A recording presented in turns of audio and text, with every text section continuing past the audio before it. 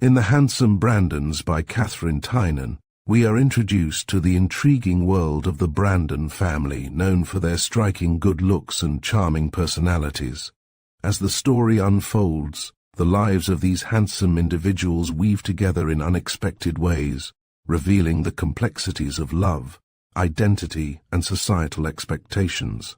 Let us dive into this captivating tale, where beauty is both a blessing and a curse, and where the true essence of character is tested in the most unexpected ways. Chapter 1. Castle Brandon. And Castle Angry. I don't know whether Brandon Mountain was called from us, or we from the mountain. The country people say that there were Brandons in the land before the mountains were made. Anyhow, the mountains are likely to be there when there are no Brandons, so far as I can see. For how is a family to last when it has come to living on nothing, and the number of the family all told 9, they being nearly all healthy and hungry people? At least there were 9 before Pierce and Frida left us, and now there are 7. I foresee that one of these days, in spite of our vows to the contrary, we shall have to sell Brandon after all. Now, if some nice English lord would come along and buy it, to sell it would not be so bitter. Sometimes places do sell just for sheer beauty, and Brandon has nothing else. Time was when it had deer and grouse and pheasants and wild little black cattle, to say nothing of hares and curlews and such small fry. But that was before the prosperity went from us to the bad de Lacys, as they are called far and near. I suppose they deserved their name in the old days when they won it. They were a persecuting, wild-living, hard-riding, hard-drinking race ever and always, and the people do not forget it to them that they burned chapels and flayed peasants at the cartwheel in the old unhappy times that, thank God, are past forever. The Brandons of Brandon and the de Lacys of Angry used in the old days to rule the county between them, though the Brandons, to believe the talk of the peasants and the more reliable county histories, were always good to their people. There was as much difference between them, say the country people, as between Brandon Hill and Angry Mountain. Dear Brandon, that we all opened our eyes upon nearly as soon as we were born. Brandon always seems to take the sunshine. There, beyond the trees of our park, the blue peak lifts gloriously a smiling face to heaven. The gold of sunset crowns it, and the roses of the dawn fall first upon its head. Usually it is purple as a pansy, but if the clouds lie on it, they are silver wisps finer than gossamer. The cold weather turns Brandon to bronze and gold. There are times when the slopes of it are as golden as a May pasture with the gorse in bloom, and times again when the drifts of heather are like fields of scattered rose leaves. Up there, where the little woods are, is like fairyland. You are in a world of feathery aisles and arches. The ground under your feet in spring is dancing with the daffodils, or a little later with the wild hyacinths, and below them a carpet of the greenest moss. There are little trout rivers, amber-brown, and always singing as softly as Una, our nurse, used to sing her cushaloo to us to put us asleep. But for those same trout streams often and often had we Brandons gone hungry. Angry Mountain no doubt had its name from its looks. No one ever saw its head out of the clouds. When there is thunder it bellows terribly out of the wall of cloud on Angry. There is a great chasm in the side of it, the Devil's Slice they call it, which looks like the track of an avalanche. There are some who say that the hidden lake on top of Angry once emptied itself and swept a whole tract of boggy country before it, down upon the villages and churches and farms and cabins. Angry woods that clothe the mountain base have a bad name. People say that the kindly growths of other woods are sparse and thin there, that it is a place of gnarled old trees flinging themselves about in horrible attitudes, that it is damp and full of fungus, and that you never know when you may plunge into a bog-hole unaware, and be drowned there and dried into a brown mummy, no one knowing your fate. I expect most of those who have visited Angry Woods have gone there by nightfall, and with their hearts in their mouths, prepared for all manner of horrors. By day the fear of Sir Rupert de Lacy and his bloodhounds is too great. Yet it would be quite in keeping with Sir Rupert's character, if he suspected an intruder in his woods by night, to let the bloodhounds loose. If some poor creature were torn to pieces by them, God help us, no one supposes that Sir Rupert would care. And from the glimpse I once caught of him, I could believe any ill of him. That was before I had lamed myself, and become the weak and ugly duckling of the handsome Brandons. There is a great chestnut tree that has grown through the walls of Brandon Abbey and brought down the solid masonry before it. I had my summer withdrawing room in the chestnut, and nobody knew for a long time. When we were all in the woods, Esther and Hugh and Donald, and the twins and I, it used to be my sport to disappear into my tree, where the others could never find me. Delicious it was, like a world under the sea, in the midst of green leaves. When the boughs hung up their lamps in spring, and the leaves had just shaken out their delicate fans, I used to feel as if the chestnut tree were fairyland, and too beautiful for anything of earth. I used to read in the chestnut. I was always the reading one of the family, and used to love to hide in it, while the others ran here and there, calling me through the woods. The road runs under the abbey walls. There used to be a fortified wall running round Brandon to protect it from the Irish chieftains with whom afterwards we Brandons became such good friends, and even intermarried. The outer wall of the abbey is an integral part of the old wall. Well, as I was sitting high in my leafy house one day, I heard the sound of hoofs, and looked out to see who might be passing. There were 2 men, mounted, and at their heels 3 heavily built, lumbering dogs, of a variety new to me. It was easy to guess that they were the bloodhounds of whom the country people stood in such dread. Poor beasts! I should not have feared them myself half as much as I should have feared either of those men. They looked weary and footsore, being indeed of a breed too heavy to follow mounted men, and they were plodding along in the dust of the road and the hot sun in a way that made me feel very sorry for them. The rider in front was evidently Sir Rupert de Lacy. He was a big old man with square, relentless jaws and the colour of grey granite. His hair was quite white and soft, such hair as might have belonged to an innocent, gentle old man. But Sir Rupert had eyes as ferocious as a wild beast's, with curious red lights in them which I should say were the lights of madness. You will wonder how I saw all this, but as it happened, Sir Rupert was riding bareheaded, and as he passed below my tree he pointed with his whip towards Brandon, and then laughed.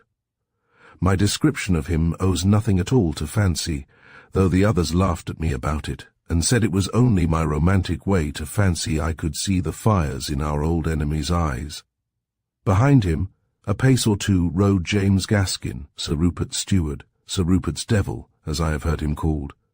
When a man has a mind to be wicked, indeed, Satan generally gives him tools to his liking, and if half the stories about Gaskin were true, he was as much more wicked than Sir Rupert as hell is wickeder than earth. Gaskin was yellow and shriveled, with a slight hump between his shoulders. He was grinning in answer to Sir Rupert's speech, and the grin showed teeth like fangs. I have never, indeed, seen a face in which evil was so terribly written. Now as they passed below, poor Dean, my little half-bred Irish terrier, who was lying in my lap, must needs cock his ears and growl. The men did not hear it, but the dogs did, and growled in answer. Then the man, Gaskin, snatched from his pocket a horrible knotted whip, and, leaning over, lashed at the poor beasts that were doing no harm. 2 of them shrank away whimpering. The third never flinched, but, lifting her tremendous jowl, faced the man with her black lips drawn back over her great teeth, and every hair on her bristling. I almost laughed aloud to see how Mr. Gaskin trotted forward to put a good space between himself and the brute. Sir Rupert burst into laughter, a harsh and insolent laughter without merriment. "Take care, Gaskin," he spluttered, "or venom will pay off old scores on you one of these days. She hasn't forgotten that touch you gave her with the red-hot irons. She'll do you a mischief if she can. I'd confine my attentions to the other brutes if I were you." So much I heard before the pair rode away out of hearing, a blot on the sunny day. It was seldom that Sir Rupert was seen in our part of the world, or indeed anywhere outside his own castle of Angry, where they say that he and Gaskin drink together, and the peasants suppose that the devil himself often makes a third. Somehow I guessed that he had come, casting his shadow on Brandon, that he might see the place he is bent on making his own. Alas, Sir Rupert is our one probable purchaser for our dear old home. Who else would want it, all gone to ruin as it is, and stripped of all but its beauty? How often we have declared hotly that we would die ere he should have it, every one of us, from Aline to the youngest twin. But there he sits like a great grey old spider in his web, waiting and waiting, till we are obliged to walk into it, and he gobbles us and our poor Brandon up, and also the poor innocent people as well, in their wretched, neglected mountain farms, who exist simply by reason of our forbearance. Yet Una, our nurse, remembers when Sir Rupert was a dashing young gentleman. No one ever suspected that he would grow into an ogre. He had the bad drop, though, Una will say, wagging her old head. He was personable, but never to my liking. Your grandmamma, Miss Hilda, could never abide him, and wouldn't have married him not if your grandpapa had never been born. She guessed at the bad drop in him, dear young lady, though her ears had been kept from hearing what other people knew of him. Your grandpapa and he were like day and night, the one all goodness and brightness, the other with the black passions already marking his face. Una has told me over and over again the story of the love of the two men for my grandmother, an episode which has ruined us Brandons, and made Sir Rupert our implacable enemy. Our grandmother's picture hangs in the boudoir, where Aline sits sewing or writing letters, or puzzling over wretched sums. Poor darling! There are beautiful women nowadays, but women like our grandmother seem to have left the world altogether. She must have been very tall. The folds of her white silk dress sweep away an endless distance in the picture. She has the neck of a swan, and a face, pure oval, with large melancholy eyes. Ringlets fall on either side of her exquisite face, and so innocent is her expression that she seems rather a creature for heaven than for earth. And indeed she did not live long after our dear father was born. Grandpapa I can remember dimly, and can well believe that he was a handsome young man. Trouble had bent him, but there was no bitterness in the blue eyes of youth, though youth had long left him. Even for Sir Rupert he had forgiveness at last. So true a Christian was he, so humbly emulous of the master he loved and served. Why, Aline is exactly what he must have been at her age, except that Aline has borne the burden of us all so long that she has more lines of care round her dear blue eyes and her gentle mouth than ought to be there. However, Una says that grandpapa, good as he was as spirited a young gentleman as any of his compeers. No one could say of him that he was a milksop.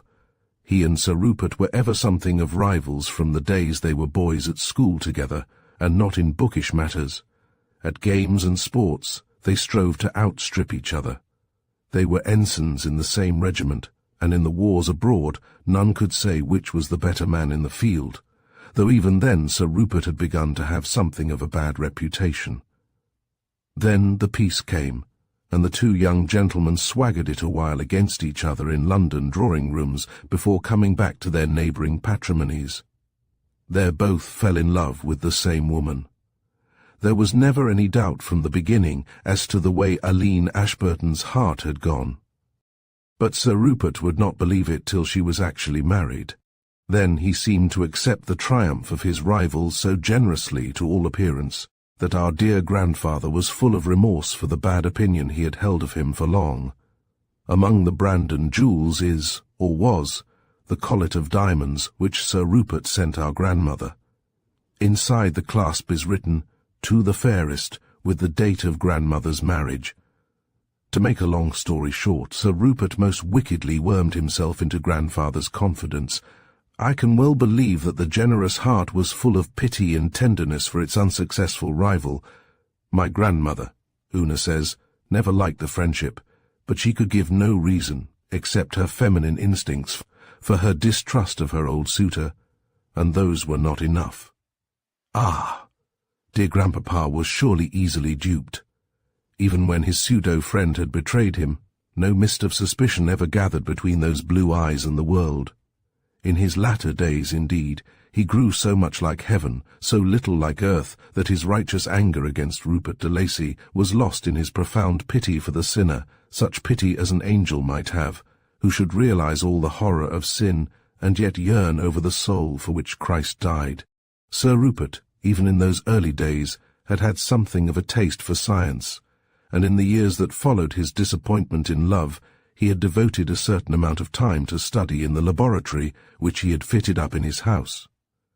Now there was, where Brandon Estate wanders away to the mountain, a bit of unenclosed land, bare and poor, which up to that time had been regarded as waste. It was beyond Brandon walls, and nearly trenched on the lands of Castle Angry. Well, Sir Rupert easily enough cozened my grandfather out of it. There was water there, he said, and his cattle had but brackish bog pools. My grandfather was for giving it to him, but Sir Rupert would not have it so, and the deeds were regularly made out, signed, and delivered. Then, too late, it was discovered why Sir Rupert wanted the land. Why, underneath its docks and dandelions, it was one great seam of copper. The copper mines made the de Lacys rich and the Brandons poor. When grandfather discovered how he had been cheated, and that there was no remedy, he began to sink for copper on his own account. People said that by means of paid agents, Sir Rupert fostered in my grandfather what soon became a craze. How many thousands of pounds were poured into those wretched pits over there, towards Angry, I would not like to say. Sometimes copper was found in small quantities, placed there, people said, by Sir Rupert's agents. Such finds only set my grandfather to harder and more feverish endeavour, but they all ended in nothing.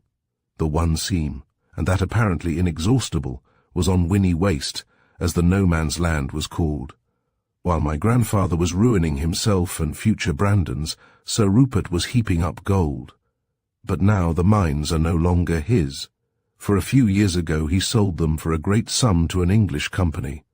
People say it was because he had a profound contempt for the business capacity of his grandson, a young fellow of whom we see nothing in this country, his youth having been spent with his mother's people in an English rectory. Indeed, Castle Angry would have been no place for a young life to grow up in, and the young man may be like his father, about whose marriage Sir Rupert was so furious that he never laid eyes on him afterwards. Anyhow, he must be the better for not having known, in the tender days of his youth, his terrible old grandfather and James Gaskin. Chapter 2. We Brandons. Within Brandon walls we are out of the world. We know nothing of the copper mines, except that sometimes we meet a shock-headed miner or two when we are on our way to the village. The sulphur-coloured washings enter Brandon River some miles away and are carried out to sea. None of the smoke or smell of the mines is blown our way. In my heart I am glad that no copper was ever found on Brandon Mountain. I could not bear to see his beautiful blue and purple sides disfigured by the brimstone of the pit, whatever of gold it might mean to us. We keep much within our walls, and fortunately we have no lack of room to stretch our legs.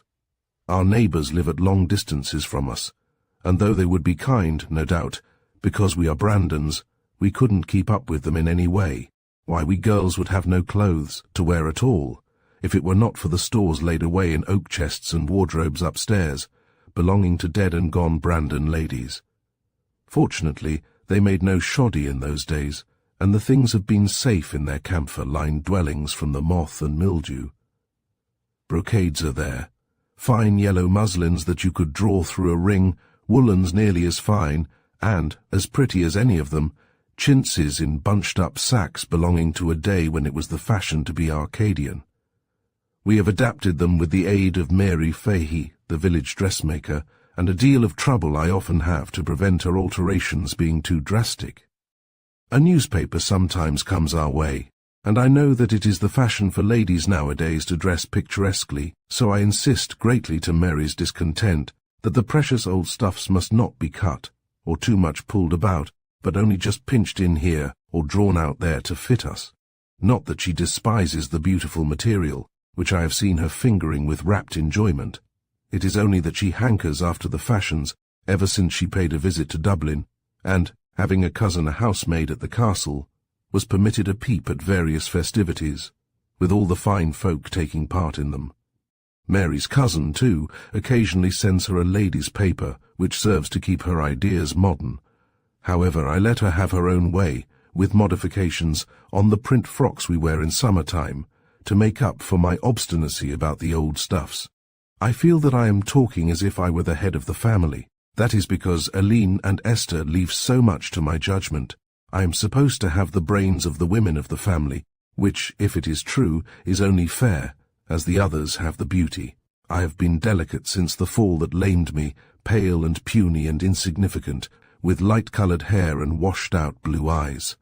Esther is like mother, but more beautiful, dark, with such vivid roses in her cheeks and lips, and such velvety eyes, and hair with coppery lights in it. Brandon is a big house, 4 stories in the middle, with wings of 3 stories on each side. But the upper stories do not exist for us. They have so long let in the weather that we have given them over to the owls and bats. There is a deal of rubbish up there as well, and the children look upon it as a kind of treasure land, so that we have to keep the doors of communication safely locked, or we would never have our young pickles out of the rotting rooms. I have sometimes gone there myself. Of course I am to be trusted, and have leant my arms on a window-sill and looked down at dear Aline toiling away in the corner of the rose garden, which she has kept from returning to Wilderness. I have seen the twins, too, sitting there demurely under Aline's eye with their lesson books open on their laps, 2 pattern little damsels, till suddenly, in a moment, Aline having forgotten them over her roses, they would slip from the stone seat, and holding each other's hands, would steal through the sweet-briar hedge, and run, till they were far beyond Aline's call, thus keeping tryst naughty little girls with Hugh and Donald, who were trout fishing or rabbit snaring in the woods. Then my gaze would wander over the tree-tops to our dear Brandon, and on to Angry Mountain, fuming with clouds.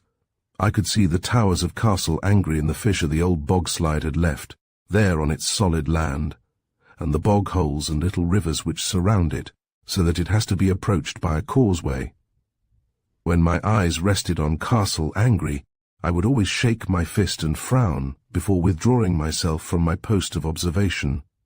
Una is our housekeeper now, and as stiff with the Kates and Pollys of the village, who are our clumsy but willing little handmaidens, as though she had a great staff of servants under her.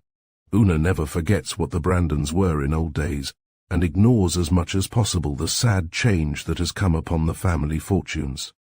Even if we have only a skinny chicken and a pig's cheek and greens for our dinner, they are served on silver, and the old table linen, darned to the last extent, is always beautifully snowy and shining, as its texture deserves. When we are alone, Una's manner to us is that of a nurse to her children, scolding often, petting again, and sometimes dictatorial. But before the little round-eyed servants, she never forgets what is due to a Brandon, and her humility of manner towards us is no end of a jest, for we have always feared Una so much more than she has feared us, that is, we younger ones. Only today I was sitting with Aline in the boudoir, to which we have brought our griefs and misfortunes and peccadillos, ever since our dear mother died. I was just looking into the turf fire and prodding it up with a stick to make the sparks fly out of it, while Aline sat mending a pinafore belonging to one of the twins, and now and again smiling at me without speaking. Suddenly there broke into the silence of the little room, where the smell of yesterday's roses blent with the sharp turf smoke, a loud wail. Aline sprang to her feet, but I made a signal to her to be quiet. "It is only Una lecturing Polly," I said. "Listen, and we will hear what it is all about." "Indeed," wailed the voice. "'Tis doing me best I am. Amn't I wearing them at boots to please you when me feet does be cut to bits with them, and the old gazebo of a thing you've had me put on me head enough to break me heart? Sure I didn't know there was any harm at all in laughing at the young gentleman's jokes at dinner, and they so arch I thought I'd have to run out of the room in screeches, so I did." "You're a bad, ungrateful little girl," says Una, stemming the flow of words, "or 'tis glad and proud you'd be to have boots on them dirty feet of yours, and a cap to cover your head. That's more like a haystack than a Christian girl's. Why, when I was young, and in service in this very house.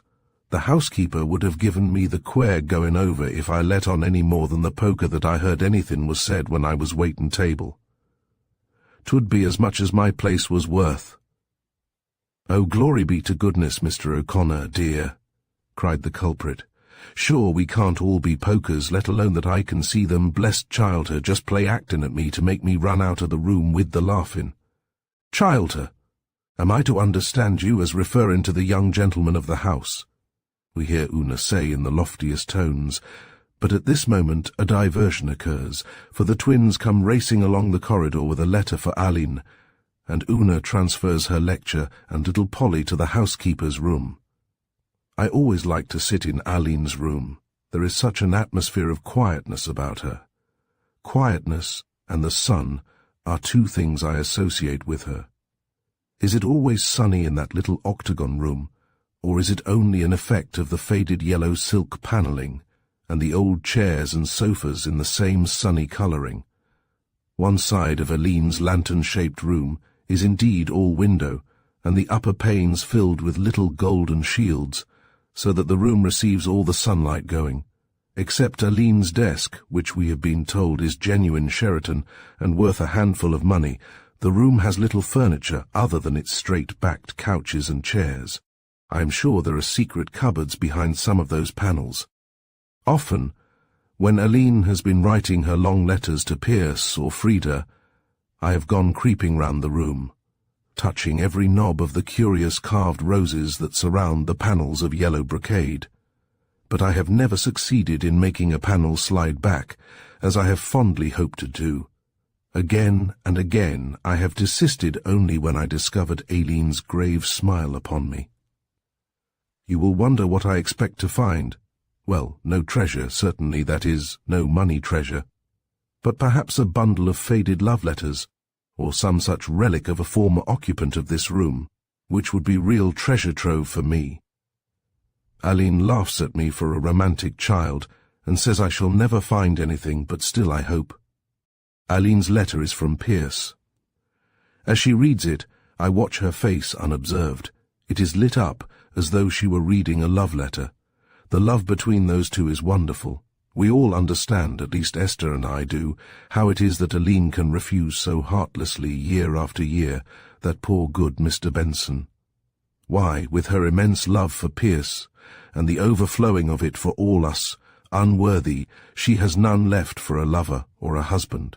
Not but that we are devoutly grateful for Aline's celibacy, since she is happy in it, for what on earth would we do without her? Of course, she would make an exquisite parson's wife, beneficent without being meddling, but then she is more exquisite as our sister. It is now 5 years since Pierce left us. He will be 27 the 3rd of next June. Frida was 25 in February, and Aline has actually entered the 30s. Pierce was a tall, slim, active fellow when he went away, with Aline's golden hair and blue eyes, and Aline's sudden, radiant smile in a serious face. Those two always rather held aloof from us, much as a very devoted husband and wife might hold aloof from their grown-up children. They used to walk together a good deal in the woods, and when Pierce would go fishing, Aline would accompany him with her basket of mending or her book and sit by him through the long hours of the day, while we young barbarians held our revels unchecked. It must have been a great blow to Aline when Pierce went so far away. She has always had an air of loneliness since, as of one who has lost her mate. We have a way of going in couples in our family, Aline and Pierce, Esther and I, the twins, of course, and those two dear boys who are always together. I don't know where Frida came in, but of course it mattered less, as she married so young and was so absorbed in her gym. Pierce's going came about through Mr. Desmond's visiting the old country. Mr. Desmond is one of our personalities, and we are immensely proud of him, especially as he was born on Brandon Estate. He is the son of a small tenant farmer, and came into the world, one would say, with a very hard iron spoon in his mouth, and the same spoon quite ignorant of even wholesome stir-about. However, despite his humble origin, he has become a great man, a pioneer in dark continents, a letter-in of light on the hidden places of the earth. He is very wealthy and powerful, yet he is very simple, and as plain-living almost and plain-spoken as the peasants he sprang from. All his people are long dead, and the little house where he was born levelled to the ground, so it must have been a lonely home coming for him when he arrived that May Day now more than 5 years ago, and, walking into the wretched little Brandon Arms, asked if he could have a bed and board for a few days. I believe the people round about would have made a great fuss over him, if he had not quietly and shyly slipped through their fingers. He made nothing like a public appearance, but spent his time walking about by himself revisiting the places he had known in childhood. When he left, in about 10 days after he had arrived, the only tangible signs that he had ever come were the magnificent cheques he sent the rector and Father O'Sullivan to be used as they thought well among the poor people. But he carried off our Pierce. He had come upon him fishing, and had sat and talked with him the length of an afternoon, while the May flies danced above the water, and Pierce filled his basket with beautiful silver trout. The next day Mr. Desmond called, and sent in his card to Aline. The first we heard of him was that Aline had invited him to lunch, which consisted of Pierce's trout, cooked as only Una knows how. He came 2 or 3 times afterwards, and then we heard that Pierce was to go to Africa with him. Pierce seemed fascinated by the man. So indeed did Hugh and Donald, whose noses at that time were not much more than above the tablecloth, but their scent was as keen all the time for danger and adventure as if they stood 6 feet in their stockings. Aline said to us over and over during those days that it was a great thing for Pierce to have found such a friend as Mr. Desmond, and that he couldn't always be at home doing nothing, and that maybe he would become a great man himself, and build up the Brandon fortunes again, to all of which we gave a cheerful assent, though the tears were big in Aline's eyes. We had great food for speculation then, about what would be the extent of Pierce's fortune when he came home, and how much it would take to put Brandon on its legs again. However, all that proved quite futile. Mr. Desmond and Pierce had been together only a couple of years when, for some reason, they quarrelled and separated. Meanwhile, Aline has long worn that look of expectation, which means, we know, that she hopes any day may bring Pierce, or news that he is coming. Every month his room, the upper room of the octagon, is turned out, and afterwards Aline herself puts it to rights, setting all the things tidily just as Pierce left them, in the old untidy fashion. His rod and fishing tackle, his pipes, his gun, his cricketing things, and all his old rubbish, she dusts and sets back in their places. If Pierce walked in any day, he would find the room ready for him. Every night, long after I'm in bed, I know that Aline's light is burning, for our rooms communicate, and a long shaft of gold comes in under the door after my candle has been extinguished. I do not hear her moving about, and then I know that she is praying for Pierce. Chapter 3. Anagassan Races. It was the very month before Pierce left us, and brilliant April weather, when we played that prank which ended so disastrously for me, and the incidents of which I can never recall without a blush. I was a pickle in those days, and ripe for all sorts of mischief, while Esther was then, as now, ever ready to follow where I led. As for the boys, did you ever know boys who didn't like forbidden fruit? As they say hereabouts, would a duck swim? And the duck's attitude towards her native element was precisely that of Hugh and Donald towards any wild freak, whether suggested by themselves or by those who ought to have known better. It was an exquisite day, more like June than April, and Pierce and Aline had gone for one of their fishing excursions together, taking a basket of luncheon with them. "You'll be good children," Aline had said to us, "and not get into any mischief, and be in punctually for luncheon, and not give Una any trouble." We said we would be all she desired us, and she went off with her look of placid contentment. We really meant to behave very well, but we had not remembered then that it was the greatest day of the year for the whole countryside, the day of Anagassan races. Well, we remembered it soon enough, too soon, after Aline had gone, and at first we had no wilder idea than to ensconce ourselves in the ivy of the old Abbey gable and watch the country people walking and driving by. "There'll be no one left in the village," said Donald. "Even the babies are going." "Barney McGee will be left," said Hugh, for he told me yesterday he was took with the rheumatiz fearful. Yes wouldn't be after wanting the little mare and the sidecar, said he, for if Yes would, Yes'll be kindly welcome. I say, I cried out on the impulse of the moment, why shouldn't we take Barney's offer and see the races? The boys stood up and jumped over the backs of their chairs to express their enthusiastic approval of the suggestion. Only Esther timidly asked what Aline would say. Say, I responded disingenuously. Why, what would she say? She never said we weren't to go. Let us ask Una to give us our lunch to take with us, said one of the boys. If you do, said I, Una will smell a rat and spoil everything. I have threepence, and we can buy some gingerbread. Mind, the twins aren't to know, or they will tell Una. Or they will make us take them. They're horrid, cheeky little things, said 12-year-old Donald, and it would be ridiculous to be seen with a pair of kids like them. We got off without Una suspecting us, and made for the village. So far as sounds of humanity were concerned, it was silent as the grave, the place being given over to cocks and hens and goats and pigs and cats and ducks and turkeys, except that old Barney sat on his doorstep wearing an expectant look. I thought Yes had come today, being offered the convenience of the car and horse. Sure, young blood'll be young blood, and even the dogs is off to Anagassan races, not so much as an intelligent baste for me to exchange a word wid, until the people comes trooping home in the cool of the evening. The boys yoked up the old mare under Barney's supervision.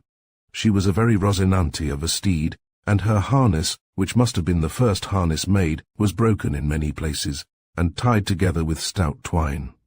The car was coated with years of mud, which hung down in stalactites behind, and the old cushions protruded their hair stuffing in every direction through the rags and tatters that pretended to cover it. However, Barney looked at it with such pride when it stood ready for us, that none of us had the heart to find fault with the equipage. Off we started, Donald driving, and with lurchings of the old mare to this side and that, which sent the fowls flying in every direction, amid shrieks of indignation from the hens.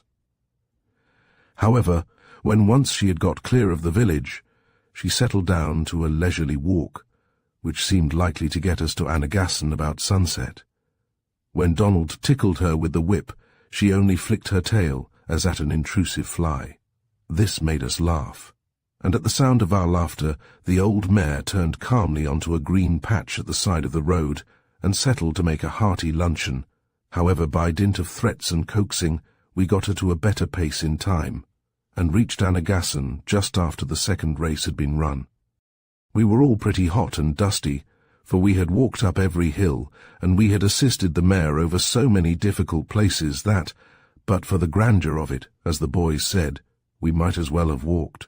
The boys had come off in their old homespuns for fear of arousing Una's suspicions, but Esther and I had managed to creep out in our new pink ginghams, which we weren't supposed to wear for a month yet.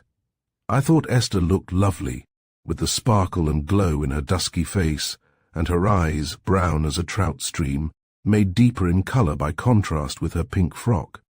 Of course she had only cotton gloves, and a cheap little black straw hat with pink roses in it, but I am sure she was far prettier than any of the fine ladies who presently passed us by with their cavaliers, on their way to see the horses take the big jump. I wasn't a bit pleased to see that some of the gentlemen looked at her as if they admired her very much. It vexed me even more than the smiles of some of the ladies at our equipage and ourselves. I felt rather the worse for the wear by this time, though Esther seemed to be irreproachably fresh, and the boys, with their hair sticking out through their tattered straw hats and their muddy boots and faded clothes, looked a pair of little scarecrows indeed. People passed us by with an amused smile whom we should never have dreamt of admitting to Brandon in the old days, nor indeed today for the matter of that. There was that horrid Miss Pettigrew, the daughter of a very disreputable attorney, who is said to have done a good deal of dirty work for Sir Rupert de Lacy, and to have made his money by very questionable means indeed. Well, I saw this great flaunting peony of a creature look at Esther's unconscious face with a toss of the head, and an impudent, jeering smile, which made me furious for a moment, till I remembered that she was only Pettigrew's daughter, and could know no better. She took occasion to pass very near to us, flaunting her silks like any peacock, so near that we had to stand back a little to let her pass. There was a gentleman with her, and for a moment I included him in my glance of haughty indignation. But only for a moment. He was quite young, and his face had a very bright expression, but just then he looked grave, almost angry, I thought, and it occurred to me that what Miss Pettigrew had whispered to him disgusted him not a little. Anyhow, as he passed quite close to us, he lifted his hat gravely, and I caught a glimpse of bright brown hair, rippled all over, despite its close cutting. Then they were gone. I turned round to find Mag Byrne, the beggar woman, and one of the characters of the country, at my elbow. Mag had seen the little drama, and now spat out expressively. To think of the likes of her rubbing her dirty skirts against real quality like yourselves, Miss Hilda, dear. Why, I remember her father thankful to get a plateful of mate at the kitchen door of your own house, my dear. That's a shoneen now, and his daughter traipsing about with the officers from the barracks. I laughed at Mag's indignation, and my own somehow disappeared. So Miss Pettigrew's escort was one of the officers from the barracks. Well, he looked a gentleman, at all events, however he came to be in such strange company. All the fine folk were in the carriage enclosure or on the grandstand. We were out on the hill among the farmers' carts and the dancing tents and Aunt Sally's, and Esther and I enjoyed the humour of it all greatly. Quite early in the day the boys had gone off to amuse themselves, but as they came back frequently to share their raptures with us, we were not anxious. Fortunately for them, the place was full of their friends, people who had lived on Brandon land for more generations than they or we could count, and to whom it was untold pride and joy to treat the young gentleman to all the fun of the fair. I offered them some of the threepenny worth of gingerbread, but my offer was received with scorn. They had been royally banqueted on ham and chicken, and ginger beer and rhubarb tart, and had seen the bearded lady and the giant and the dwarf, and were inclined to be rather contemptuous of us. We ourselves were not a bit sorry when Mrs. O'Sullivan, Una's cousin, came over to us and implored us humbly to share her home-made bread and butter, and the little pot of tea she had made by the aid of a spirit lamp. We were very hungry by this time, and we were not proud with our own people. I am quite sure that the chicken and the champagne on the drags in the enclosure wasn't half so much enjoyed as was our repast out of Mrs. O'Sullivan's basket. The people about us vied with each other in being kind and courteous to us. Indeed, they were quite congratulatory to Anagassan races for being honoured by our presence, though they abstained from looking at Barney's car and mare, while they detailed reminiscences of our grandfather's appearance, driving a coach and six at these same races. If there had only been our own dear good people, I could have enjoyed the races as heartily as the boys did, but somehow, as the afternoon went on, and the bevies of fine folk passed and repassed us, I grew vexed and disquieted. It was not the supercilious glances of the ladies so much as the behaviour of some of the gentlemen. As they passed, they stared hard at us, and presently they would come back alone or accompanied by other gentlemen, and walk past slowly or stand at a little distance looking at us. That was the worst, I said to myself crossly, of having a beauty sister, for of course they could not want to look at me. Esther had forgotten her misgivings, and was enjoying the day as thoroughly as the two boys. She had the air of rapture which very small joys have the power of awakening in her, and as she sat there radiant and smiling, with her red lips parted over her little white teeth, and her eyes shining, I couldn't wonder at people liking to look at her. In other circumstances I should have enjoyed her enjoyment myself, but I had been gradually remembering that I was the really responsible person in this mad freak, that I was 17 and ought to have known better, that Aline would have been so vexed if she could have seen these men, and so on. Conscience was pricking me, so that at last, out of discomfort, I grew cross with Esther, and said to her viciously, "Don't look so ridiculously happy. You are for all the world like Juliet in the play, and you are making those people stare at us." Then I was quite sorry, for her dear face fell, and her eyes clouded over. "There, there," I said repentantly. I didn't want to frighten you, at which her face slowly brightened again. After all, since we are here, there's no reason why you shouldn't get all the enjoyment you can out of it. Soon afterwards, I had forgotten the disagreeable things myself in excitement over the great race of the day. The race lay between an English horse and a little mare called Brandon Biddy, that came of stock from my grandfather's stables, so that my excitement was at once a family affair and an affair of patriotism. Someone on the hill had brought us a little glass, so that I was able to watch the mares green and white, as the horses and their jockeys spread themselves over the course, like a many-coloured ribbon. The mare won by a length, and all at once I forgot myself, and shouted as wildly as anyone there. Though, as everyone was shouting, it wasn't likely that I should be noticed. However, when I discovered what I had been betrayed into doing, I felt myself turning crimson. I shut up the race glasses sharply and took a furtive look round to see if anyone had observed me.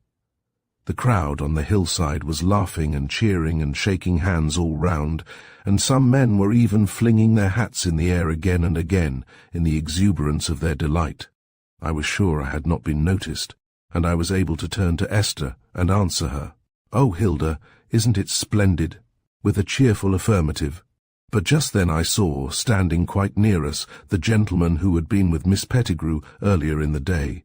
His face was full of amusement, and it flashed upon me in a minute that he had been watching my ridiculous capers. I was furious, and looked so, I suppose, for his amused look gave way to one of such gentleness and deprecation that I felt my anger quite giving way, though I was sure that I should never cease to blush for having appeared so ridiculous. However, just then the boys came up. "They're saddling for the last race," cried Hugh, "and we'd better be making our way out of this crush, or we won't get home till midnight with the old mare. We'll see the last race just as well from the upper road." We agreed, and I was delighted with the boys' foresight, for I didn't want to be coming through the gap side by side with all the carriages and drags. So we turned our Rosinante around, and came down from the hill and across a field, and through the gap, where half an hour later there would be such a tremendous struggle for precedence. The mare was eager for her stable and trotted briskly enough over the grass fields to the road. We halted to see the last race run, and then we turned from the upper road into a quiet by-road which would take us to Brandon village by a slight detour. By taking it we should escape the crowd, and as we turned off the high road and caught in the distance already the shouting and tumult that showed the people were trying to get first through the gap, I heaved a deep sigh of relief. Then I turned to the others with a smile. "Well," said I, "we've had a delightful day and no harm done. All's well that ends well." But just at that moment there came from the upper road a blast of a horn, followed by the clatter of hoofs. Barney's mare started and flung herself almost back on us. Then she was off like the wind. Barney had always said that she had a touch of the racer. Perhaps the events of the day had wakened it in her. Anyhow, the noise of the drags was too much for her, and she was off. Chapter 4. I pay the reckoning. I just remember the boys shouting at us to hold on and sit steady. We didn't require that instruction, for every country-bred girl knows that the only thing to do when a horse bolts is to keep quiet and do nothing. I gripped my side of the car and watched Hugh, who was driving beside me, fling himself halfway across the car in his effort to keep a tight grip of the reins. The wretched car was swinging from side to side, and I caught a glimpse of Esther, rather pale, holding on quietly to her side as I was doing to mine. I wondered at the calm of my own mind. "If we meet nothing," said I, "and the harness holds, we are safe enough, for it won't take long to tire her out. On the other hand, if the harness did not hold, or we met anything coming in the opposite direction, some of us would get hurt." I watched the flying hedges as the car flung us high and low, with an absolute calm that looked neither before nor after. I hope God always sends such courage when one really needs it. So the mad flight went on in absolute silence as far as we were concerned. But of course the wretched harness could not stand the strain. Hugh suddenly fell back towards us with a broken rein in his hand. The mare gave a tremendous leap to one side. There was a heap of stones on the side of the road, obligingly left there for our misfortune by Mullali, the road contractor. In a moment she had kicked herself free of her harness and was off again, but I saw nothing of this, for I was lying at the bottom of a deep ditch, with my foot turned under me, and I don't know how many newts and young frogs walking about my pink frock. I am not the fainting sort, but the fall stunned me. When I came to myself, I had my head on somebody's shoulder. I looked up into the face bending over me, and saw a pair of grey eyes full of honest concern for me. It was the young man who had been Miss Pettigrew's escort. He was bathing my face with a silk handkerchief dipped in water someone had brought. I looked at him for a minute and tried to sit upright, but I only succeeded in uttering a sharp cry. "My poor little girl," he said with pitying tenderness. "I'm afraid you are hurt. Where is it?" "My foot," I gasped, and I felt that I was half fainting again with pain. "Keep quiet. It is probably sprained," he said quickly. "Let me look at it." I heard him call to someone for a coat, which he arranged under my head. Then I remembered. "Are the others all right?" I cried. "Here they are to answer for themselves," he said, and then I saw that the boys and Esther were standing by, with very frightened faces, all plastered with mud and dirt, but evidently none the worse for the accident. "We are all right, darling," said Esther, who was crying, "only alarmed about you." "I am going to hurt you, my poor little girl," said the strange young man, "but you must be brave, and I will make you easier for the journey home." I felt him cutting away my shoe and stocking. It was agony, every bit of it, but I endured it, only saying my prayers, as I had seen the peasants do when they suffered. Then I felt him binding my ankle about with something cold and wet that seemed to relieve me a little. When he had finished, he bent over me again, and I smiled faintly at him. "You are very good to me," I managed to say. "Good to you," he echoed. "I wish I could save you the horrible suffering I know it is. I hope it is no worse than a bad sprain, but a doctor must see it immediately you get home. But how to get you home, that is the question. I'll run to the crossroads," volunteered Donald, "and bring Larry Brady's ass and cart. The ass will travel as slow as you like, and she can lie full length in the cart." "Right, my boy. If they can send a feather bed and pillow, so much the better." Donald was off like a shot. "I hope you have not far to take her," he said, turning to Esther. I saw she was about to tell him, and I darted a warning glance at her, which she understood. "Not very far," she said, haltingly. "To Brandon village?" he asked. "Or one of the farmhouses yonder? I don't think this road leads anywhere else, except to Brandon itself." Now I was vexed at his taking us for peasants or farmers' daughters, though I didn't want him to know we were Brandons. So I took the words out of Esther's mouth. "Yes, to Brandon village," I said, which was true enough, for we had to pass through the village, and some of us would have to explain to Barney the accident to his property. That was worrying me too, for we could ill afford to make up the damage. I closed my eyes after that and said nothing, for the throbbing pain in my ankle made me feel exhausted. Through my closed eyelids I could feel the pity in the kind, strange eyes that were watching me. He was so kind that I felt I could forgive him, not only for not recognizing us at once as Brandons, which I should have hated him to do, but for having walked with that Pettigrew creature. Evidently she had not told him who we were. Whatever her jibe had been, it had not told him that we were Brandons, the proudest and most impoverished race within the 4 seas of Ireland. My thoughts went from one thing to another, and presently grew hazy and dull with continued pain. Then I became aware that the ass-cart had arrived, with Mrs. Brady as well, full of lamentations and wirastrous. I was very much afraid she would give us away to the stranger, but he was so engaged looking after my comfort that I don't think he heard a word she said. It was he who lifted me into the little cart, so gently that my ankle scarcely hurt. As he lifted me, I saw his fine bay horse fastened to a gate. He must have been riding from the races and witnessed our mishap from the upper road. He laid me down gently on the soft feather bed. As he bent low to do it, his face almost touched mine. "Good, brave little girl," he whispered. Then he turned to the others. "Who is going to lead the ass?" he asked. "I," said Hugh. "Aye," said Donald. "You had better lead, being the oldest and wisest," he said to Hugh, with a smile, "and take care you do not jog her. Fortunately, the road seems pretty level." He lifted his hat, and I thought I detected a wistful look in his eyes. I am sure he wanted to know who we were, and to ask if he might hear how I progressed, but nobody said anything. He stood watching us as we moved off slowly, and when we had gone quite a long way, before the road turned, Hugh looked back and said, "Your friend is watching us still, Hilda," and then added in his emphatic way, "I call that no end of a good fellow." I said nothing. I was thinking dreamily that the stranger had never once looked at Esther, always at me. I wondered who he might be. Anyhow, we were never likely to see or hear of him again.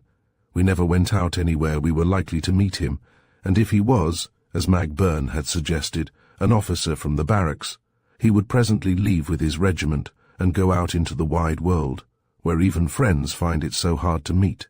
But here we were at last at Brandon Hall door, and Aline was running down the steps. Esther had gone on before to explain things to her. I saw that Aline looked very much disturbed, but when her eyes met mine they held nothing but love and pity. Well, they sent for old Dr. Devine, who came and examined my sprain. He was very grave about it, for it was no sprain at all, but a compound fracture. After that I was ill for a long time, enduring such pain and fever with my hurt, for there were complications, that it wore me to skin and bone. Then Aline sent for a Dublin specialist, for Dr. Devine was very old, and not altogether to be trusted. Indeed, the Dublin doctor found things so bad that a bone had to be broken again and reset. However, after months of it, I was carried downstairs, hollow-eyed and the ghost of my old self. But I had plenty of cause for gratitude, for I had very narrowly escaped being a permanent invalid, though, when I could walk about, I was a little lame, as the Dublin doctor had feared I should be for a long time, and I have never been quite my old strong self again. However, they have all been so good to me, that even in my misfortune there is sweetness. It was quite a novelty in our strong family to have someone to wait on, and I believe the boys and the twins were delighted beyond telling in carrying my footstool, or fetching a shawl or pillow for me, or, when I went with them on their expeditions, carrying a little bundle of rugs and wraps with which I should be made comfortable when we sat down to picnic among the harebells, or in a sunny hayfield sloping to the river. I think it was a comfort to Aline to have me to distract her mind when Pierce went away. Once, after a long time, I said to her that I was sorry for the escapade which had ended so disastrously. "Poor little Hilda," she said. "You've had to pay heavily for a bit of childish folly," and she stroked my hair in her exquisite way. Yet I think that if all had ended well that day, Aline would have been very angry with us, for she is so proud, and lying quietly so long. I seemed to have grown up suddenly, so that I understood how she might wince under the incidents that had seemed glorious fun to us younger ones. As she sat beside me another day, feeding me with little bits of a peach, I asked her a question which had been in my mind. "Aline," I said, "where does all this come from? The peaches and grapes, and game and wine? And how did you pay for the Dublin doctor for me?" She bent down and kissed me again. "I sold the collet," she said quietly. "Sir Rupert's collet." I almost shrieked. "But it was your own, the one beautiful thing you had. Grandmother left it to you herself." "I had so much more right to part with it," she said, looking at the fruit she was peeling, not at me. "Why didn't you sell some of the other jewels?" I asked, almost indignantly. "Family jewels, dear, which must remain Brandon property. They are for Pierce's wife some day. Besides, I didn't care for the collet. That man's gift couldn't be of good omen." After that I said nothing more, though I cried with sheer love and gratitude when Aline had left me, to think I had such a sister. During my illness I had often thought of the gentleman who had been so kind to me that day. When I was at last out of doors and able to sit in the rose garden near Aline, I asked Hugh, who was sitting by me mending his fishing tackle, "Do you know, Hugh, what regiment is quartered in Anagassan barracks just now?" "No." What do you want to know for? Looking up at me in amazement. You don't know anyone there. Well, I think the gentleman who was so kind the day I got hurt was probably an officer there. Oh, is that it? Well, if he was, he's gone, for there is a new regiment just come in, the other's gone to India. Say, Hilda, weren't we duffers not to have asked him to call? I thought it was pretty queer of us, but it wasn't my place, you know. We were rather duffers, said I. I expect he'd have been glad. He looked a right good sort, and a gentleman. I could have put him up to a lot of things, and Donald and I want some male friends. Of course you girls are all right, but a man wants men, said Hugh wisely. Well, said I with a little sigh, it's no use talking now. I don't suppose he'll ever come back again. I should jolly well think not. I wish I had his chance. Why didn't old Desmond take a fancy to me instead of to Pierce? Maybe he will, said I consolingly. Some day when he has established Pierce he will send for you. Somehow after that, when I began to write stories out of my head, the hero always was brown-faced and grey-eyed. He had always a ripple of close-cut brown hair, and a humorous mouth, and such a kind expression when anyone was in trouble. He must have grown rather monotonous to Esther, my only audience, who will listen entranced for hours while I read my effusions. She is a most inspiriting audience. She reads her own romance into everything, and to see her flushed cheeks and wet, eager eyes she might be listening to Romeo and Juliet rather than to my poor little tales. It is the worst of Esther, that she has so little discrimination. Give her a love story, and she doesn't mind whether the scene is Kerry or Mantua, the writer Hilda Brandon or William Shakespeare. Oh, it is lovely. She cries all the same, and thirsting for more. If Esther ever falls in love, may I be there to see. Still she found out my hero. Why, Hilda, she said one day, Geoffrey Strafford is exactly like the young officer who helped you after Anagasson races, and so was Hilton Beresford and Jack Vandeleur, and ever so many more. You think so? With exaggerated surprise. You must only fancy it, for if there is anything I pride myself on, it is the originality of my characters, and I am sure those three you mention are not a bit alike. Perhaps not, she said with a little puzzled line between her brows. Yet I thought they all looked alike. He was quite nice enough for a hero anyway. You remember him, Hilda? Yes, said I disingenuously, but you don't remember very clearly things that happened when you were in such suffering, you know. Of course not, you poor darling.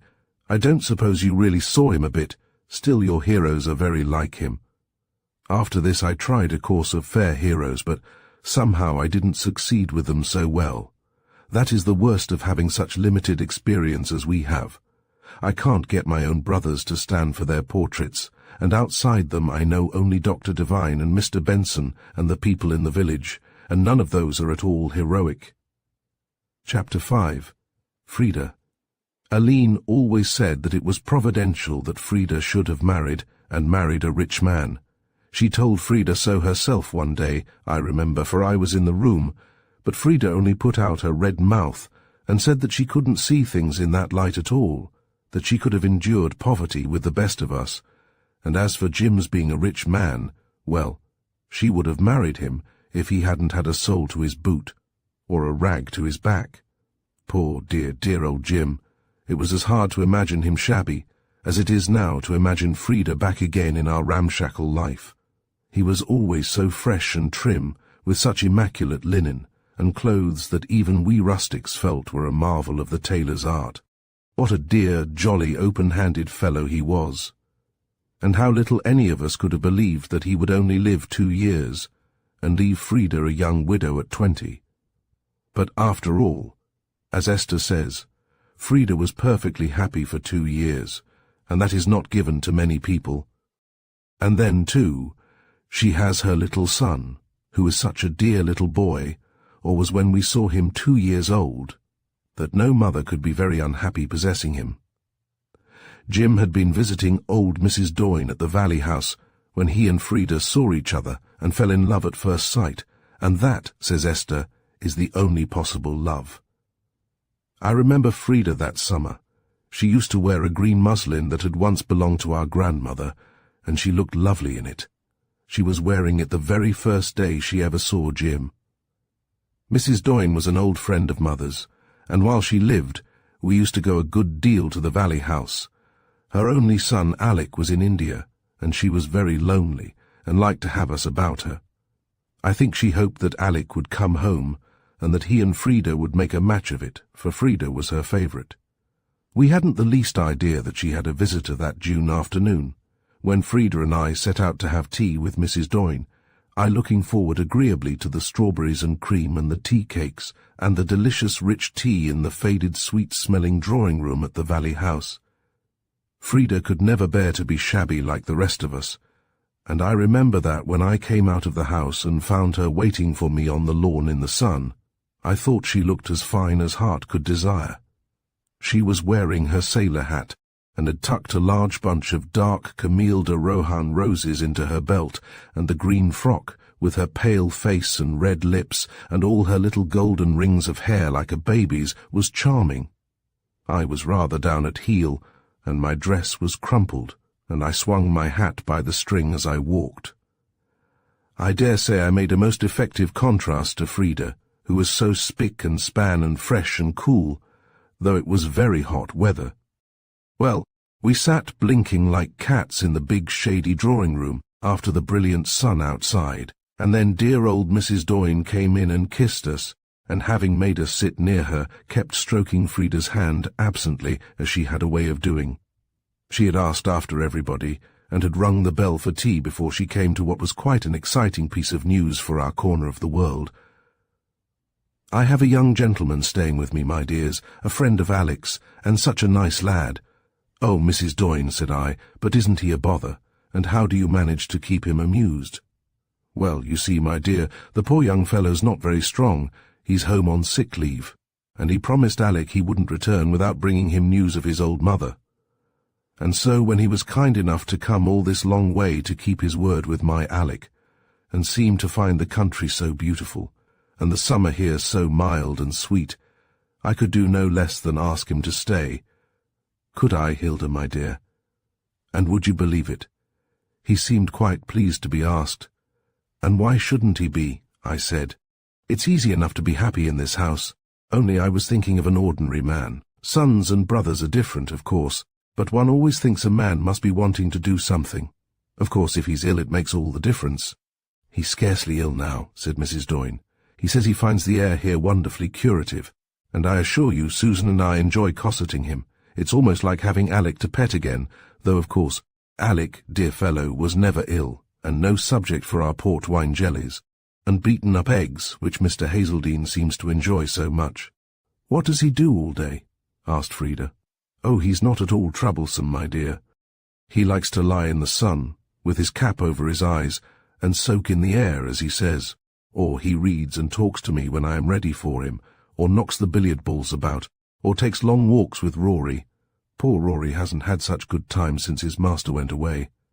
Oh, by the way, I thought of making a little picnic and asking you young people, just ourselves, you know, to Inver Waterfall.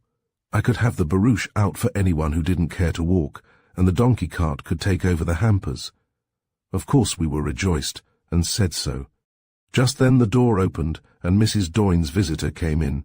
He evidently had expected to find no one but her, and at first I think he could hardly make us out in the dark room, though Frida's gown made a radiance in her corner, as if the sun were looking in through green leaves. I thought him pleasant-looking at the first glance. He would naturally be bronzed, and a little brown was already stealing over the pallor of recent illness. He was freckled, and smiled pleasantly, showing a row of white teeth, as he was introduced to us. Then he went over to Frida's corner and sat down beside her, and in a few minutes they were talking quite like old friends. I watched them while I drank my tea. He was leaning forward looking at Frida as he talked. She listened with a slightly averted head, as was her way, and her quietly dreamy smile. Afterwards he went out into the garden, and Mrs. Doyne and I walked together while the other two somehow fell behind. The dear old lady talked on about her roses and her pet doves, and her dairy and her dear Alec, while she was filling a little basket with strawberries for us to take to Aileen. After a while we found a shady seat and sat down. "Did it strike you, my dear," asked the old lady suddenly, "that Mr. Hazeldine seemed quite taken with your sister?" "I should be surprised if he weren't," said I. "Do you know, Mrs. Doyne, I admire Frida so much. I think in that green frock she is exactly like a lily of the valley, don't you?" "It is very pretty of you to think so, dear Hilda, and she is indeed very fair and sweet." She sighed a little, and I guessed it was with a faint fear that her Alec might be too late to appreciate that sweetness. "He seems a good lad," she went on, "and my boy thinks a great deal of him. He has made a very fine position for himself for so young a man, and his father, Sir John Hazeldine, is a very rich man. A London banker, my dear, though of course he has other sons than this one." Now this didn't interest me much, for I couldn't look as far ahead as Mrs. Doyne. Anyone with eyes in his head must admire Frida, but admiration and love are different things, and I didn't care a bit about Mr. Hazeldine's prospects. I was such a goose in those days that I believe the fact of poor Jim's prospects being so rosy rather diminished my interest in a possible romance. "That's pleasant for him," said I, standing up and opening my ragged parasol. "But now, dear Mrs. Doyne, I think we must find Frida and be thinking of getting home." We found the pair calmly strolling up and down the avenue of chestnuts by the trout stream, which we used to call the Lovers' Walk, and I thought Mr. Hazeldine looked as if we had come too soon. Well, the picnic occurred a day or two later, and after that Mr. Hazeldine seemed to be always coming over to us, or a party of us going to the Valley House for tennis, or a gypsy tea, or something or other. But from the beginning there was never any doubt about Mr. Hazeldine and Frida. He didn't pretend to think of anybody but her. Indeed, his adoration was so embarrassing that we were always glad when, after a few minutes, they would go mooning off down the sycamore alleys, or round the pond at the garden foot, and relieve us of their presence. It made the boys very contemptuous of poor Jim. Hugh used to say that if he thought he could ever look like that he'd hang himself, and as for Donald, his scorn for the man who could prefer the company of a girl to a man's company, by which I suppose he meant his own, was something too crushing. Frida looked lovely in those days, paler even than usual, but somehow as if there were a light burning inside the whiteness. I think it was really only about 4 weeks from that day Frida and I went to the Valley House that Jim spoke, but we thought it very long. It was the first love affair we had had in the family, and it embarrassed us all. I'm sure Aline and Pierce did their best to be very business, like when Jim broke in on them one day and announced that Frida had accepted him, and he wanted to be married before the summer was over. But there was no real difficulty in the way. Mrs. Doyne knew all about Jim, and after he had gone over to England to see his father and mother and tell them about Frida, they wrote saying how sorry they were not to be able to take the long journey to see their son married, but that they looked forward to seeing Frida afterwards, which seemed very satisfactory, though the letters read rather stiltedly. That might be, however, because they were English people. I had a kind of idea at the time that Lady Hazeldine resented her favourite boy being married by a wild Irishwoman. However, that may have been fancy, but we thought it a little odd that none of them came to the wedding. Jim came back from London that time simply laden with the most beautiful gifts, not only for Frida, but for the smallest child in the house, and for Una, and the little maids, and some of the poor people about whose acquaintance he had made. We all agreed that Jim and Frida were well matched, for she was always good at giving, though her few pretty things were dear to her. We received Jim's gifts rapturously, but he would say, laughing, "Don't thank me. Wait till you see the pretty things I'll send you from India, when I have Frida to help me choose them." And Frida looked on at his giving and his promises with a grave delight, as if he were fulfilling wishes of hers which had long been denied. It was really such a wonderful thing to have money going round in the family at last. Dear old Mrs. Doyne gave Frida her trousseau. It was so dear of her, for we all felt that the marriage destroyed her long-cherished hopes. However, it was fortunate that Frida didn't wait for Alec, for he married the following year, and not long after that our dear old friend died, so that Alec will hardly ever again come to the Valley House. Well, Jim and Frida were married one beautiful September morning, and Esther and I were bridesmaids, so fine in some beautiful gauzy silk stuff which Jim had brought us from London. We were all rather miserable, for Frida was going away so far, and she cried a few tears herself too, though she couldn't help looking as if she were in a seventh heaven all the time. But, as Aline said, it was happiness to know that Frida was safe from the poverty and the fear of having to leave Brandon, which is the lot of the rest of us.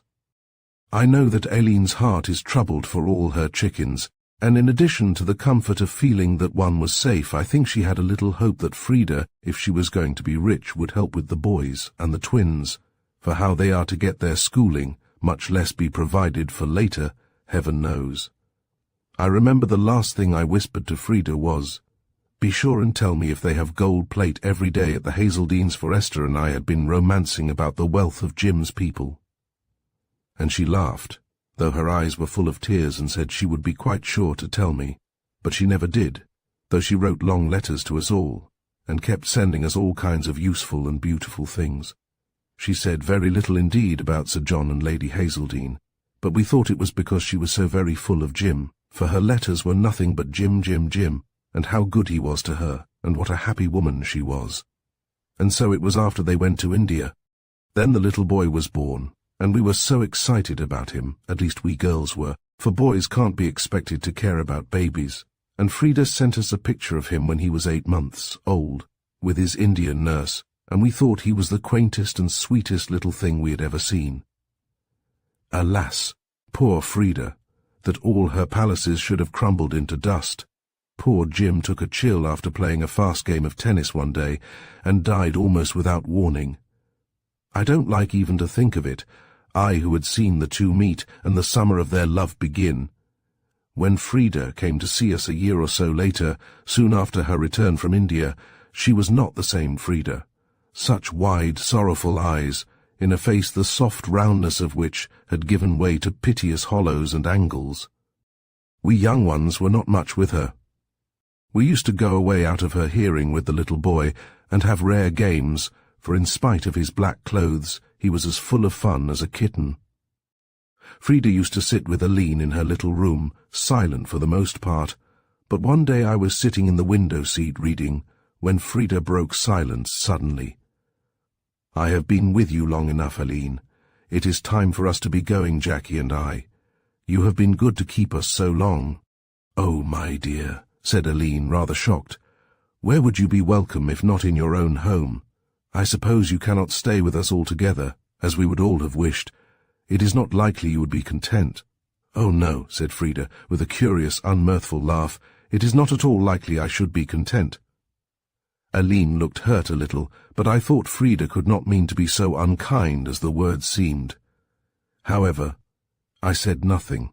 Probably they had forgotten my presence. After a minute or two, Aline said, "Of course, Sir John and Lady Hazeldene will want you to be with them, at least at first." "I'm not going to the Hazeldenes," Frida said, shortly. "And what are your plans then, dear? Mrs. Vincent, who was so good to my Jim, is coming home from India. She wants me to live with her. Her husband is dead, and she is sadder even than I am, for she has no child." "That will be a nice arrangement," said Aline, and I, who know all her ways, heard a ring of disappointment in her voice. I think she felt that Frida was going to make for herself a life in which we had no part. "You will set up a sweet little house together, with a garden perhaps," she said after a minute or two, "and a couple of little maids and perhaps a tiny carriage. You must take care of yourself, for you don't look strong, Frida." "I shall be all right," said Frida, and again she laughed in that odd way. "Yes, I suppose Mrs. Vincent and I shall be very comfortable together." "I thank God every day, Frida, that you and your little boy are well provided for. You will not always be unhappy, dear, you are too young. There is much to make you glad yet in this world, though it has pleased God to take your dear husband. You will try and pluck up courage after you have left us, for your little boy's sake?" Frida turned away her head and said nothing. "I have wanted to speak to you, darling," said Aline very gravely. "It is more than a year now since your great trouble, and it is time to begin to live again. I know that life can never be the same for you again, but after all, Frida, to your faith and mine, is not death only a brief absence from each other for those who love truly? And though your absence from him is a time of sorrow and pain, his absence from you is the happiness of God. Can't you bear it, knowing all is well with him?" Still Frida said not a word. Then his little child, the little one, mustn't be robbed of the joy of life that is a child's inheritance. When you have gone back to London, darling, don't give yourself up to sadness. Make the sacrifice of your grief for the child's sake, and God will surely bless it. Don't stay at home and fret. Go into society, where many people will want you. Go about freely, and gather any brightness you can from life. Happily, you are not poor. Even I can see that it would be harder to escape from grief if one were very poor. "Yes," said Frida, facing her for the first time, and with the oddest expression, "it would be harder if one were very poor." She spoke with a kind of bitter amusement. Then Aline went over and kissed her. "You won't think I'm making little of your grief, you poor soul. I could never be so unjust to you, Aline. There will be always Jim's mother to take care of you and love you, as well as your Mrs. Vincent. You and the child will be a good deal with Lady Hazeldene, I am sure." She spoke wistfully. I guessed that she was thinking Frida too young and too pretty to be launched in London society alone. Frida's face became suddenly hard. "I shall see very little of Lady Hazeldene, Aline. Perhaps I shall not need to say more when I tell you that she suggested to me that I should give up my boy to her." Aline turned red and pale. "Give up Jackie," she said incredulously. Yes, she had the insolence. "But I will say no more. I did not mean to tell you, for she is Jim's mother, and now we will never talk about it again." Aline looked at her doubtfully. She did not know whether to speak or not, but just then Jackie burst turbulently into the room, carrying a very large kite. He was crying out in his childish tongue, which no one but his mother seemed to thoroughly understand, that Uncle Hugh was going to fly it for him. Frida caught him up suddenly to her breast and held him so a moment. A red spot came into each cheek, and I guessed what she was thinking of. At least that horrid Lady Hazeldene met her deserts when she dared to make such a proposal to Frida. That was a comforting thing to think upon. Chapter 6. How oft has the banshee cried? Now, I have been going back a good long way, so that I might make it clearly understood what we Brandons have been doing, and with a long family like ours, it takes time to pick up the threads of all the histories. The years have passed quietly since then, and brought few changes except in our ages. We have never seen Frida since, though she writes long letters to Aline full of the old affection.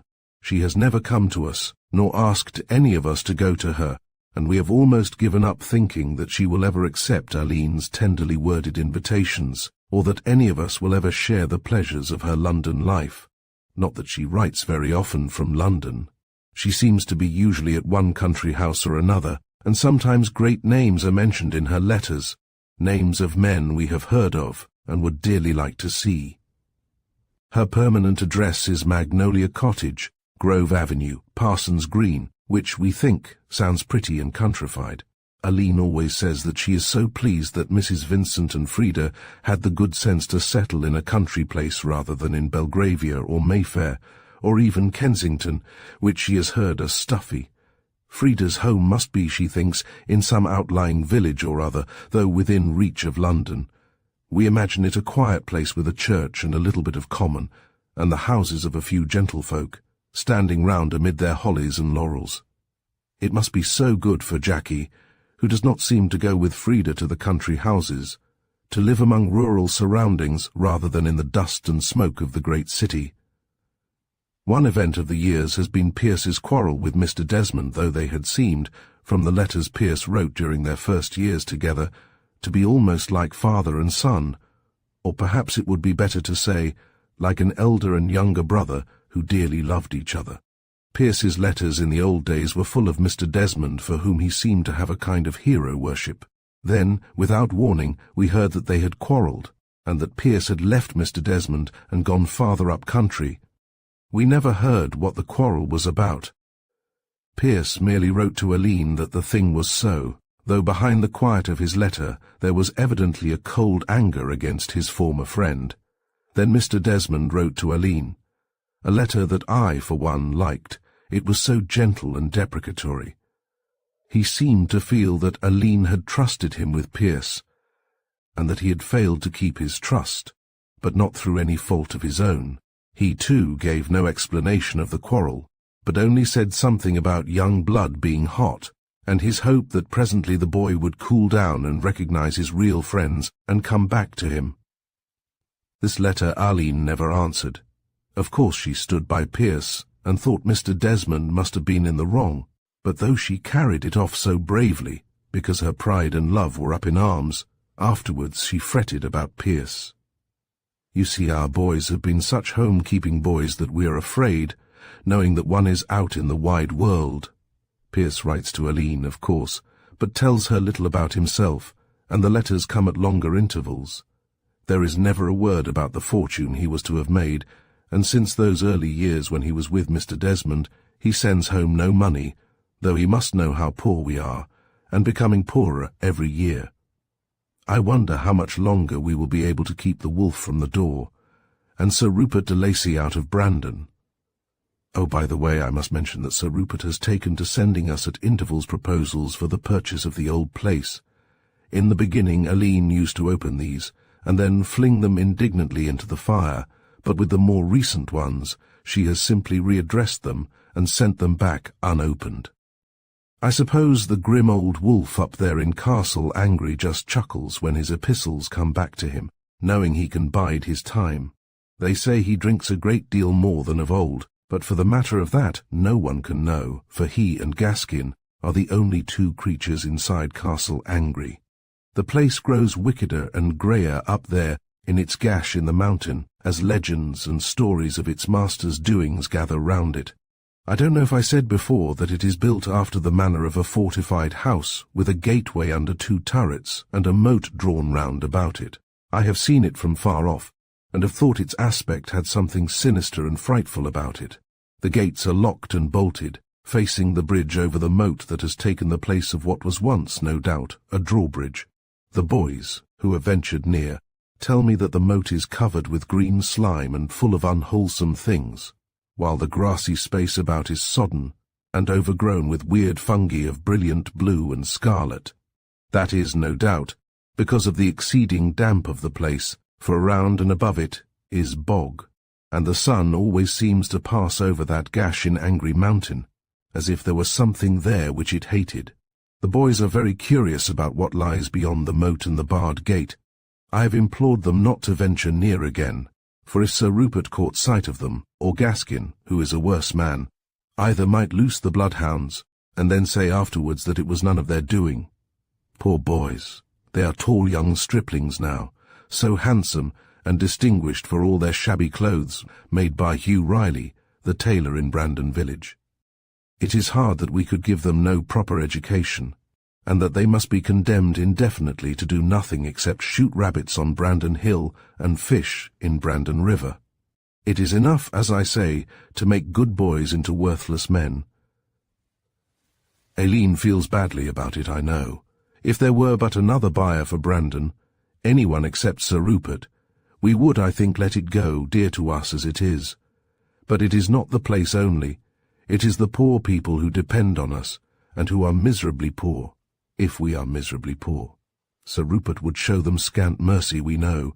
He has cleared Angry long ago of the few poor creatures who clung to it, despite its unkindliness. The mountain sheep wander now where once there were hearth fires. Let him keep Angry, I say. He shall not have Brandon. Curiously enough, I could bear better that he should have the house, and Aline's rose garden, and the park, and the river, and the old abbey even, than Brandon Mountain. Brandon and Angry are twin mountains, but there was a good fairy by the cradle of one, and a wicked fairy by the other. Blue, benign, smiling Brandon Mountain has watched over our race. Must he pass to the race of an enemy? Shall he, and the few little white cottages clustered about his feet, come under the blight that is upon Angry? No, 1,000 times, no. The boys are not so ignorant, however, as might be supposed. Mr. Benson, whether for love of Aline, or because, as he himself says, he would not have his classics rust, has been their unpaid tutor, and I am sure they are really far better educated than most boys of their age, even if their learning be a bit old-fashioned. Will they ever find their opportunities, I wonder? I remember when we used to hope that Mr. Desmond, having set Pierce's feet on a golden road, would perhaps help Hugh, who has never forgotten his childish admiration for the man. But all that has come to nothing. Pierce was the raven we sent out of our ark in search of good tidings, but he came not back. Aline has grown older almost by years in the months that have elapsed since Pierce and Mr. Desmond parted. I have seen her come down in the morning worn and haggard, and have guessed that she has either spent a great part of the night in prayer for her beloved, or else she has slept ill and been troubled in her dreams about him. I think she fears that things are not well with him, and I know that she has implored him in vain to come home. His letters bring her at once joy and disappointment. In every one, I think, she hopes that he will say he is coming back. She herself, with her own hands, still keeps his room swept and garnished, and the bedclothes ever ready aired, as though at any hour of the day or night a wanderer might return. Aline's little turret faces the great avenue of Brandon. Lately I have noticed that at any hour of the night I might waken, her light was burning, but only yesterday Una told me that a lamp burns all night in the uncurtained window. I am sure that Aline's heart watches awake for Pierce, even when her body is sleeping. But lest he should come suddenly in the dark hours, she sets the light there like a star to draw him home. Who knows through what murk and what distance it may find him at last? "Oh, Una dear," I cried to our old nurse when she had told me of the light, "I wish he would come back. It troubles me to see the hope and the disappointment that are always following each other in Aline's face. It is wearing her out."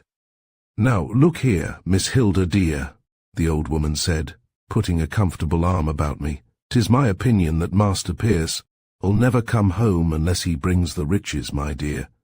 He knows what was expected of him, and he's proud, terrible proud, as becomes a Brandon. No, he'll never come, except with the gold in his hand, or the death in his face, and if he knew he was to be taken, I don't think he could stay away from the sister that's been mother and sweetheart both to him." "Una, Una," cried I, "you're talking horribly. What has death to do with Pierce, who was always so strong and well? I wouldn't have you say such a thing to Aline for worlds. No, nor I wouldn't it, my pretty, only to you that has the wise head and the still tongue. But I see the trouble coming, and if I don't halve it, my old heart will break." She looked at me curiously, still keeping me pressed closely to her, and her face had grown indeed full of trouble. "Do ye sleep very sound o' nights, love?" she asked presently. "Pretty well, Una, unless when the wind crying in the corridors keeps me awake. There's more cries there nor the wind. Oh, Una, what do you mean? What superstition have you got into your head now?" "No superstition at all, then," said Una, a little offended, "and perhaps I'd better have kept my tongue to myself." "Perhaps you had, Una, but since you didn't, you may as well go on. I suppose you think you've heard the banshee?" The old woman nodded her head solemnly. "There was no thinking about it, dearie. She's cried the last 3 nights, and grateful I am that Miss Aileen slept sound and didn't hear her. If Miss Aileen heard any crying, she would know it was the wind. Her trust is all in God, and she knows that he keeps the things of life and death in his own hands, and that his love is all about her. She would tell you there was no such thing as the banshee." "She would not, Miss Hilda, and I wonder at you to say the like. No Brandon should say it. 'Tis just because ye are Brandons, the finest, purest odd blood alive, that she cries for ye." Una went off visibly indignant, and left me vaguely troubled. Though I had spoken so boldly, I fear it is not in Brandon blood quite to disbelieve in the banshee, and would it not be to deprive our ancient race of one of the proudest of its appanages? We have lost so much that we may well keep this shadowy retainer of ours. After all, I am not surprised at Una. It is all very well in the broad daylight to deny the banshee, but it is different at night when the lights are out, and one is alone, and starts from one's pillow to hear the wind or something crying through the old half-ruined house. This morning put it out of my mind, for the boys had been wild duck shooting before it was daybreak, and had heard a bit of news from their crony, Jim Haggerty, with which to regale the breakfast table. News is scarce with us, I needn't say, and like all country people, we dearly love to hear of our neighbours. Jim says Sir Rupert's grandson has come to visit him. He arrived on Saturday, and there was no one to meet him at the station, and he had to have out O'Hare's fly to carry his portmanteau and things over to Angry. And the next day a groom arrived with a fine horse, and asked his way to Castle Angry. But Jim says he went away by the train the same evening. I suppose there was no place for him at Angry, adds Donald, taking up the tale. Aline's kind face took on a look of concern. I hope it is not true, she said. Castle Angry is no place for a boy. Oh, it is true enough. The boys cried together, for Tom O'Hare read the name on the luggage, and it was Harry de Lacy, and he says that Gaskin came out and took in the things and wouldn't let Tom drive inside the courtyard, but Tom heard the dogs howling and yelping and someone shouting at them, whom he took to be Sir Rupert. So he says that he wasn't sorry to drive away like mad as soon as he'd set down his passenger, fearing they'd take it into their heads to loose the dogs. Poor boy, says Aline regretfully. He cannot be more than 21. Why has he come to such a place? Possibly Sir Rupert has made him, I suggested. It would be like one of his grim jokes to introduce the heir to his property. He is the heir, isn't he? Yes, Angry is entailed right enough. Probably Sir Rupert's grandson will be able to hold his own even with Sir Rupert, I said. But Aline shook her head. His father never could hold his own, and Una will tell you that his mother was fair and gentle and delicate. It is cruel of Sir Rupert to bring him here, having left him all his years with his English grandfather. Is he so different? Asked Esther, who had been listening with interest. I have heard that he is a gentle old man, very learned and very pious. His rectory is in Warwickshire, in beautiful English pastoral country. This boy must have had a tenderly nurtured youth. By Jove, muttered Hugh, and think of the poor beggar coming to Angry. He can't have been prepared either, said Donald, or he'd never have brought all those traps with him, gun cases and fishing tackle and tennis rackets and no end of things. By Jove, much use he'll find for them at Angry. We must only hope that his visit will be a short one, said Aline, with one of her gentle sighs. I'm sure this strange boy interests her because she sees in every boy something of Pierce, something too of Hugh and Donald. Ah! Well, we Brandons, despite short commons and no money, have had as happy a childhood as children ever had. I know Mother left us to Aline, and well has Aline kept trust with her. She will not need to look away when they meet one day in heaven. Chapter 7. A true word spoken in jest. Today Esther and I were sitting with Aline in her room. It was bitterly cold, though fine and sunny. I should have liked to be out with the twins, whom I could see in the garden below, tramping up and down steadily, hand in hand. They are growing up as wild and shy as a little pair of rabbits, and they are quite safe to keep to the gardens once Aline has told them there was a fear of their meeting the hunt if they went out to the park or the woods. They fear nothing except the eyes of strangers. It makes us laugh to know that they who would face Lord Arranmore's tallest stag, or the little wild horned mountain cattle, will turn round and run, still hand in hand, if they should happen to see a well-dressed stranger approaching them. I had promised to help Aline with some baby clothes she was making for poor Mary Kennedy, whose husband was killed by a falling tree in the summer, and whose first baby was born the other day, else I too should have been out of doors, though I am not brisk in getting about, and Esther, who takes care that I am never left behind, nor made to feel a drag on the pleasure of the others, would have been with me. The things we are sewing at are made out of clothes we ourselves had when we were little. They are fine, dainty little garments, and smell sweetly of lavender.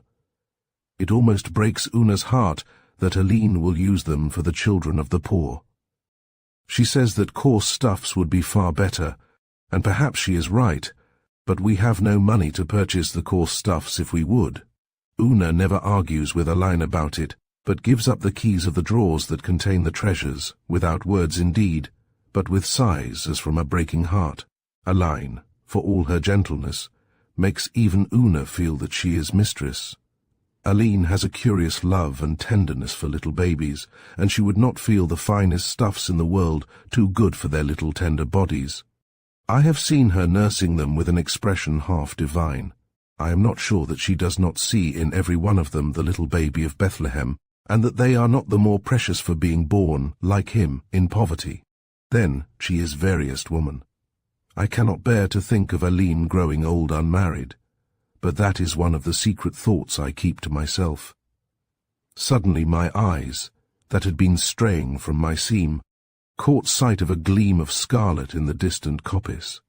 Another, and then I jumped to my feet and limped to the window. There were the hounds stretching in a long line, away to Larry's spinney, and hard on their heels went half a dozen scarlet coats, shadowed with here and there a blue habit. I cried out, "The hunt! The hunt! Esther! Oh, come and see!" Aline looked with benign amusement at our excitement. "Run out, children," she said. "You will see better from the summer house in the rose garden. Don't let the twins tumble out of the window, and go easily, Hilda dear. There will be plenty of time, for the river will turn them."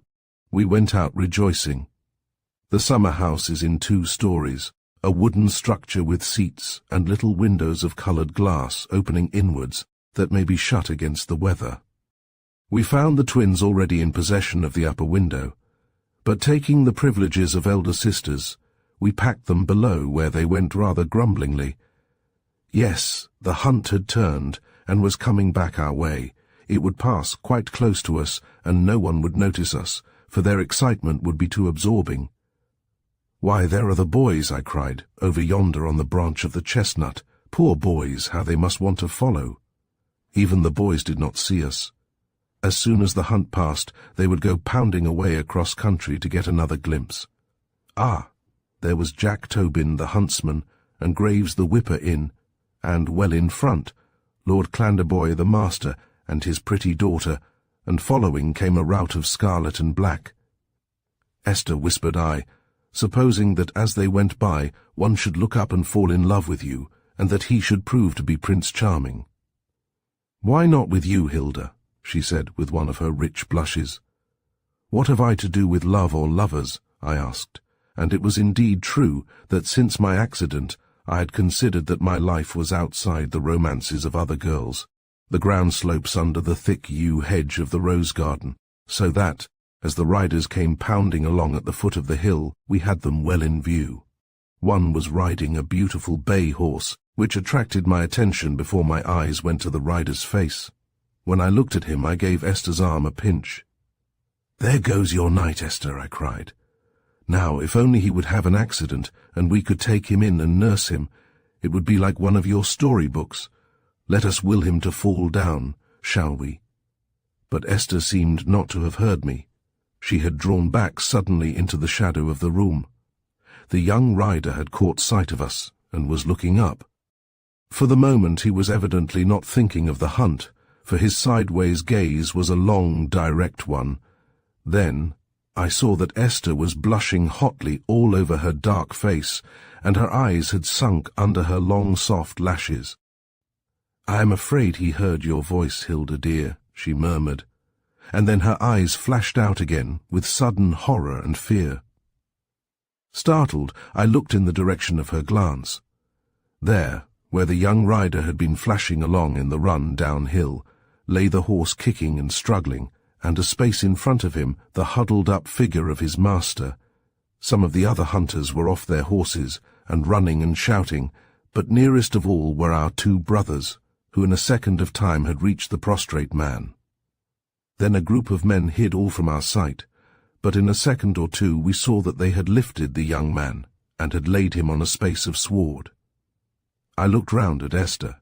Her eyes were wide open, and she was deadly pale. "You're not going to faint?" I said.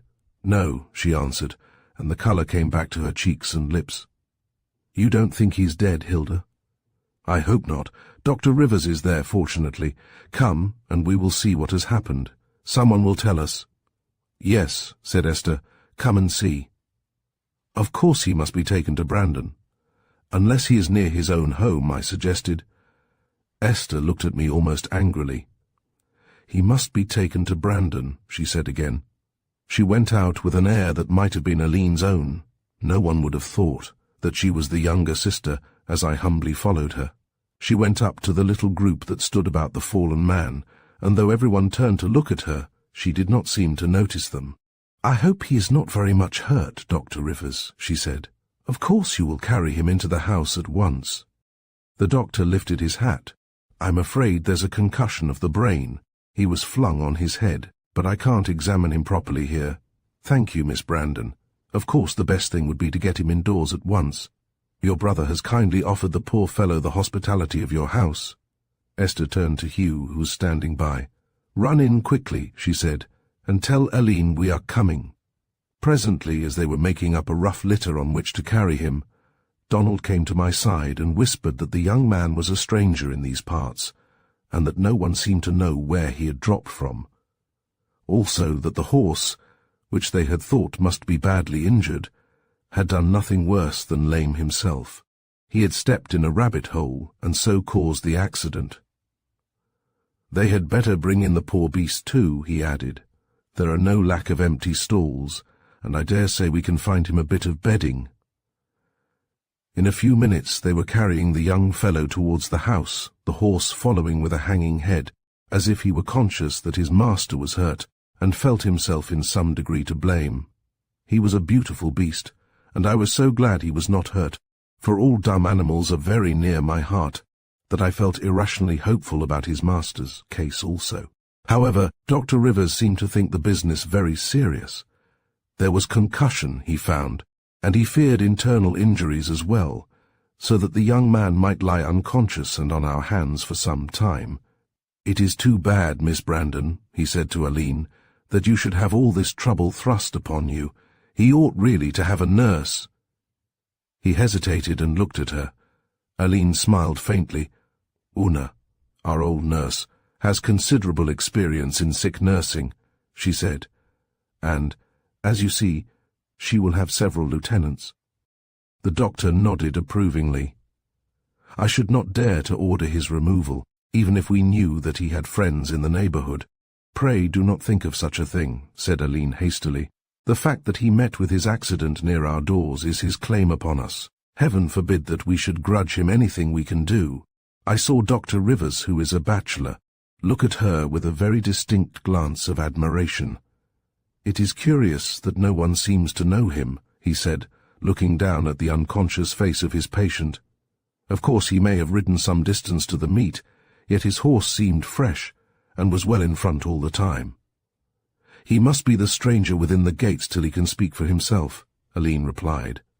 Only I pray that no one may be in tortures of suspense about his absence.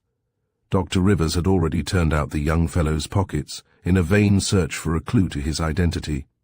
A silver cigar case with an intricate monogram, a handkerchief with the same lettering, a matchbox, a pair of gloves, these told us nothing.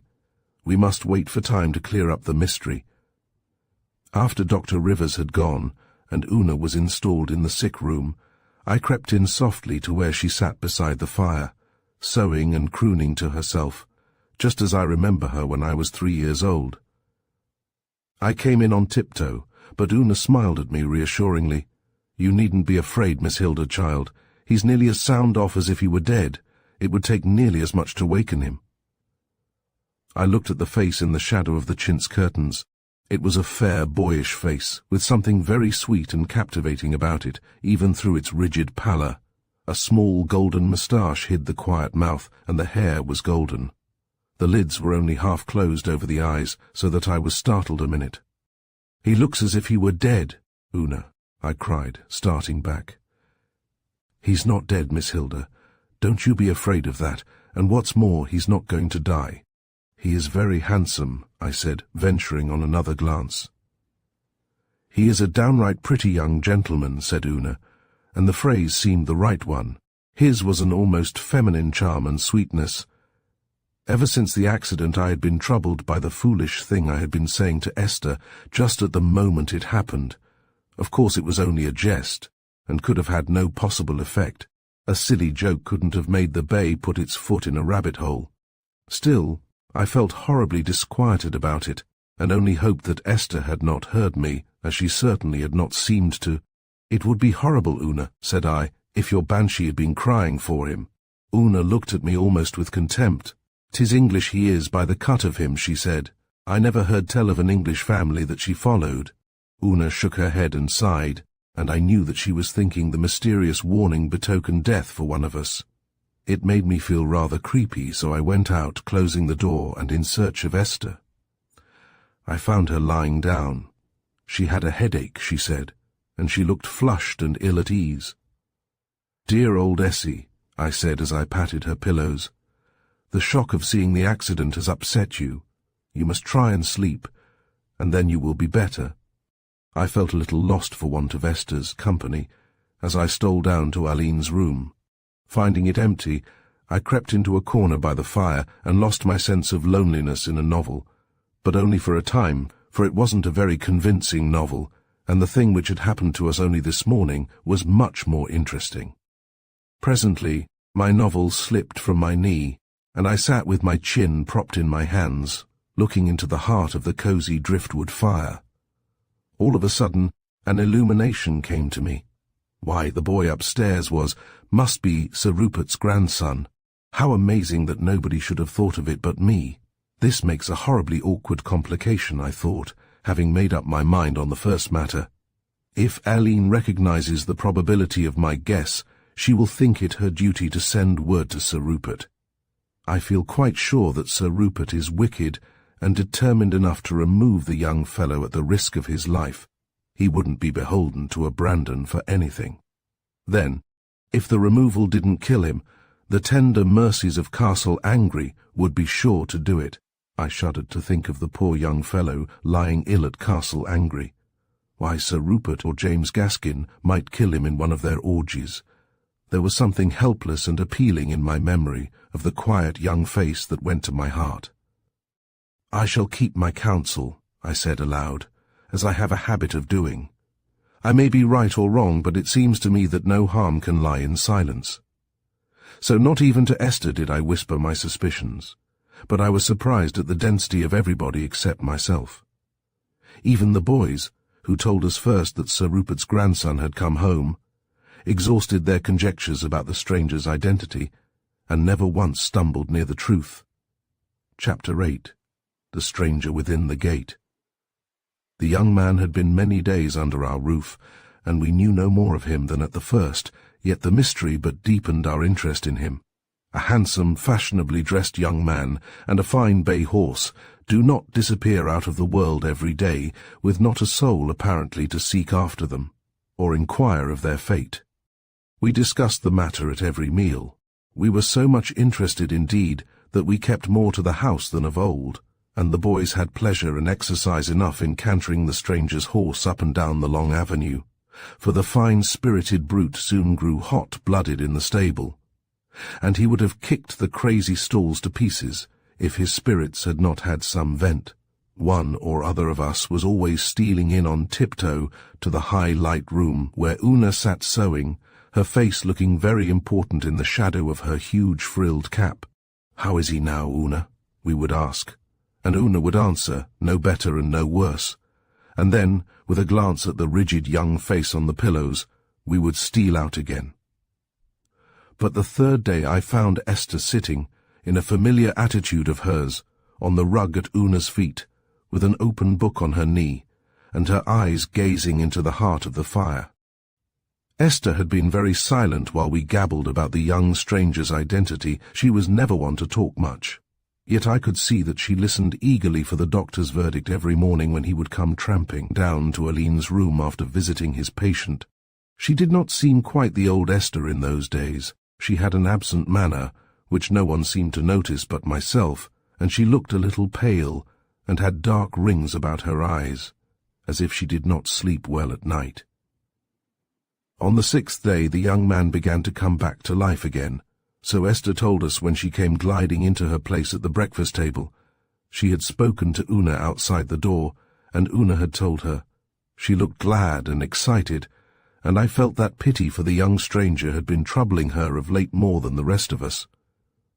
Still, even when the young man was conscious, Dr. Rivers enjoined absolute quiet. We were not to trouble yet about people who might be sorrowing for his absence. As he got better he would remember of himself and let us know. Aline was now the only visitor to the sick room. The sick man seemed to have got as used to her face, and Una's as if he had always known them. Aline told us that he showed pleasure in her visits, and I think that, half unknown to herself, in those days she began to lay the foundation of a warm affection for the boy, in whose case Pierce might have been. At last he was well enough to ask her to write a letter for him. It was to his grandfather, an English clergyman, and told him in the briefest possible way, for he was not equal to much thought, about his fall, and that he was steadily recovering, so that there was no cause for anxiety. Aline came downstairs with the letter in her hand, and when I came in from the stables, where I had been giving the bay an apple, I found her standing by the hall table, gazing at the envelope with a puzzled line between her eyes. "Come here, Hilda," she said, "and tell me if you have any associations with this name." I took the letter from her hand. It was addressed to the Reverend Henry Vane, Rixmundham Rectory, Warwickshire. "No, I'm sure I haven't," I replied. "Never heard of a Vane before in my life, except Cromwell's Sir Harry. Perhaps you are thinking of him."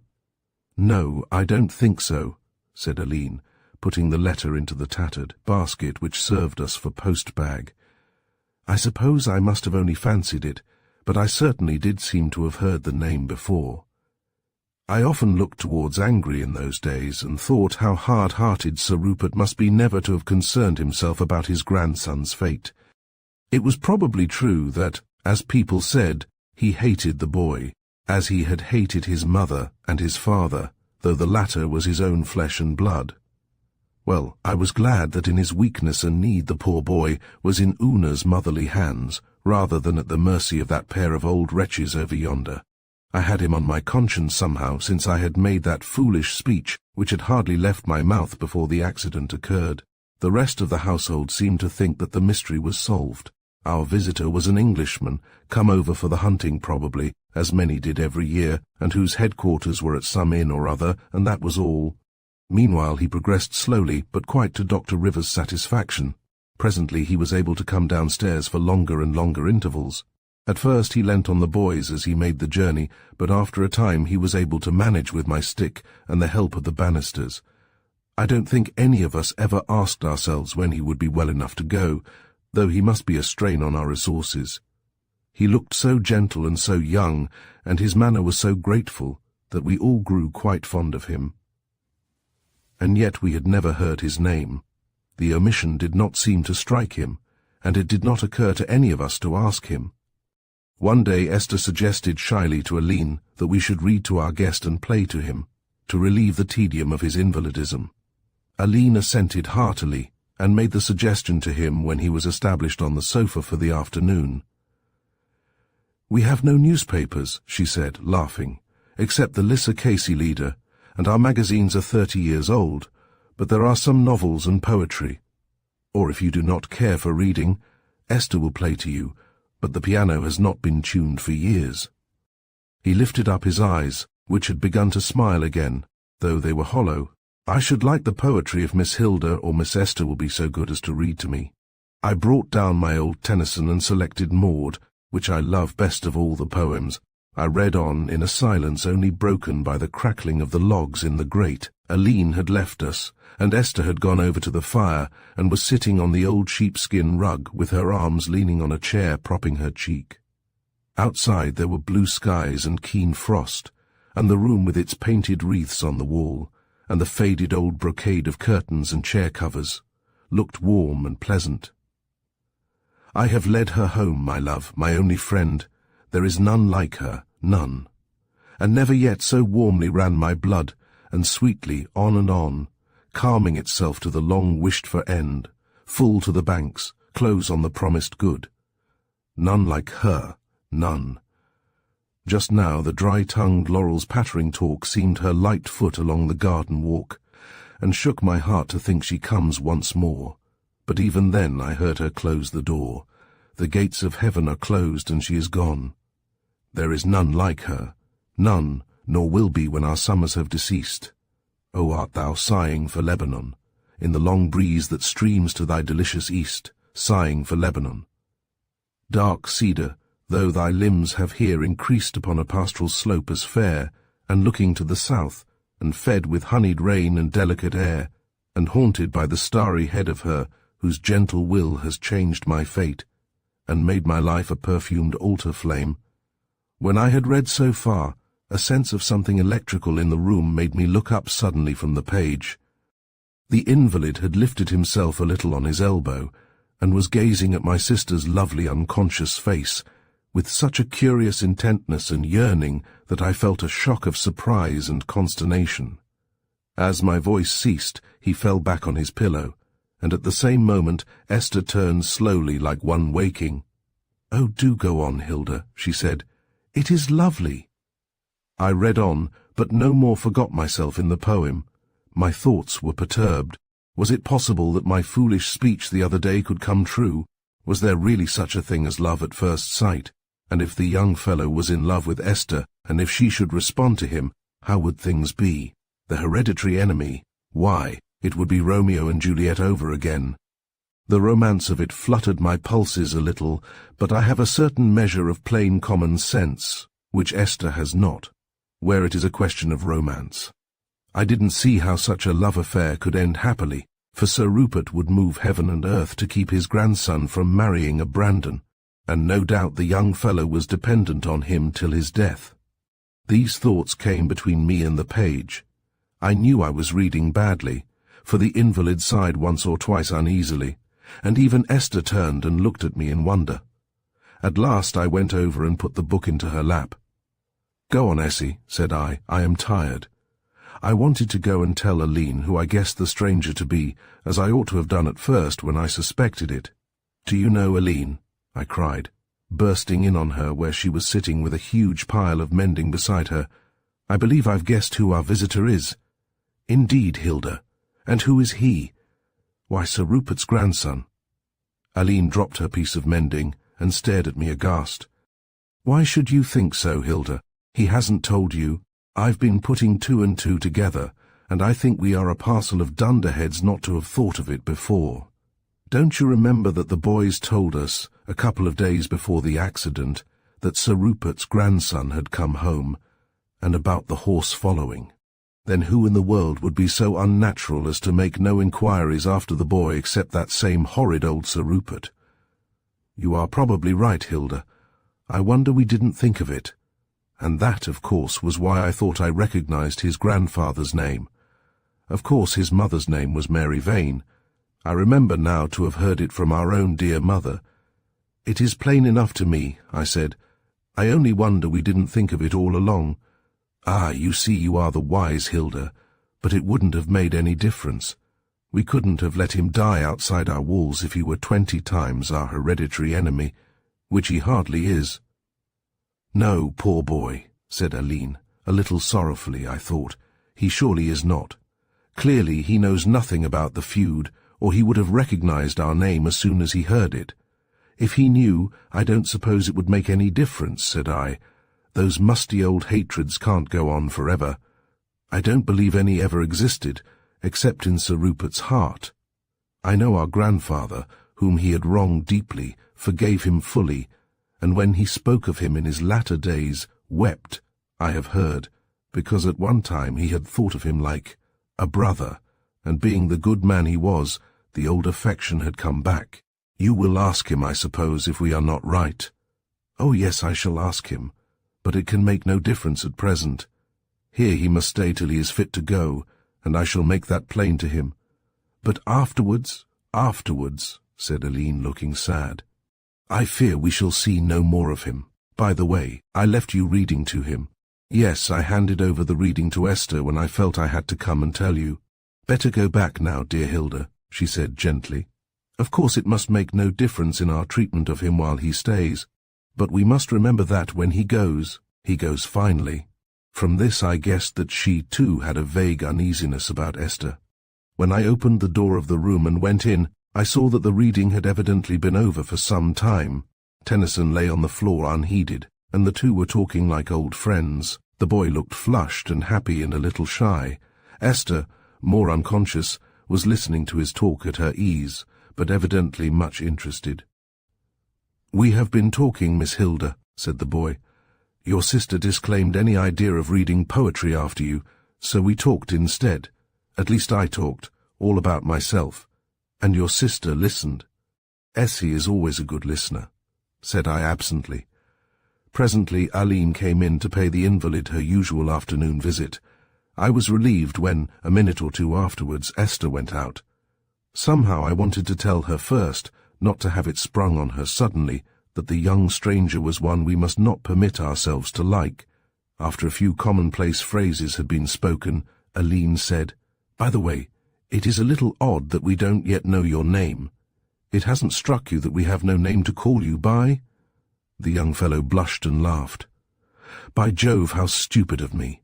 It never struck me that all your goodness was shown to a man whose name actually you were in ignorance of. I am Harry de Lacy." "Sir Rupert de Lacy's grandson. Yes. Do you know him? But I don't suppose you do. He is like an ogre shut up in his castle, but you will know of him by repute. He was rather a shock to me, Miss Brandon, for my dear old grandfather in Warwickshire had not at all prepared me for him. He is rather odd, you know." "Perhaps your English grandfather did not know," said Aline with her face averted. "Perhaps not. I know they haven't met for years. I always understood that they weren't very good friends, but my English grandfather is not one to rub it in.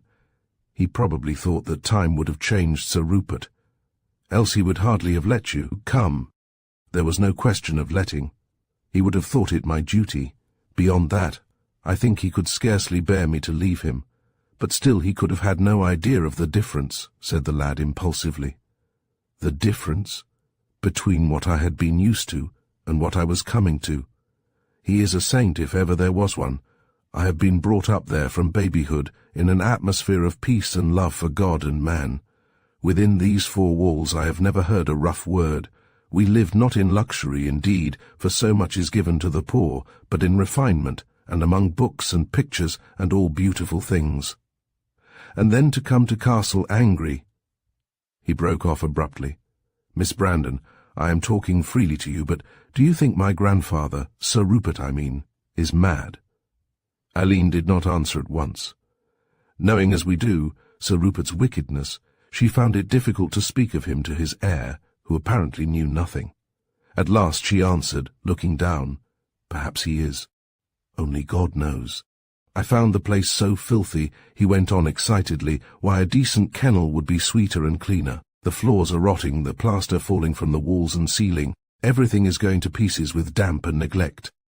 "It is horrible, horrible, poor boy," said Aline, turning her large limpid eyes upon him. "Poor boy." The tears suddenly started into his eyes.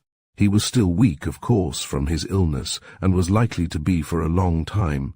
"It isn't the ruin and dirt and discomfort, it is other things.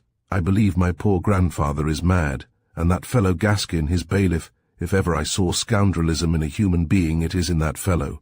I flogged him soundly the first day I was at Castle Angry. I found him savagely ill-treating one of those wretched dogs, which he had taken care to tie up securely first." "Oh," said Aline in a low voice, which, I am afraid, trembled with pleasure. "And what did your grandfather say when he heard?" "He came out in the middle of it, and roared with laughter. Gaskin was cutting capers to make anyone laugh if the thing hadn't been so sickening. He's a coward too. He slunk off as grey as lead when I let him go.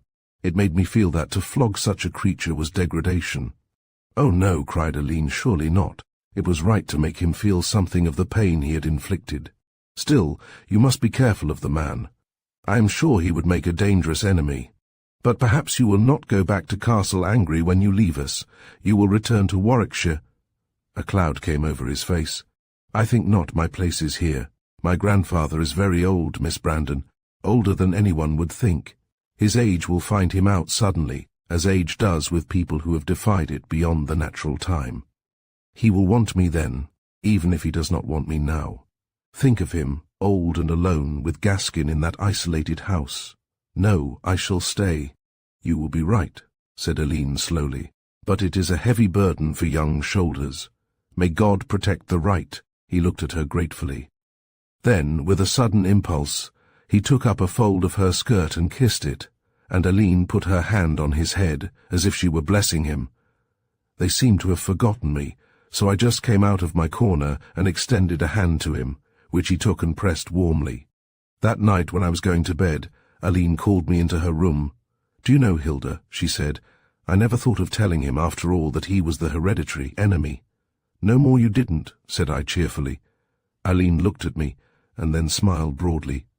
You didn't conduct the interview on those grounds at all, said I, but all the same I felt that there might be a serious side to the matter.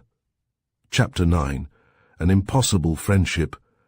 Earlier in the evening I had taken the opportunity of being alone with Esther to tell her of our discovery. She heard me quietly, though her eyes looked startled. But it ought to make no difference, Hilda, she said, when I had finished. It is not his fault that he is Sir Rupert's grandson. No, indeed, I assented, and I am sure no one would ever suppose it. Still, Aline seems to think that we ought not to let him get into our lives, so to speak, since it will probably be impossible to keep him there. To get into our lives, Esther repeated slowly, but he only came such a little while ago. One does not make a stranger part of one's life quite so soon. I thought it might have been said as much to reassure herself as me, but then, again, she might have spoken quite in good faith. No, I answered her, only we have so few friends that it is hard to feel we must be on our guard against a new one. For a day or two we all tried hard to obey Aline's injunctions, and, without being inhospitable in any way, to leave Mr. de Lacy to his own devices more than we had been doing. This was comparatively easy, as he was getting stronger daily, and could read for himself by this time. But we had reckoned without our guest. The second or third time that Aline came to his sofa with her inquiries, into which she had infused a little shadow of formality, for she rather repented her emotion. That first day he put a detaining hand on her arm when she would have turned away. "Miss Brandon," he cried entreatingly, "why are you leaving me out in the cold? Why? I was so happy before, and I have had nothing for 2 whole days but cold politeness. What have I done?" "Nothing," said Aline. "We want you to be happy while you are here, but what? We are near neighbours, Mr. de Lacy, and your grandfather would tell you that friendship between the de Lacys and the Brandons is impossible. We shall have to be strangers when you leave us, for I don't think we shall ever be enemies. But why is friendship impossible between us? What barrier is there? I acknowledge none, whatever my grandfather may say." He spoke peremptorily, and Aline sighed. "It is a long story, but I have time to tell it to you this afternoon. Let me sit down, however," she said, for he still clutched her sleeve. He let her go with an apology, and Aline, drawing over one of the chairs that were embroidered by dead and gone Brandons, told him the story, only suppressing any accusation of foul play against Sir Rupert. The men who had been friends had become rivals and enemies. Sir Rupert had acquired part of Brandon, and had become wealthy by means of it, while Brandon had gone steadily to the dogs. She left out all the darker shades in the story, but, despite her kindly caution, her listener filled them in for himself. As she went on, he blushed and grew pale alternately. When she had finished, there was silence for a few minutes. Then young de Lacy said passionately, "I see you have good reason to hate me and mine. To hate you. Oh, no. How could we hate you who are quite innocent? And then one does not usually hate—" She paused, and he took up the sentence. "Those one has done good to. But that is Christian forgiveness, Miss Brandon, and I ask for more than that. Listen, whatever fraud, whatever foul play my grandfather used against yours, I abhor 1,000 times more than you do. I want none of his ill-gotten wealth. He can do with it what he will. If it were mine, I should only strive by hook or by crook to restore it to its rightful owners. Because he has done such things, am I to be cut off from gratitude, from affection, from lasting friendship, to those who have nursed and sheltered me? I am not. When I leave these doors you may shut them against me if you will, but you cannot forbid my waiting and watching till they shall open again." He spoke with a boyish impetuosity that swept Aline off her feet. "My dear boy," she said, "why, I only wish that we might be friends. Don't you see that it is because we mustn't be friends that I try to keep our liking and intimacy from taking too strong a hold upon us?" "You are not likely to like me too much," he said bitterly.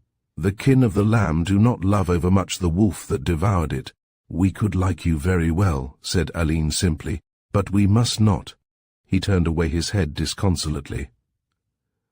"I will take myself off as soon as I can, Miss Brandon," he said with a coldness which did not serve to hide his pain. "I dare say Dr. Rivers will let me go tomorrow. I have been a trouble to you too long." All Aline's tender sympathies swung round to him sharply. "Oh, no," she said. "You will stay till the doctor thinks you are quite able to go, and that will not be tomorrow, or for many tomorrows." "I shall go," he said obstinately, "unless you can treat me as you did up to the day before yesterday. Don't you see that I can't accept your goodness and endure your coldness? I should go, if it meant my death." "There, there," said Aline soothingly.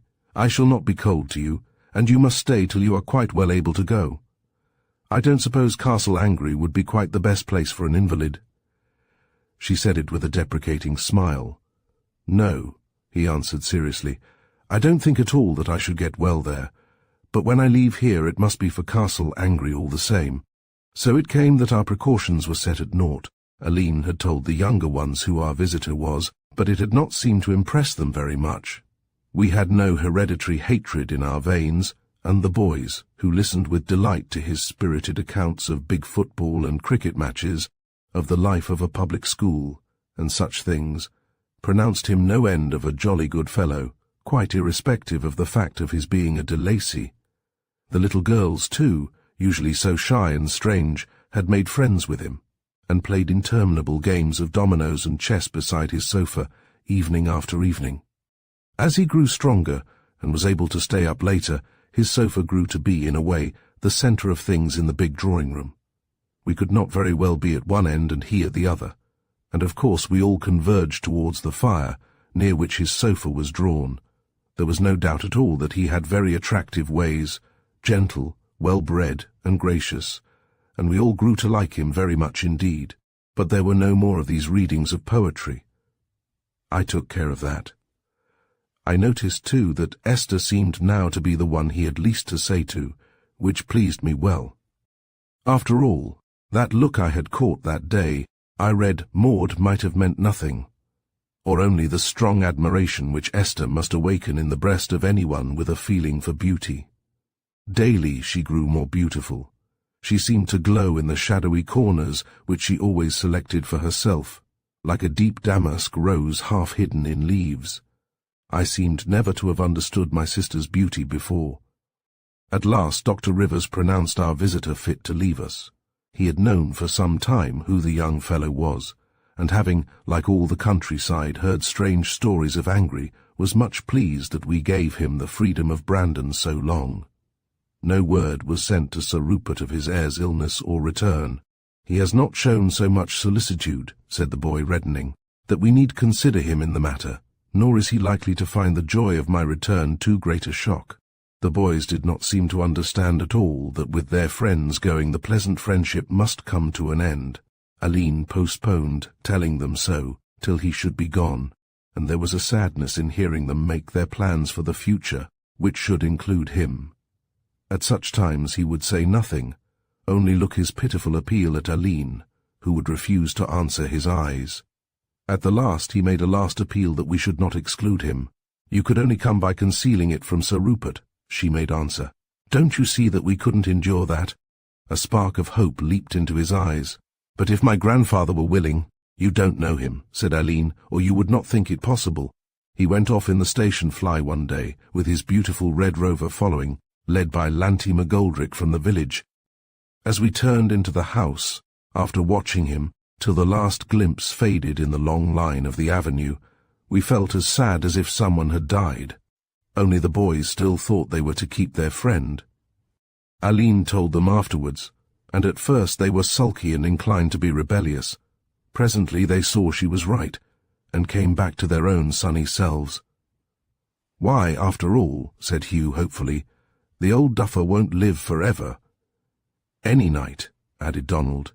He and James Gaskin might burn up old Angry, and themselves together. "Donald," cried Aline, shocked.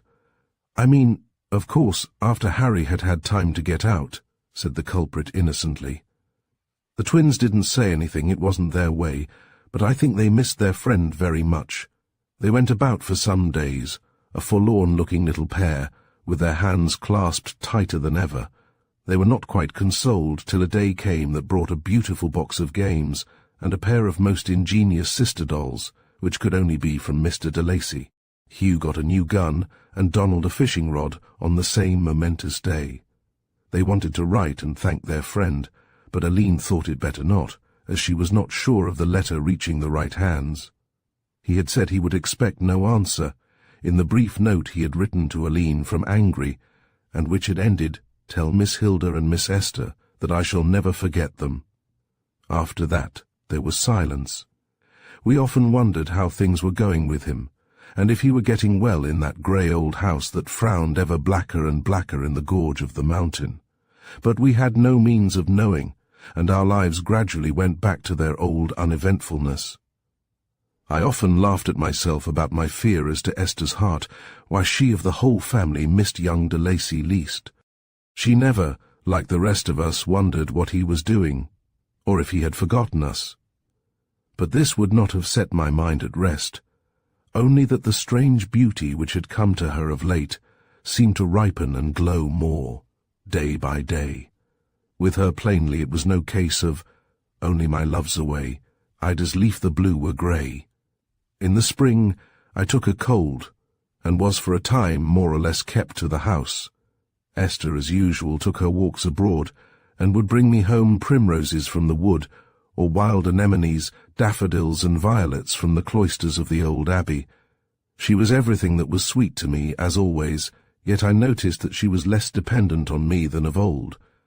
In the old days, if I could not be with her, she too kept the house, but I could not grudge her walks, seeing how she came in from them full of life and vigour, and would lay her cold, fresh cheek to mine with such compassion for my house-bound state. Then something happened that put Harry de Lacy for the time out of all our minds, for with us Brandon's blood is thicker than water in a truer sense than it is of most families. Chapter 10. From the Night and the Storm. For some time Pierce's letters had been irregular, and when they came had been the merest scraps, very unsatisfactory to Aline, one could see, though she often said that, moving about so much as he did, Pierce couldn't be expected to write letters like a home-keeping woman. Then had come a couple of months of silence, during which Aline fretted visibly, at least during the latter portion of the time, for of course she did not begin to worry at once, and there had been the distraction of young de Lacy's accident and convalescence in the house. It was now April, and blithe, beautiful weather. The smaller trees were all in leaf, and the bigger ones were cloudy with the coming leafage. It was sunny every day, with a touch of east wind, which brought the most beautiful colours on Brandon Hill, bronzes and crimsons and golds, instead of his usual soft azures. The kitchen garden was a forest of white blossom, and the apple buds were pushing open a little rosier every day. I was getting rid of my cold, and was out walking every day on the sheltered side of the house, in the gardens, or on the grassy terrace overlooking the rose garden. I came on Una one day in the kitchen garden, picking spinach into her apron. "Why, Una," I said, "you are going to give us an early dish. I thought you wouldn't be putting it on the table for a fortnight yet." "There'll be a stranger to dinner, Miss Hilda. 3 nights running. I've dreamt of a man dressed in black, but the face of him I couldn't see, coming in over the threshold stone, and this morning there was a stranger in my teacup, so there's someone coming over the hill. And you've picked the spinach because of your dreams." "Yes, and killed a pair of chickens." One of them was a pullet, but as she'd learned to crow, it couldn't be lucky to keep her. Chickens, and a bit of bacon, and a dish of spinach is good feeding for anybody, if it was Miss Frida or Master Pierce even. Your banshee never came to anything, Una, I said. The year's not out, Miss Hilda, she answered solemnly. But I was not to be depressed by Una's superstitions this bright spring morning, so I went off laughing and left her shaking her old head in its snowy cap frills. The day passed without event, and it was late afternoon. Esther was still out, and I had thought I would go a little way to meet her, so after Aline had wrapped me up in a soft old Indian cashmere shawl and enjoined on me not to go too far, I started off down the avenue.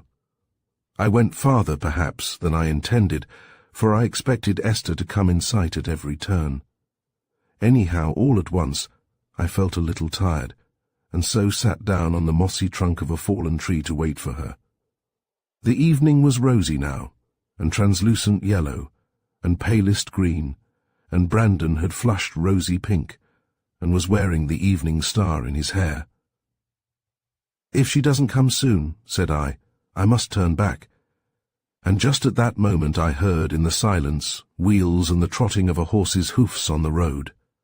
The sound was coming nearer every minute, and was sufficient of a novelty to attract my attention, for, as I have said before, the road to Brandon led nowhere but to Brandon, the only exit from it, after Brandon Gates, being a horrible rutty boreen, too narrow for anything but the smallest donkey cart. "Hullo," said I to myself, "I have learnt slang from the boys, you see. Una's stranger for a ducat." And I began to feel rather excited. With the sensitive hearing of a country girl, I could follow the sound of the car through its many windings and turnings, and could even catch the murmur of voices when the turning was towards Brandon, and not away from it, or in a hollow. Presently there was a pause, and I knew the car had stopped at the gate, and that the driver was leading his horse through, for our last lodge-keeper, Larry Hefferman, had been dead 2 years, and we had not filled his place. Then I heard the car coming on towards me up the avenue. I listened in strained expectancy, still keeping my place on the log. It came nearer and nearer. Then it turned on to the long straight bit at the other end of which I was sitting. There was one person on it besides the driver, a tall man, much muffled despite the clemency of the April evening. As they came near me, I saw him lean across and speak to the driver. Then the car stopped and he alighted slowly and painfully, and taking a bag from the seat, came on to where I was sitting, while the car turned round and drove slowly off. The man came up to me and stopped. I could scarcely see his face for the muffling and the soft hat, but there was something familiar about it, and yet unfamiliar, which made me jump up, trembling slightly. "Why, it is little Hilda," said the man, and with the sound of his voice uncertainty vanished. "Oh, Pierce," I cried, "Pierce, how glad Aline will be." And then I added, nearly in the same breath, "But what have you been doing to yourself? You are not the Pierce that went away. Have you been ill, Pierce?" He stooped and kissed me and laughed. "5 years make a difference in a man's looks, little woman," and then he coughed a hard, dry cough, which seemed to be tearing through flesh and bone. "And how are they all? How is Aline? And you and Essie and the twins and the boys and Frida?" He pushed the soft hat off his head, drew a long breath and looked all around him. 5 years! Ah, it might have been 25, so great was the difference. This was not our Pierce, this hollow-eyed, gaunt-cheeked, white-lipped stranger. He looked taller, too, by a head, but that might have been because he was very thin. "Dear heaven," he said, "how sweet it is to be at home. How often I have longed for a sight of old Brandon there, and to smell these delicious woods." He patted my hand, which he still held, softly. "Come along, little girl, let us get home. I've been ill, and am ordered to be out only in the sun. How fortunate that you should have been mooning down here. I didn't want to go in on Aline suddenly with this sick man's face." So he did know that he was looking very ill. What matter? Home air and tender nursing and good feeding would soon make him the old Pierce again. He would have taken up his bag, but I pushed away his hand from it. "One of the boys will run down for it," said I. "It is as safe till they fetch it as the Bank of Ireland." There was still no sign of Esther, and we walked on towards the house. We met no one to be surprised at my return with a stranger's arm about me. Poor Pierce! Being so near me, I could hear the painful catching of his breath as he walked, and now and again he had to pause to recover himself. The hall door stood open as usual, and I brought him into the drawing-room, which was unoccupied, and to a comfortable chair. He sank into it without a word, but a quivering sigh told me how delicious its restfulness was. "Now rest," said I, "and I will fetch Aline. You will tell her, little Hilda." "Yes, I will tell her that you have been ill and have come home to be made well." But all the way upstairs, Una's story of the banshee would haunt me, though I put out 2 hands to drive it away. I found Aline writing labels for the rhubarb and parsnip wine Una was making. She looked up at me with a questioning smile, and I noticed that she was not looking well. I sat down on the arm of the chair and kissed her ear. "What is it?" she said. "Have you had a nice walk and found Essie as you expected?" I didn't wait for her. I found news." Her eyes opened wide and startled. "News," she repeated after me. "Of Pierce? It could only be of Pierce. What news, Hilda? Not bad news. Good news, darling." "Oh, Hilda, he is coming home. I know by your face. Tell me." "Oh, he is come." "He has come," said I. "But wait, don't rush away like that. He has been ill, and has come home to get well. I was to tell you he was looking ill. You mustn't be startled at the change in him, nor startle him." But Aline was already on her way to the door, and I followed her as fast as I could. After all, she would have time to get over the shock of his appearance gradually, for now the kindly twilight would soften it down. She went straight to the drawing-room, and I followed her, with an irrational fear lest she might want me. I saw Pierce stand up and lean on a near table as if he felt faint. Then Aline put her arms round him with a sharp cry of love and pity, and I went out and closed the door. Half an hour later Pierce came into the dining-room, and was installed in a big chair by the brisk little wood fire, which had been lit because the nights turned chilly. He had had a wash and a brush-up, and looked better than when I had seen him first, and because he had been ill there was a little table set beside him, to which we carried the dainty bits of the chicken and the delicacies which Una had hastily served up. The young ones, of course, could not see how woefully Pierce was changed, which was a relief to us. Now that the lamp was lit, I could mark the changes in his face. He had left us a sunny-hearted, sunny-faced boy. Now some immense trouble had drawn a myriad fine lines on the skin that had been so smooth. When, for a moment, it relaxed into quietness, it wore a curiously tragic expression. More than illness had been at work on that face.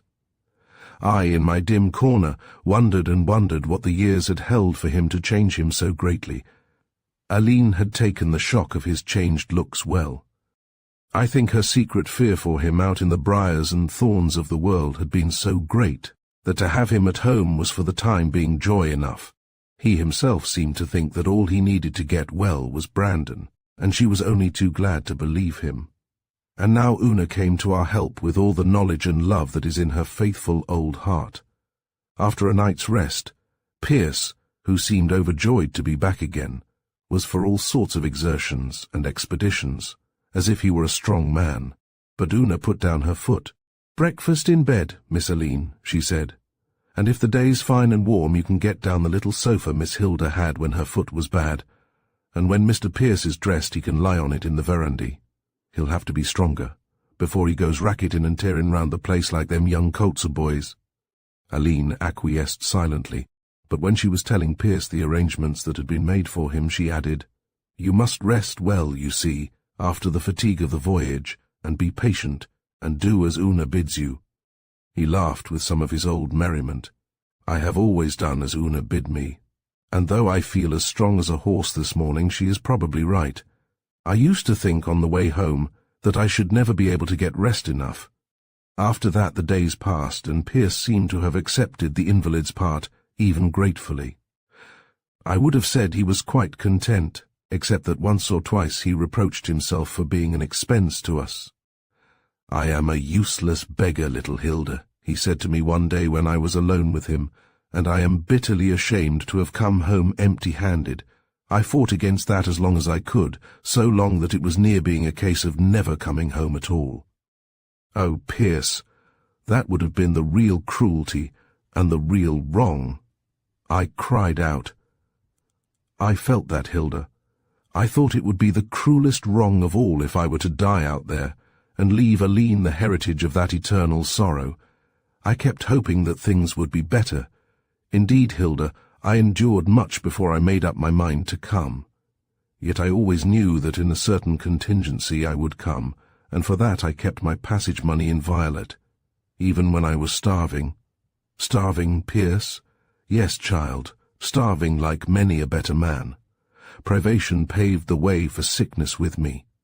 But you will not tell Aline, nor anyone else. I don't want to squirm under my punishment, which I richly deserved. And I would not have Aline's tender heart wrung afterwards to think upon such things." "She need never know," I said. "We will make you well, Pierce, and Aline will be happy." Then I saw a light of exultation break over his face. "Life and death are in God's hands, little one," he said, "and if it is death for me, I shall not repine. It may happen to a man to save his soul alive in the very gates of death." I said nothing. With that light on his face, I could not talk of death as if it were the last evil. "I have known worse than death," he went on dreamily, "but the knowledge shall die with me.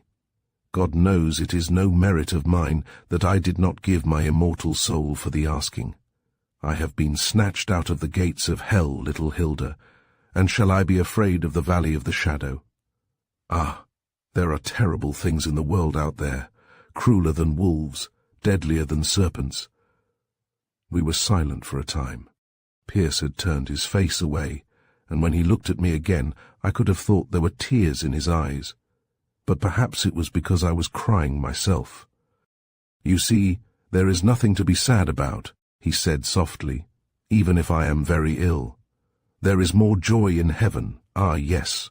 And if there is joy in heaven, is there not cause for joy on earth? Believe me, child, there is no real sadness, no real sorrow on earth, except sin. All else that seems sad to us is because we see as in a glass, darkly." I never found Pierce in this mood again, and I believe I was the only one to whom he said so much, for he had the tender compassion for Aline that would not leave her the memory of great sorrow. Only once afterwards did he touch upon those years. "Desmond would have saved me, Hilda," he said suddenly one day, "and I would not be saved. When I am gone, I want you to write to Desmond and tell him that I knew at last he was right, and that I died loving and thanking him. You will do that for me, Hilda." I said I would do it, and he was satisfied. It was curious that he should have chosen me for his confidant about such things. I know he did not talk to Aline, close as the bond was between them, as if he did not expect to live. Good old Una surpassed herself in those days after Pierce came home. I had rather feared her superstitions, the superstitions the peasants love, but if she felt them, she did not impart them to me. She was indefatigable in compounding dainty dishes to tempt Pierce's weak appetite, and she brought out of her stores of knowledge wonderful recipes for healing and strengthening. But as the days turned round to summer, Pierce did not grow stronger. Chapter 11. A Fairy Godmother. Old Dr. Devine had seen Pierce soon after his return, very much against our invalid's wishes. He had not enlightened us much, nor given us much comfort. "Go on as you are doing," he had said to Aline in his fat, comfortable way. "Plenty of port wine and fresh eggs, and keep him from taking cold." But so much we had known before, and at Pierce's earnest request we had troubled Dr. Devine no further. "Hilda," said Esther to me one day, "do you remember that when your foot was so bad, Aline sold her collet to get you the best doctor that could be procured for money?" "Could I forget it?" said I.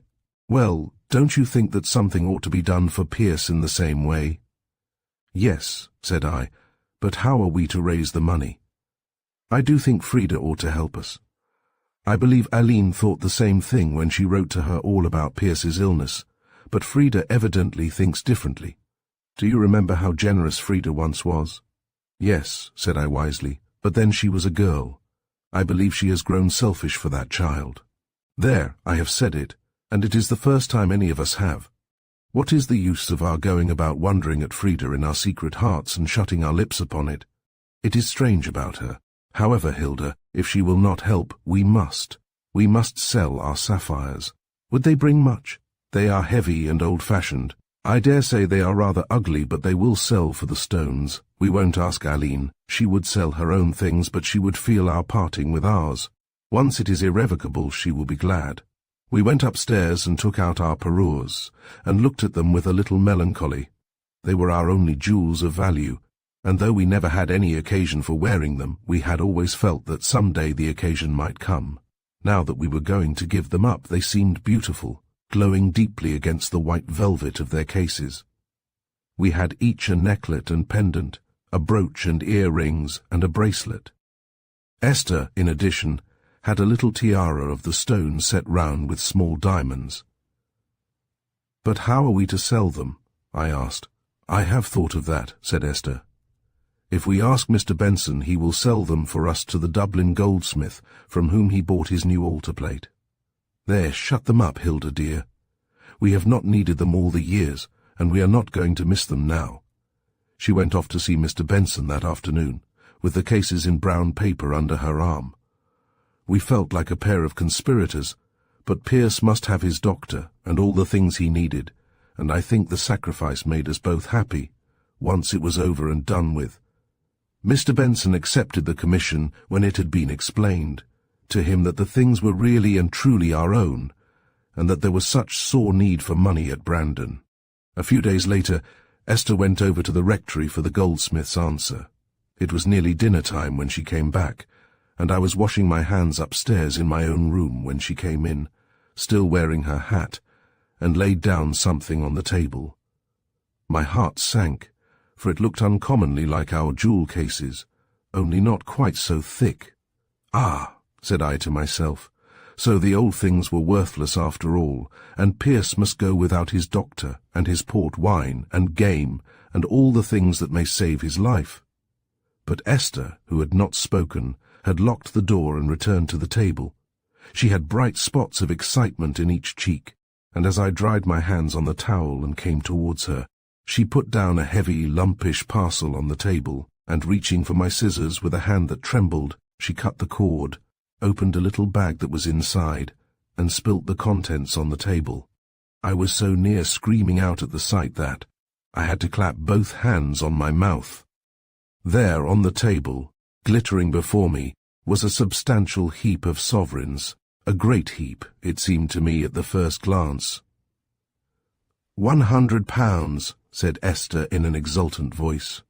Actually £100 for the old sapphires. That dear Mr. Benson went to the bank and cashed the cheque, and got it all in gold, knowing it would delight us so. And to think they've been lying there so uselessly all those years, said I. They could never have served us as they will now, said Esther again, and we both stood gloating over that heap of sovereigns as though we were a pair of misers.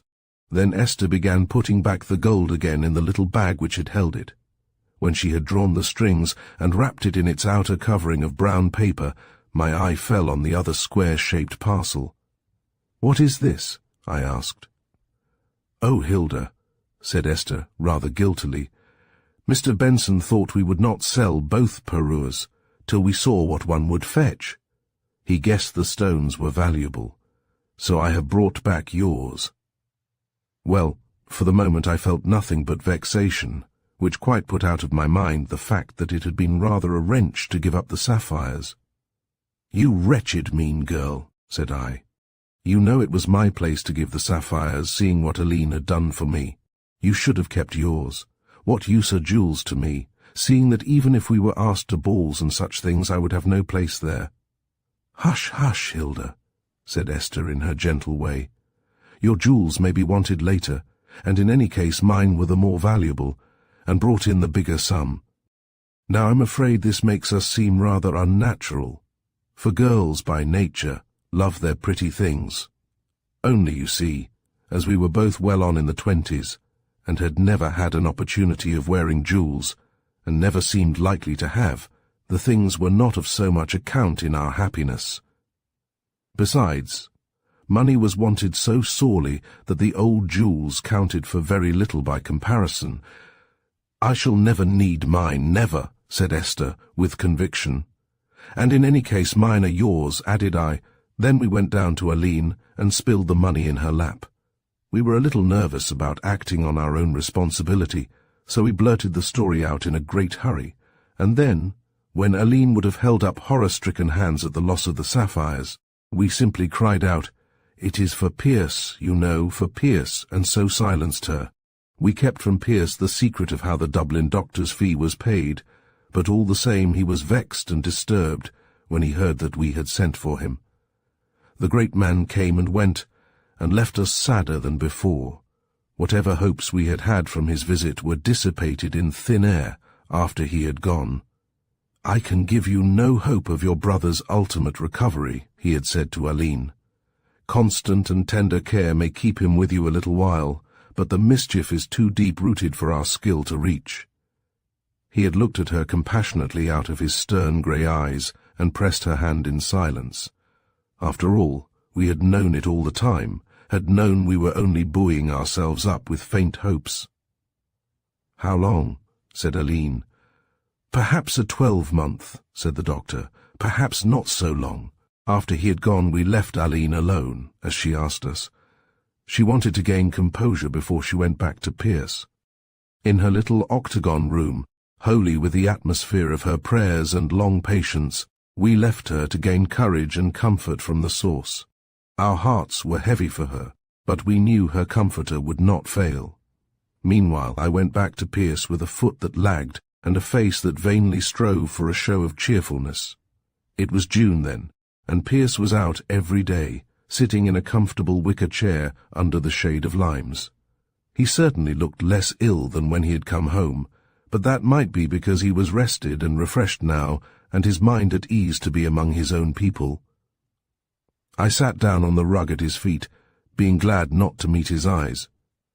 But he leant forward and pulled my face round towards him.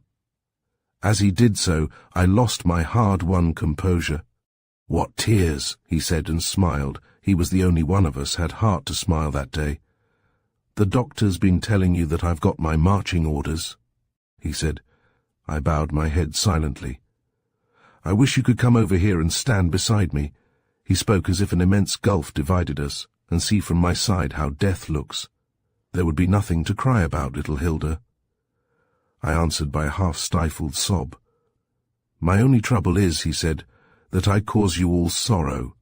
I meant to have done so much for this old place and all of you once, and I have done nothing but drag myself home to be a burden on you all, and then to grieve you by my death. And yet if you could know, little Hilda, how impossible it was for me to take up life again in the old way, you would understand how glad I am to go." Still I could not answer him. He spoke again with a curious strength, and will that for the moment made his voice like the voice of one in health. "There must be no more doctors, Hilda. Even if it comforts Aline, I cannot have it. You must let me go quietly. God knows that in being here, I have more happiness than I deserve." I followed his eyes as they gazed around. The great lime was flinging wavering shadows on the grass. The sun was very hot, but under the shelter of the tree a cool wind had strayed in, and flapped about with half-folded wings. And facing Pierce as he sat was Brandon, blue as forget-me-nots. A day or two later we had accepted, with what resignation we might, the knowledge that Pierce's time with us was to be but short. It is wonderful how one grows used to such things. Troubles that, imagined, we would have said we could not endure, we accept in a few hours, and go about, not only living, but carrying out the usual routine of life, as if the thing had always been so. About a week after the Dublin doctor's visit there dropped a new friend out of the clouds. I was with Aline one day, and she was snipping off withering roses into a basket from the bushes close to where Pierce was sitting. To us came the newest of our small handmaidens, for Una keeps up an incessant change, in much trepidation, and holding a card between her finger and thumb. Aline took it, and looked at it in surprise. Then she walked up to Pierce. "Why, Pierce," she said, "here is old Lady O'Brien come home to Anagawa, and come to make a call. I thought she was dead long ago." "So did I," said Pierce. "We used to call her the fairy godmother when we were small. I thought she was enormously old then." "She has been out of these parts a long time," said Aline, "but I must not keep her waiting. However, I shall have to wash my hands. Hilda, dear, would you mind going in to the old lady till I can come? I wish Esther were not out, for Lady O'Brien is her godmother." "She has only gone to see Una's cousin Mary," said I, "and may come in at any minute." I found a very tiny old lady sitting in the biggest chair in the drawing-room. She had a foreign-looking, big black hood pulled over her face, out of which twinkled her bright eyes, set in a delicate little old white face. "Well, my dear," she said, "which of the girls are you? And why didn't you come at once instead of keeping me waiting? I am Hilda, Lady O'Brien, and I came as quickly as I could. But we were at the far end of the rose garden with Pierce when your card came, and I can't walk very quickly. Aline will be here in a moment. She was gardening and had to wash her hands." "Why can't you walk quickly?" snapped the old lady. "I am a little lame," I explained. "Now, how do you come to be that? Mary Brandon's children were born without blot or blemish. What mischief were you up to lame yourself, child? We went to the races without leave and fell into a ditch on the way home. Indeed, then, you've been too much punished, for I've been doing things without leave all my life, and here I am with all my teeth and my eyesight and my hair and complexion at 70 years of age.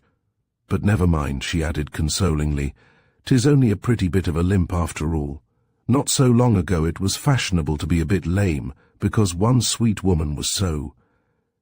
At that moment Aline came in, and was called over to kiss the old ivory face in its black hood. "You're the image of your grandmother, my dear," said the old lady graciously, "and when we were both brides together, we divided the county into factions about our beauty, though you wouldn't think it now to look at me." "Eh, what?" This exclamation was addressed to me. I had just said in a low voice that I could well believe the old lady's statement. I repeated the speech to her delight. "Well done," she cried. "You've a pair of eyes in your head, madam." Then she turned to Aline in her quick way, which reminded me of a bird pecking. "I suppose you wonder where I've come from after all those years. I hope you've come back to Anagawa to stay, to make my exit, my dear. I've been racketing all those years up and down the world, and now I've come back to make my soul. Ireland's a pleasant place to die in." "You don't look like dying," said Aline with truth, "nor feel like it, my dear, but I am an old woman, 70 years of age. I thought I'd like to lie beside poor Sir Peter at the last. Though it's so long since he went, he must have given up expecting me, poor man." "But where's my girl?" she asked with startling suddenness. "I don't see her yet." "Esther," said Aline. "She is out, Lady O'Brien, but I hope she will be in before you go. Now you'll have some tea," for at this moment little Annie appeared with the tea-tray, casting, at the same time, alarmed glances at the old lady, who indeed looked exactly like a witch. "If it's fresh and well made, my dear, and you can give me cream with it. My doctor man at Monte Carlo has absolutely forbidden me tea, so that if I am to ruin my stomach it must be for something worth having." "You could have milk if you preferred it," suggested Aline. "I haven't cut my second milk teeth yet, my dear. Thank you, that looks very nice. Gebhardt, the doctor man, was rather a fool. I often told him so. But bless you, doctors must be saying something."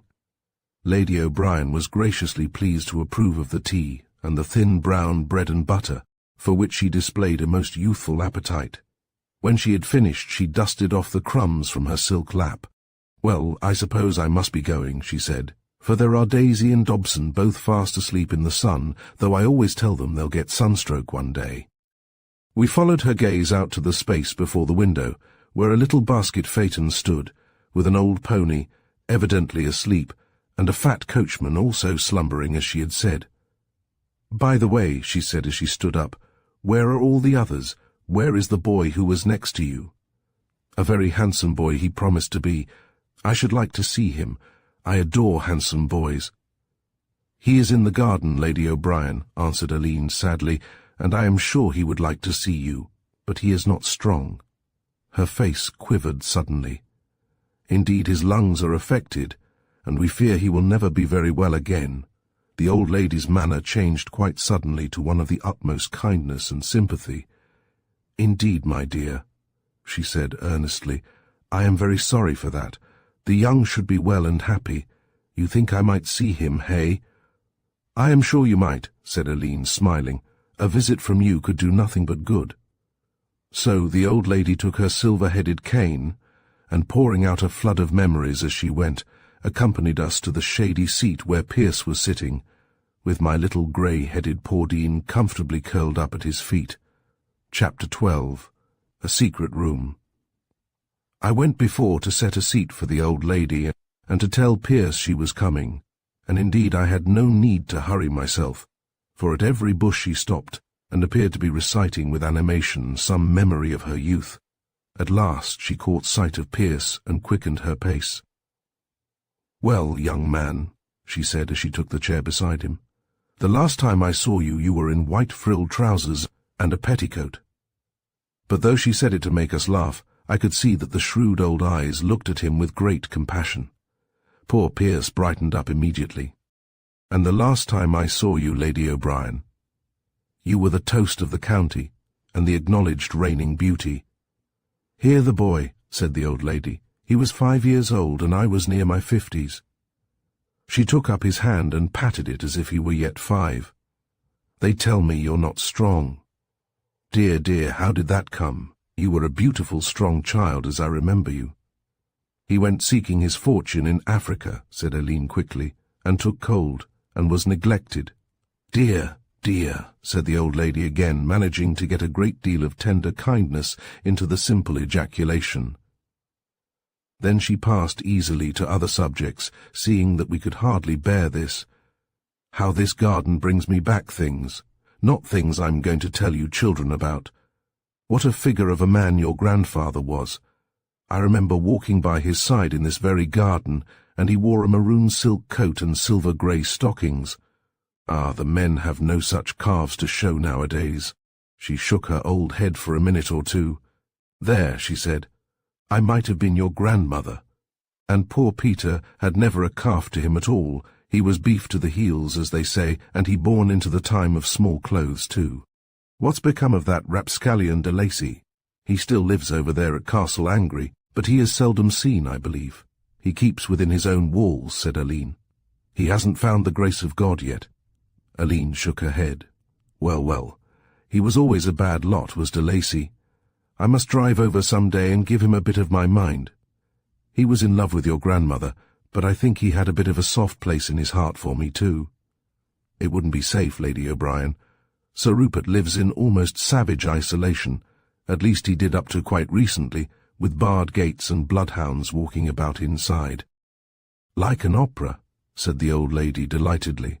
"But why do you say up to recently? Have you any hope that he has mended his ways?" Aline told her then of young de Lacy's accident, and of his determination to stay at Castle Angry at all costs. "There must be something in the boy," she commented. "I must have him over to see me after I've been there." "Tut, tut, I'm not afraid of de Lacy or his dogs. He'll keep them off me. I'll go bail." Just then Esther came in view, coming towards us down the long straight path.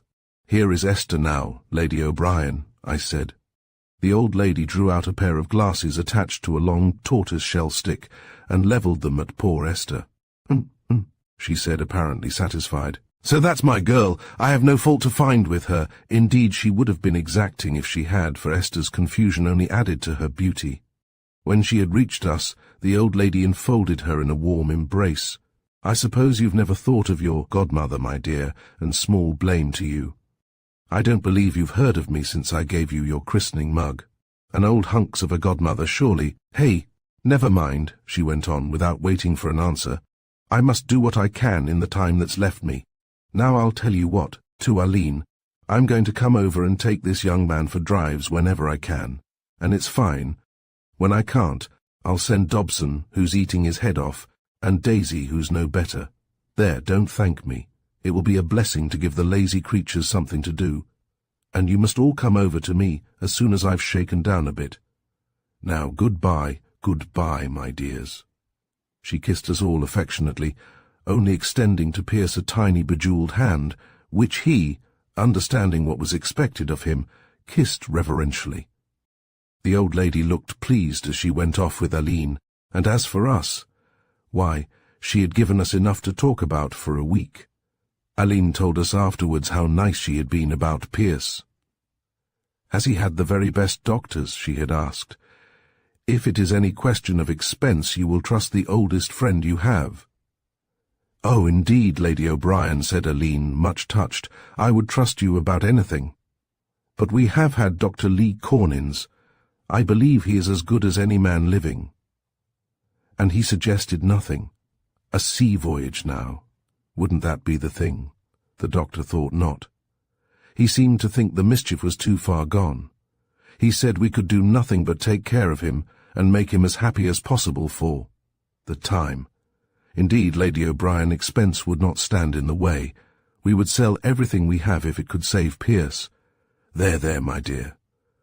Well, if I can do anything, you may depend upon me. To think that that lad and I are taking the same way together, the way that leads away from you all. For me it is all right, I have lived. But for him, poor boy. He is quite happy about it, Lady O'Brien. Then maybe he'll teach me his happiness. I've been a selfish woman, living for no one but myself all my days, and now at 70 I feel as attached to the world as if I was 25, aye, and more attached. I'm a worldling, my dear, a worldling to the core. Every day after that, unless the rain fell, the little wicker phaeton would come rattling up to Brandon, with or without its mistress. If Lady O'Brien did not come herself, one of us filled the vacant place in the phaeton, but I am not at all sure that Pierce, though he is so affectionate, did not enjoy the old lady's society more than ours. A curious and touching friendship sprang up quickly between them. They never seemed to tire of each other's company, and the old lady's shrewd, humorous, slightly biting comments on men and things, and her glimpses of the world she had left behind her, seemed to afford great delight and refreshment to our poor invalid. It was strange to see him so humble, so devout, so cheerfully resigned to the will that was taking him in the flower of his youth, yet looking at the world through the eyes of tolerant laughter with which the world-worn old woman presented it. "The boy is teaching me how to die," she said to Aline in one of her serious moments, and one could scarcely doubt that she was helping him in the last moments of his life, which it was his desire and his will to leave with cheerful courage, and a trust too great for sadness. We all grew very fond of Lady O'Brien in those days. She had come in the nick of time for Pierce. She brought us all out of our shells. Once we dined at Annagower, Aline and Esther and I, but only once, for Aline would be with Pierce all she could, and she did not like to leave him a portion of the evening alone. But we often went to tea, Pierce and Aline driving, and we following, Esther and I and the boys, and hugely the boys enjoyed it, for Lady O'Brien had a most generous idea of catering for boyish appetites.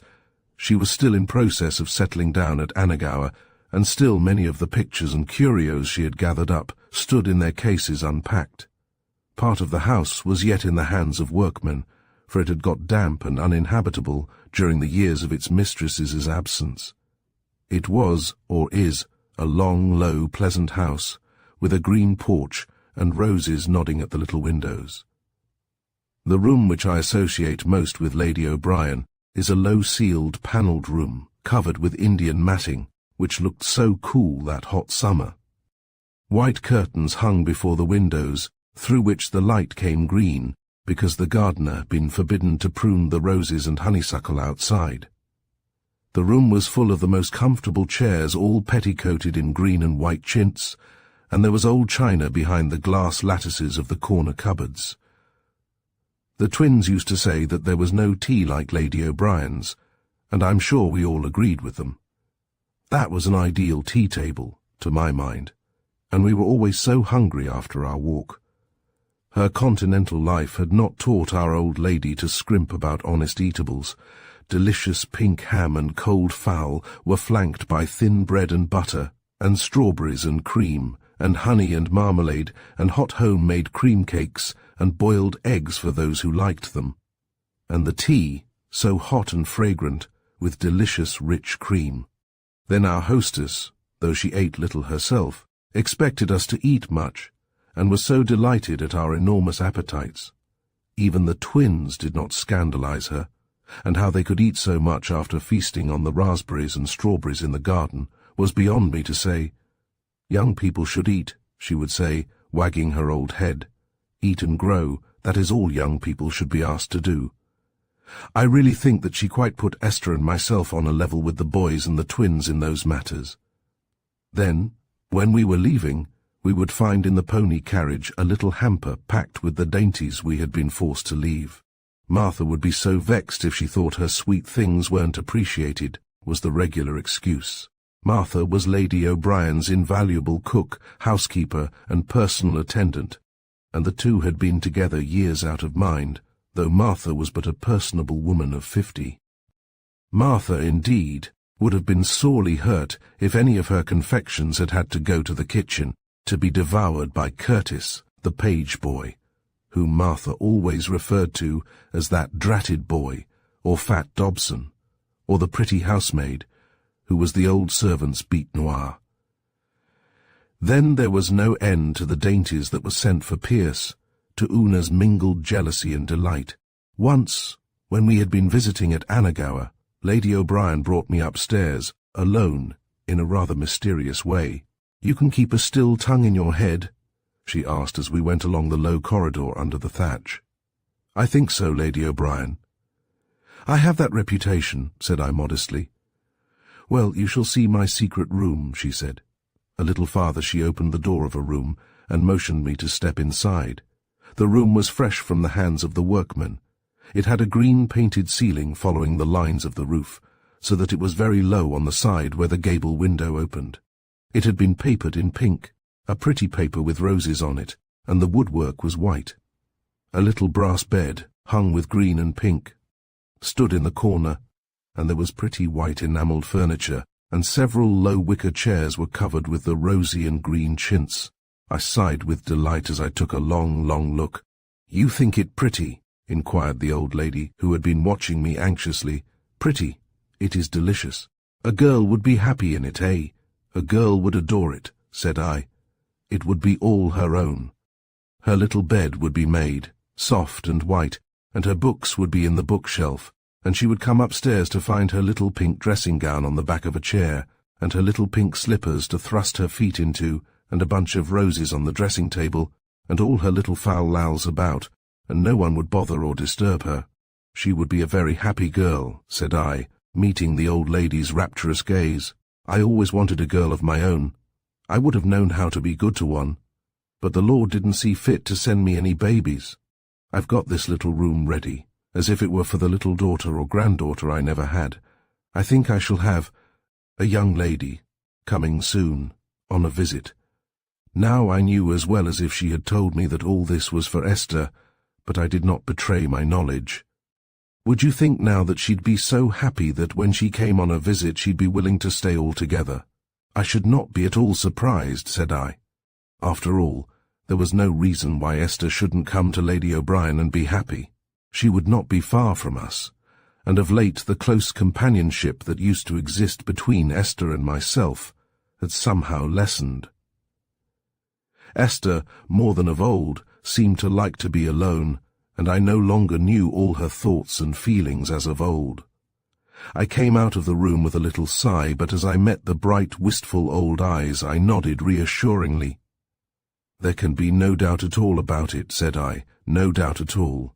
If she could resist that room, she couldn't resist the love that made it ready for her. Not if I know what girls are made of." "Thank you, my dear," said the old lady simply. "I feel that she is going to stay." She locked the door and put the key in her pocket, and we rejoined the others. Of course I kept my own counsel about Lady O'Brien's secret room, and gave myself up more and more to the companionship of my books and papers. They, at least, would not fail me. And then I have always Paudine, of whom I have been saying too little in this narrative. Chapter 13, Cinderella. The summer had turned round to autumn before Lady O'Brien broached her project about Esther. I think she waited till she had us all bound fast to her by ties of affection and gratitude. Things were much the same with us, except that Pierce had grown a little thinner, a little more pinched and peaked like an old man, and a little weaker every day. His couch now was in Aline's octagon room, and though the autumn was a fine one, fires were pleasant. We were there one day, Pierce and I, and poor Dean at Pierce's feet. A little wood fire sparkled in the grate, though outside the world was full of brightness of blue sky and yellow sun, and golden and scarlet woods. The leaves were beginning to fall, and old Brandon's shoulders were visible now, where a month ago we could only see the top of his head.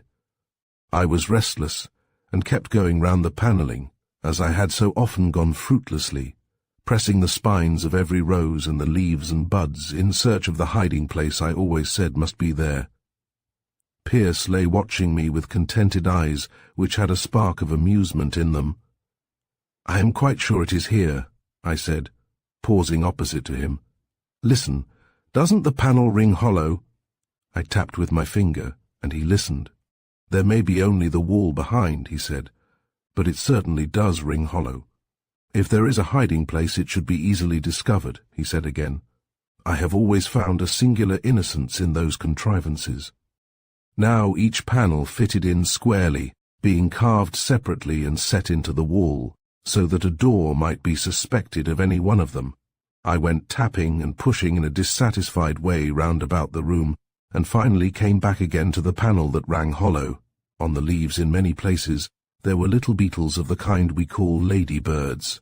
They had specially exercised my mind, for they stood much above the surface of the carving.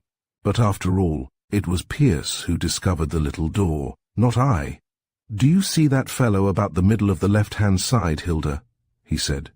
"Near your hand now? Yes, that is the one. I have tried him over and over, for he has tentacles and the others have none. Try to twist him instead of pressing him." I tried, and thought he moved ever so slightly. I tried again. Yes, there was no doubt he turned with my hand, but I had little purchase on him. "I know," said I. "I'll get Una's hammer and see what that will do." The claw end of the hammer just caught the little beetle. I gave it a wrench and a turn, and there was the click of a bolt. Then a little clink, and the panel opened towards me. It was simply a door in the wall, where I had been looking for a sliding panel all the time. I looked at Pierce with expectant triumph. He was nearly as excited as I. The light poured full into the little cupboard. There was an Indian box of lacquer inlaid with mother-of-pearl and gold. A little gold key stood in it. I handed it to Pierce, and drew out next a pair of white gloves with tarnished gilt tassels at the wrist. Then a tiny riding whip. Next a case containing a miniature of a handsome young man. That was all. Not a scrap of writing, not a word by which we could guess at what time the girl had lived, who must have gone away so suddenly, leaving all her treasures hidden in the wall. I opened the lacquer box with a hand that trembled. Inside it was divided into little square boxes, surrounding a larger box in the middle. "This first," said I, lifting the cover. Within there was nothing but a faint perfumed dust in the corners, and a tiny bit of blue ribbon. "Ah," said Pierce, "all that remains of Dulcinea's breast knot." We opened another. Within was a tiny gold bodkin and a thimble studded with turquoise. In another, an old vinaigrette. In a third, a mother-of-pearl bobbin wound with green silk. In a fourth, a tablet of ivory with a gold pencil. The last two were empty. "So this is all your treasure trove," said Pierce, looking down at the quaint box. "Yes," said I. "Aren't they lovely? I am so happy to have found them, for the romance of the discovery gratified me immensely." "I don't quite think we have found all," said Pierce, who had been examining the box. "There must be a tray under here." After a little search we found the tray, which slid outward. It was a flat receptacle for jewels, with, at one corner, a diamond-shaped box like those in the upper part. "Garnets!" cried I, in an ecstasy, when the tray had slid out. They will look lovely on Esther and will make up for her sapphires. Fortunately, Pierce was too interested to notice my slip. He took up the collar of garnets and looked at it. Exquisite setting, he said, turning it over and looking at the gold honey combing at the back. I wonder they put garnets in such a setting. Everything was worth doing well then, said I, lifting up the bracelets to match. The stones were laid on closely, almost like beads, except in the pendant, where a heart-shaped garnet was surrounded by diamonds. There was a whole set of the pretty things, including stars for the hair. Look at their soft fires, I cried, how they will light up on Esther's creamy skin. They are for Esther, then? Yes, I should like them to be for Esther. They are mine to give, Pierce, and yours. Oh, I waive all claim to them, little girl. What should I do with garnets? I think there's no doubt that the jewels belong to the lady who left them there, and you, I should say, are her residuary legatee. I shall give Aline the thimble and bodkin, said I, and all the rest I shall keep myself. What, the tablet and the vinaigrette, and the whip and gloves and the portrait? Aren't you rather greedy? And the bobbin? I had forgotten the bobbin. But I saw he was laughing, and did not justify myself. Hullo, there is something we have forgotten, said he, lifting the little corner box. It was detached from the rest, and inside was lined softly with silk. It held a lock of brown hair, tied with a piece of green silk. That was all. I lifted the hair reverentially, and put it beside the brown head of the miniature. Ah, said I, but she should not have tied it with green silk.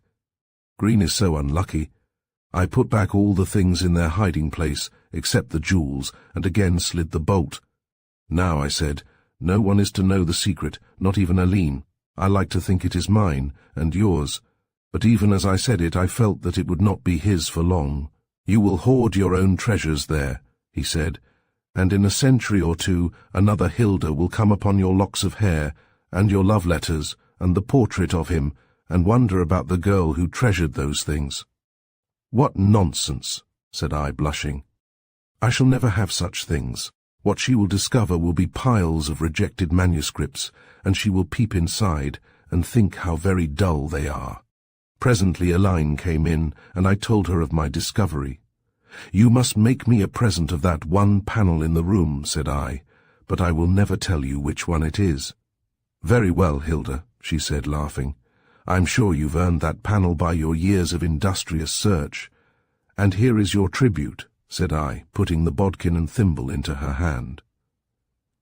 Just then we heard that Lady O'Brien was downstairs and pushing the garnets into Aline's work-basket, for I didn't want them to be seen till they were Esther's own. I went downstairs to ask the old lady to come up. Since the fire had been lit in the octagon room, and Pierce had sat there, it had come to be a general assembling place for the family. After she had greeted us all, and perched herself in the big chair by Pierce, she said, You won't guess, my dears, what brings me over today. It is to ask a favour, Aline. There is the county ball a week from now, and I want to take my goddaughter. But Esther has never been to a ball, so much I heard her say the other day. That's what put it into my head. Never been to a ball. Why, I had worn out hundreds of slippers dancing at balls, and on the hearts of my partners before I was Esther's age. I wonder if she would like it, said Aline doubtfully. You see, it was such an unheard-of thing in our lives, and there was Pierce so ill, and then how was she to get a proper frock? Of course she will like it, not being a saint like you, nor a literary woman like Hilda, said the old lady with sparkling eyes. Just then Esther appeared in the doorway. Come here, my dear, said the old lady, and kiss me. Now tell us, would you like to put on your glass slippers, and step into my pumpkin, and be whirled off to the ball? Better finish it, Lady O'Brien, said I, while Esther stood, turning red and white with excitement. Cinderella has no frock. Tut, said the old lady, that must be left to the fairy godmother. What do you say, my dear? To Esther, I've never been to a ball, said Esther nervously. Well, you're asked to one now, and what do you say? Esther said nothing, but looked from Aline to Pierce, wistfully. That settles it, Lady O'Brien, said Pierce, speaking for the first time. Essie would plainly like it, and she must go. Thank you very much. About the dress, said Aline. "I don't think we need trouble you, our kindest of friends. I have a few lengths of silk somewhere, and we have a dressmaker who can make it up. I have a little Frenchwoman who'll do it in half the time, and with 1,000-fold the wit. Put it up in a parcel with an old frock of Esther's, and throw it into my phaeton." "There, my dear," impatiently as Aline hesitated. "Don't be too proud with the oldest friend you have in the world. There's a virtue in receiving as well as in giving." So Aline yielded the point, and went off to find her silk. I wasn't quite satisfied about the silk myself, though it was a lovely bit of old grey silk gauze, powdered with violets. But grey is just the one colour that spoils Esther's looks, and then the garnets with those violets. However, we can't have everything. I shall never forget Esther's face of joy when she came timidly to ask if I would lend her my sapphires, and I put the garnets into her hands and told her they were her own. The day of the ball, Lady O'Brien sent over the phaeton for Esther, with a note saying that if I would come over to dine and help her to dress, they would drop me at Brandon on the way back. Now it was an ideal arrangement, for we were all anxious to see Esther dressed for the ball, and more especially the twins, for those little girls have a most amazing taste for finery, especially considering that they have hardly ever seen any. When we arrived at Annagower, we found, instead of dinner, one of Lady O'Brien's delightful high teas, which was much more to our taste. "I know girls always think dinner a dull meal," said our hostess. "It is only as they grow older that they discover how much consolation is to be found in it." I noticed that the old lady looked a little excited, and I guessed that Esther was to be introduced to the pink room that evening, and I was right. Towards the end of the meal, to which I did justice if Esther did not, Lady O'Brien left us, saying that she would have Martha's services first, and that when Esther rang, Martha would come and do her hair. "But where am I to dress?" asked Esther. "Hilda will show you the way to your room, my dear," said the old lady, going off rather hurriedly, as if to avoid any more questions. Just as we had finished tea, the fat page boy came in with a little covered dish, and set it before Esther. "Her ladyship's love," he said with a grin, "and she hopes Miss Esther will like the dish." He whipped the lid off in a hurry, and there was a key with a little label to it. "What is this?" asked Esther wonderingly. "Better read the label," said I. She read aloud, the key of Esther's room, with her godmother's love, but looked as mystified as before. "Never mind," I said. "Come and see the room. I know the way," and off we went, to the disappointment of the page boy, who would fain have seen the end of the affair. I took a lighted candle from the hall table and led the way upstairs. When we came to the door we found it locked, but Esther opened it with her key. When the door swung back she gave a little cry of delight. There was a bright fire in the grate, and there were wax candles, with rose-coloured shades, lit on the dressing table. The room glowed rosily before us. I led the way to the dressing table. On the glass was a piece of paper, on which was written in delicate, spidery, old handwriting, "This room and all it contains, a gift to Esther Brandon, from her old godmother." Esther gazed at the piece of paper with her eyes full of tears, yet shining, and her lips parted. "What? All this for me?" she said incredulously. "Yes," said I, and more, for I had been using my eyes. On the back of a big chair by the fire was a cosy little dressing gown of soft pink stuff, and before the chair a pair of pink silk wadded slippers thrust themselves invitingly forward. We had hardly taken these in when our eyes wandered to the bed. I took a candle hastily from the dressing table and held it high. There lay a most lovely frock, short-waisted and long-skirted, of palest yellow silk. Beside it a silk evening cloak of the same colour. A little away stood a pair of silk shoes flanked by silk stockings. Over the pillows lay an armful of underlinen, all laced and frilled in the daintiest way. Not one thing had been forgotten that Esther should wear that evening. I left Esther staring and went round the room peeping here and there. Nothing had been forgotten. On the toilet table, or put away tidily in the drawers, were all the requirements of a girl's toilette: hairpins, pins, delicate soaps, perfumes, and all manner of things. Nothing seemed to have been forgotten. "I feel like an enchanted princess," said Esther at last. "But oh, Hilda, isn't it too much? Is it right to accept so much?" "I wish Lady O'Brien were my godmother," said I. Just then Martha knocked at the door to know if Miss Brandon would have her hair done, so we had to adjourn the discussion. Martha was certainly a very clever maid. She piled Esther's hair in the most beautiful soft masses round her head, seeming to bring out the bronze shades that I think are so great a beauty in it. She did everything so quickly and expeditiously that in a very little while Esther was dressed, and looking so grand and stately a young lady as she stood in the middle of her little room that I could hardly recognize her. "I was to tell my lady when you were ready, miss," she said.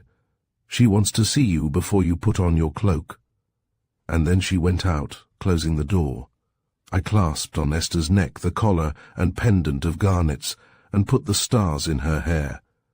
They looked lovely with the pale yellow, and Esther, standing there with her head bent, I really thought must be one of the most beautiful creatures possible. I'd hardly done before Lady O'Brien came in, exclaiming at the lateness of the hour, in order, I guessed, to cover her embarrassment. But Esther ran to her, and put her arms round the little old lady, and kissed her without a word, and the two seemed to understand each other perfectly. I noticed that Lady O'Brien had carried in a little packet with her, and presently, when she put back Esther, and stood a little way off to look at her, I saw that it was a jewel case. Her eyes rested on the garnets. "I brought you a little string of pearls, child," she said, "but you have far more beautiful jewels, and they go better with your frock." "They are garnets," said Esther, "and Hilda's gift to me. I should like to wear them." "Garnets," said the old lady, peering closely. "They are no garnets. Take off the collar till I see it in the light." I felt much abashed, for if the things were mere glass, the pleasure of my gift to Esther would be gone. Lady O'Brien turned them this way and that way. "Garnets indeed," she cried contemptuously. "They are rubies, and exceedingly fine ones, if I know anything about it. There won't be a woman there tonight with finer jewels. I'm only afraid they're too fine for a girl." Then Esther turned to me, and said that if the stones were indeed rubies, that they must be mine and not hers. But I laughed at her, for to my mind and my love Esther is far above rubies, and I told her so. But there was no time to continue the discussion, for just then the page-boy knocked at the door to say that the carriage was round, and Lady O'Brien took the cloak and wrapped Esther in it with great tenderness, as if she were her own child. I noticed the pleasure and the gratitude shining in Esther's eyes, and said to myself that she would not refuse to become Lady O'Brien's adopted child. What excitement there was at Brandon, where the twins sat demurely on chairs against the wall of the big bare drawing-room, and the boys stood on the rug pretending to feel bored, and Aline leant on the edge of Pierce's wheeled sofa, which had been brought in, all waiting for Esther's appearance, and peeping in at the door were Una and her handmaidens. I stood by the door and whisked off Esther's cloak as she entered. I heard the twins' rapturous groan of delight and the murmur of admiration from the others, and felt a share in Esther's triumph. Withal, she looked so sweet and modest that we all felt she would never be spoilt by the world or its vain praises. "But the frock," said Aline, bewildered. "Ah, my dear," said Lady O'Brien, who had a bright spot of excitement in each cheek, "that is a little liberty of mine, and nothing at all to what I shall be taking presently. Nothing at all, my dear. Come home early tomorrow, Essie," we cried, as the carriage drove off, "and tell us all about the ball." Chapter 14. The Romaunt of the Rose. We expected Esther quite early in the morning to tell us how she liked the world, but the morning hours passed and lunchtime, and still she had not come. However, just as little Annie was carrying in the big tea-tray, which the robust appetites of the younger Brandons demand, to Aline's room, we heard the little pony carriage drive up, and in a minute or two we were welcoming our Cinderella home from the ball. Esther certainly looked a very different person from the radiant princess of last night. Our winter jackets have grown rather threadbare, without any great hope of new ones, and Esther's seemed to show unusually thin and skimpy in the western light which was pouring in on the tea-table and its hissing urn and pile of hot cream cakes. "Well," said Lady O'Brien emphatically, as she seated herself, "I have brought the belle of the ball to see you. Congratulate her, my dears." Esther blushed, and we all laughed, knowing Lady O'Brien's way, but the old lady was in earnest this time.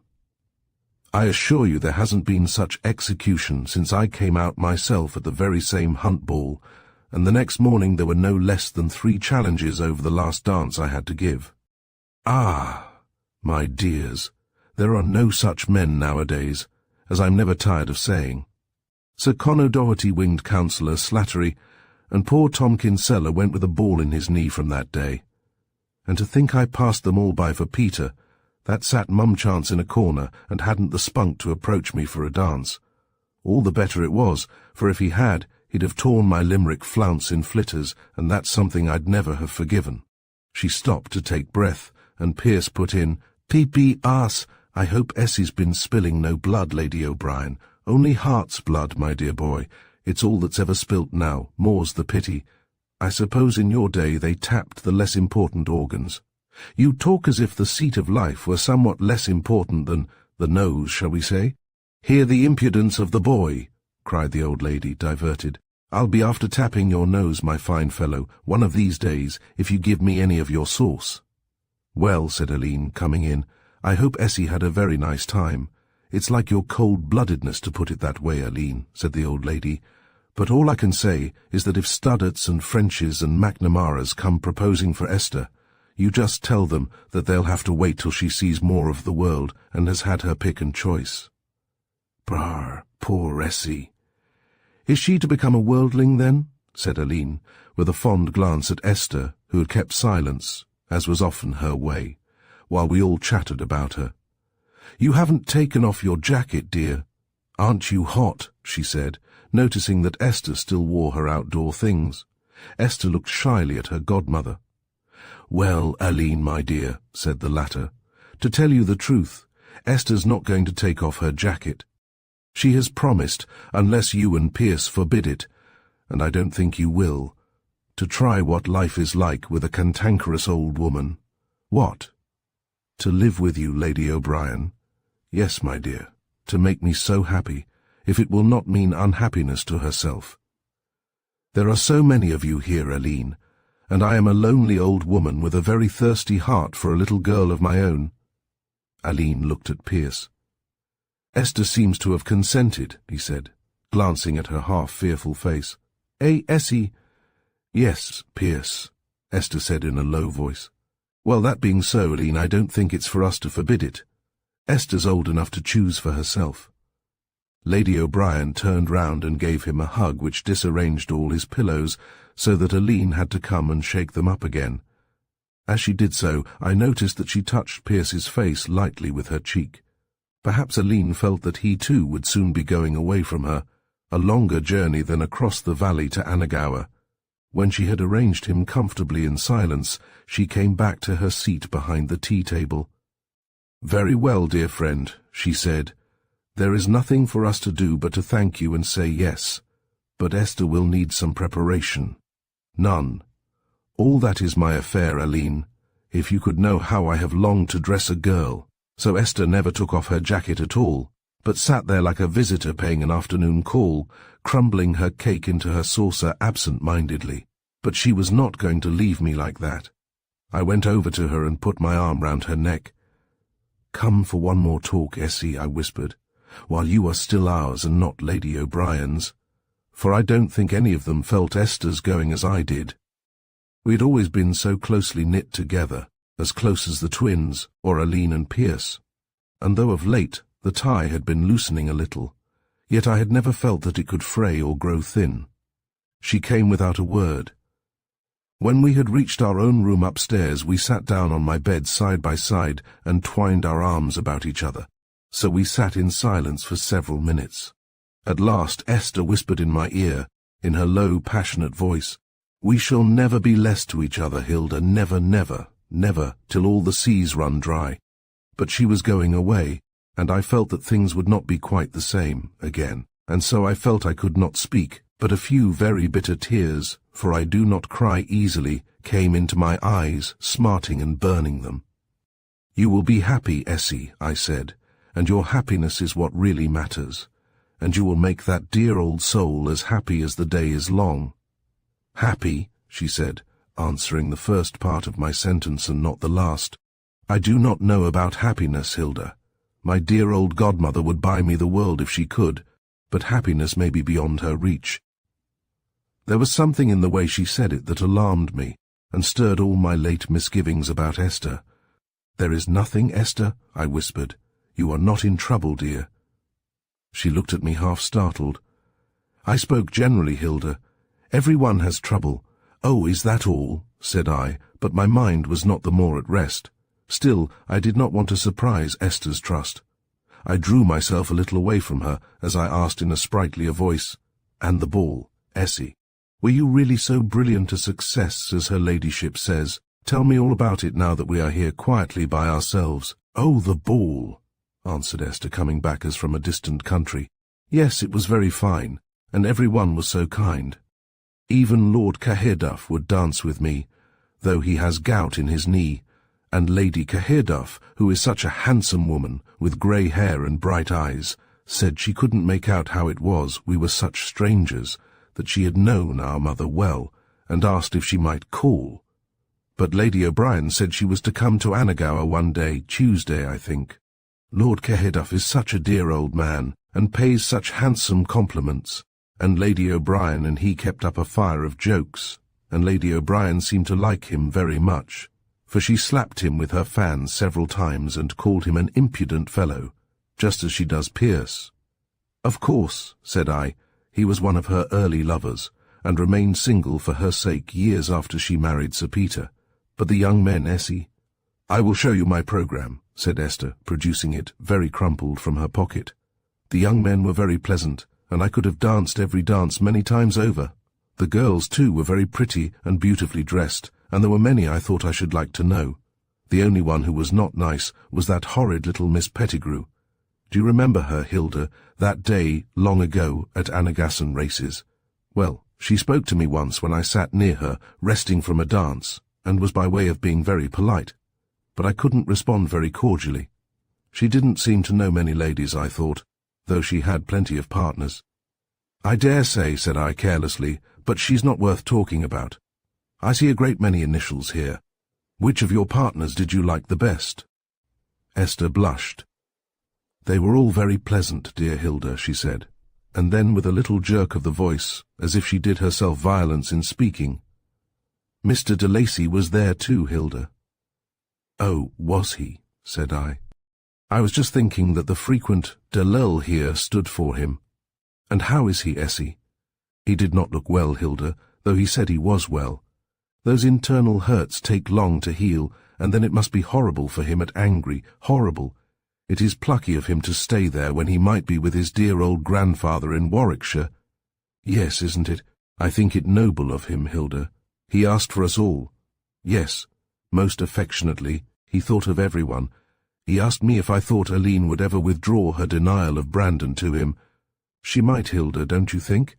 It would be only kindness, seeing how alone he is and young, and ill-fitted for what he has to endure. If he were our friend, Essie, he might have harder things to bear." "What do you mean, Hilda? You cannot guess." Suddenly Esther turned from me and hid her face in her hands. Her shoulders began to heave up and down, and a heavy sob broke from her. It struck me suddenly that this was the weeping of one used to a burden. The tears flowed very fast, as if they had been held back for a long time, and the sobbing went on with a quiet patience that brought a pain into my own heart. "Poor Essie," I said, "poor Essie," and then I put my arms about her and let her cry her fill. "Oh, Hilda," she whispered at last, "he looks so ill, and I cannot bear it. They will kill him, and I shall die too." "When did it all begin, Esther?" I whispered back again. "The first minute we saw each other, I think. But he went away without speaking, and yet he knew I loved him, and I knew he loved me. It is love forever with both of us, Hilda. You haven't been meeting him, Esther? Oh no, you don't think I could? Not secretly, and within Brandon walls. If I met him I should tell everybody. But I'll tell you how it happened. You know your hiding place in the abbey, of which you gave me the secret. My tree, yes. Well, I used to go there after he left, where I could be quiet and think. You were keeping the house at the time with a cold, so I was undisturbed, and the second day I was there I saw him riding by, looking so sad and delicate. He did not seem fit to be on horseback at all, and while I was looking down at him he looked up and saw me. I didn't show myself indeed, Hilda. It was as if he felt I was there, and obliged me to show my face. I was wearing one of those pale monthly roses in my frock, and he halted under the tree and looked up at me, and called out, "Give me your rose, Esther, and I shall understand." And I threw the rose to him. You should have seen his face as he caught it. But I wouldn't stay to speak. I swung myself down from the tree, and ran away as fast as ever I could. After that it came by degrees that I used to be there most days to see him pass by, and every day I gave him a rose, and if it happened that I could not be there at that hour, I used to go early and leave the rose in the abbey window where he could find it. And was the rose all? Did you never speak? He used to say a word or two sometimes, but I would not wait to listen. I knew he loved me, and just then Aline was so troubled about Pierce, and I could not bear to deceive her. I would have felt the deception a stain on our love. And it went no further than the rose? No. Was it very bad, Hilda? It was superhumanly good, Esther. But I am glad you were so good. However, you talked last night. He said a great many things which I had always known, she said, her cheeks all one soft fire. Well, Essie dear, I said consolingly during her recital. The tears had dried themselves away on her hot cheeks. We must only hope for the best. Of course it's a pity you should have selected the grandson of the hereditary enemy to fall in love with, but, as a matter of Christianity, there's no reason why the feud shouldn't lie with Sir Rupert in his grave. He made it, and I don't see why it shouldn't end with him. And then it would be a pretty bit of poetical justice if his heir should marry one of the family he has impoverished. Marry, cried Esther, I had not thought about marrying. I don't suppose you had, said I, but those things generally end that way. All the same, I dare say it's as well you shouldn't think about it just yet, for I've no doubt that the fact that Sir Rupert is still alive will indefinitely postpone it.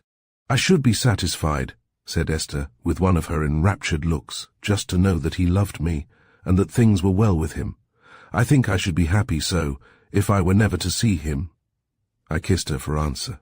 Dear Esther, she was always one to give up all and never count the cost. Now, bathe your face and come down, I said, after a few minutes, or Lady O'Brien will think I have kidnapped you. By the way, you will tell Aline that you met young de Lacy at the ball. I suppose so, said Esther. Or will you, Hilda? I should be afraid of betraying myself. I dare say your godmother will save us the trouble, I suggested, and sure enough, when we went downstairs, the first name we heard from Lady O'Brien's lips was de Lacy. Fortunately, the room was full of dusk and firelight by this time, so that the mantling colour, which I felt sure Esther wore, was invisible. I'm inclined to agree with you, Pierce was saying as we went in. If I'd been here, I should hardly have backed up Aline in shutting the door against the lad. He had right on his side when he refused to be made an enemy on his grandfather's account. He's a throwback, as his father was before him, said Lady O'Brien. Or how does a de Lacy come by those gentle eyes and delicate ways? It makes him less of a match for old Rupert. Still, he has plenty of courage, said Aline, or he wouldn't be shut up and angry with those two wicked old men. Indeed, then, 'tis no place for him, asserted Lady O'Brien. And more betoken, he is going to have the run of my drawing-room, I can tell you. I saw a quick look of alarm in Aline's face. If that speech had been uttered before she had consented to Esther's going, her consent would have been harder to extract. But now it was too late to withdraw, and so poor Aline, with a melancholy visage, said good-bye to the sister whom we should see constantly, but who had nevertheless gone out of our house and our home, for ever in all probability. Such partings, even in the happiest circumstances, are sad things. That night, as I was going to bed, Aline came in and kissed me with unusual fervour. Ah, little Hilda, she said, we are beginning to dwindle, and I knew she had it in her mind of who would be the next to go. But it is good for Esther, I said, though my own heart was full of tears. Yes, Lady O'Brien has already provided for her. Sir Peter's money returns to his family, but she has a comfortable sum to live on in her own right, so that 2 of the children are now safe out of the clutches of poverty, Frida and Esther. We who are left ought not to repine. If there was anything else at her heart, she did not speak of it to me that night. Chapter 15. Pierce goes on a journey. That winter was a very quiet and a very sad one. As the days passed, we felt the wings of death brooding closer over the house. Little by little Pierce had given up the ways of one who was to live, had given up his bath chair, which was Lady O'Brien's present, and the sofa in Aline's room, and the coming downstairs. We knew now that he would come down no more till he was carried down, and we dreaded the spring that would bring further weakness to our beloved invalid, and the summer that would take him from us.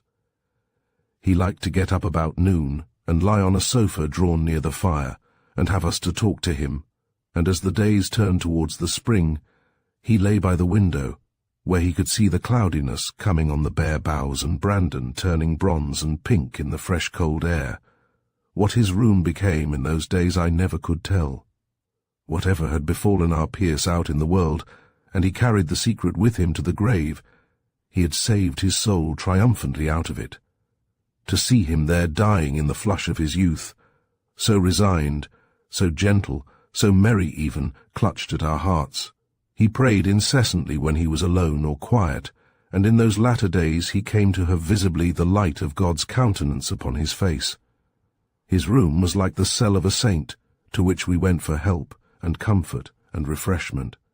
Once, when Aline and I came out together, she suddenly caught at me and began to sob silently against my shoulder, yet in the midst of her anguish she whispered to me, "Oh, Hilda, I wouldn't keep him if I could. I can see that he is ripe for heaven. And yet, it breaks my heart to see him so glad to go." All this put Esther's love affairs greatly out of my mind. Daily she and her godmother drove over to see how Pierce was, and to sit with him a little. When his voice had sunk almost to a whisper, he still tried to keep up the old merry banter with the friend who had been so good to him and us, and I have seen the dear old woman respond bravely, while the big tears stood in her eyes. Once, when she had had to go away to conceal her emotion, she said to Aline, "'Tis not tears of sorrow, my dear, I'm giving him. 'Tis only that it dazzles my sinful old eyes to have sight of one of God's saints passing. Hush now, my dear, don't be grudging him his joy. 'Tis for you who love him to be glad for him. But he is so young to die," said poor Aline, "and he and I were to have been always together." "Ah, my child," responded the old woman with a sudden intuition, "you might have lost him more cruelly. Don't you see that he's had some trouble, young as he is, that has just ended his life for him? And kinder so. He wasn't one to grow hard and wicked, nor yet was he one to live carrying a dead heart about with him the rest of his days. Indeed, God gave him the better part." "Oh," said Aline, "you think he has had a great sorrow." "I am sure of it, child, but maybe it was just through that same sorrow that God gathered him. Yet let him keep the rest, but keep them with repining restlessness. Let him be rich and weary, that at least, if goodness lead him not, yet weariness may toss him to my breast," I said softly from my corner, where they had not seemed to notice me.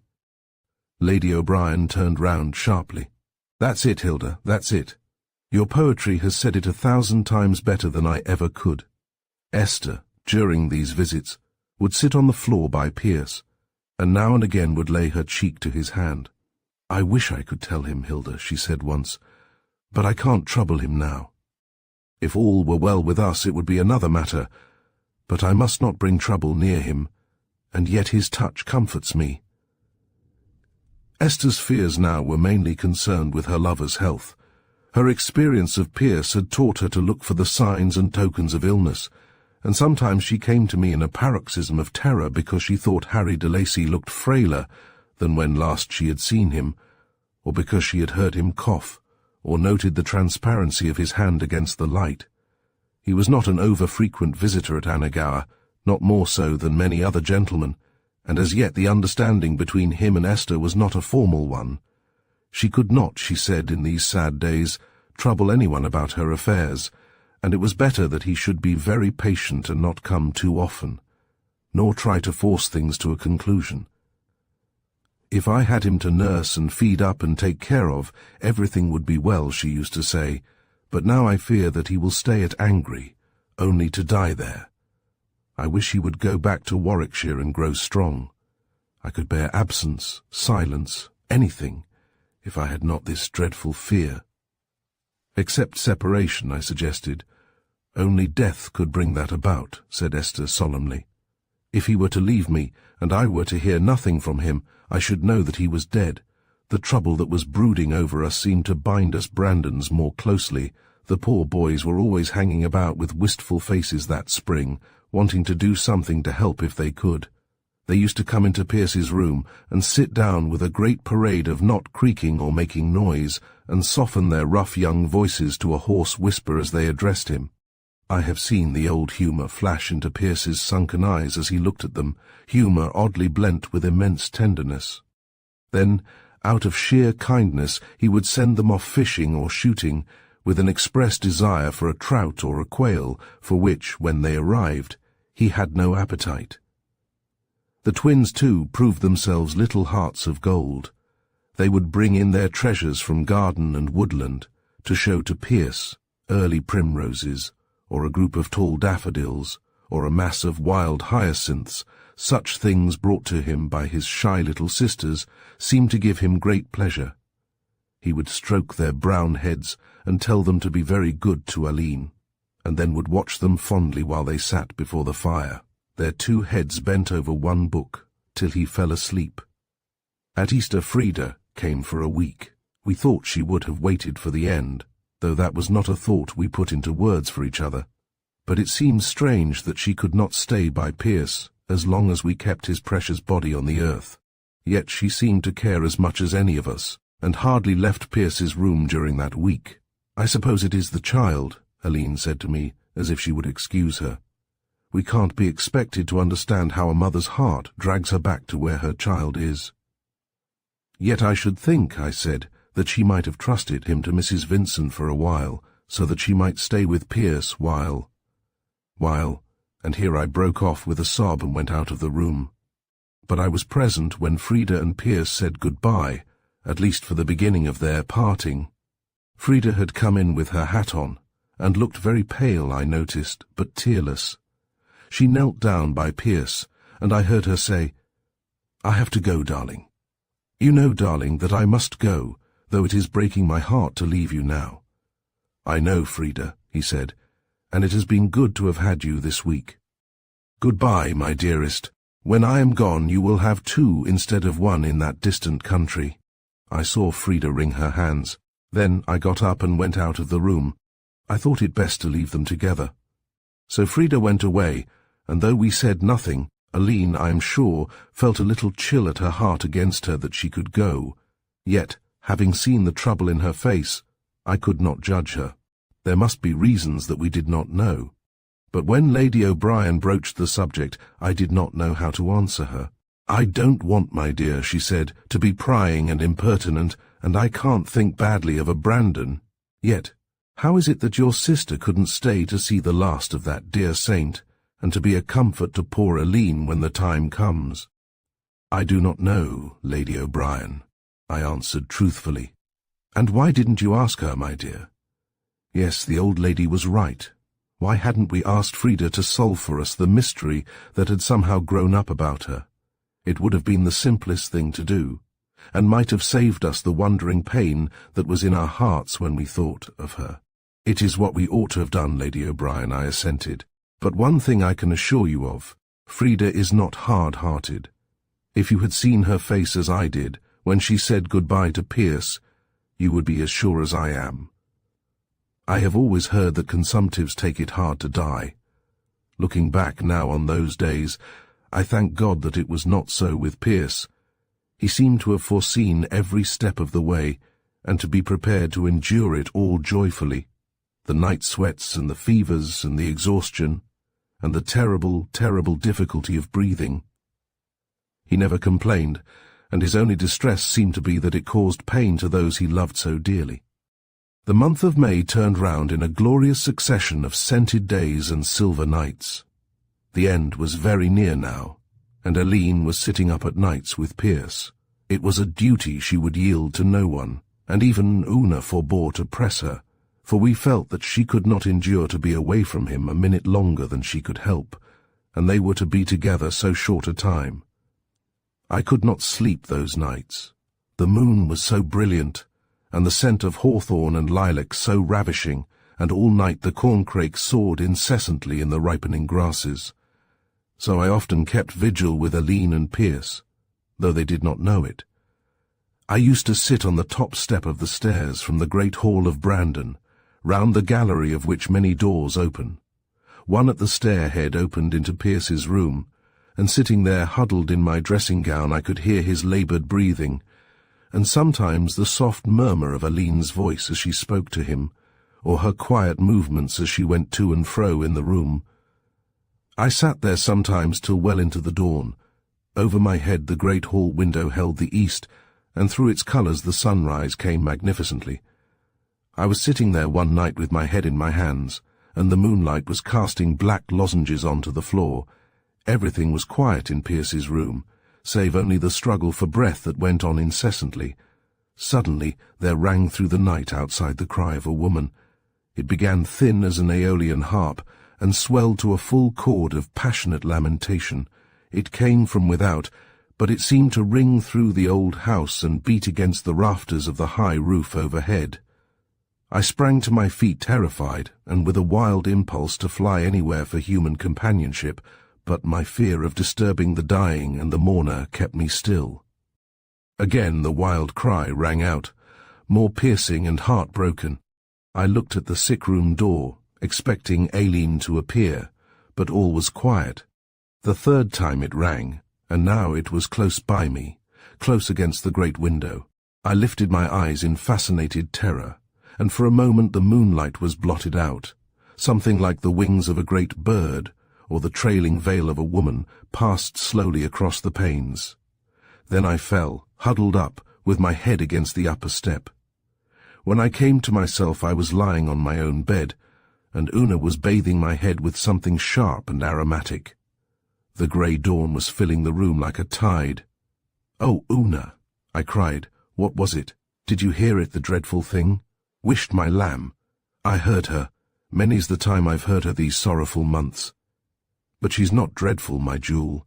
She loves every one of ye, and 'tis because her heart's breaking for the trouble in the family that she cries like that. "They didn't hear, Una?" I asked with a new fear. Not a sound. Master Pierce was asleep when I went in, and Miss Aline, poor lamb, was sound off, with her head against his hand. "She's wore out, sure she is. I didn't disturb her." "Sleep, my honey," I said, for I knew she'd need all her strength for the trouble that's so close at hand. "Why, when I found you in your white gown, I thought 'twas you was the banshee, Miss Hilda, darling. There, never be afraid of her. Sure she loves every hair of your heads." In the afternoon of the next day, Pierce died. All through the day he had been dozing quietly, with his hand lying in Aline's, while incessantly she dried his face with a handkerchief. We were all in the room, including Esther, who had been sent for, all huddled about miserably, some of us weeping, and the boys manfully trying to keep the tears out of sight. Now and again, Una would steal into the room and bring one or another away for food. It was terrible waiting there for the end, with nothing to do but wait. At every least sound Pierce would start and open his eyes, and then would sink off again into a stupor. We were troubled about Aline, who had eaten nothing. After all, it was Hugh who persuaded her. He brought some nourishing jelly to her, and when she shook her head, he was not to be put off like the rest of us. "Pierce said last night that he gave you to me to take care of," said the poor boy huskily, and as he said it, Pierce opened his eyes and smiled at him. "You are the head of the house," he said slowly. "You will be what I failed in being." Then he closed his eyes, and Aline allowed herself to be fed by spoonfuls with the jelly. About 3 o'clock in the afternoon, Pierce seemed to rally. He looked round at us all with calm, seeing eyes, and seemed to know us quite well.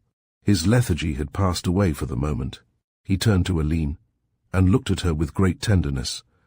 "I wish you would find out Desmond," he said, "and let him know that I loved him at the last, and that I knew he was right, and thanked him." "I will do it, Pierce," said Aline. "I wanted to say more," he said, "but I am too tired to think." Then he smiled on us all round, and fell asleep smiling. We thought he would have died in that sleep, but he did not. The clock in the stable yard had just struck 5 when he opened his eyes, full and wide, and gazed upwards. "Remember me," he cried, "when thou art come into thy kingdom." And then a film seemed to settle on the brightness, and the light slowly faded out. Chapter 16. Honey Among the Roses. That was the loneliest summer that ever I remember. Soon after Pierce had left us, Lady O'Brien carried Aline and Esther off to Kilkee. Aline bore her sorrow bravely, with more hope and faith than we had dared to expect. But if you have been building all your thoughts and cares and wishes and anxieties about one human being for nearly all your years, and then you are bereft, the empty place is terrible. Even our Lord himself endured desolation, and he does not spare it to his creatures, though he walk with them through the shadows. There had been some talk of my going after a time when Aline should return. Lady O'Brien had taken her cottage till the end of September, but I begged her to keep Aline and let me stay at home. I knew Aline's mind would be at rest while I was in charge, and I had my wish. But oh, the unutterable loneliness of it. It was a beautiful summer, with long, long days of haze and heat, and evenings that trailed themselves out, I thought, unduly long. There was no excuse for firelit and lamplit evenings. By the time the moon had come out in the green sky, and the last wood dove had gone to bed, it was time for me to follow. I have always associated the call of the wood quest, as we call it, with the loneliness of that summer. As the woods grew dark with their prime, and the love songs of the blackbird were stilled, that lonely complaint of the dove seemed to brood over all the world. The children say it is the bird's lament for the smallness of her family. The robin and the wren have 9 and 10, and I have only 2. Ooh, when I have been happy, her note has sounded as though she was sweetly in love with her own melancholy. But now, how lonely it was, oh, how lonely! The young ones were always out and about, full of the multitudinous occupations of country children in summer. I would not hamper them with my lagging steps or burden them with my melancholy, so that, except for Una, I was almost always alone. And she was not cheerful. The death of her eldest nursling had shaken her sorely, and she had grown feebler and was usually full of forebodings and omens. But for my writing I could not have endured the loneliness. I scribbled a bit in those long days, and burnt much of what I scribbled, but what I retained I laid away in the secret cupboard in Aline's room.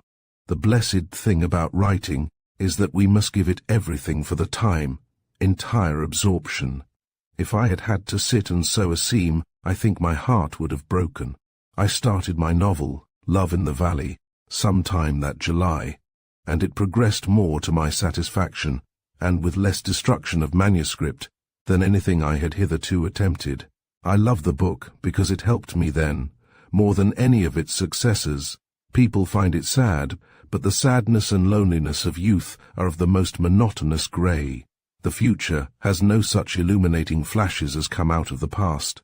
I had always been rather starved for reading. The Brandons could never have been very bookish folk, and it is not possible to find any but very dry provender in the mouldering volumes bound in calf and gold which lined the library, why a whole side of it is taken up by transactions of the Irish Parliament, wherein many Brandons sat, and many of the later volumes are records of learned societies and such things.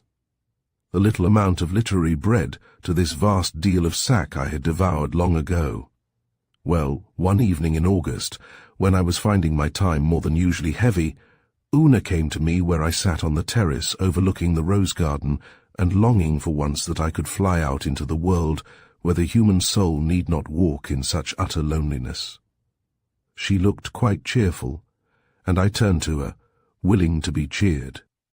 "Miss Hilda, dear," she said, "I've a little bit of news for you. Rose Hill is open again." "Indeed," said I languidly.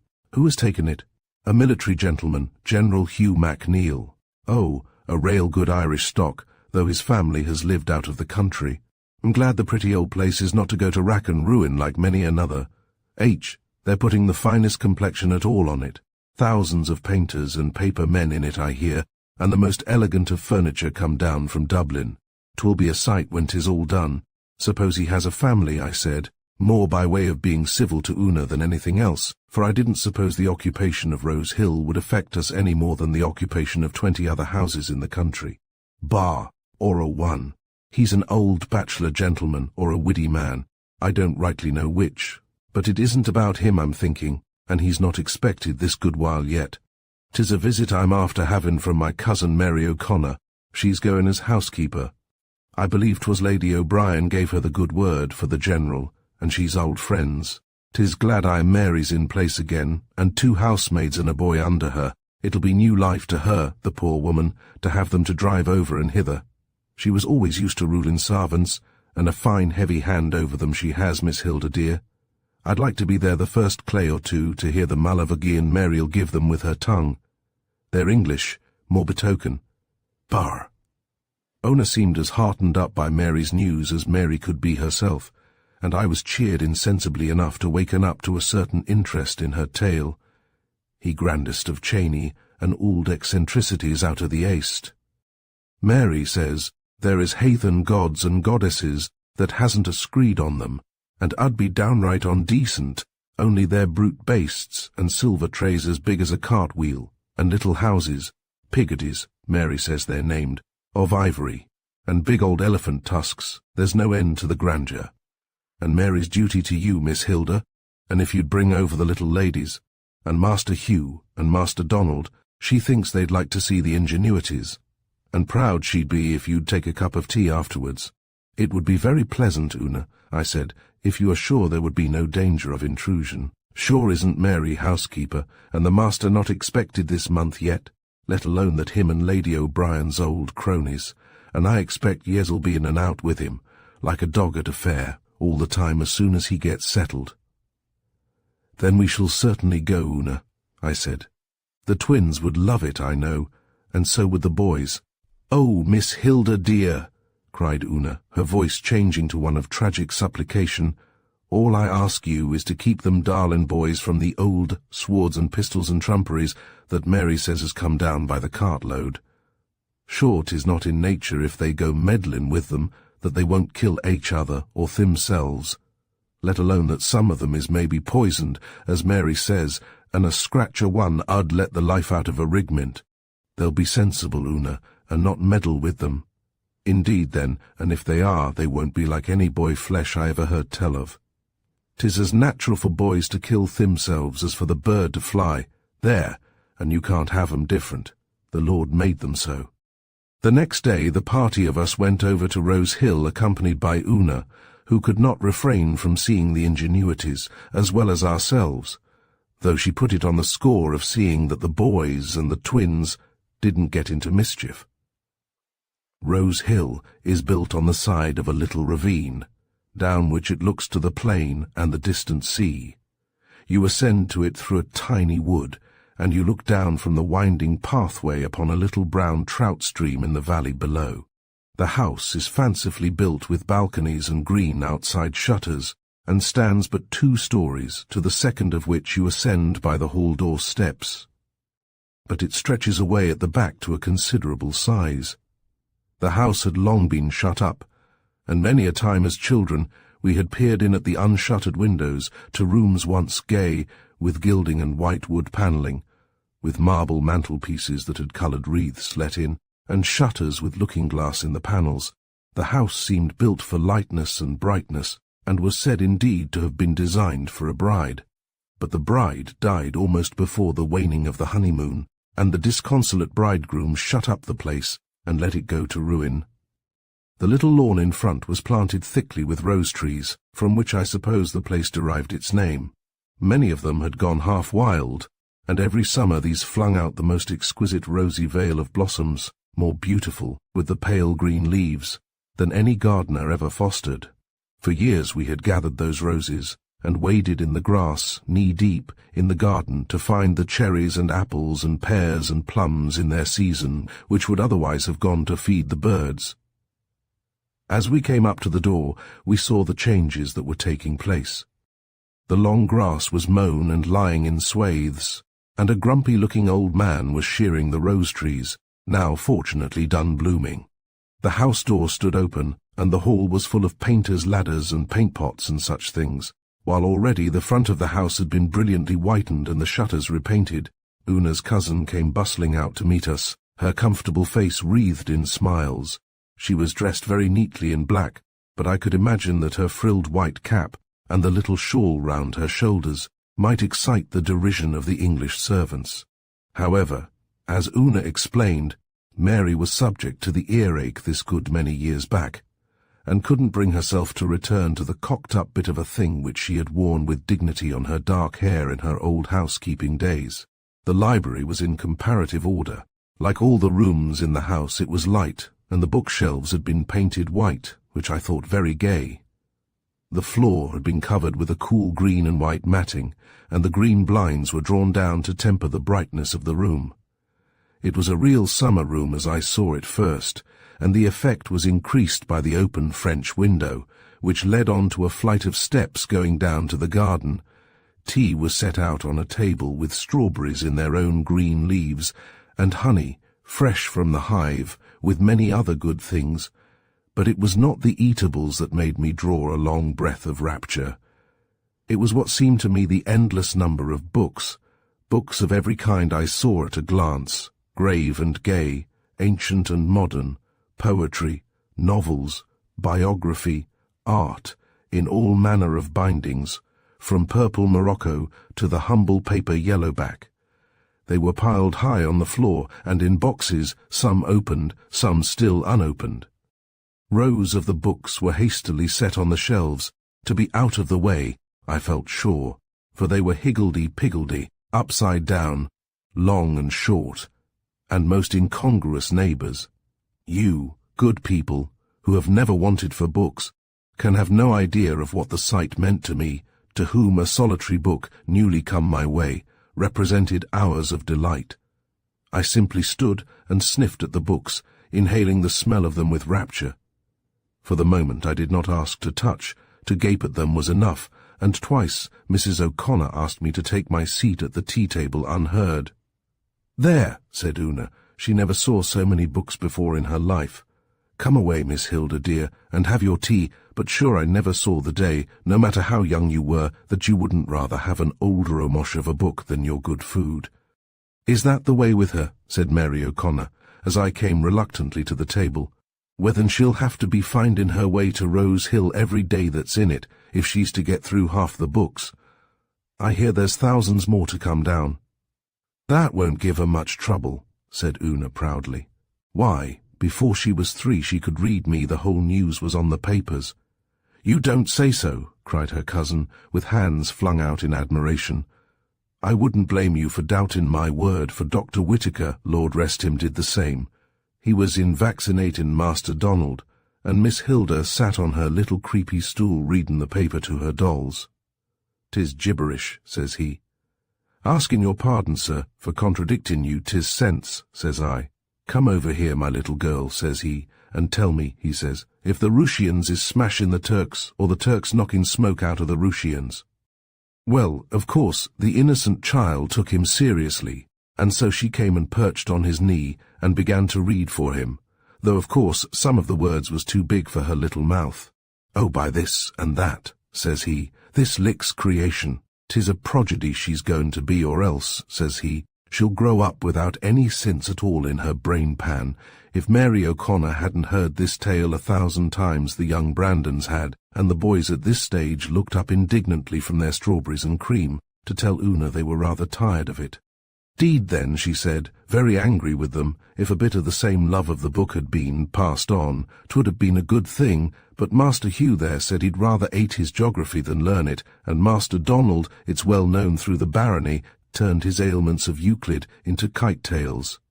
At this stage, seeing things looked a bit stormy, I interposed with an inquiry about the ingenuities, and the attention of the boys was distracted. After tea we roamed about the house and gardens at our will. The rooms were still full of big packing cases and swathed articles, which made progress difficult. "General MacNeil seems likely to settle here, Mary," I said, looking round at the assemblage of furniture. "I'm told he says he doesn't want to stir out of it till he dies. I hear he's burnt black, poor man, with the Ingy sun, and his temper not what it ought to be by reason of the annoyance of them red Injuns he's been commanding. I wouldn't be surprised now if he's come here to get his mind quiet and his temper settled before he laves this world for a better. Ireland's an elegant quiet place for making your sowl," smiled, remembering that Lady O'Brien had said something of the same kind. After we had viewed all the curiosities and enjoyed ourselves immensely, I sat down quietly in the library to wait till the boys and the twins were satiated with the gardens, and while the two old cronies were having their gossip in the housekeeper's room. The library was deliciously quiet, and I wandered about from one heap to another, picking off a book and looking into it, and then drawn by the embarrassment of my riches to another one. I felt as if I should be a long time in that library before I could settle down to read. I should have to look into every single book first. There were delightful little ladders by which to reach the upper shelves. I looked at the chaos of books up there. "Ah," said I, "if I had a long, long day, I should ask for nothing better than to arrange those books." A sudden flash of inspiration came to me. "Hilda Brandon," said I, "you were born to be a librarian." And indeed it seemed to me at the moment as though the earth could hold no fairer plot of peace than this cool place, with the green garden below, and the atmosphere inside cool green like the woods, and all those books waiting to be handled and dusted and loved. Presently the twins came up the garden steps and said they should like to go home, by which I guessed that their fruit-eating capacity had come to an end. "I hope you won't be horribly upset tomorrow, little girls," said I, but they assured me that they could have eaten a great deal more if they really wanted to, only they feared that the boys would make themselves ill with the green apples they were eating after all the ripe fruit. However, a boy's digestion is a wonderful thing, and the interest those boys, and the twins as well, showed in their supper on the way home fairly amazed me. Before we left, Mary O'Connor gave me a very urgent invitation to come and read all the books I liked, and Una seconded her. "'Twill do you a world of good, Miss Hilda," she said, "and keep you from moping about by yourself, so that the sight of you keeps my own heart sore." "But what would General MacNeil say?" I said, hesitating, for I wanted very badly to come. "Brr, hat would he say," exclaimed Mary indignantly, "only that he was a proud man to have a clever young lady like yourself enjoying his old books. But anyhow he's not due this month yet, and you can come in by the garden door without even knocking, but just come and go as you like. There's no one will make or meddle with you, and sure when the master comes, and old Lady O'Brien fetches him over to see you, you can just spake up and ask him if you mayn't have the run of the place." "Very well, Mary," said I, "I'll come." Brr. Indeed, the book seemed such a paradise to me that I did not stop over long to examine my scruples about invading General MacNeil's domain. After all, unless he was a perfect curmudgeon, he could not object, and then his friendship with Esther's godmother seemed to make him a kind of friend of ours too. On the whole, I thought I might venture to accept Mary's invitation, and indeed the thought of it sent me to bed that night with more cheerfulness in my heart than I had known since Pierce died. Brrr. Chapter 17. Master of Rose Hill. After I had presided at lunch, I set out with great joy for Rose Hill, and spent a long afternoon among the books, and though I had said, to quiet my scruples, that I would not go too often, yet there did not seem a day of the days following that I could bear to keep away. It changed all the face of my daily life for me, to look forward to those quiet hours. As Mary O'Connor had said, no one disturbed me. I went in by the garden and up the rose-wreathed steps, and found the door standing invitingly open every day. Then at 4 Mary would send me in a little tea-tray, which I was usually glad enough to see after my climb up the hilly road, and my rest among the books, and then after tea I would read again till it was time to go home. but after a good many days spent in sipping the honey of the books, an eagerness came on me to arrange them in their shelves, so I asked the pretty little English maid who brought my tea if she could fetch me a duster and a feather brush. "Lawks, miss," she cried, "whatever for?" "And bardarn." "I'm going to arrange the books, Jane," said I. I never could bring myself to call her Jenkins, by which name she had been known in her other situations, she told me, and Mary O'Connor was in sympathy with me on this one point, though she could seldom be accused of over-consideration to her subordinates. "If I was in a place," Mary said, "and they called me O'Connor, I'd ask them if it was a dog they was spaking to, and take my box and walk." Jane was so perturbed by my desire for activity that she carried my request to Mary herself, who came hurrying in. "That omerthorn of a girl's after comin' to me with a story about your wantin' a feather whisk and a duster, Miss Hilda. I told her no Brandon could want the like. They haven't got their hearin' right, them creatures. Often and often when I do send them to turn out the upper bedrooms, 'tis in the drawing-room where the painter men are workin', I'll find them. And then they'll say they didn't understand me rightly. 'The shoe's on the wrong foot, my girl,' says I. 'If it was myself didn't understand your outlandish up-and-down curlicues of a way of spakin', there'd be nothin' wonderful in it. But I do really want the feather brush and duster, and a big apron, if you will lend them to me, Mary. I do so want to get those books in order.' "You'll be fallin' down and breaking your neck," said Mary doubtfully. "I'll do nothing of the kind," I assured her. "I'll take my time about it, and set up all the books by degrees. I shall love to do it. And when the General comes home, he'll think you and your handmaidens have been so clever, Mary.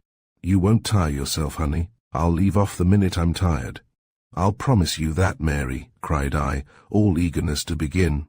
So Mary brought me a big serviceable apron, and manufactured me a mob cap out of a piece of muslin to keep my hair from the dust, and so protected, I began my labours. Mary had the remaining packing cases opened for me, so that I had all the books under my hand. I said to myself that I was giving General MacNeil a quid pro quo for reading his books, but I really set out to arrange them for the sheer pleasure the task gave me. It was slow work, but it was quite delightful when one had got a comely shelf full of them together, to sit down and survey one's handiwork and enjoy a well-earned rest and recreation. Between finding out the books and sorting them, and occasionally altering the whole arrangement of them, things got on slowly. It was nearing the month's end, and yet only one side of the library had been done. I was beginning to grow hopeless about finishing the job before the General should arrive and put a stop to my labours, but as yet there was no word of his coming. I dreaded that coming, which should shut me out of the library and send me back to my former loneliness. Had gone over one afternoon, and entered by the garden as usual, and having donned my cap and apron, I was working away furiously at an upper shelf. Suddenly I heard a cough behind me, and it startled me so much that it was a mercy I didn't fall. But my lameness has taught me caution, so I turned round very carefully and sat down on the top step of the ladder to survey the intruder. It was an old gentleman with a face the colour of mahogany and a bristling white moustache. General MacNeil, of course. Neither of us said anything for a minute, and then he coughed again. A short, sharp cough, exactly like a little bark. At the sound, Pordine, who had been eyeing him watchfully from the rug at the door on which he lay every afternoon, responded with a bark which might have been an echo. The old fellow looked towards Pordine irately, as if he suspected mockery, then back at me. "Hat is your name, my girl, and what are you doing with those books?" he snapped. "My name is Brandon, sir," said I meekly, "and I'm putting the books in order." "Moo, you'll be a strange kind of housemaid if you're able to do that. Who put you to do it?" "Mrs. O'Connor." "Hey, what kind of a fool is the woman to put you to such work?" "Bah." "If you please, sir," said I, "she didn't. I put myself to it. Hoity-toity. Is this how discipline is kept? How do you suppose that plan would work in the army, young woman, if every man put himself to whatever work he liked?" "Adly," said I. "Bah, adly is the word," he said emphatically. "And now, if you'll please to step off that ladder, I'll see what kind of hay you've been making of my library," came down meekly and stood watching him while he went up in my place and began examining my shelves. "Bah! He said to himself. "Sophocles, Euripides, not so bad, by Jove, it must have been a chance shot her sticking them side by side. Horace, Catullus, Pindar, couldn't have done it better myself." He came down with great agility and faced me, frowning. "Now, look here," he said gruffly, "are you a classical housemaid?" His tone was so aggressive that Pordine got up from his rug and came towards us, growling suspiciously. "Be quiet, Pordine," said I, and then answering my interlocutor. "No, sir, I'm not classical. I've only gone by what I've heard. Where did my housekeeper pick you up? Do you belong to the neighbourhood?" "Yes, sir." I was beginning to wonder with some alarm how I should own up to this very irascible-looking old gentleman, when Mary O'Connor came in. She held up her hands, standing behind him, in amazement. Then she came forward. "Shall I bring your tea here, sir?" she asked, evidently under the impression that there was nothing to be explained.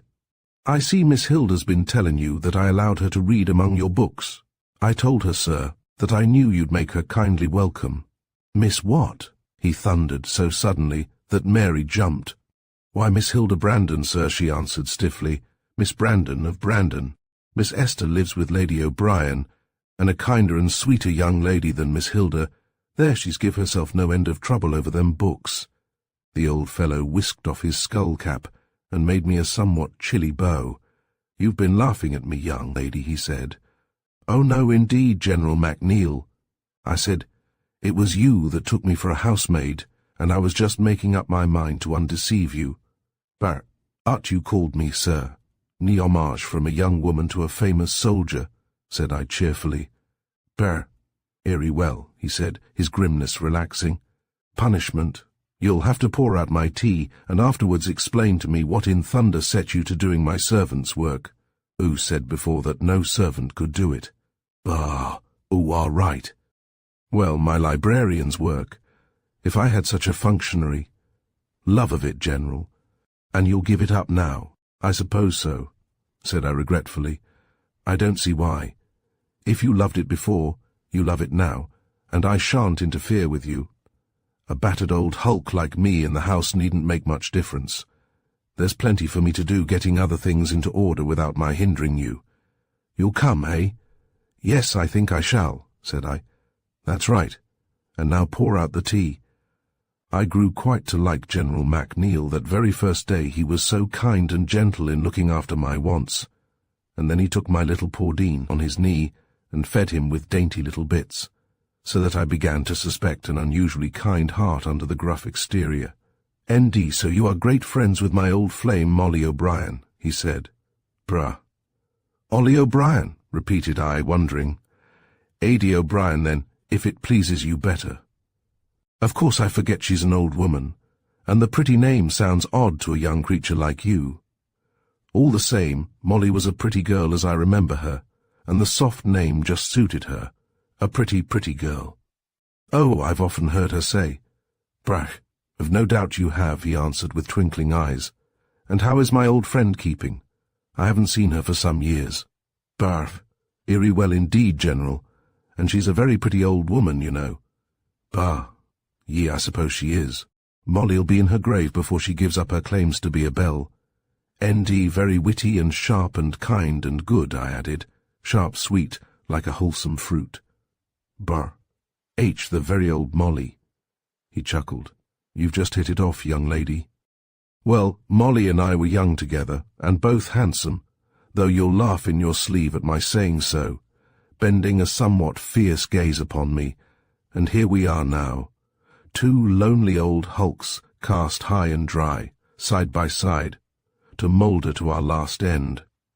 I remember Molly fresh as a rose in the dew. She should have had a girl of her own to be as pretty as she was. She has my sister Esther, General, living with her now. Esther is her goddaughter, and she's as pretty as a picture, not the least bit in the world like me," I added hastily. "Oh, indeed. I'm glad Molly's got a young girl to live with her."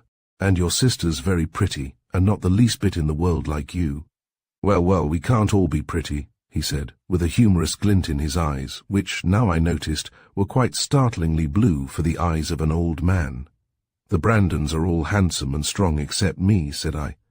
And you're good, I suppose? No, but I'm supposed to have the brains, said I. And which would you rather have, brains or beauty? He asked, with great gravity. Beauty, said I, of course. But brains are a great comfort too. Now, I'm glad to hear you say that, he said. I'd have distrusted you if you'd said you'd rather have brains. But how do you use them? Are you cramming that little head of yours with a lot of knowledge that'll never be any use to you? Examinations, degrees, all that sort of thing? If I were, I should be almost afraid to tell you, said I, while you frown at me like that. Never mind my frowns, said he. They mean nothing. My bark's worse than my bite. See, your little dog has found that out.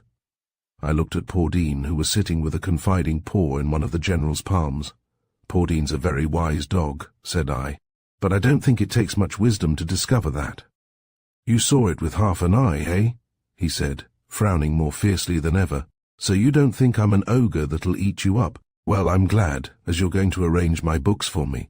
Still, some that should have known better took me at my angry word and went away from me. What would you think, young lady, of one who had known me all his life, and yet knew no better than to go when I said, go, and let me see your face no more? If it was a he, said I, that makes it difficult. If it were a she, I should say she was a dunderhead. But in a matter between two men, there come in questions of pride and dignity on which I am not able to speak. I don't know enough about it. Well, well, we won't talk about it now. I am glad Molly O'Brien has your sister, though. And now tell me about yourself. You have other sisters? Why, I remember your grandmother, my dear. You favour her rather. Not a bit, said I with some scorn. Aline is like her, I believe, but more like grandpapa. Oh, Aline is another sister, I suppose. Yes, said I, our eldest, dear sister, who has mothered all of us. And then I found myself telling him everything about ourselves, as if I had known him for years. I told him even about dear Pierce, at least till the sobs came up in my throat, and I was obliged to walk away from the table and keep silence for a few minutes to recover my composure.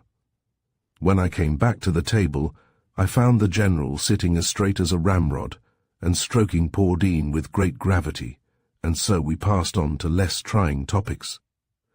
But you didn't tell me, he said, how you propose to use those brains of yours. Brains are given to be used, young lady. Oh, not in passing exams, said I. I am not clever enough for that, I suppose. I am trying to write, I said, looking down at my hands, for I am shy of betraying my literary aspirations. Write, he echoed. What kind of writing? Oh, novels, poems, plays, I answered. Well, well. So you would be an authoress. Have you published anything? Nothing yet. Ever tried? Not yet, I've burned reams. Ah, not easily satisfied. That's the right way to do. Good work. Well, the pen has a mission too, young lady. You won't forget that? You won't strive only after worldly honour and success. You won't forget the giver of the gift. I was not long in finding out that General MacNeil, like many military and naval men, was very strongly and simply religious in his character, and his religion entered into all his life, even to the extent of holding his naturally fiery temper greatly in check. Though, as he told me afterwards, the struggle between the flesh and the spirit was an ever-continuing one. I could not have imagined him without his peppery temper, and I have often thought that I could not be so fond of him if he had quite succeeded in driving out the old Adam. Still, he was one of those essentially manly men who were always soft and gentle towards women, so that his greatest irascibility towards myself had a touch of tenderness in it, which took out all the sting. Yet I could imagine that with a man the dear old man might have been trying. He was dictatorial when the flesh rather than the spirit had the upper hand, and I could well believe what Hawkins, his soldier servant, said of him, half regretfully, "Pah! Miss, the master isn't the man he was before he found religion. He never has none of the old rages now, and the language he'd scatter in them days was, well, it was lively. Sometimes I do feel sorry for him trying to satisfy himself with dashes and bloomins, and often I've thought he'd do himself a mischief through not having the old words to let himself go on. Not but what he did change the face of the regiment before he left, and a good thing too, and terrible down on language he was. Why, he got rid of the regimental parrot because it wouldn't change its ways. But all this belongs to a later stage when I had learned to appreciate and love the dear old general, and to bless the hour he came to settle at Rose Hill.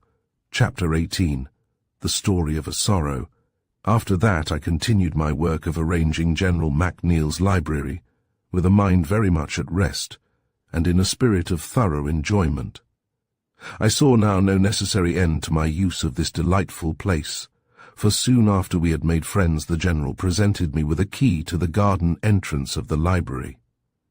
"'Tis a symbol,' he said, "of your right to come and go without consulting me or anyone else, and I thought you'd like to have it, though of course there'd be always someone to open the door to you, and no one at all to say you nay." He was quite right. That symbolical key did add to my happiness in the library, for I no longer felt an outsider, but as one who had an inalienable right there. He, General, never interfered with my work, except to approve of it, and occasionally to insist that I should sit down and read and rest myself when I was very anxious to get on with my librarian's work.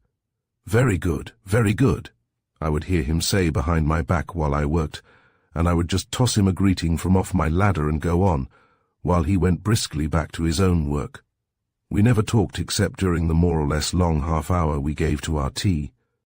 The General was tremendously energetic, and he was working hard those days getting things into order. No one, he determined, should place his bric-a-brac, or statuary, or pictures but himself. He had an extreme sense of tidiness, and was fidgety about his things. He would have no help from the women servants. He and Hawkins did all the unpacking and hanging and setting up. I could understand better now his angry indignation when he found me handling his books, and took me for a maid-servant, and I was quite proud of the immense compliment he paid me when he left me so much to my own guidance among them. He was not exactly a reading man, though he could enjoy an hour with a book and a pipe as much as any man living. A great part of his library had come down to him from his grandfather, the Bishop of Westchester, and he had added to it with knowledge and pleasure, yet without any very overweening delight in the books as books. He told me once that he liked books about fighting, whether the fight was in the natural or the spiritual world. The Iliad or the Holy War equally appealed to him, and in the soldier's pocket-book or the last treatise on gunnery he was pretty equally at home. When we met at tea-time, we each gave a report of what we had been doing. The General himself always fed poor Dean with a few Naples biscuits and a little saucer full of milk and water, after which he was dismissed. "Now, right about face. March," the General would say, adding, "Discipline is necessary for little dogs as well as for human beings if they are not to infringe the rights of others," and poor Dean soon understood that at march he was to retire to the mat and ask for no more food. Sometimes after tea I went, at the General's request, to see what he had been doing. Rose Hill was going to be a very beautiful house, I thought. Not being used to the rich colours and deep dyes of the carpets and draperies, of which the General had a great profusion, these made a fine background for the statues and the pottery and bronzes and silver. I used to think it all too beautiful for an old soldier, whose own tastes I gathered to be quite simple. Once I said something of the kind to him. We were great friends by this time, and I could risk being impertinent. He had called me to see a Clytie in front of a piece of Indian embroidery, purple, bronze, and scarlet. "She's lovely," said I heartily. "What a beautiful house you will have presently, and all for yourself, General." "Ah," said he, "you're thinking it's thrown away on the old soldier." "Oh, no," I said hastily, "I didn't mean that." "You did, child, and you were thinking as well, though you'd be too gentle to own it even to yourself, that I am an old fool for gathering such things when a few years must see them sent to the hammer. And you're right, so far as you know. But when I was gathering them I had no thought of surrounding my own worn-out old life with beauty and luxury. He sighed and turned away, and I remembered how he had spoken before of someone who had taken his angry words seriously and had left him. I felt very sorry for the general, and very indignant against that unknown person whom I only wished I had there to give a bit of my mind to. "Why don't you have your sister to live with you, General?" I asked, for he had told me he had a sister living in London. "What, Lucy?" he cried. "Oh, we'd be flint and steel. The same house wouldn't hold the two of us for long, though we're really attached to each other." "Wait till you've seen Lucy, and you'll understand what a preposterous suggestion you've made, young lady." I had told Aline in my letters about General MacNeil and how I was enjoying myself arranging his books, and by return had came a perfect tornado of messages from Lady O'Brien to her old friend, and a letter from Aline saying how glad she was I had found such a solace in my loneliness as my visits to Rose Hill. I really was not sorry now that I had missed Kilkee. I felt sure I should not have enjoyed it half so much as I was enjoying my life at home. Nay, afternoon the General walked home with me, and made the acquaintance of the twins, whom at first his aspect nearly put to flight, and the two boys. He became great friends with them. The boys were quick to recognize in him the boyishness that in a sense placed them on a level while there were all his achievements, which they had learned, heaven knows how, to give the friendship that romantic tinge of hero worship which just made it perfect. The meeting resulted in a visit to Rose Hill, which was the first of many. By this time the house was getting into order, and the General was, as he would have said, off duty, and as for me, they never disturbed me. I might slip away after tea and leave the party on the lawn, following those diagrams of the General's in which he showed how a battle was fought, have laughed to look back and see the stiff old veteran and the boys all down on their knees making a battlefield in the gravel of the path, while the little girls peered between them, scarcely less fascinated. Or was the General always the raconteur? He was ready to listen with kindling eyes to the story of the big trout caught below the Lacan Falls last May, or that wonderful adventure when the boys had climbed to the Eagle's Eyrie, happily during the bird's absence, and had discovered a perfect charnel house. It was a feat never repeated, for Aline had been so frightened about it, and so stern, that they had taken her will for law. "Fine boys, fine-spirited lads," the General said to me one day. "They ought to be serving Her Majesty. They're cut out for soldiers." "Not both of them, General," said I. "We want one boy at home to take care of so many women. He'd take care of you all the better for a few years soldiering. However, duty's duty, and if the lad sees his post is here, and he can find work to occupy him, let him stay. Why isn't the second lad at Sandhurst? Sandhurst means money, General." "Pooh," he said very fiercely, "what is money? A commodity which we Brandons lack very much." He looked at me sharply and muttered to himself that something must be done. The fine lads couldn't be allowed to loaf the best part of their lives away. But as he didn't speak to me, I took no notice of what he said, and the matter dropped. A day or two later, when the General was having one of his field days with the boys and the twins, I heard them all come in from the lawn, and person upstairs to the General's private domain. I did not hear them come back, and presently the tea was brought in and set on a table. "Ring the bell, Jane," said I. Jane rang the bell and departed, but no one came. The tea stood some minutes, and then I rang again, but with no result. "Ah," said I to myself, "they are so absorbed in their discussion that they have not heard." And so I went in search of them. I found my way to them by the low hum of voices, and when I entered the room where they were, I came upon the whole party, bending over a table on which there was an open map. The General was tracing for them the path of a retreat, and so absorbed were they that they did not hear me come in. I looked about me with interest. The room was bare even to nakedness. A little iron bed stood in one corner. There was a high wooden desk, a few penitential chairs, a bath with a can of cold water standing in it, a shelf with a few shabby books obviously of a devotional kind. On the wall, between some soberly coloured texts, were one or two prints of famous soldiers, and above the mantelpiece, with its row of pipes, its pistol cases, and a long sword in its scabbard, There hung a portrait in pastel of a young man, the one bit of colour in the room. I gazed at it fascinated. It recalled to my memory the young man who had been so kind that day long ago at Anagassan races. Why, it was he surely, the expression, the eyes, the mouth, at once grave and humorous. I had not forgotten him all those years, and I had no doubt about him now. How strange to find his picture here in General MacNeill's room. "Brr, Olo," said Hugh, suddenly espying me. "Here's Hilda. You'll have to do it all over again for her, General." "Perhaps you don't know," said I, "that the tea's been standing a quarter of an hour, and the bell has rung twice. It's not what I call discipline, General." "Brr." "Oh, more it isn't," said the General gaily.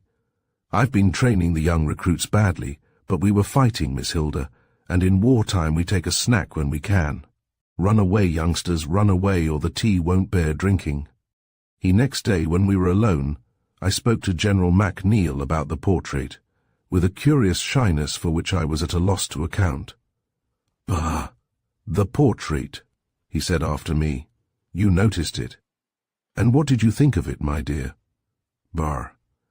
Film came over the fine blue eyes, and I was half sorry I had spoken of it, yet I was very curious to find out who the original was. "I'm not interested in it as a work of art," I said, "but I can't help fancying that I once saw the original." "Did you now?" said the General with eager excitement. "Like enough, my dear. He was stationed close by here with his regiment some years ago." "It's the very same," said I. "I thought I remembered the eyes and the mouth. I wonder the boys didn't notice it, but perhaps they've forgotten him. They were only children then." "How did you meet him? Tell me everything about it," cried the General, and in his excitement the film of suffering rolled away from his eyes and left them bright once more. I told him the story of my accident. "Ah," he kept saying, "that was so like my Lance." Yes, Lance was always so kind and clever. He kept his wits about him when other people got theirs scattered. "Ah, good boy, and so on. When I had finished, he sank into a reverie, so that he forgot to tell me who Lance was. I had to recall it to his memory. "I have often wished," said I, "to know the name of the gentleman who befriended us in so timely a way, but in the confusion I never asked, and afterwards we found that he had gone away. I don't even know to this day. Why, bless me, haven't I told you? Lance is my boy, my own boy, my son." "Why, to be sure he is," said I. "Now I know how it is that when you look kind and funny you have reminded me of somebody. Of course the colour is all different, but the expression is the same. In looks, Lance is the image of his dear sainted young mother. But I dare say there is an expression, as you have seen." "Why isn't he with you then?" said I bluntly. The General lifted his eyes upwards, and again the strange film of suffering came over them. "For 5 years now," he said, "I have not known if my son is dead or living." "Poor General," said I stupidly, feeling for the moment as if I too had had a blow. "I deserved my punishment," he went on in a low voice. "I had not then learned to bury my will in the will. I was a hot-headed, wilful, evil-tempered old man, though even then the light was leading me. I tried to force my will on the boy, and when he would not have it, for he too had a will of his own and something of a temper, I bade him begone, never thinking he would take me at my word. But he did, and from that hour to this I was alone till you came." "But why don't you ask him to come back?" said I. "He volunteered for special service in Afghanistan, and there he disappeared. Whether he was killed or taken prisoner, none knows except God. But I am sure that if he could have come to me, he would have come long ago. His anger against me could not have endured all these years." "You poor, poor old man," said I, beginning to cry. The story had made me feel so lonely and forlorn. The General came round and stroked my hair tenderly. "Good little girl," he said, "to be so sorry for an old man's trouble. But indeed I felt as if the trouble were my own. There, my dear," he went on, "don't spoil your pretty eyes. Kneel down with me now, and let us resign ourselves to the will. Wherever my boy is, and it is hard not to know what is befalling him. He is never out of reach of the power and the love." We knelt down then, and the poor old general poured out a prayer which I thought most heart-breaking in its pathos. I seemed to realize, as he revealed his heart unconsciously, all the fears my old friend had had to endure for his boy in the hands of a cruel enemy. The prayer seemed to help and comfort both of us.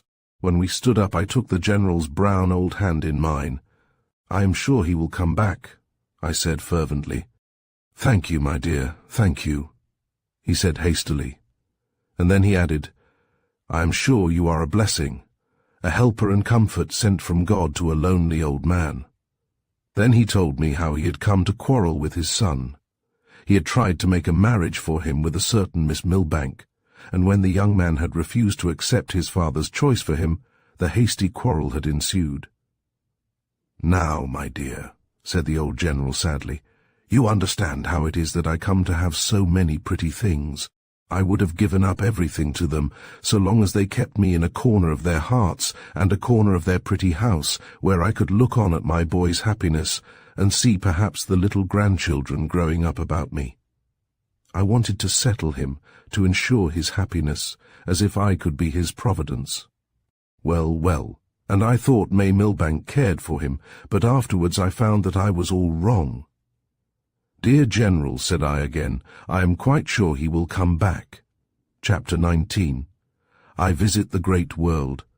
It must not be imagined that during those happy weeks I had been quite forgetting my novel. On the contrary, it grew steadily during the morning hours in which I worked at it, and it was not the worse, I am sure, for the new pleasantness that had come into my life. As time went on, and the friendship between myself and the general throve, I even allowed myself to be persuaded to read him some chapters of it, and finding him so full of interest and so excellent a critic, I went on with the reading of it as it grew.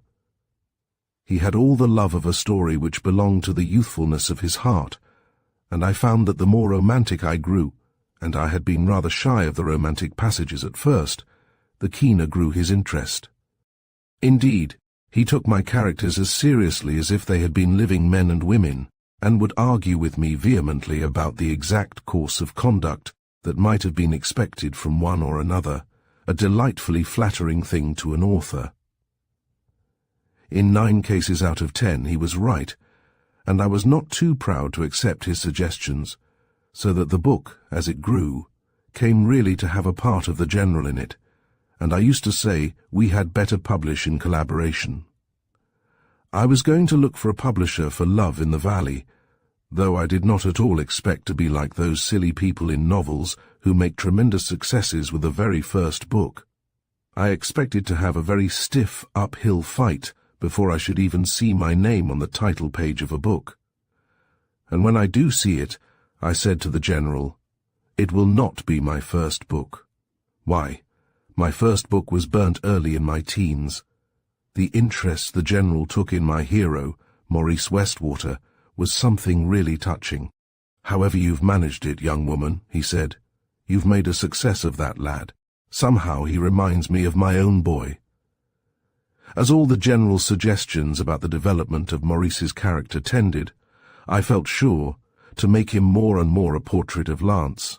I was not surprised if, by and by, the likeness came to be more than a shadowy one. One fine September afternoon brought Aline home, and overjoyed I was to see her. The sea breezes had given her dear fair cheeks a touch of brown which delighted me, while her step was brisk and her eyes tranquil as I had hardly dared to hope. The very first thing she did when she came into the house before she removed her wraps was to go upstairs to Pierce's room, which Una had kept all those months with drawn blinds. She remained there only a few seconds, but in the time she had drawn up the blinds and flung all the windows open to the sweet air. "I am going to put the twins next door to you, Hilda," she said when she returned, "and keep for myself that room which has known so much of heaven." While she drank her tea we all gathered about her, and poured out our stories about the new tenant of Rose Hill, and the joys of his domicile. Aline listened with her maternal smile. "What a kind old man he must be," she said in a pause of the crowding voices.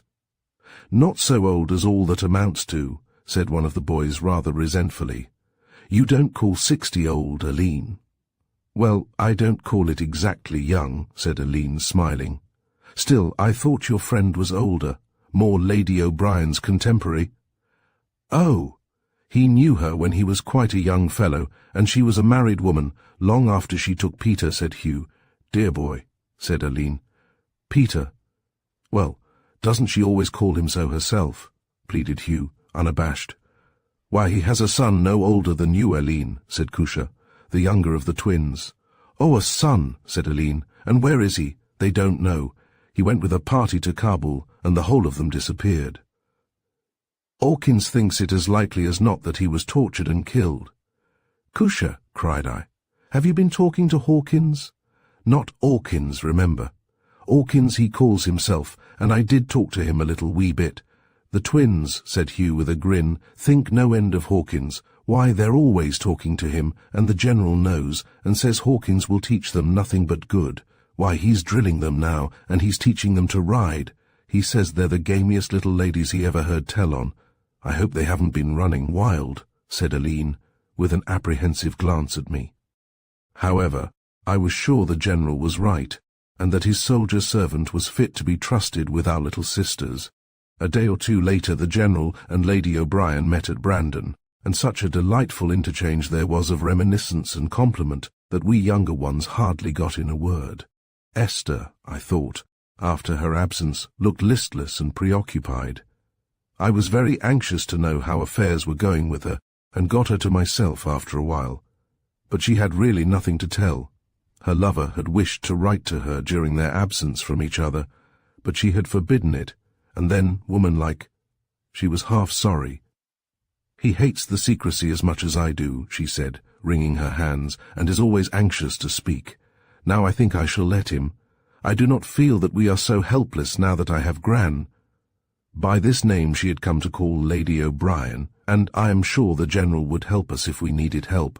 I used to feel that we were only a parcel of friendless girls and children caught in the net of that wicked old spider who ruined us. She shuddered violently.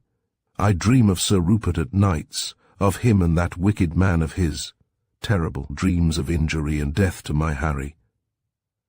I can't make him see his grandfather as I see him, nor believe the necessity of watching him as one would watch a wild beast. I have the fear for two, the loneliness and the helplessness." "Poor Essie." I said, "You are all nerves. Why, how you tremble. This must be put a stop to, Essie, or I'll speak myself. After all, what can Sir Rupert do except turn his grandson adrift? We are in a law-abiding country, more or less, within reach of police and magistrates, and the strong arm of the law generally. You are making yourself nightmares, darling. That is what Harry says, but I cannot shake off the fear. Do you remember that when I was a child, I used to dream of him, of Sir Rupert and his dogs, and scream out at nights? It is so lonely up there at Angry that anything might be done, and no one a whit the wiser. Now, Essie," said I, "if this goes on you'll make yourself ill, and then who is to see after Harry? He is wiser than you are. Let him tell Lady O'Brien that you love each other, and let him tell Aline also. Promise me that you will. I am sure you will not find Aline hard, and your godmother will be, I am sure, all on your side." Esther promised me, and looked happier when she had given the promise. A day or two later, something very surprising and delightful happened. The General came over to see Aline in the afternoon, and mentioned in the course of conversation that he had to go to London on business, which would probably occupy him a week. "I shall stay with my sister in Bloomsbury," he said, "and I was thinking that you might perhaps be so kind as to trust Miss Hilda to my care. There is a little bit of business we might be about arranging while we're there. It would be very nice for her, General, and she has had no holiday, poor dear," said Aline. "It is very kind of you indeed. But the business—" "Ah, Miss Brandon, that is Miss Hilda's secret, unless she likes to share it with you." "Are you sure she knows it herself, General?" said I, with a wild hope springing up in my heart. "Well, this is the way of it, Miss Brandon," said the General. "This very industrious young lady has, it seems, not only arranged my library for me, like a born librarian, and even begun to catalogue it, but she has written a novel, or the big end of one, during your summer holiday." "A novel, Hilda?" cried Aline with hands upraised.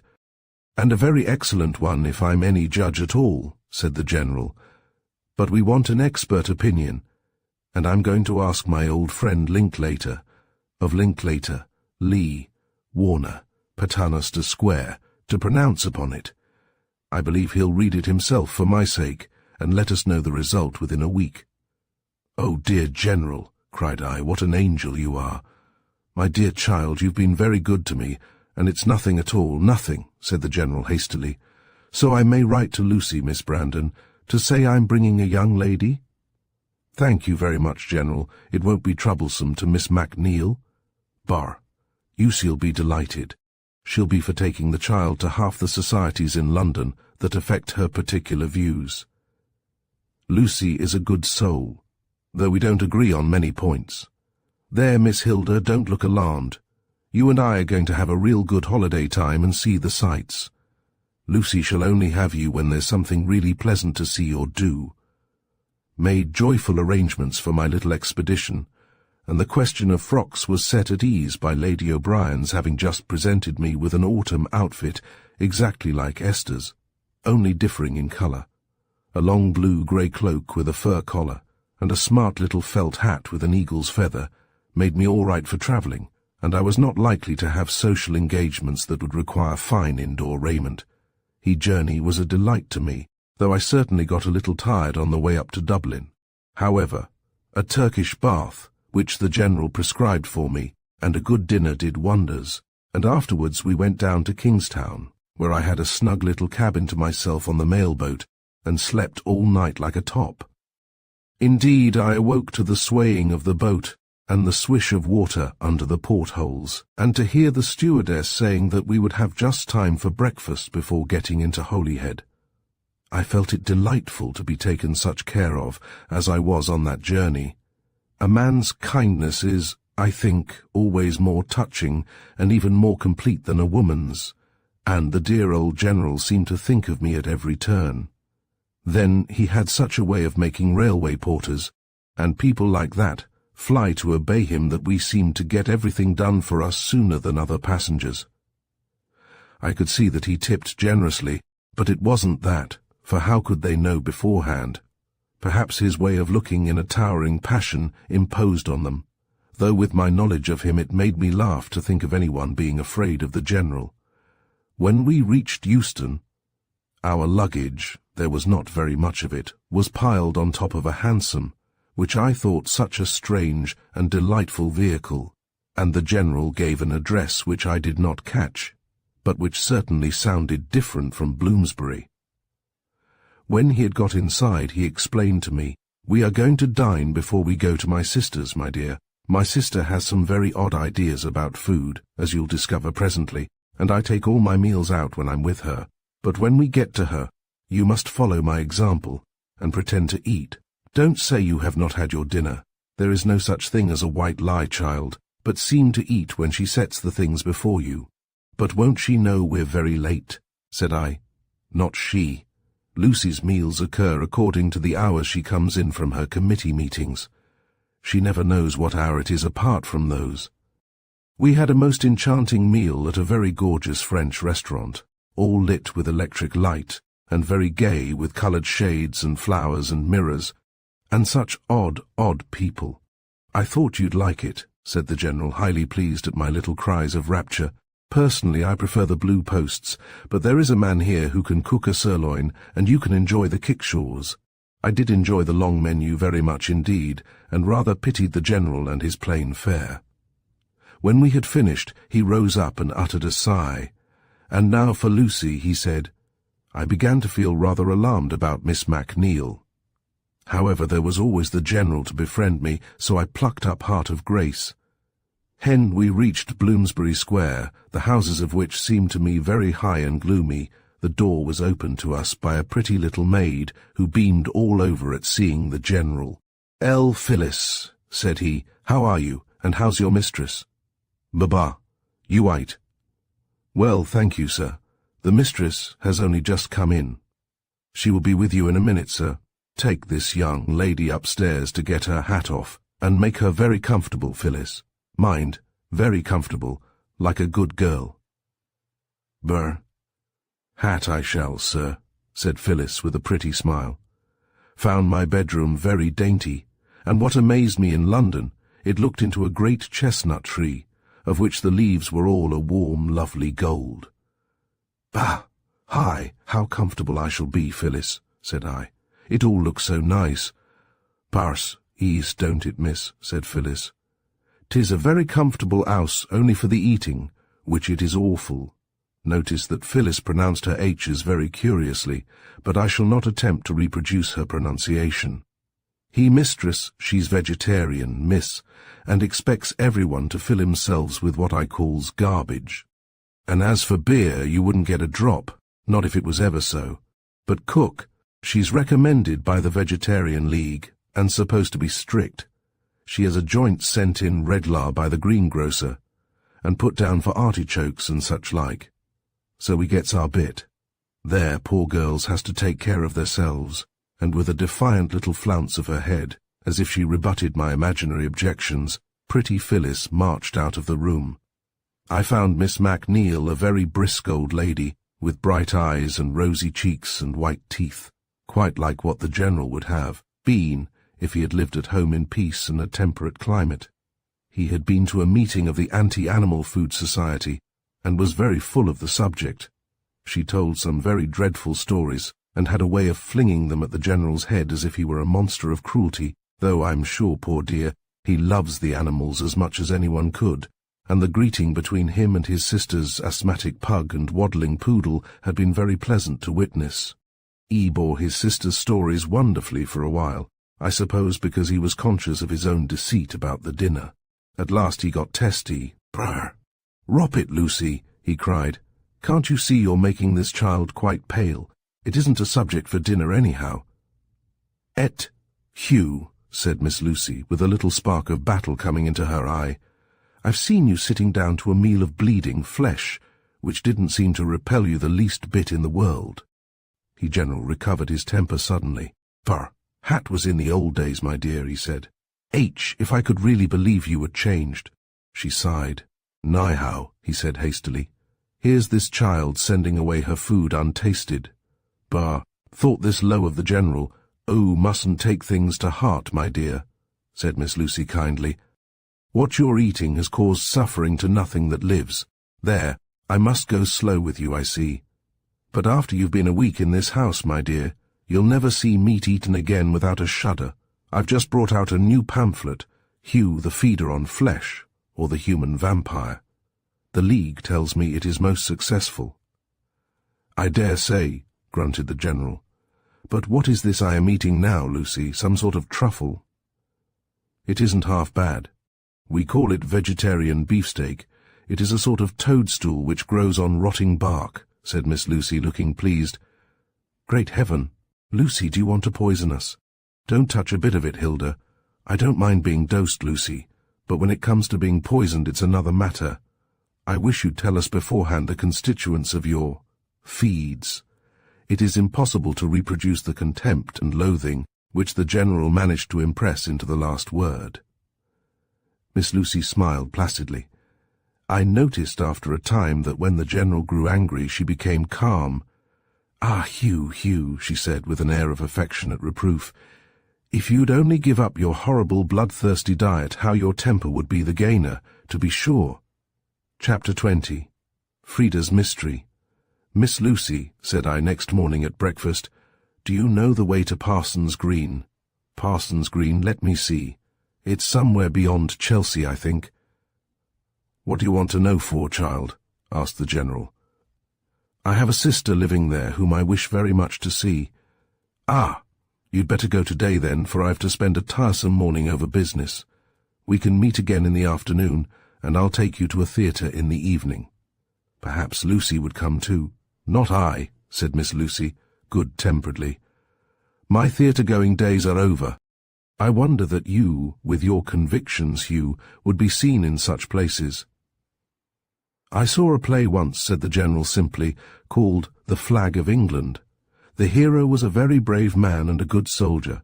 I thought that anyone must be the better for seeing it. Of course, I don't know much about theatres, Lucy, but I thought I'd like to show this young lady some gaieties. Perhaps you could advise me where to take her." I was going to offer to take her to the annual meeting of the Society for the Abolition of the British Army. "No societies, please, Lucy," said the General a little gruffly. "I forgot you were a man of blood," said Miss Lucy, "and didn't mean to be personal, Hugh, but about your theatres, if you'll stick to Shakespeare and a Delphi drama, I think you'll be quite safe.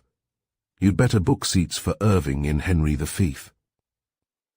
"Thank you, Lucy, I will," said the General meekly. And then turning to me, "If you've quite finished breakfast, my dear, you'd better come along. I'll put you on the way for Parson's Green." I said I had quite finished. I had eaten a little porridge, but found nothing else that I could eat. Eggs were forbidden according to Miss Lucy's creed, and though she had made a concession to my weakness so far as to allow me milk, she ate her own porridge with treacle and drank her coffee black, because, as she said, she'd feel that she was robbing the innocent offspring of the cow if she were to do as we were doing. I felt rather hungry as I stood up, but I really couldn't face Miss Lucy's macaroni and haricot beans at a meal, which I always like best of all the meals of the day. When I came downstairs with my outdoor things on, Miss MacNeil looked at me critically. "Brr, hat kind of a feather is that you are wearing, my dear?" she asked a little sharply. "Brr."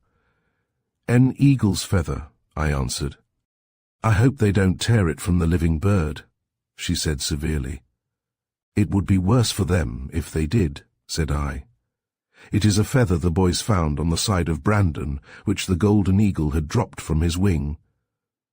"Oh, I suppose if he dropped it, there can be no wrong to him in your picking it up." "I should think not," said the General. "Be easy about Hilda, Lucy. She's as incapable of cruelty as you would be yourself. You won't find her wearing ospreys." "Oh, no, indeed," I asserted fervently. "I wouldn't if I were to go hatless all my days." "My sister's a good woman," said the General, as we went down the steps together, "and is right about many things, though she does get hold of the wrong end of the stick often. Still, I dare say if I had her convictions, I'd act up to them as she does. Aren't you hungry, my dear? I am rather, General. So am I. I've been saving myself for breakfast. There is a quiet little hotel near here where we can get fresh eggs and kidneys done to a turn. Mind, my dear, you are never to make yourself ill eating Lucy's messes.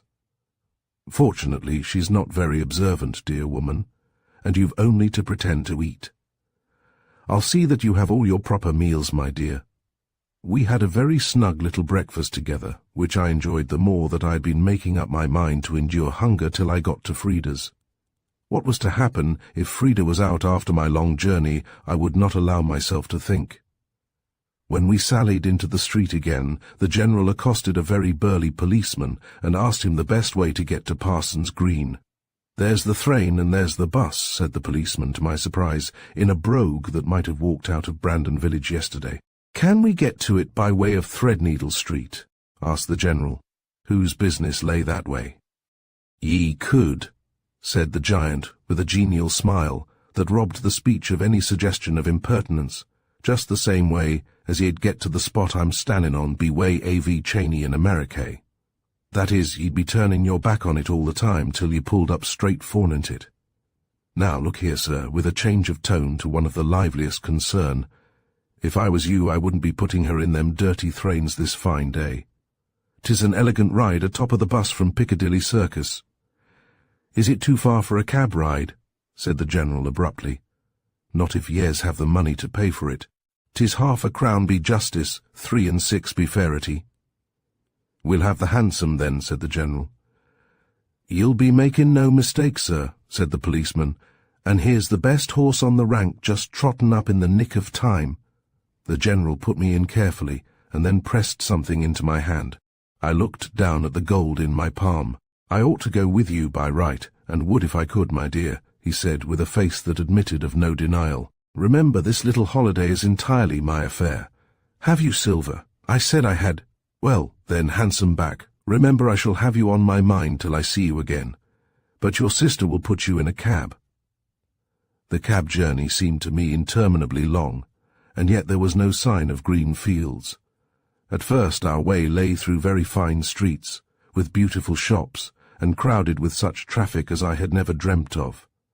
I found the hansom more exhilarating than any form of progression I have ever known since I used to ride Pat Maloney's colt, barebacked in the old days, and I felt very much excited about going to see Frida and her dear little boy.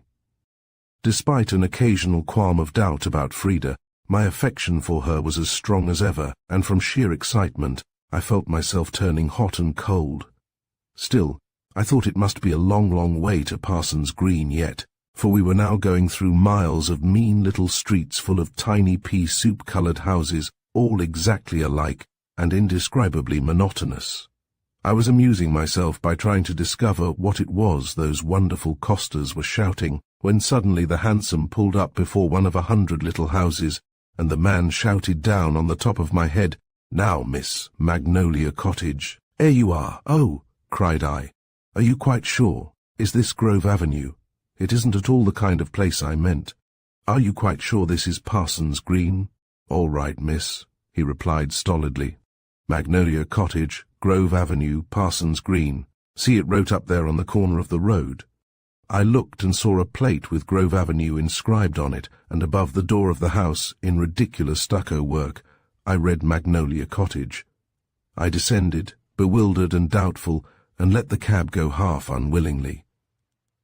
There must be another Parsons Green, and when I had discovered my mistake, how should I ever find another cab in this wilderness of shabby little houses? However, the man drove off, and I knocked at the door. It was opened by a little maid of about 15, quite neat, with her white cap and apron, and quite unconscious of the large smut on her little perked-up nose. "Oh, please," said I, in a voice which was, I am sure, full of distress, "does Mrs. Hazeldene live here?" "She do, miss," said the little maid, in a most sympathetic voice. "Please to walk in. I'm expecting of her shortly, and Mrs. Vincent too, that has gone to take Master Jackie a walk on the common. You've had hard work, I expect, to find the house." Most people as. She ushered me into a little room, quite pretty and refined, though there wasn't an article of substantial furniture in it except a piano. However, with frilled muslin curtains, and a few watercolours on the wall, low chintz-covered chairs, and a hanging shelf of books, to say nothing of a canary singing in the window, and a beaupot of autumn leaves, it was surprising what cheerful results were obtainable. There was the tiniest spark of fire in the grate, but it was burning briskly, for the morning had a touch of frost. Still, the place was very, very poor, though anyone could see that it belonged to ladies. I began to guess dimly that our dear, loving, foolish Frida had been deceiving us all those years since Jim's death. Presently there was the click of a latch, key outside, and in came Frida herself, looking so tired and worn, and rather shabbily dressed. She cried out when she saw me, and we flew into each other's arms. When she released me at last, she looked at me with a mixture of shamefacedness and fun in her expression, which recalled the old happy Frida of long ago. "Well, darling," she said, "and what do you think of Magnolia Cottage?" "Oh, Frida, you bad girl," I answered. "Why did you deceive us all like this?" It was rather silly, I acknowledge, for I was sure to be found out some time. Still, I certainly did not inaugurate the deception. Aline chose to believe me a rich woman, and since the belief seemed a comfort to her, I let it stand. I thought it would be a blow to her, if I were to undeceive her, and she would fret about us, and want Jackie and me at Brandon, where already, as I well know, there is little enough to spare. "No," I said, "now I think of it, you never did contribute a brick to our air-built castle. The only thing was that you seemed to stay in fine houses, and meet fine people, and all that. In some houses, even the governess is allowed to meet the guests. Not in all, though. Still, I think Aline will be hurt, Frida. You should have trusted her." "Ah, well, if I did wrong I was punished. I have felt often and often that you must all think me such a mean wretch, rolling in riches and never doing anything for any of you. I often felt inclined to throw it up and confess. Perhaps I distrusted myself, for there have been times when I grew tired of the struggle, and if Aline had known and had said, "Come," I would have been spiritless enough to come and to stay. "Still, the times have not been many," she said more brightly. "The world has not been bad to me, as a whole, and I had always my dear old friend to come to, and she kept my boy for me, more tenderly than I could myself. This room is really pretty, Frida. The rooms are all pretty, I think, because a woman like Mary Vincent dwells in them, and imparts something of the fragrance of herself to them. In Magnolia Cottage it is possible to forget Grove Avenue. And just think, Frida, we took your house, from the extreme rurality of its title, to be situated in a delicious country place. We rather run to rural titles in our London slums. See, over there is the Daisies, and next door the grass plot, yonder the Hawthorns and the Laburnums face each other. Who lives in them? Usually working men and their very large families. We're considered guilty of sinful waste, so Polly, our handmaiden, tells us, because we don't let lodgings. But come upstairs and see the rest of the domicile. You'll take off your hat and cloak and stay for a good long day. Oh, by the way, you haven't told me yet how you come to be here, I told her, as I was taking off my hat and washing my hands, which I was surprised to find seemed to require constant washing in London about the General, and his business and my business, and that I had not to meet him till 6 o'clock. How lucky I was at home, she cried. We are going to have such a long, long gossip, for though Aline's so faithful a letter writer, there are 1,001 things that never get into letters. Yet, if you had come last week, you would have found only Mrs. Vincent and Jackie. I have just left a place, and am going on to another next week. You poor dear, said I. The last must have been a very nasty place, to make you look so tired as you did when you came in. It was rather nasty, she said, but the next is going to be much nicer. It is in a lovely part of Devonshire too, and I shall like the lady to whom I am going. When we had left the pretty little chintz-hung bedroom and were seated at the fire downstairs, I asked Frida how it was she came to be so poor. Jim had saved nothing, she said. He always meant to, poor love, but he was so generous, and then he never could have feared that his wife and boy would want. You know his parents are extremely wealthy, and he was their favourite son. Yet they let you want. They didn't know. I must do them that much justice. They thought I was left comfortably. But they must have had a strange opinion of me, for they offered to adopt my Jackie and make him heir to all their money. I took the suggestion as an insult and walked out of the house. I have never heard of them since, and I am sure Jackie and I have disappeared as effectually from their ken as if the sea had opened and swallowed us. What horrid people! Cried I impulsively. They are very good people in their own way, answered Frida quietly, but they are bitterly prejudiced, Lady Hazeldene especially.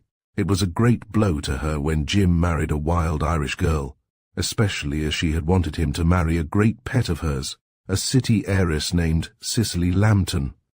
She had wished for it almost from the babyhood of both, for she and Mrs. Lambton were school friends.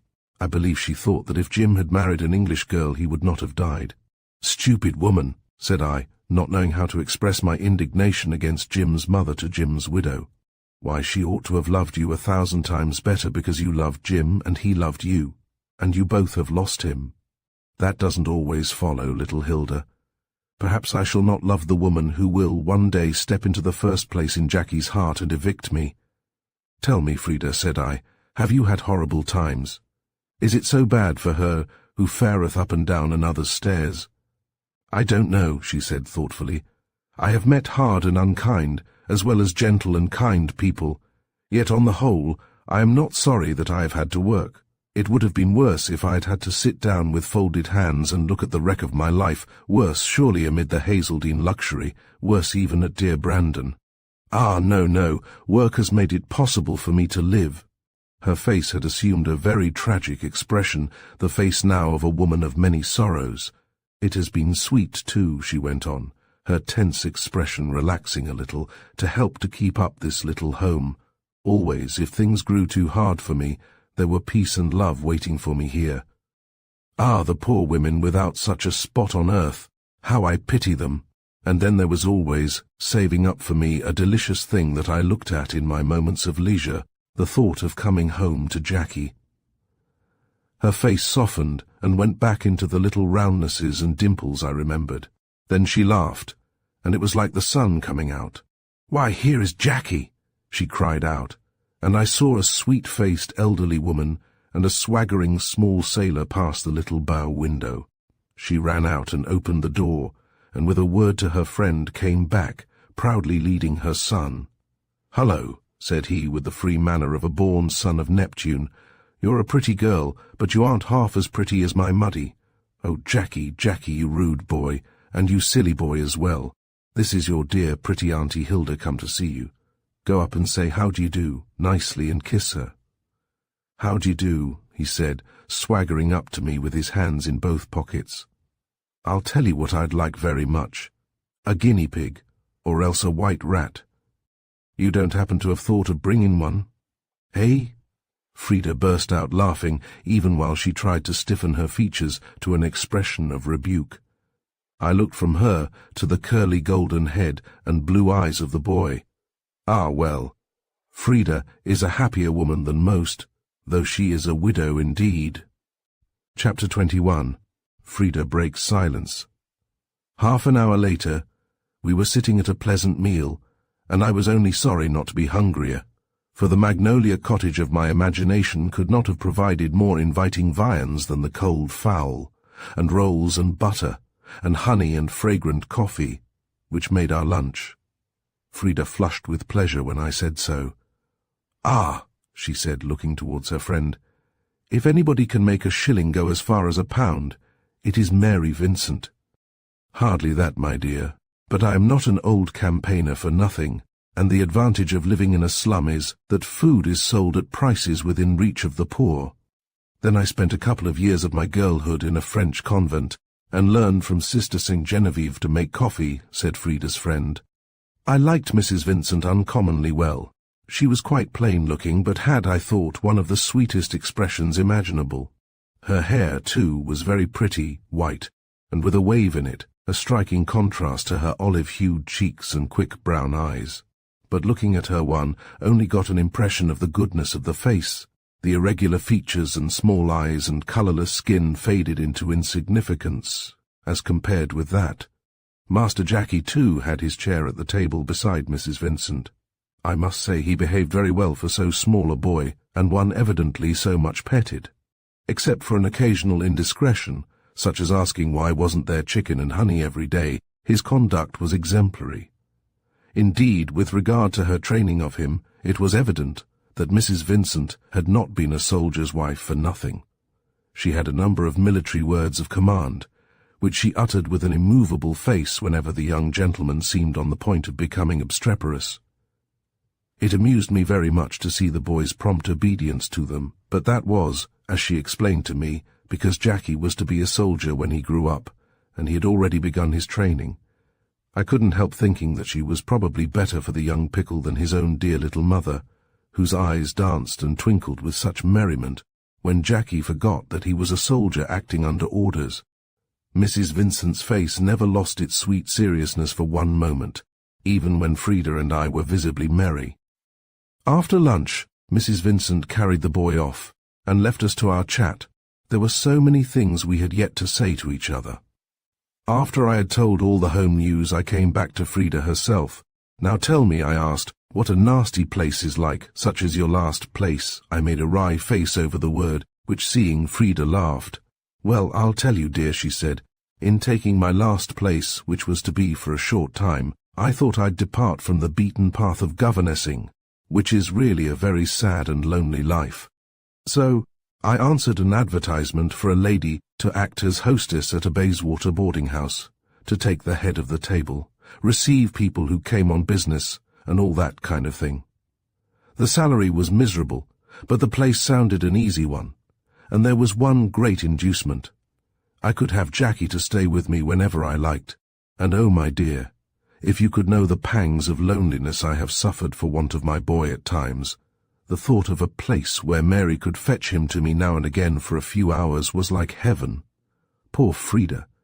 Oh, poor Frida indeed. You shall hear how it turned out. I found the woman a coarse, red-faced, cunning-eyed person, not at all more prepossessing because of her oily smile. I took a dislike to her at once, though she meant to be very amiable. She said that her business was so large that she could no longer carry out all the duties of hostess herself. She required another lady to help her. The real truth was that she was conscious of her own deficiencies, and had come to see that she lost clients by receiving them herself. She really did want a lady to coax people to come in. She must have had common sense anyhow, said I. Oh, my dear, she knew well. She wasn't sensitive, even with regard to herself. She told me that my duties would be, besides presiding at table, receiving visitors, to do such small household tasks as a lady would naturally do in her own house. She hoped, she said, that I wouldn't mind doing a little mending. Well, I said I didn't mind anything in reason. Then she took me upstairs and showed me my bedroom. It was the merest attic, but I could see a tree or two from it, and at the foot of my bed there was a little old cot, which clinched the matter for me, for I imagined Jackie in it, and the joy of undressing and dressing him myself, and listening to his soft breathing all night. So I said I'd come, without further ado. Is it so seldom you have Jackie to yourself, Frida? Well, you see, Hilda, Mary Vincent has been like his mother so long that when I come home I don't like to disturb the existing order of things. She, dear woman, would utterly efface herself if she had the least suspicion of my longing to do everything for Jackie once in a while. But when I come home, she thinks I need rest, and am to be waited upon, and will have me lie in bed in the morning while she does everything for both of us. She sighed a little wistful sigh, and then smiled.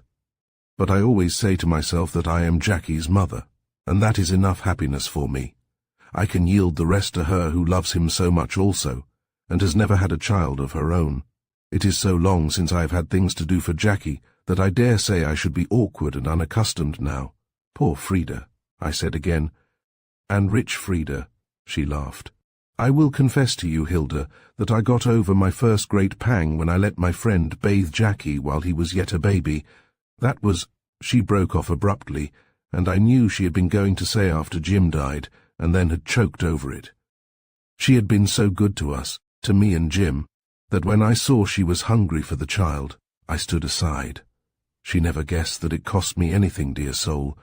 I cannot understand now how mothers give up the personal care of their babies to anyone else if they can help it. In that way, at least, rich women are not so happy as poor women.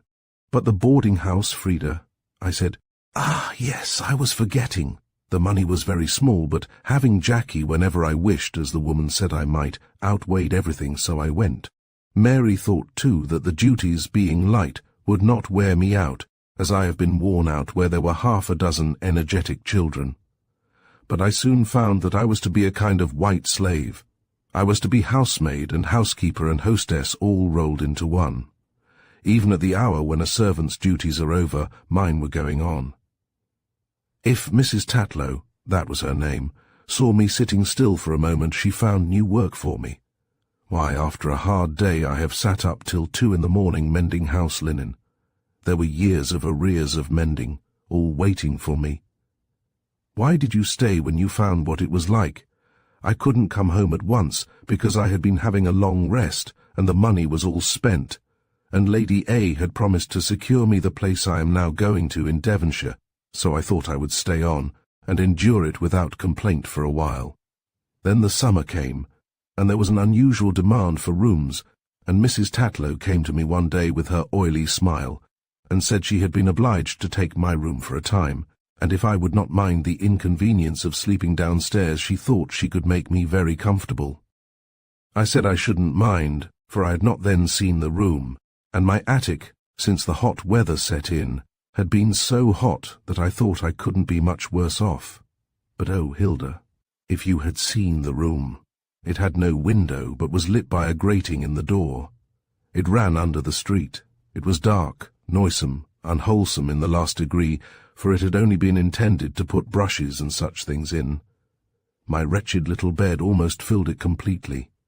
I protested when I saw the place, but quite in vain. My own room was already taken. "And you slept in it, Frida?" I cried out, horrified. I could do nothing else. Mary had taken Jackie to Broadstairs. We have always managed to give him a month at the sea every summer. This little house is taken for that period by two maiden ladies, friends of Mary's, who like to come up once a year to see the pictures and shops. I had nowhere to turn to. I sat down in the horrible little hole and cried bitterly. Then I concluded that I could stand it till Mary came home, and so I set my teeth to it. "The woman ought to have been put in prison," I said angrily. Frida laughed. "That is precisely what Susan, the kitchen maid, said. She did ought to be in Holloway, that's what she ought. Indeed, I got plenty of sympathy from the overworked, badly fed, worse-housed kitchen staff. I often wondered at the warmth of their partisanship. Poor dears.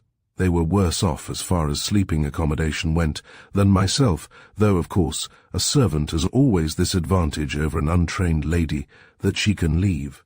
There are so many of us," said Frida, with a watery little smile. "You had some friends, anyhow," I said. "Yes, though I wouldn't listen to their sympathy, not so much for my dignity's sake, that sort of thing levels human beings somehow, as that I couldn't bear it at the time. You poor darling," I cried, embracing her. Again the rainbow smile flitted over her face, and she went on. The sympathy that really touched me most came from the ostensible master of the house. Before this time I had only seen Mr. Tatlow flitting along a corridor, or diving into a doorway to get out of my way.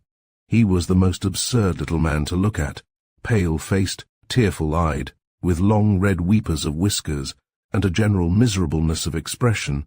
"So well he might have," said I acridly. "Well, so well he might, my dear. Susan informed me that he had to clean all the boots, sometimes 40 pairs a day, in the season. He was the most oppressed of all his wife's victims." "Why didn't he assert himself then?"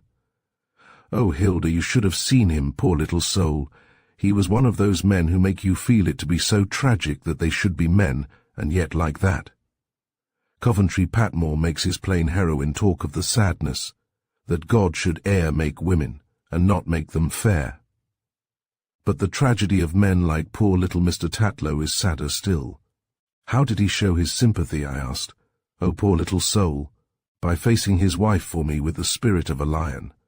He was miserably afraid of her, yet he did that, and he apologized to me with a delicacy and good feeling that showed he had the heart of a gentleman in his poor little frame. He could do nothing, no, only get himself into hot water by his championship of me. I believe the woman was horribly violent when she was angry. She vented all her violence on him, for though she was savagely angry with me, she said nothing. I only knew it by her glance of malevolence when she thought herself unnoticed. "And you slept a month in that dog-hole?" "No, I'm ashamed to say I didn't. I'm not made of the martyr stuff. I had been 10 days or so in it when Lucy, the chambermaid, told Miss Dahlia Warner, an American who was staying in the house, about my habitation. Miss Warner was very rich, very pretty, and very spirited. She came down and saw the place for herself. "Now, why did you do it, Mrs. Hazeldene?" she asked. "Don't you know it was self-murder? Look at yourself in the glass." I did so, and saw a very white face and very big eyes. "Besides, you are encouraging that wretch to treat some other helpless poor creature in just the same way." Then I burst out crying, and she suddenly put her arms about me affectionately. "There, I am worrying you, you poor little thing," she cried, as if you had not had enough to bear already. "Come up to my room and tell me all about it. The woman is out, but if she were not, she wouldn't dare to question me." So I went with her, and being broken down by her sympathy, I told her everything. When I had finished, she said to me, "There, can you get your things together in a quarter of an hour? Yes, I am sure you can, for that kind creature downstairs will help you. You are coming with me to the Cecil as my guest for a fortnight, and as long afterwards as you will stay." And so she carried me off. She returned later on for her own luggage, paid Mrs. Tatlow for her board, and gave that good lady a stinging little bit of her mind. The woman was obsequious to her, for her main business is with Americans, and she dreaded the mischief Miss Warner might do her. But for all that she kept my pretty things. "Your pretty things, Frida?" "Yes." She came here on some excuse after I had promised to go to her, and saw my pretty things, my bits of ivory and silver and lacquer that used to be in our little home at Udaipur. No matter how poor I was, I would never part with them. She insisted on my bringing them with me to decorate her drawing room, and now she holds them in default of the warning she says I ought to have given her. But she can't keep them, surely. Oh no, she will give them up. It is only what Miss Warner calls a game of bluff. That good friend was recalled suddenly to America, and since I would not go with her, as she wanted, she put me and my affairs in charge of her betrothed, who is a young solicitor in an old firm in Chancery Lane. He, Mr. Douglas, says that Mrs. Tatlow is only squirming a little before giving up the things, so we shall let her squirm. And now, Frida said, let us have some tea, for I seem to have been talking an incredible amount. When she had ordered the tea, I said to her, Is Aline to hear this, Frida? I think not, she said wistfully, unless you think that I had better own up to everything. But it would only grieve her. Indeed, I think you are right, I said. It would nearly break her heart. I think you were cruel to us too, Frida, to endure such things. Well, it was not for very long, she answered.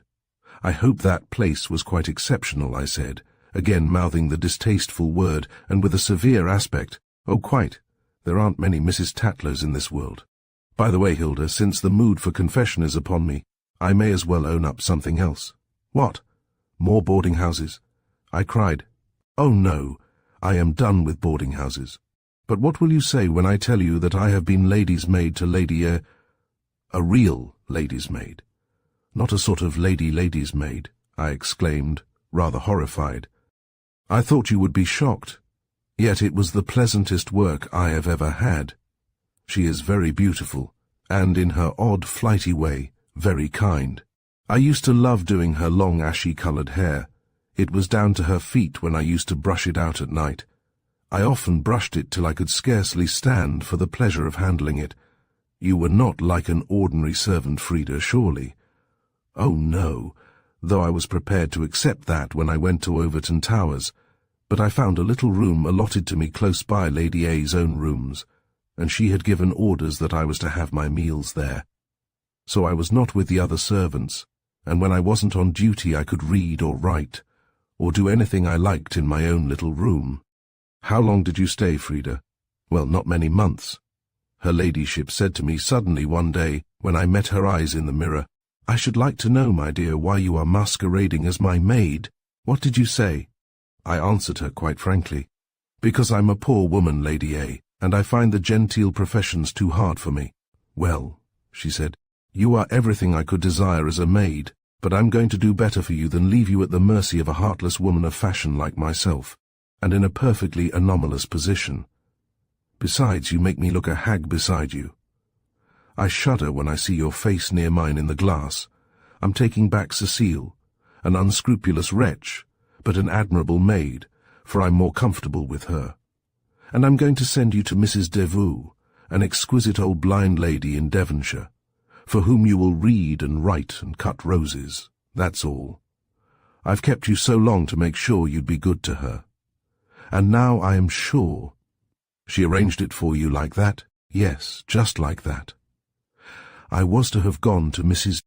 Devou in a short time after I left Lady A, so I came home and imprudently spent all my money.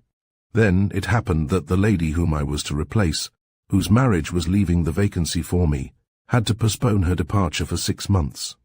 So I was rather thrown on my beam ends, and that is how I had the pleasure of making Mrs. Tatlow's acquaintance.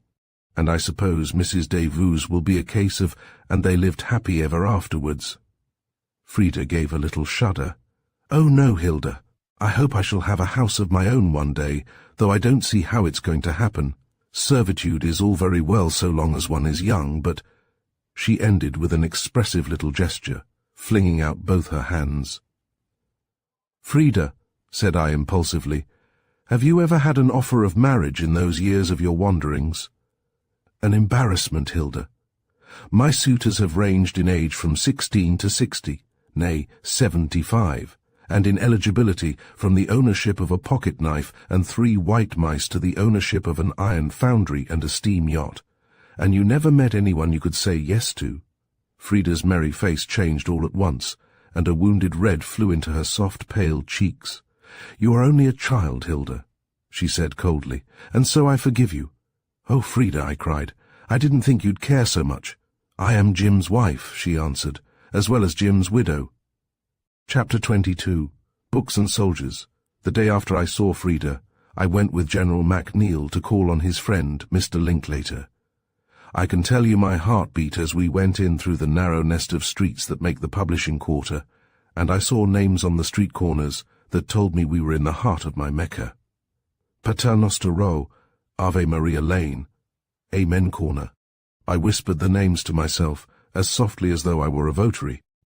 We went through a narrow passage into a kind of shop on the first floor of a tall house, but no one was buying or selling. Only a clerk sat at a desk, with a pen behind his ear, amid walls of books in bundles of brown paper, or standing in piles in their outer wrappings.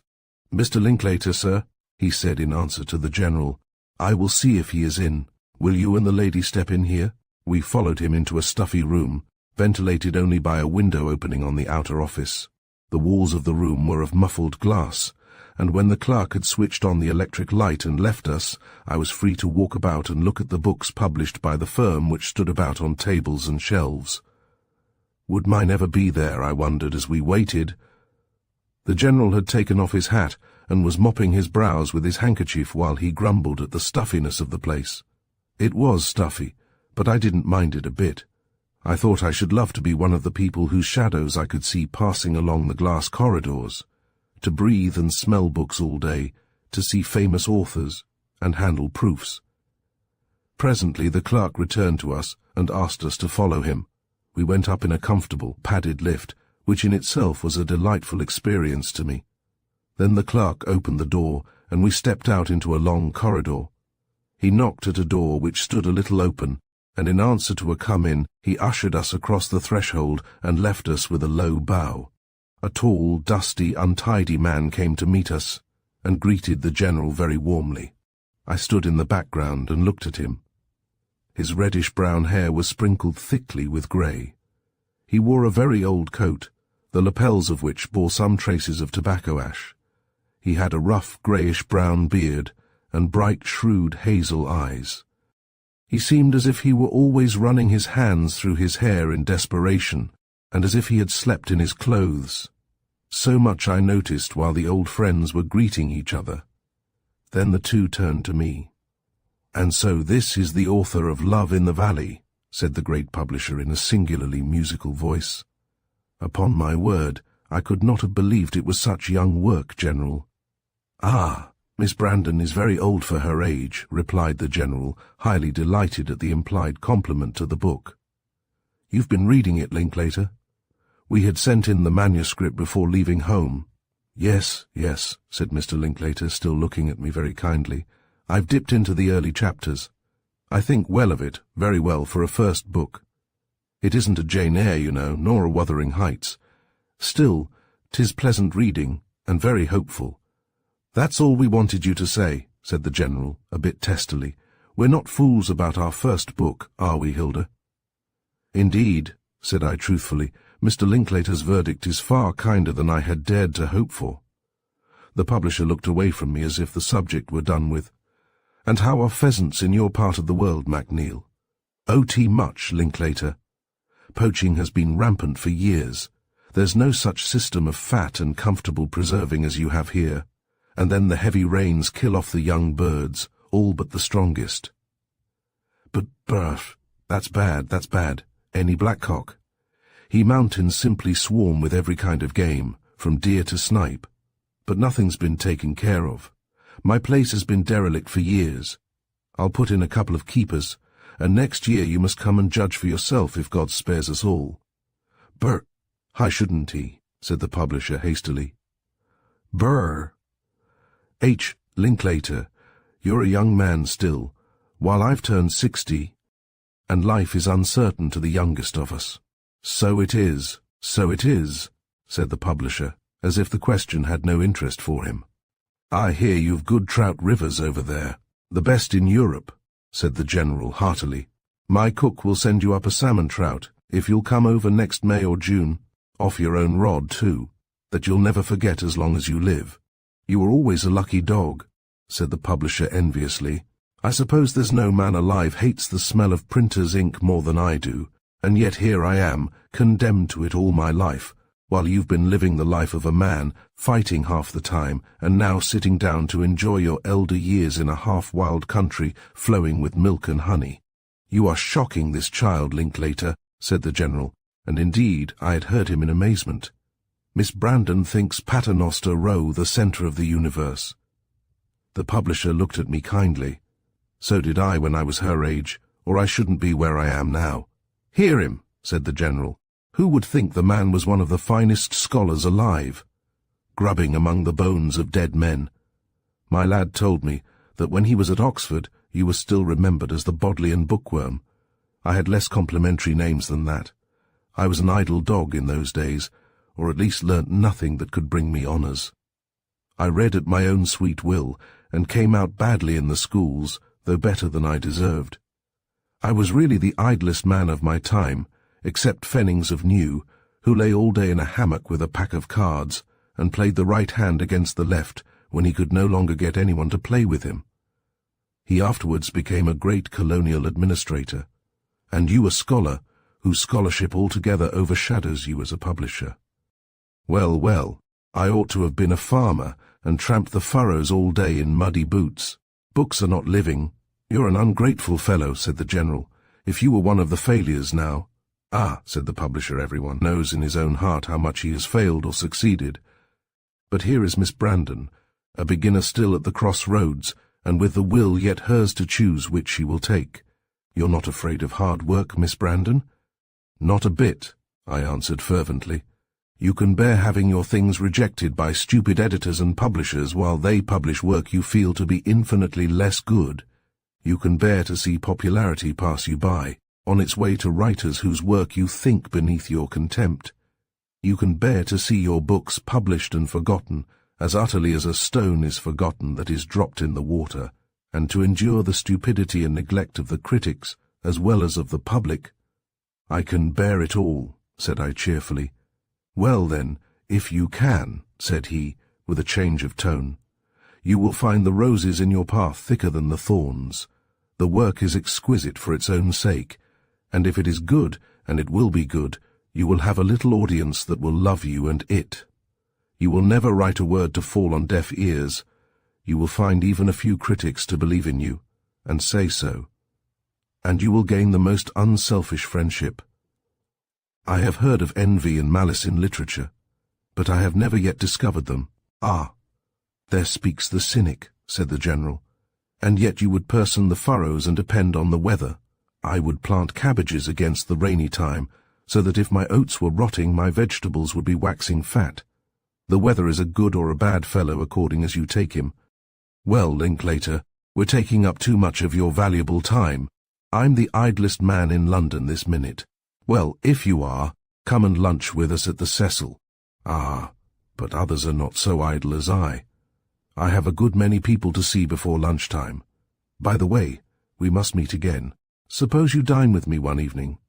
I want to hear a good many things about yourself." As we went out, Mr. Linklater drew the General aside, and said something to him in a low voice. I guessed at its purport, for the General shook his head very sadly in answer. "Ah, well," said the publisher, "I wouldn't give up hope, man. Lance was always a fellow of so much resource, and again men have returned after being given up for lost, as he has been." "And many have not returned," said the General. "But thank you, Linklater, for your sympathy all the same." "We are both lonely men," said the publisher, "but you have yet hope. And you have certainty," said the General, looking up and lifting his hat. "I have often wished I could have as much." "Ah, that is where you religious men score." "Yes," said the General simply. "I do not know where my boy is, but there is one that knows." The two men shook hands in silence. Then the publisher turned to me with his kind smile. We shall make you formal publishing proposals in a day or two, Miss Brandon. It would never do to arrange such matters during a morning call. After we had gone out in the street, the General told me that Mr. Linklater had lost his wife and daughter by scarlet fever a few years previously. Poor fellow, poor fellow. He said he looks as if he wanted a woman's hand about him. You would hardly believe, Hilda, that I remember him as one of the golden youth. I don't think the carelessness of his attire misbecomes him, I said. Ah, it has a sad look to me, remembering him so far otherwise. I always supposed that all scholars were rather dusty. Books are such dusty things. Linklater was the exception. His wife was a lovely, soft creature, and devoted to him, and the little red-haired girl was a thing of such light and colour that she seemed more like a bird or a flower than a human creature. It is hard to imagine death stilling all that wild and gracious life, or fixing it forever. True, my child. He carries the elixir of life, if we would only see it. But now, how are you pleased about your own affairs? Oh, dear General, how could I be anything but pleased? And I owe it all to you. What a blessed, blessed day it was that brought you to Rose Hill. It was blessed for me. I have often since thought it so strange that we should have been brought together, you having known my boy. I said nothing in answer to this, but as we were in a hansom, I just pressed my old friend's hand to assure him of my sympathy. Then, to distract his mind, I told him about Frida and how I'd got to the root of her mystery. He was greatly interested. She must be a brave creature, he said, though I think her foolish to have kept you all in the dark. But young people are romantic, and will take views, especially in the matter of self-sacrifice that we sadder, and older ones cannot share. And there was no willful deception. The thing seems to have grown up of itself. But don't you feel happier, now that your golden castles for her are all in ruins?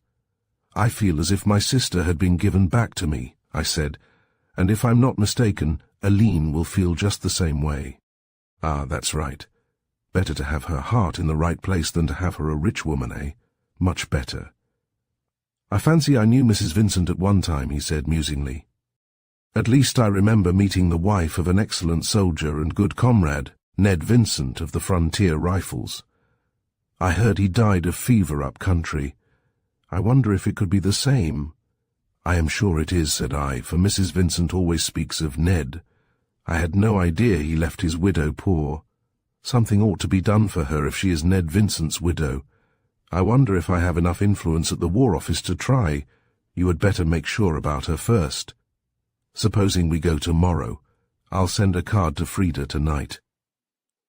The thing was agreed upon, and the General and I drove down to Magnolia Cottage next day. The General had gone out in the morning on a mysterious business, and several brown paper parcels of odd shapes had been left afterwards by quickly arriving errand boys. I didn't ask what the things were, but I guessed pretty accurately without the assistance of Miss MacNeil's indiscretion. He had accompanied us to the hall door, and noticed the General, with a pretence of there being no secrecy about the matter, carrying his parcels to the hansom. "Brr! Whatever have you got there?" she blurted. "Not a toy drum, surely? You're not going back to your second childhood, Hugh." "Adam," said the General in his angriest voice, "folly and meddlesomeness are not confined to any age, as you've the best right in all the world to know. N.D." He stalked away from the gibe I saw trembling on Miss Lucy's lips. We were seated and packed round about with very angular parcels. He explained to me apologetically that he had taken the liberty of bringing some toys for the little soldier. "Our sister won't mind, my dear," he said. "She will forgive an old man who once had a little soldier of his own." "She will think it very kind," I assured him. And indeed those toys were a passport for the General to the hearts of the two women who loved Jackie more than all the world. Mrs. Vincent proved to be the widow of the General's old friend, and as they seemed to have 1,000 things to talk of, Frida and I left them together while we made Jackie's toilet. It had been made earlier in the day, but he had undone it all by falling into the bath while giving his puppy, Captain, a bath in honor of the brave soldier man they were both going to be introduced to.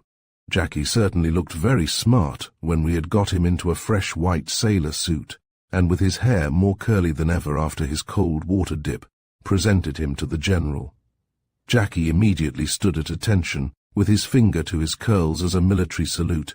"Why, come here, my brave lad, and see whether the young soldier can learn anything from the old soldier," cried the general, beaming, and a few seconds later Jackie was perched on his knee, showing him his good conduct stripes, and explaining that at the end of the year, if his conduct was all that could be desired, he was to receive a medal. "Where are your medals, old soldier?" Jackie cried.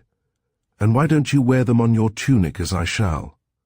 The general explained to him that custom required the grown-up soldier to dress like an ordinary citizen at times, and then he described, with the utmost painstaking, so that a little child might understand, the various medals he had and the battles for which they were given. Frida and Mrs. Vincent were as much absorbed as Jackie. I enjoyed it from an outsider's point of view, thinking how pretty it was, the old man with the child's heart bringing down his years to the level of the child's, and the two women with their pleasure and pride in it all. Presently, when they were quite old friends, for the friendship advanced by strides, the general's gifts were offered, and received with such shrieks of delight on Jackie's part that I was fain to clap my hands to my ears.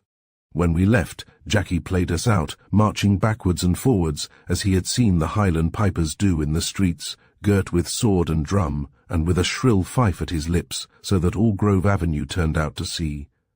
A brave little chap. The general pronounced him, and as we drove away, he leaned from the hansom to look back at him. I thought he looked sad. He was thinking of his own soldier boy, I made sure. We had very gay times after that, and on several occasions the general took Jackie with us on our expeditions, bearing with the child so patiently and sweetly that I thought no mother could have done more. Not that Jackie didn't behave admirably. He had an immense admiration for old soldier, as he called him. But then a lively boy of 6 is apt to prove a handful to a veteran with a gunshot wound in the leg, and to a slightly limping girl. We saw the Tower, and Hampton Court, and Windsor Castle, and the exhibition at Earl's Court, and the waxworks at Madame Tussaud's, and the Crystal Palace, all with Jackie to bear us company. Then the general and I saw 1 or 2 theatres, and one evening we dined with Mr. Linklater, and it was all very pleasant. But by the time our little holiday was up, I was beginning to feel rather fagged, and to wish for Brandon and the library at Rose Hill. The very last morning we were in London came the publishing proposal from Messrs. Linklater, Lee and Warner, with a stamped agreement for me to sign, which I did, feeling it the proudest moment of my life.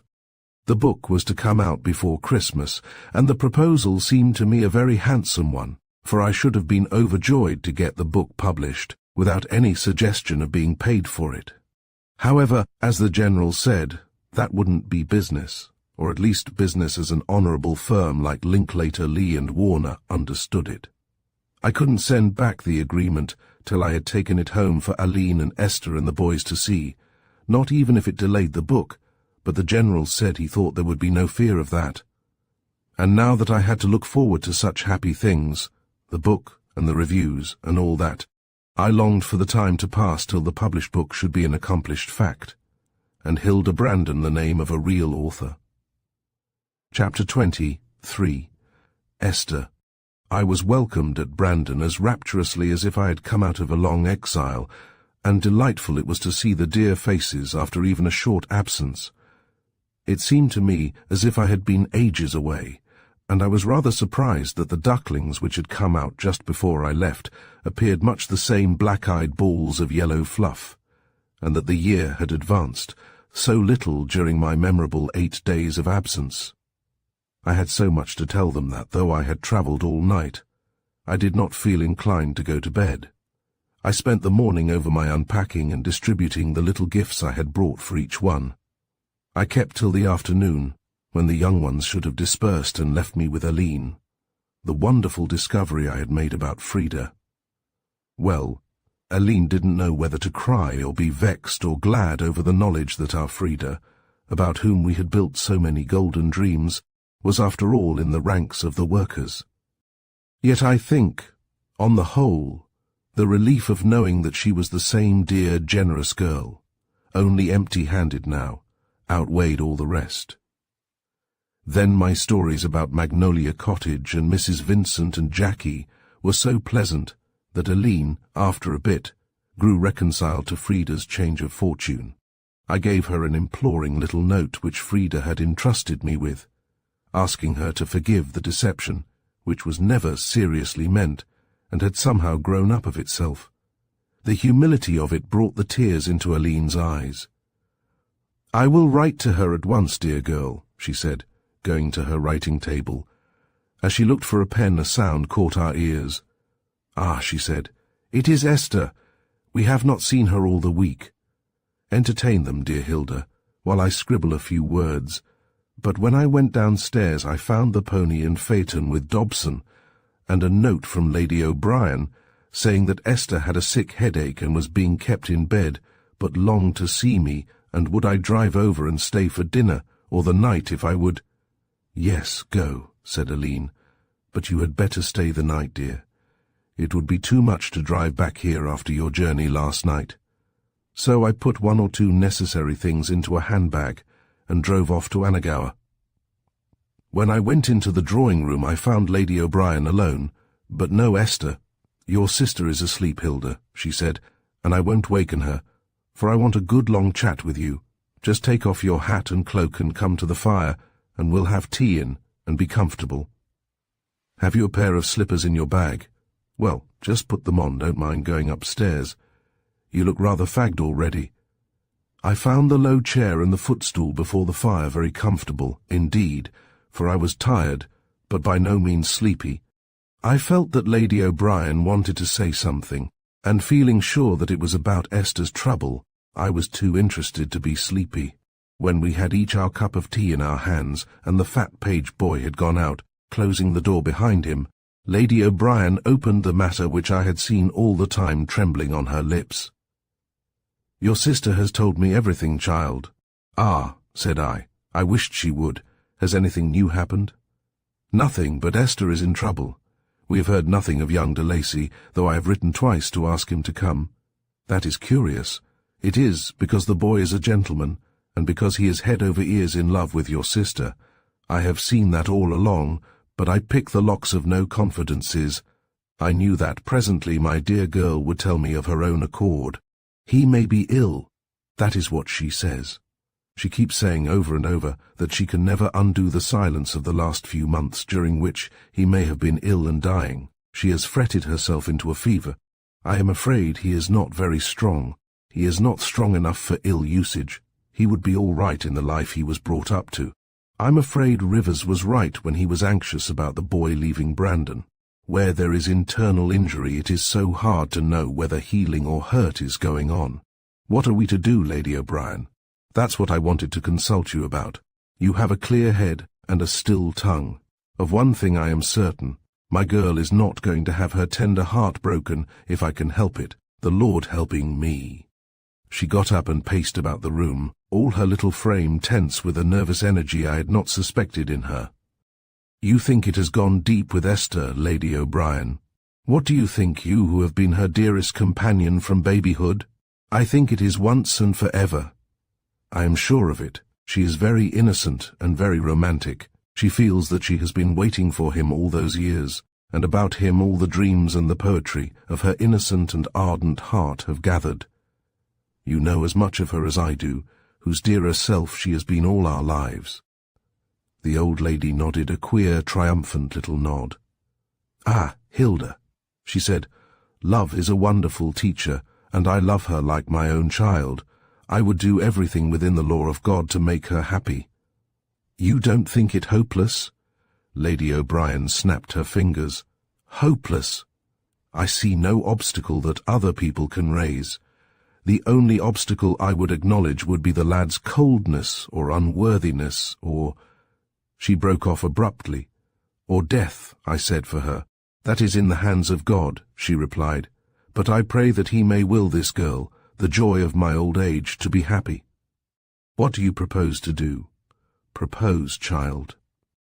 "Well, first we have to find out what's the matter with the boy. I've written to Sir Rupert, What? I cried. Written to his old villain of a grandfather, who, I expect, is at the bottom of the mischief. I sent a boy with it on one of your wild mountain ponies. He ought to be nearly back by this time. You didn't tell him. I merely asked for an interview. I had thought of driving over there, but I was afraid the rapscallion would bar his gates against me. The country people would tell you it wasn't safe. Pooh! What a mass of superstition has grown up about the place. Just because it stands in a dark spot and is surrounded by unwholesome weeds. Why, if I could have hoped to get past the gates, I'd have gone like a shot. Dobson would come and fetch me out after a certain time. He's as brave as a lion, though you wouldn't believe it. There are those horrible dogs. Poor, lumbering, unhappy brutes. I should never be afraid of them. All the same, I'm glad you didn't go, you intrepid little fairy godmother. You'll see that I can be intrepid where it's a question of fighting for my girl's happiness. Sir Rupert will never consent to the marriage, Lady O'Brien. A fig for the man's consent. I only want to find out where the boy is. If he cuts up Rusty, I'll tell him to go and be hanged. I've a roof to cover them, and enough for a young couple to live on, even with the old woman in the chimney corner.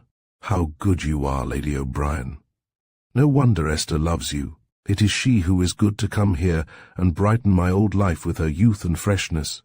You are very young in heart, I could not help saying. Ah, my dear, perhaps I keep my heart a little green. I remember when I was young myself, long before ever I thought of my good Peter, and how I loved somebody, and thought I should die of losing him. But why did you lose him? I whispered. He never thought of me, my dear, not in that way. He never even suspected that I thought of him. I looked at her in wondering sympathy. It was your grandfather, Hilda, she said. He's a saint in heaven today, dear fellow, but upon my word, I half wish he'd been less saintly, and had called out de Lacy and put a bullet through him. The transition was so sudden and characteristic that I burst out laughing. Just then the page boy came to the door. Your ladyship's messenger has returned and brought a note. Lady O'Brien snatched the note from the salver. There, that will do. Never mind the fire. We'll attend to it ourselves. Go out and shut the door after you. She tore open the note, glanced at it, and then handed it to me. It was written on a half sheet of paper, evidently torn from a letter, and with ink so pale as to suggest an application of water to the ink pot. Sir Rupert de Lacy presents his compliments to Lady O'Brien, and will do himself the honour of calling on her tomorrow at 5. Now, that's the letter of an ordinary human being, said Lady O'Brien, barring an eccentricity in the ink and paper. Maybe the devil's not so black as he's painted. It's very polite, said I, but I wouldn't trust him. I distrust him all the more when he was by way of being civil. Well, we'll see, we'll see. It won't be long till tomorrow at 5. I'll wait and hear what he has to say, I said. I'll tell you what, I'd better see him alone. But if you'd care to be present at the interview, you can just sit inside the alcove there and pull the reed curtains. He'll never see your black frock in the dark, and if he does, why, it's no business of his. Esther is not to know, I suppose. Better not. It would only agitate her. Wait till it is over. Perhaps she is awake now and longing to see you. She rang the bell and asked if Miss Brandon was awake, and the reply was in the affirmative, so I went upstairs to Esther's pretty room. The dusk was beginning to gather, but I could see that she looked ill, though she had a bright colour. Her eyes were heavy and her aspect listless. "I'm afraid I'm in for a feverish cold, Hilda," she said, when we had greeted each other. "My throat is sore and my hands very hot. Feel them." I took her hands in mine and felt them dry and burning. "What is it, Essie?" I said tenderly. "Worry? Not altogether that. The day before yesterday, when my godmother had driven to Inniscrone on business, and I was supposed to be nursing a little cold I brought from Kilkee, I slipped out and ran all the way to Brandon Abbey, thinking there might be a word or a flower for me in the old place. But there was nothing, and it rained hard coming back, and I got very wet and said nothing about it. Oh, Esther, that was foolish. I know, but you don't know how I am driven to do something. It seems as if I was lying here and letting all my life slip through my fingers. Can't you trust other people to do for you just for the present? Ah, my godmother has been talking to you. You know I have told her everything. Yes, I am glad of it. She is a stout friend, although only a frail little old fairy godmother. Trust her, Esther. She will do all that love and courage can. I know, she is wonderful. But what are we against Sir Rupert? If we had only a man with us, if Pierce had lived and been strong. God's in his heaven, Esther. Yes, I try to pray and have faith, but I am afraid of the cross. What if it were his will to take my Harry? He would give you courage and would bear your cross with you, but his will for you may be just as well your heart's desire. Yes. I went into a church one day at Kilkee. The door was open, and someone was singing at the organ. O rest in the Lord, wait patiently for him, and he will give thee thy heart's desire.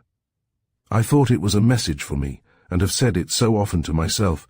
Oh, my heart's desire, she cried, and then covered her face with her hands. Why are you so full of fears, Esther? I asked. My Harry is delicate, she whispered, and Sir Rupert is wicked and strong. God is stronger than Sir Rupert.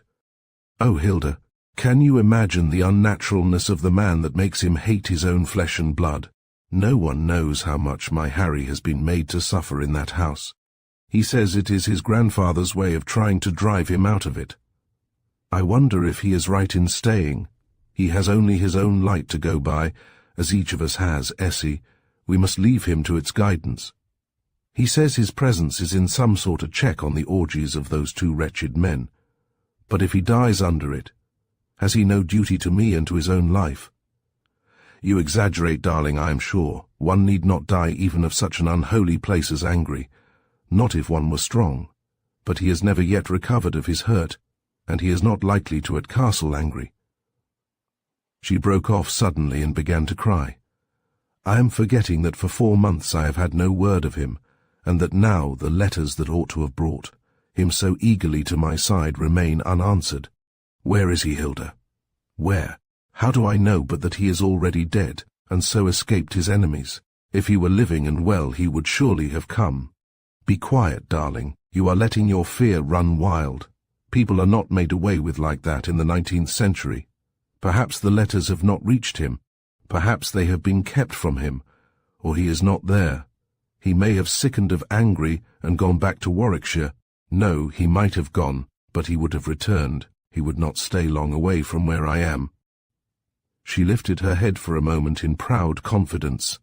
Then it drooped again as a flower droops heavy with rain. You would never think, Esther, that he could be silent because he had forgotten you. Never that. Nothing could separate us but death. Well, Esther, said I, be quiet and keep your heart calm. We shall know something tomorrow, for Sir Rupert is to come here at 5 o'clock. Sir Rupert? Yes, we had not meant to tell you, but now I think it is better. Lady O'Brien wrote that she wanted to see him, and he has written saying he will come. She looked at me with distended eyes. Under this roof, she muttered to herself, at least we shall find out where his grandson is. Yes, we surely shall. He will have to answer a plain question, won't he, Hilda? To think of the godmother drawing him like that. If he had not come, she would have invaded him in his den. Dear, brave little soul. I have not deserved such love, Hilda. For an undeserving person, you seem to receive quite a large share, I said dryly. Yes, don't I? She answered in her simple way. Then she went on. I am so glad you told me about Sir Rupert, Hilda. It is the doing something that helps me, and I should hardly have had enterprise for that. The penny post has awful possibilities of cruelty. Think of launching those letters into the dark, and then waiting for an answer, the horrible strain of it, and feeling in your cold heart all the time that no answer will come. Poor penny post, I said, laughing, but think of all the happiness it brings as well. I can only think of the letters that never come, or the cruel and cold letters, but they are easier to bear than the silence. Well, darling, I said soothingly, the cruel and cold letters will never come to you, and the silence is only a pause before good news. You think so, Hilda? I was always so afraid of Sir Rupert. I know it is silly, but the shadows out of one's childhood dominate one in a time of trouble. Now, fret no more, Essie, I said. I shall be with you tonight, and tomorrow will bring news. Think of yourself as a rich girl with a lover, and pity all the poor unloved ones like Hilda. Ah, time was, she smiled, in my romantic youth, when I thought the lover stage the one most desirable. Now I think it is cruel and full of fear. But I am going to be strong, Hilda, and hope for tomorrow. You will tell me everything, and be sure all will be well. When I went up to bed that night, I found Esther sleeping placidly. The fingertips were turned towards her palms, like a child's in sleep, and the long lashes made a shadow on her richly coloured cheeks. I prayed hard that night that the morrow might not betray our confidence. Chapter 24. Sir Rupert. The next day was cold and blustery, with winds that shook down the last remaining glory of the trees, and cold rain that beat the orange and scarlet of the dead leaves into so much black mud. It was a day when everything seems dreary. The big sunflowers in the lawn at Anagawa broke with their own weight and hung ruefully on the shattered stalk. The chrysanthemums were bruised and muddy, and the air was full of the repining of the afflicted branches. Even the robin sang as if his heart were not in it. I sat with Esther a great part of the morning and would not let her talk too much on the subject that was in all our minds.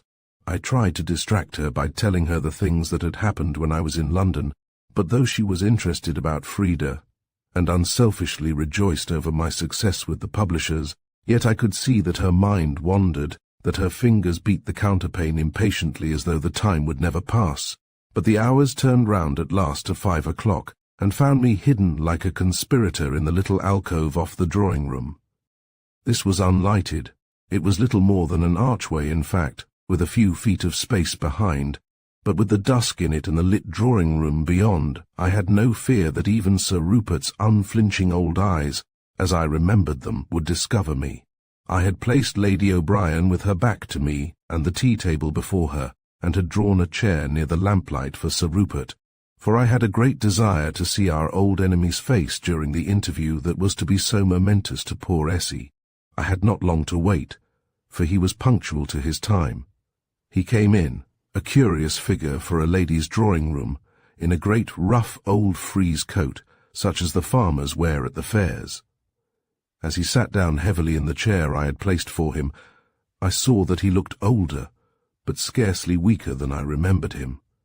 If a tithe of the stories told about his way of life were true, then he had a constitution of iron.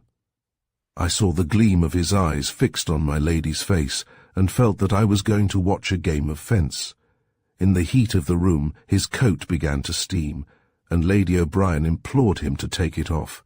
He did so, flinging it across a velvet chair, and showed himself clad in a riding suit of very ancient cut, in which, however, he looked a figure of a certain distinction.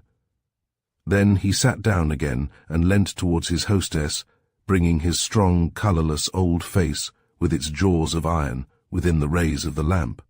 Lady O'Brien had dressed herself for the interview with a certain coquettishness. Dear old lady, it would indeed be the end of things with her when her pretty vanities were relinquished. She was wearing a grey, stiff silk, trimmed with the most exquisite old yellow lace, and her soft hair was piled high over her delicate face with its sparkling eyes. I could not see her face, of course, from where I sat, but I could see the flash and glitter of her rings as her still beautiful hands moved to and fro among the teacups. "I may offer you some tea, Sir Rupert?" I heard her say. "Well, madam, tea is not much in my line," he answered grimly. "It is a good many years since I have known the taste of it, in fact." "Oh, Sir Rupert, you men," said the little old lady, lifting a reproving finger, "it is well for you I know your ways." She took from a lower tray of her tea-table a little bottle gold-coloured and a liqueur glass. "This is the finest old brandy, Sir Rupert," she said. "I won't insult you in it by asking if you will take soda water with it." "Brandy is quite good enough for me," he answered. "You were always a woman of 1,000. "Ah, Sir Rupert, you flatter me," said the old lady, sipping her tea. If the truth is flattery, he said, it is the truth that beauty and wit are seldom found in one garland. You have not forgotten your old ways, she said. Rustication has made you no whit the better. Ah, he said, when beauty and grace shine on unaccustomed eyes, even the rustic tongue is loosed. I listened with amazement. I had thought that the Sir Rupert who was a man about town and a pretty fellow ages ago was quite lost in Sir Rupert the ogre of Angry Castle, the false and vindictive friend, the patient waiter upon vengeance, the sinner stained with so many crimes that it was easy to credit him with all. Yet, grim as he looked, his air now was not saturnine. He seemed to have forgotten for a moment his later years, and turned back to a page of his youth. He had settled his huge shoulders comfortably in the low chair, and was swallowing glass after glass of the brandy, which apparently did not affect him in the least. "You will be wondering," said my lady, "why I should have asked for this interview." She had settled down for serious conversation, having replaced her cup in the tray. I could see the pretty fan with which she had provided herself waving to and fro against the firelight. "No reason was needed, my lady, except that you had not forgotten me like the rest of the world. Was that enough to bring you 6 miles in drenching rain? Since when have I been afraid of a shower? Oh, Sir Rupert, you know you are a recluse by your own choice. The world would not have forgotten you if you had not willed to be forgotten. This being so, I did not lightly invade your solitude.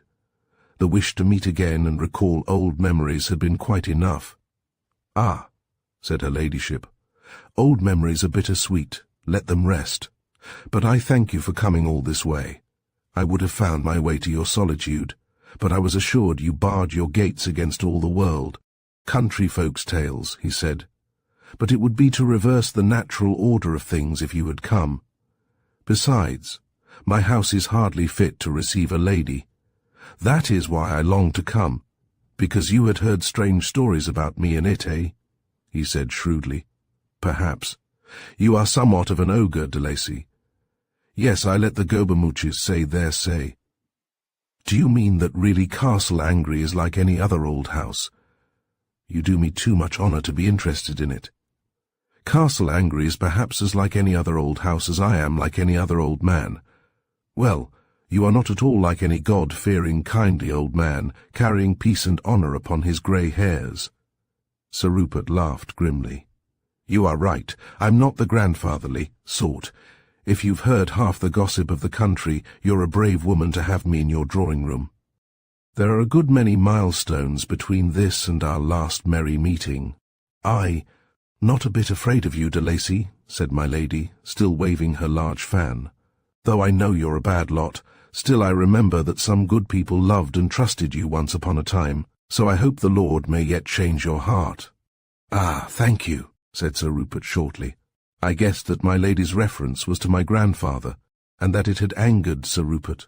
"Well, your reason, madam, for desiring an interview," he said with a slight baring of his strong yellow teeth, "since it is not for the pleasure of my company." "You have a grandson, Sir Rupert." "I have, madam." "A charming youth," said my lady pensively.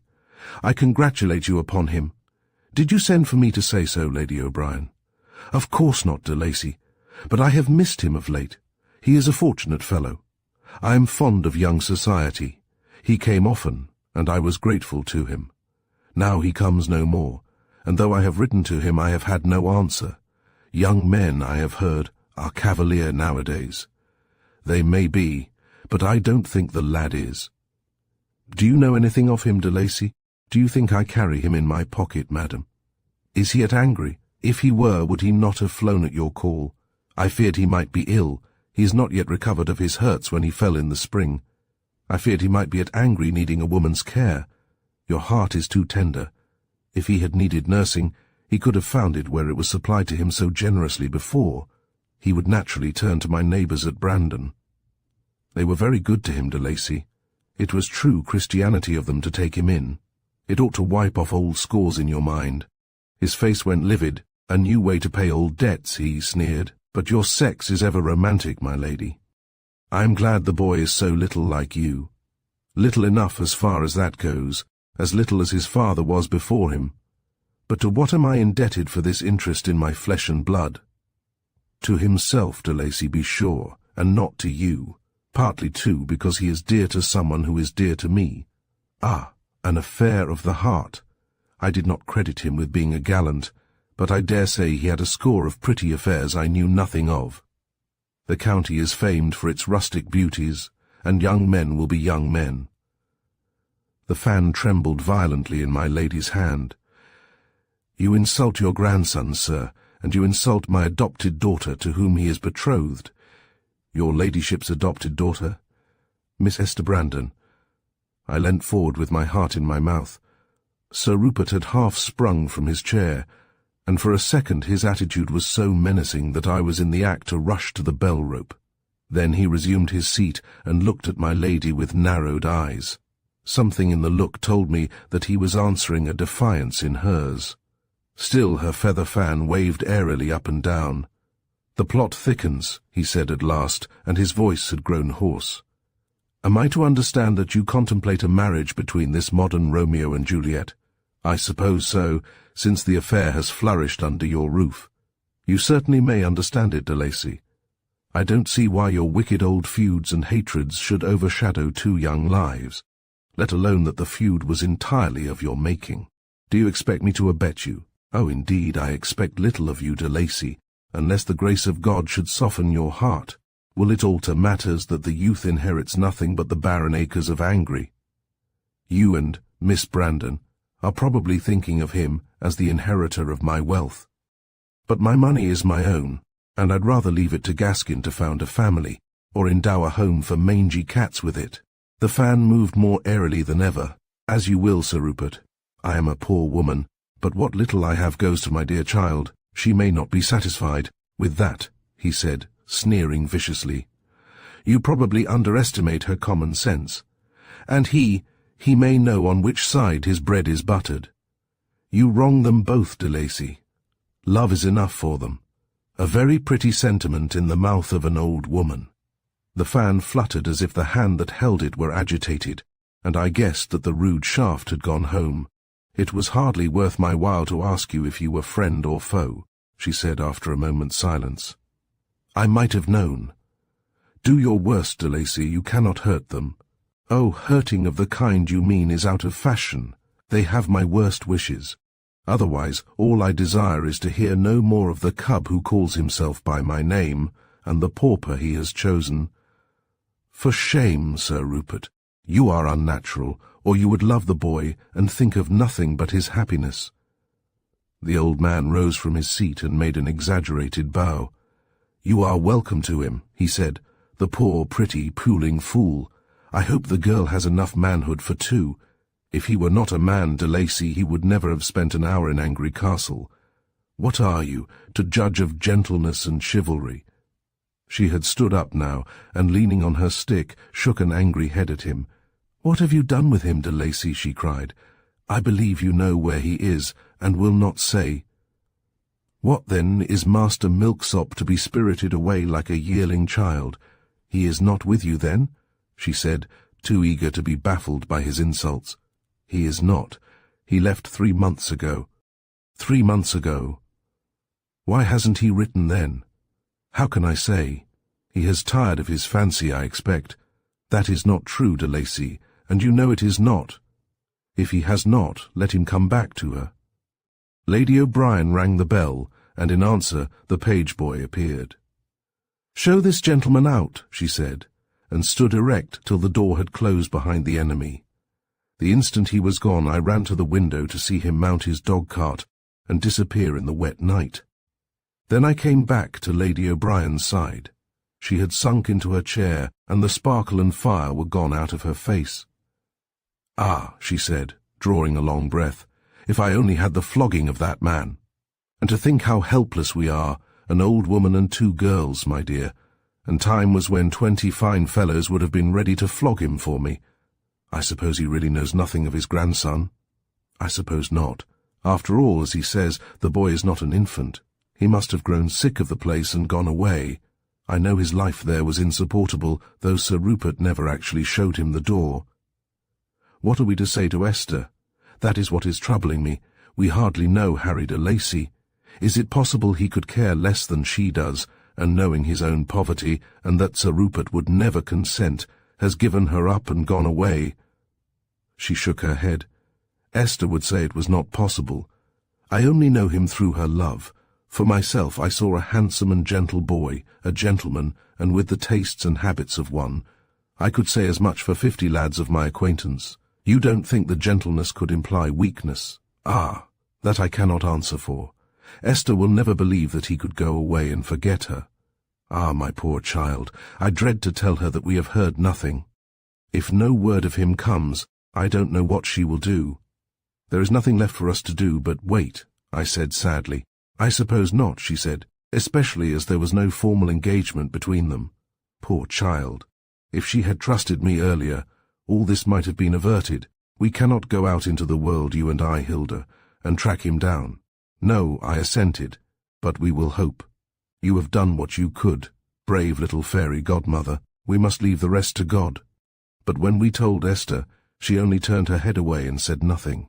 In her heart of hearts, I am sure she said over and over that he was dead, or was kept from coming to her. No matter what happened, she would never believe anything else. Chapter 25. Will ye no come back again? That winter was like to be nearly as melancholy as the previous winter, when Pierce was dying slowly.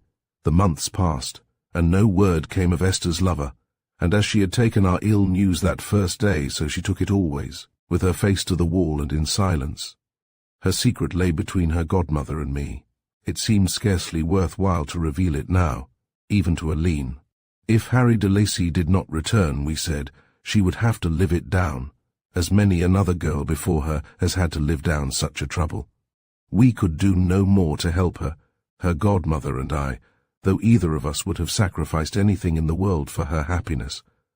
We could only wait with our love till she should be able to turn round and find comfort in it. Now, except for the constant silent testimonies of love, it was better to leave her alone, and we left her alone. She came out of her feverish cold slowly and languidly, and looking very thin and pinched. Her godmother was anxious about her, and would have carried her off to a warmer climate, but Esther preferred to stay where she was, and by this we knew that all hope was not dead in her heart. When she got about again at last, in the frosty days before Christmas, it was not to either of us she first turned for companionship and comfort. Quite unknown to us, she had been friends for some time with Margaret Flaherty, the comfortable wife of a small farmer, who had fostered Harry de Lacy in his delicate babyhood.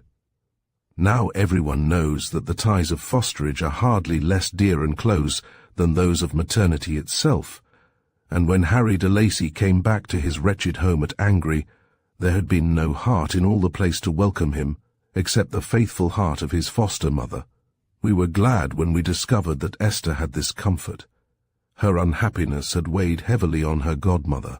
During that winter, our dear old lady's age seemed suddenly to have found her out. Her bright, brisk, merry ways deserted her, and she began to be racked with rheumatism, the result, I suppose, of our damp climate. Yet she would not go away so long as Esther desired to stay, and when we spoke of it, Esther always cried out for a reprieve, as though news were on its way, which would surely arrive the minute she was absent. All the time she was so tender, so loving, so full of compunction over her dear godmother, that we could not be angry with her or think her selfish.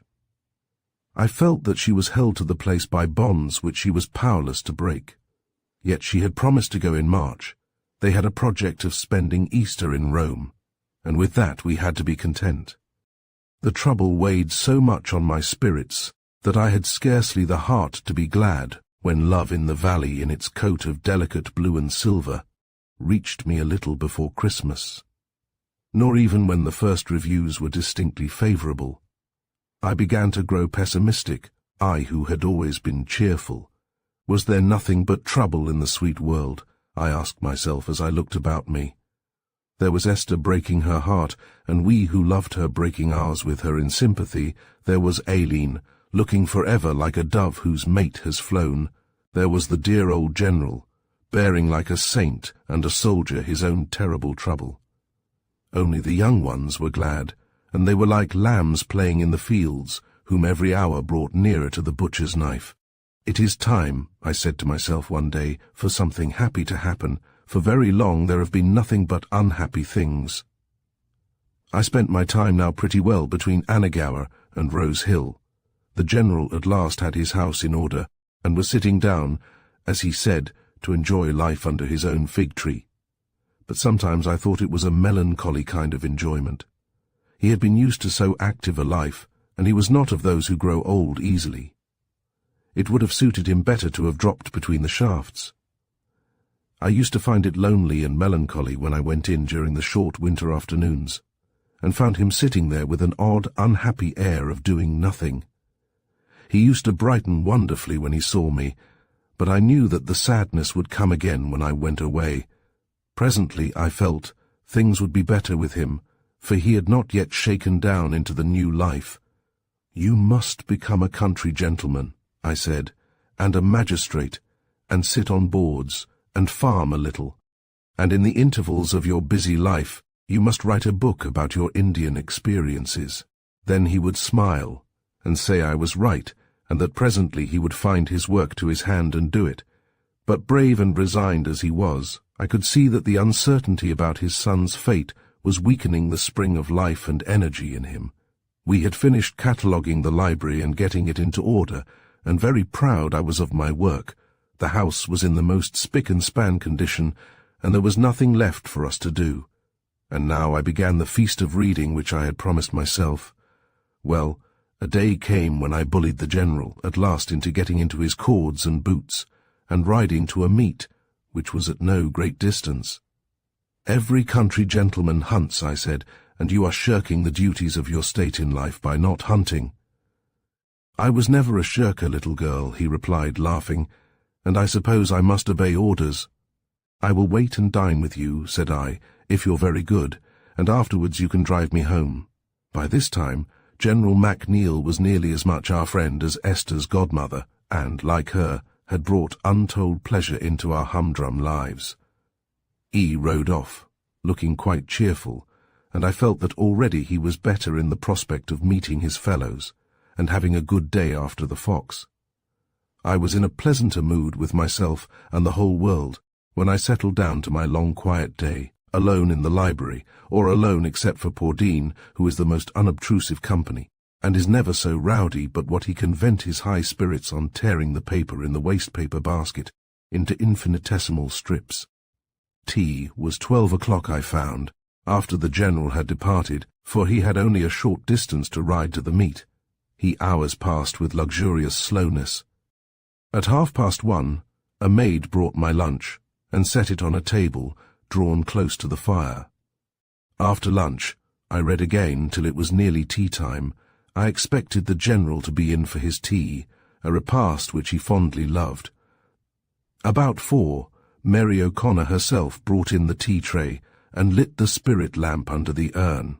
Having done this, she made up a bright little fire, and fetched the lamp with its large green shade. I had put down my book, and sat lazily watching her from my favourite seat, the top rung of the library steps, on which I perched, dangling my feet. "You've no idea, Mary," I said, "of how jolly the room looks from here." "Glory be to goodness, child," said Mary, for the 1000th time. "I wish you'd come off that old flight of steps, and sit in a chair like a Christian. 'Tis breaking your neck you'll be one of these days." After she had gone out of the room, I sat there listening to the song of the tea-urn, and feeling drowsily comfortable. Any moment I knew might bring the General, and it didn't seem worthwhile to get absorbed in a book again.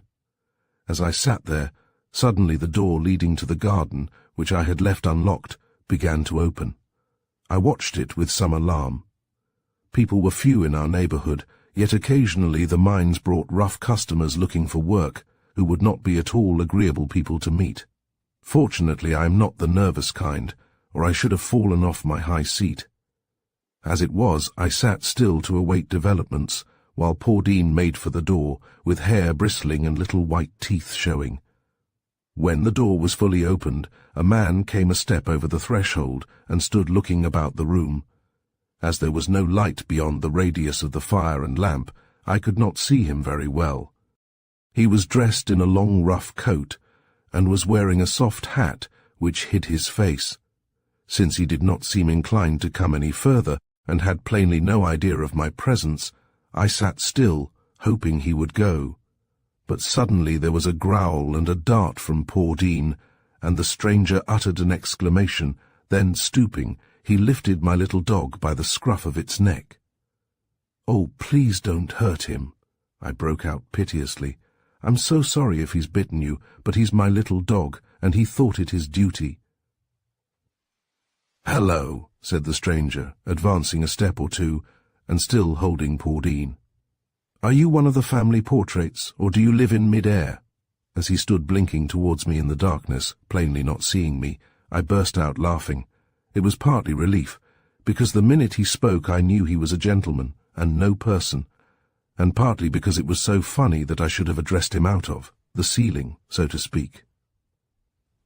He put down poor Dean very gently, saying, "Now, little chap, don't nip me again. Honour bright." I saw that poor Dean began to wag his tail as if his doubts had been set at rest. Then the stranger deliberately took off the lampshade, and, lifting the lamp, advanced towards me, holding it so that he could see me. I felt rather absurd all at once, and cried out, "I'm only sitting on the library steps reading. Please put down the lamp, and I'll come down." But he lifted the lamp instead, and stared at me attentively. As he took in my abashed features, he uttered a long whistle. Then he put down the lamp and said deliberately, "The last time I saw you I picked you out of a ditch, and now I find you sitting on the top of a ladder." I uttered a shriek of delight, and utterly forgetting myself and my shyness, I scrambled down the steps anyhow, upsetting several books as I did so, and caught the stranger by the two hands. "Oh, you are Lance," I cried. "Lance come back, thank God. The General will die of joy.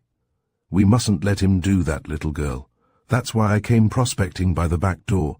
I did not know how to approach him. Is he well? He will be quite well now that he has you. I am expecting him every minute. He must not see you till I have told him you are here. But who are you, you mysterious child? I only know you as the little girl of Anagassan races. How do you come to be here, and looking after my father?" So recalled to myself, I blushed, and let his hands, which unconsciously I had been holding, drop.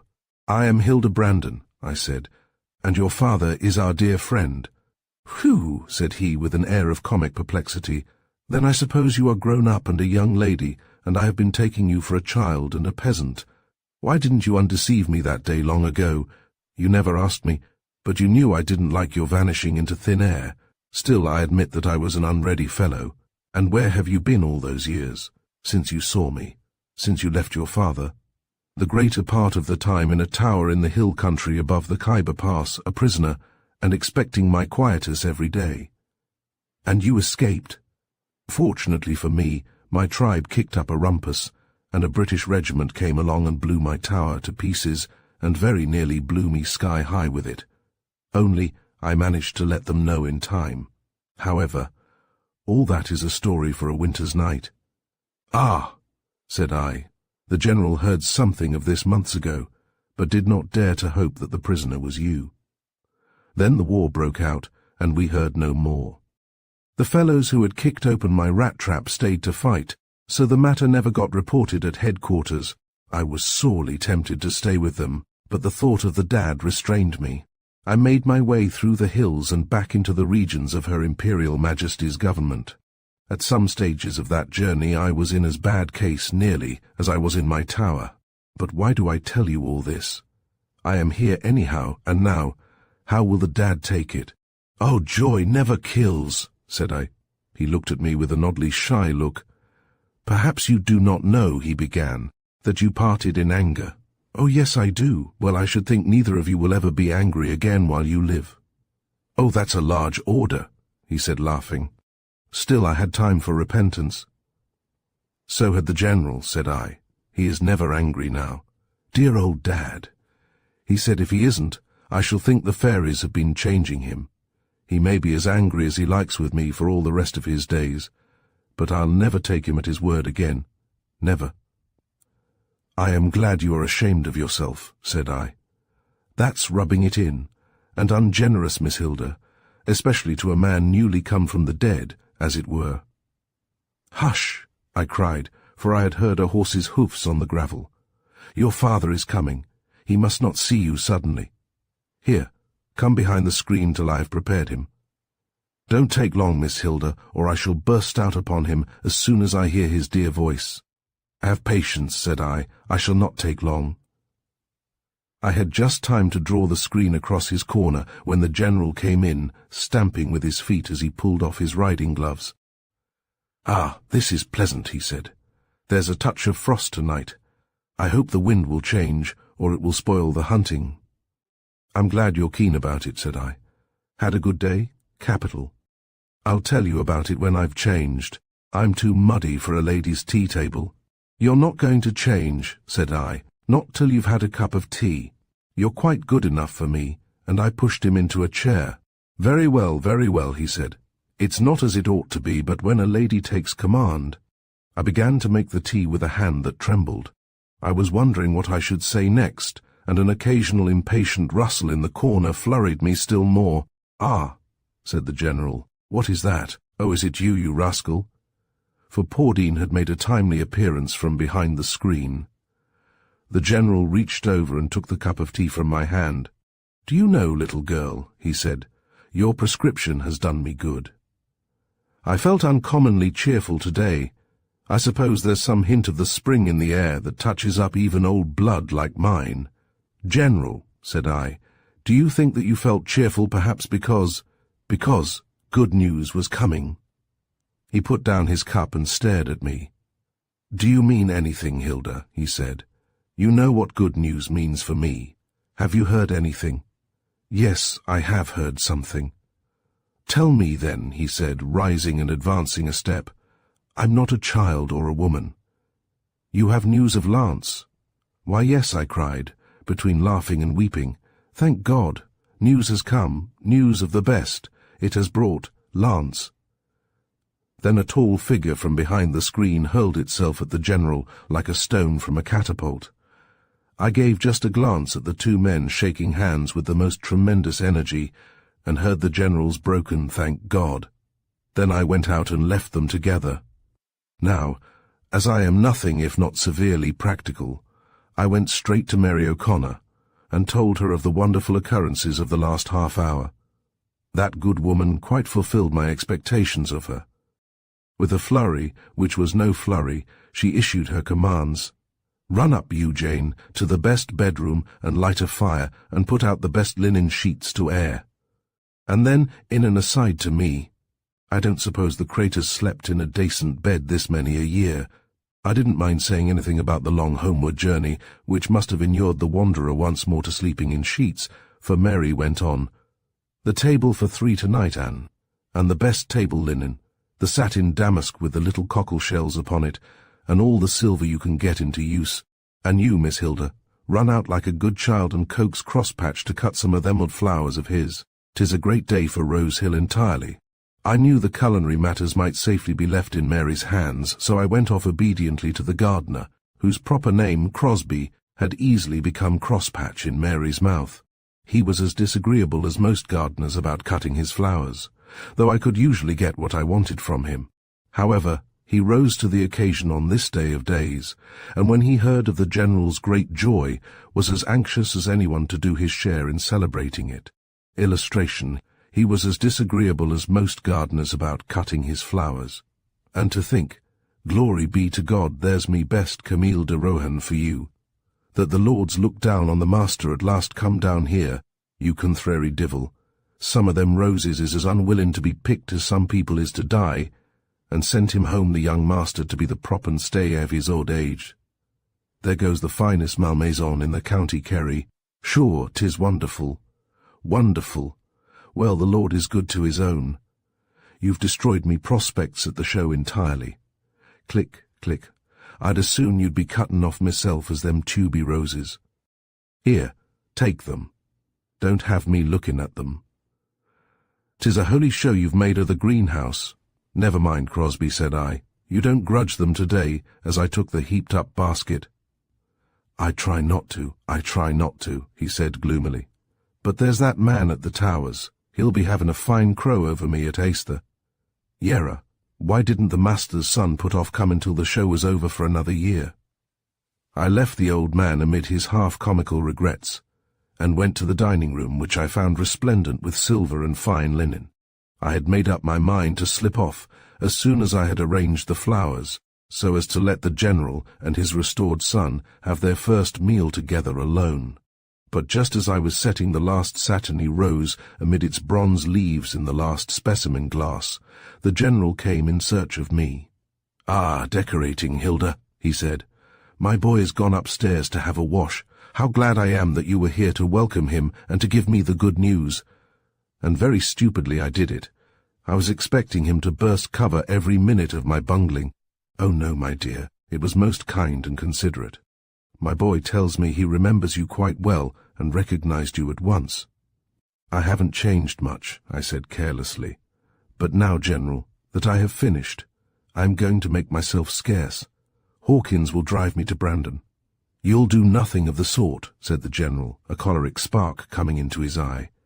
"You're not going to drop me now Lance has come, I can tell you. I don't mean to drop you the least bit in the world, but you will have so much to say to each other this very first evening. Nothing that we don't want you to share." "Why, little girl," and a wonderful smile broke over his face, "we have years before us in which to talk, please God, for Lance has promised never to leave me again."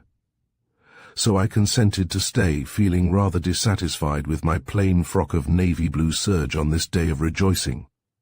Still, with a cluster of cross-patches Camille de Rohan's fastened at the belt, I brightened it up a little for dinner, and hoped I did not look very dingy when I arrived in the dining room. Chapter 26. The Ugly Duckling. Captain MacNeil, I felt as if I must always call him Lance in my own mind, came forward when I entered the library after the dinner bell had rung. "We'll have to dine with a wild man of the woods, Miss Brandon," he said apologetically. "I have only the clothes I stand up in." "Brr." "Ever mind, Lance," said his father. "We're glad to have you in any. We'll go over to London next week, and I'll give you a blank cheque for Poole. You've no idea what a dandy he has always been, Hilda." "Brr. I remember him," said I, "like Solomon in his glory, that is to say, dressed like any other well-dressed young man." "ND, I remember you." "Abar." Ance broke off with a quizzical glance. "Oh, my lad, postpone reminiscences till we're over the soup," said the General as he offered me his arm. He dined at a little round table which brought us all in close neighbourhood. As Captain MacNeil ate his soup, I had time to look at him.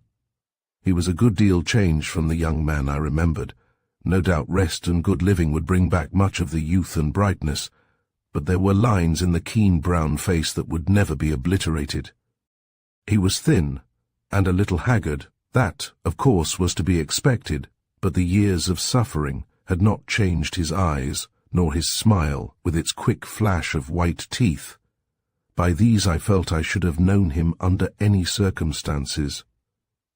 "How good everything here is," he said, looking up suddenly. "I never knew how beautiful a thing a dinner table was before.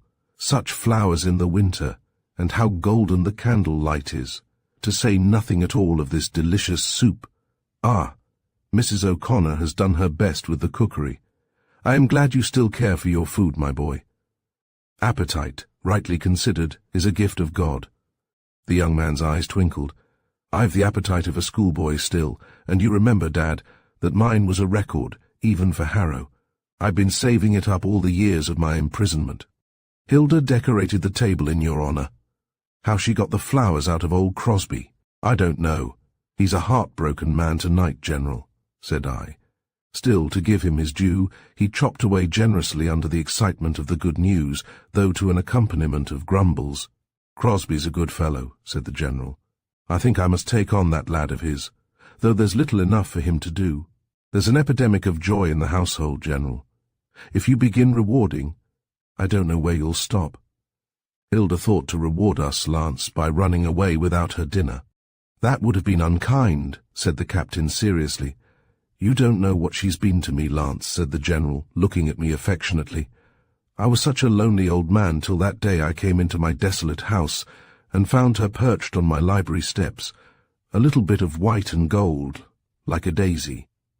"I found her in precisely the same position," said the captain, laughing. "Do you live at such an eminence, Miss Hilda?" "Pretty well," the General answered for me. "She's an uncanny child, and will read in the most uncomfortable positions, till Mary O'Connor goes in incessant dread of my falling down like a precious china figure, and getting broken," said I, feeling rather embarrassed at being the subject of conversation. "Hilda has a prescriptive right to the library, Lance," said the General. "I shan't dispute it," said Captain MacNeil. "Is everybody else shut out altogether?" "Bar hen she wills it. She is a successful writer, you know, and when she comes to a crux in the story she, having nerves, can't bear the presence of anyone but Pordine, who is sympathetic, she says."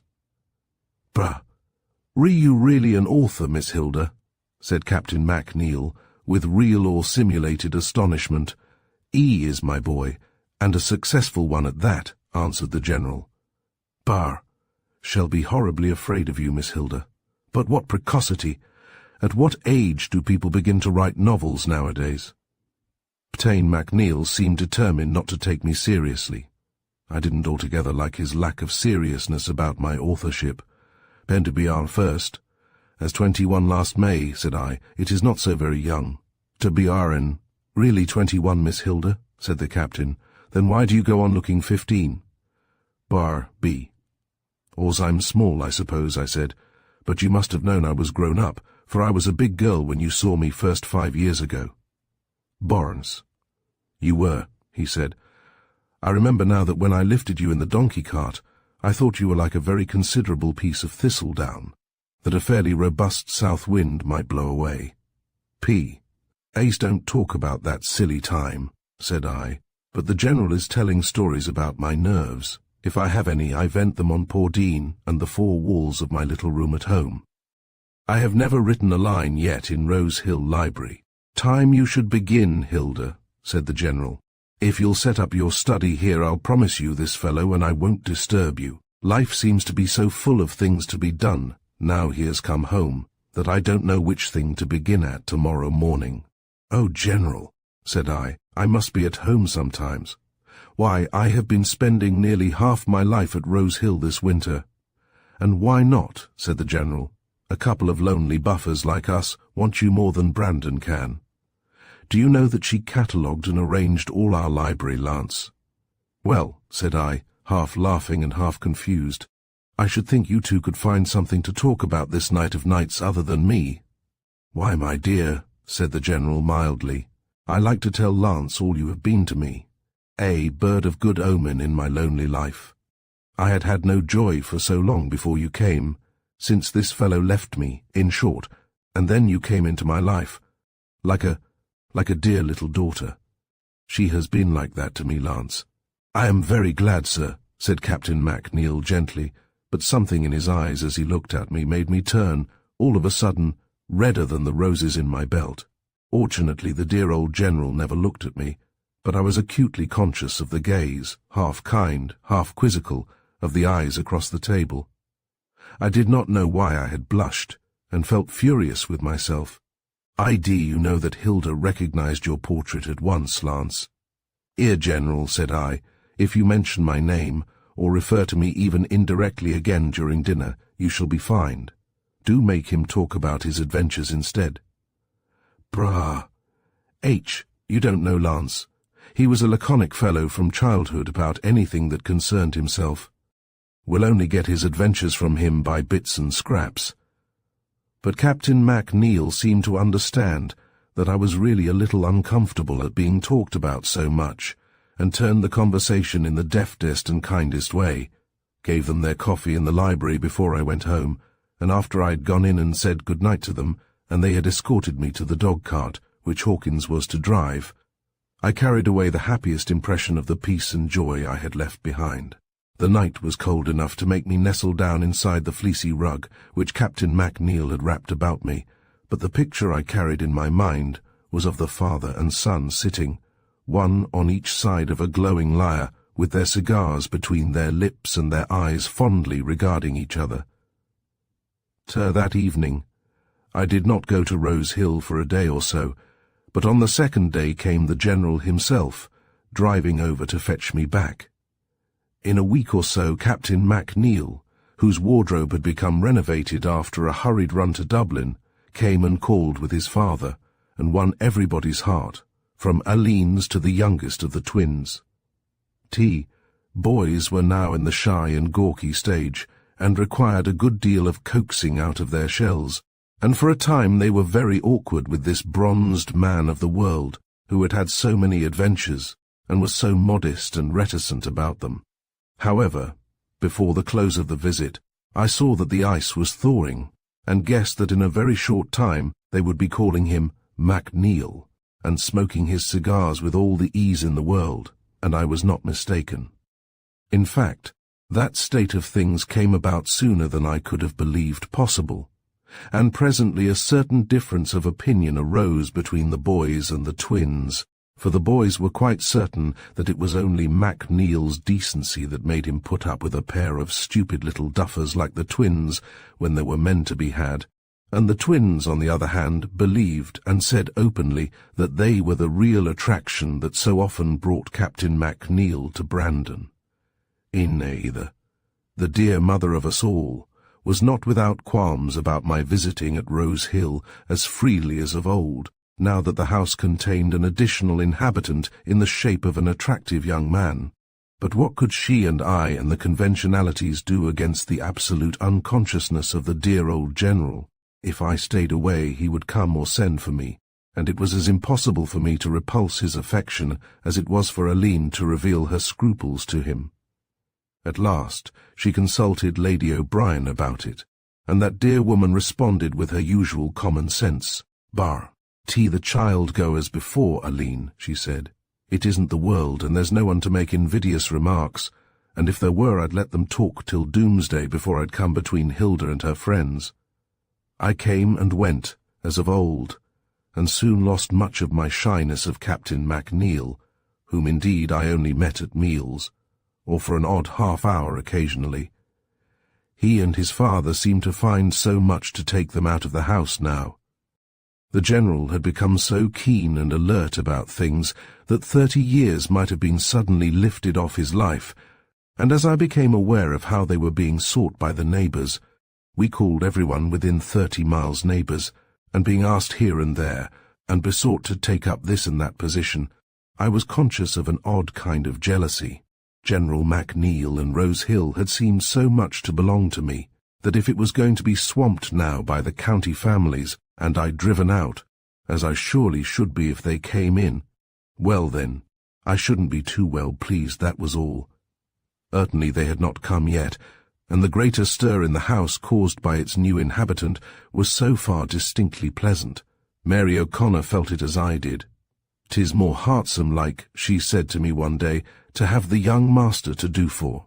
The General is a desperate tidy gentleman, and if it was only the cigar ash on the floor, or the clothes flung anyway about the room, or even the bath-water splashed to that unchristian extent that it comes through the dining-room ceiling, I'd rather have a young gentleman to look after, let alone that Hawkins waits on the old master like a cat in boots, till the silence and the tidiness grew so lonesome that I often had a mind to take a stravage through the rooms myself and turn everything upside down. But glory be, that unnatural temptation is removed from my path today. Captain MacNeil was quite a long time at home before he saw Esther. She was not well in those days, and rather shrunk from meeting strangers. I used to wonder how the sight of her would affect him, for though Esther needed happiness to bring out her beauty in full bloom, yet the sorrow that dimmed her colour had given her eyes a more mysterious midnight beauty, so that, to my mind, she was lovelier for anyone who had eyes to see. I was quite anxious that they should meet, and yet I had a curious shrinking from it. My anxiety was as for something painful that has to be gone through, and the sooner the better, for I had made up my mind that Captain MacNeil must inevitably fall in love with Esther. I used to sit and look at her silently and try to see her as he would, and I said to myself that it was inevitable. Before Esther's eyes and Esther's hair and Esther's lovely colour, brown is my love but graceful, and each renowned whiteness matched with that lovely brown loseth its brightness. What chance would there be for blue eyes and pale cheeks and pale hair, if such desired to be remembered? N.D. if he came to love Esther, would she not in time turn to his love and forget her boyish lover? Why, that was inevitable too. The elder, stronger man was, it seemed to me, so much more love-worthy, for in regard to Esther's love of Harry de Lacy I had always a little wonder. Now with me my love should be the stronger one, not I. And yet it seemed that the gentleness, the dependence, the need of Esther's lover was the dearest element in her love for him. Well, there are different ways of loving, and she might yet love differently. Somehow, as I thought these things, I seemed to be the spectator of a drama in which I had no part. What part was cast for me indeed, plain, little, with a limping foot, but to look at happiness through the eyes of others. Yet I was not resigned. On the contrary, my compassion for myself was so poignant that I often melted into tears. At last the meeting came about. I was at Annagower one afternoon when, about tea-time, the General and Captain MacNeil were announced. It was nearly twilight, and we were sitting by a leaping fire.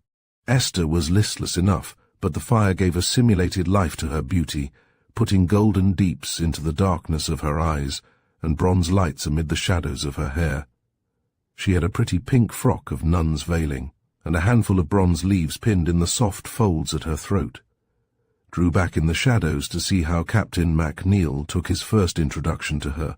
He looked at her alertly indeed, and when he had sat down in my corner beside me he looked at her again. I did not know whether I was sorry or glad. There was admiration in his look, but it was an admiration entirely impersonal and distant, and after those 2 glances he looked only at me.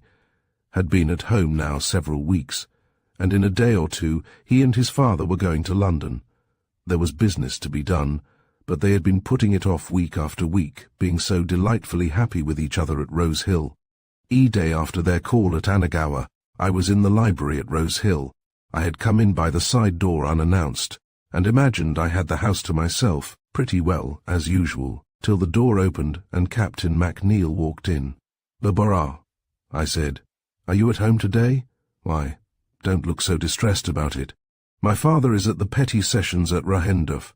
This is the first day he takes his seat on the bench, and here am I, like the little boy in the story, who had no one to play with, and appealed to all the insects in turn, but they were all too busy. Miss Hilda, are you too busy, or may I sit down here?" "You may, if you will tell me first which of the insects I represent," I said severely. "It's too hard, Miss Hilda. Let it be a bird or a flower," he said with imploring eyes. I passed over the suggestion in silence. Then I rushed awkwardly into a subject which had been much in my mind. "I was glad you met my sister yesterday. I've always wanted you to meet her." "Thank you. I was very pleased to meet her," he said simply. "She is my chum of all the family," I said. "I think there is no one like Esther." "She is a very lovely creature," he answered. "You remembered her again?"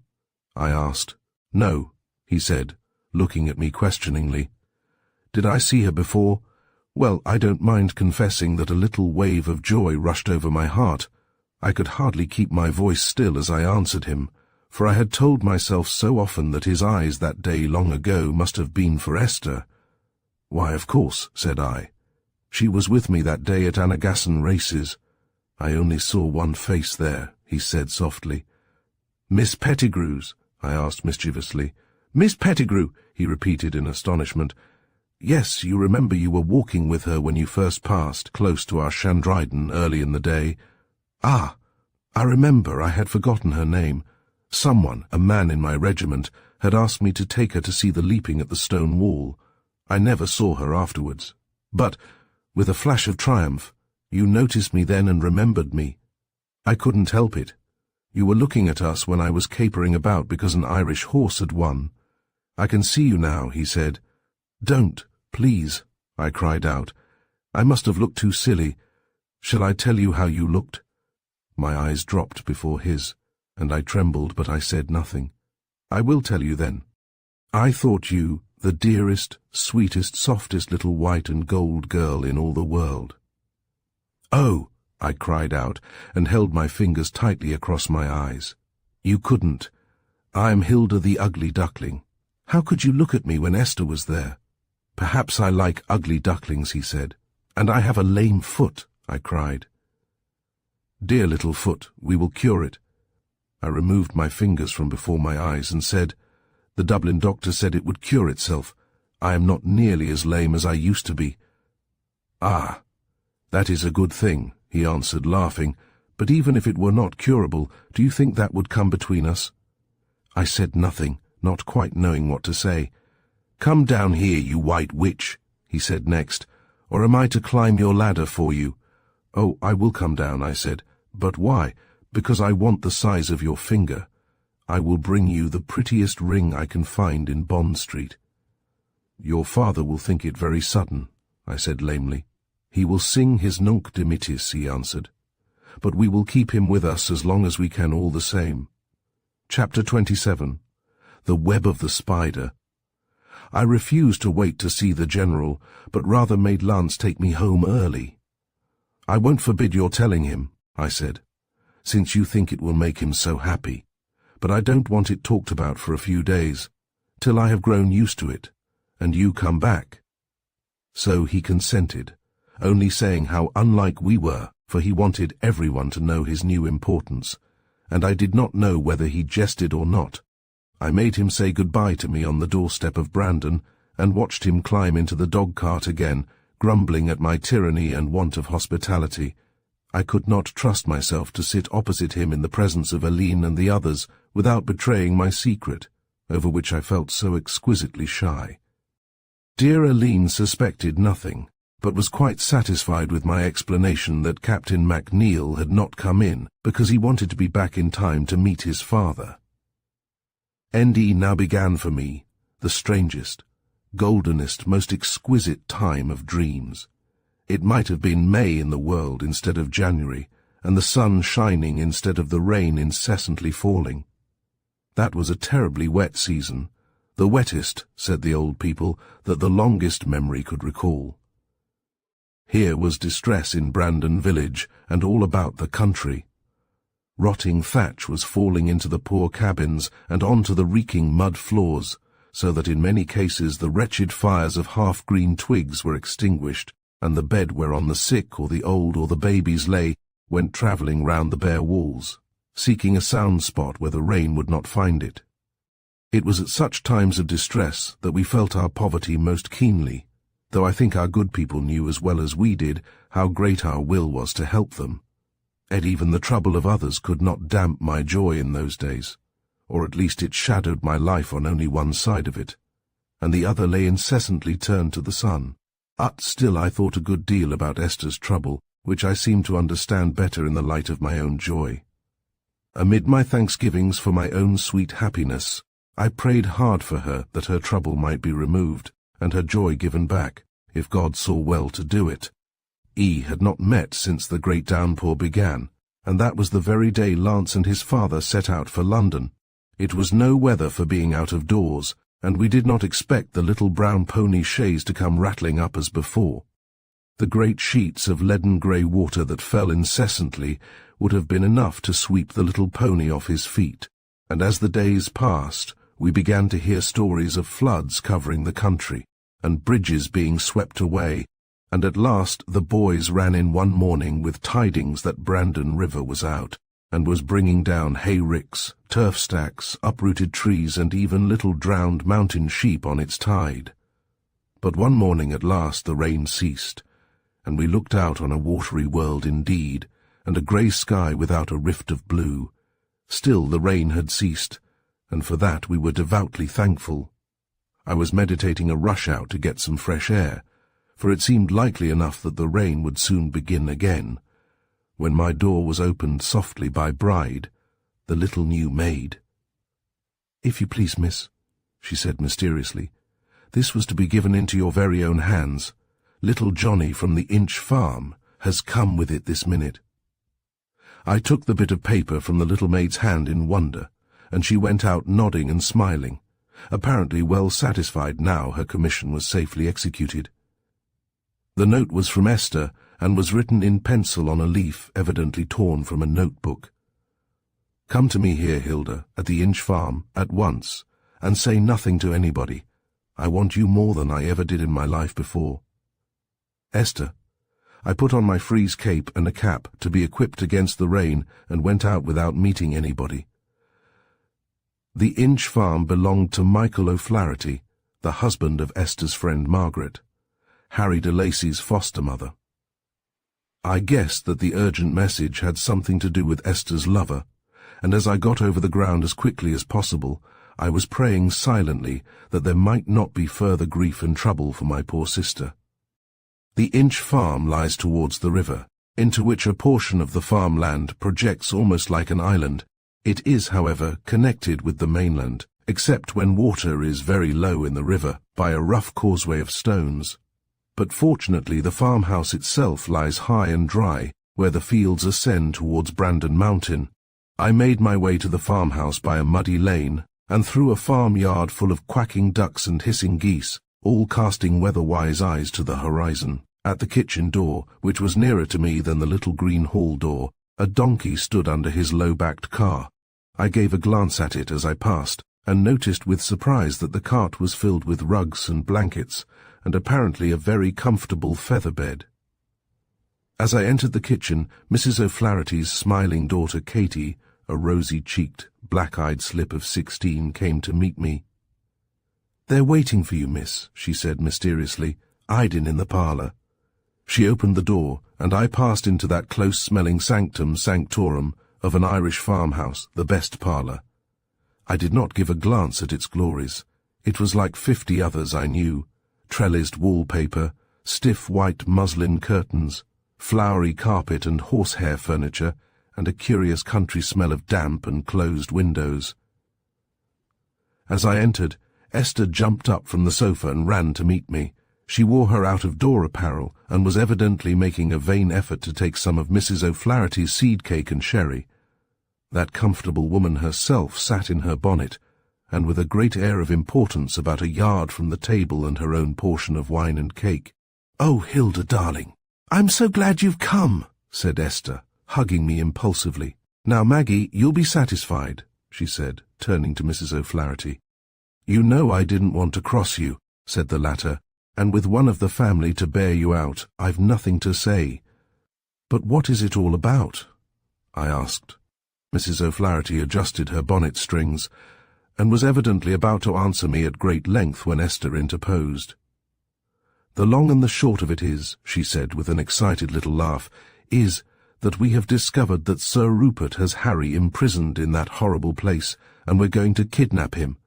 There," she said, lifting her finger, "you can tell Miss Hilda everything about it as we go along, Maggie. We had better start now while the day is young and the rain holds off." I heard everything as we trudged along in front of the donkey cart, while the rear was brought up by Michael O'Flaherty and his big son Larry. It seemed that Mrs. O'Flaherty's youngest, Tim, had heard so much of Castle Angry in the days of his mother's sojourn there, that the place had acquired a fatal fascination for him. "Flying kites he'll be," said his mother, "agin the walls of that unlucky old house, and prospectin' for pinkeens and dalgalukas that is minnows and newts in that stinkin' moat, till I'm expectin' him to come home to me in quarters. Shoutin' out at night he does be with the terror of the drames that does be on him, that Sir Rupert has him, or Yalla Gaskin, that's worse, or them brutes o' dogs, though I wouldn't liken them that can't sin to wicked men, but 'tis the nature of boys that the very fear draws him. He owns up to it himself. Often, he says, when I comes to the old wood, I do be diggin' me finger-nails in the threes to hod me, but I goes on all the same. Yerra, my boy, says I, maybe 'tis your father's belt will be holdin' ye. But he minds that no more thin Sir Rupert or the dogs, and 'tis a long time the same belts promised him, for O'Flaherty's soft-hearted, and never could bring himself to batten the childer. Well, glory be to them above for that same parvacity of the boy. For the day before yesterday him and the Widdy Burns' innocent son, that had no more since but to follow him, was paddling in the moat, enjoying themselves all the more because they expected every minute I'd be their last, when Johnny was struck on the pole by a nate lump of a stone. "Murder," says he, "they're stoning me." For he had no more thought but that it was Gaskin's tricks.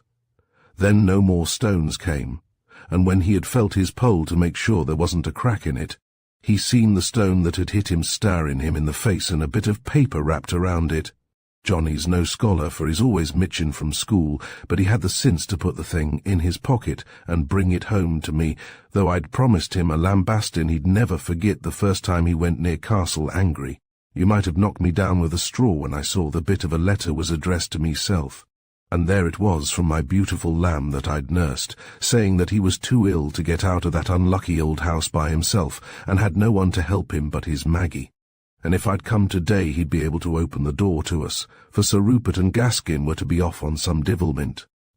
"Bring a carriage for me," says he, "for I'm a past walking."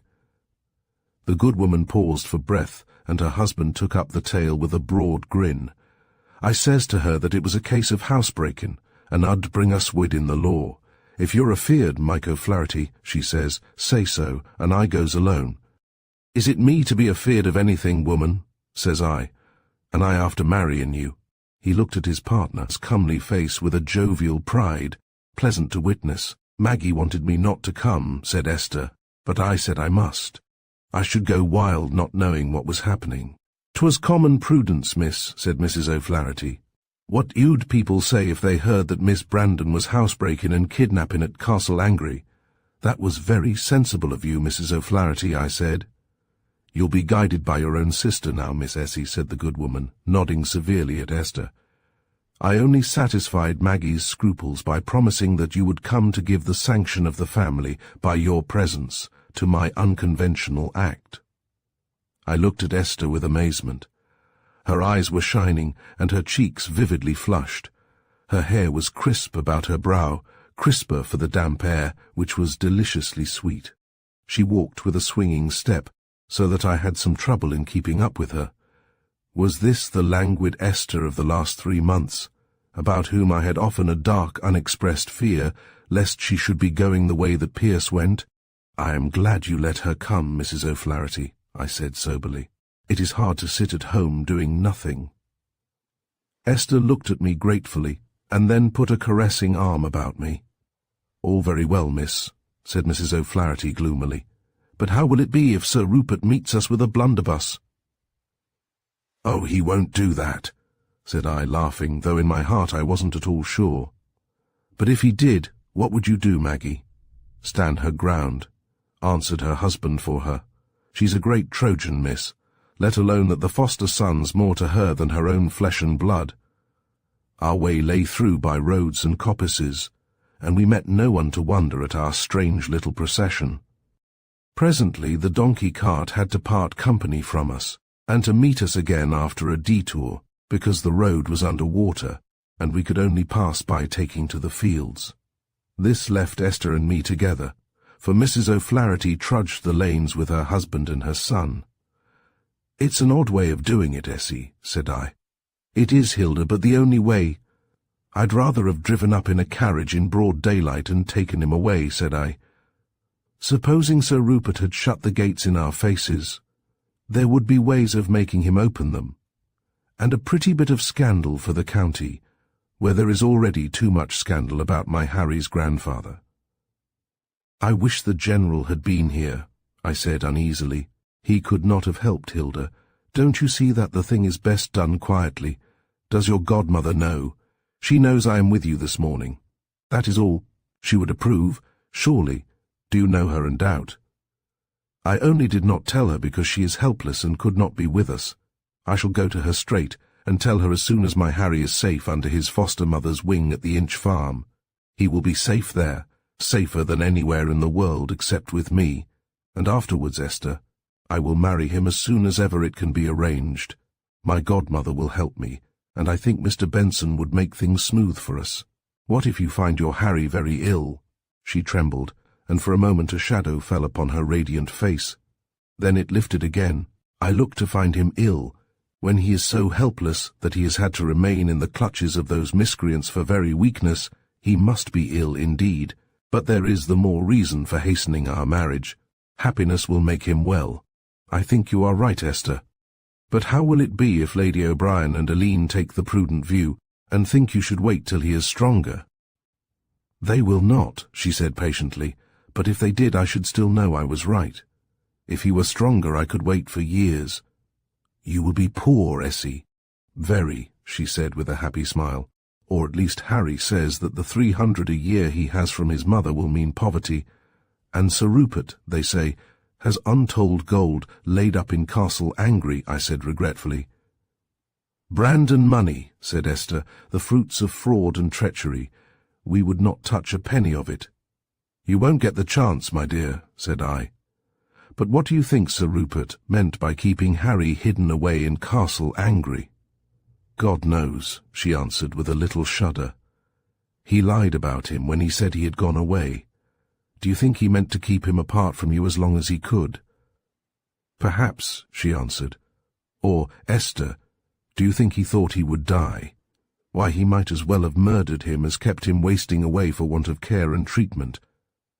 Besides, before he grew so ill they must have detained him by force.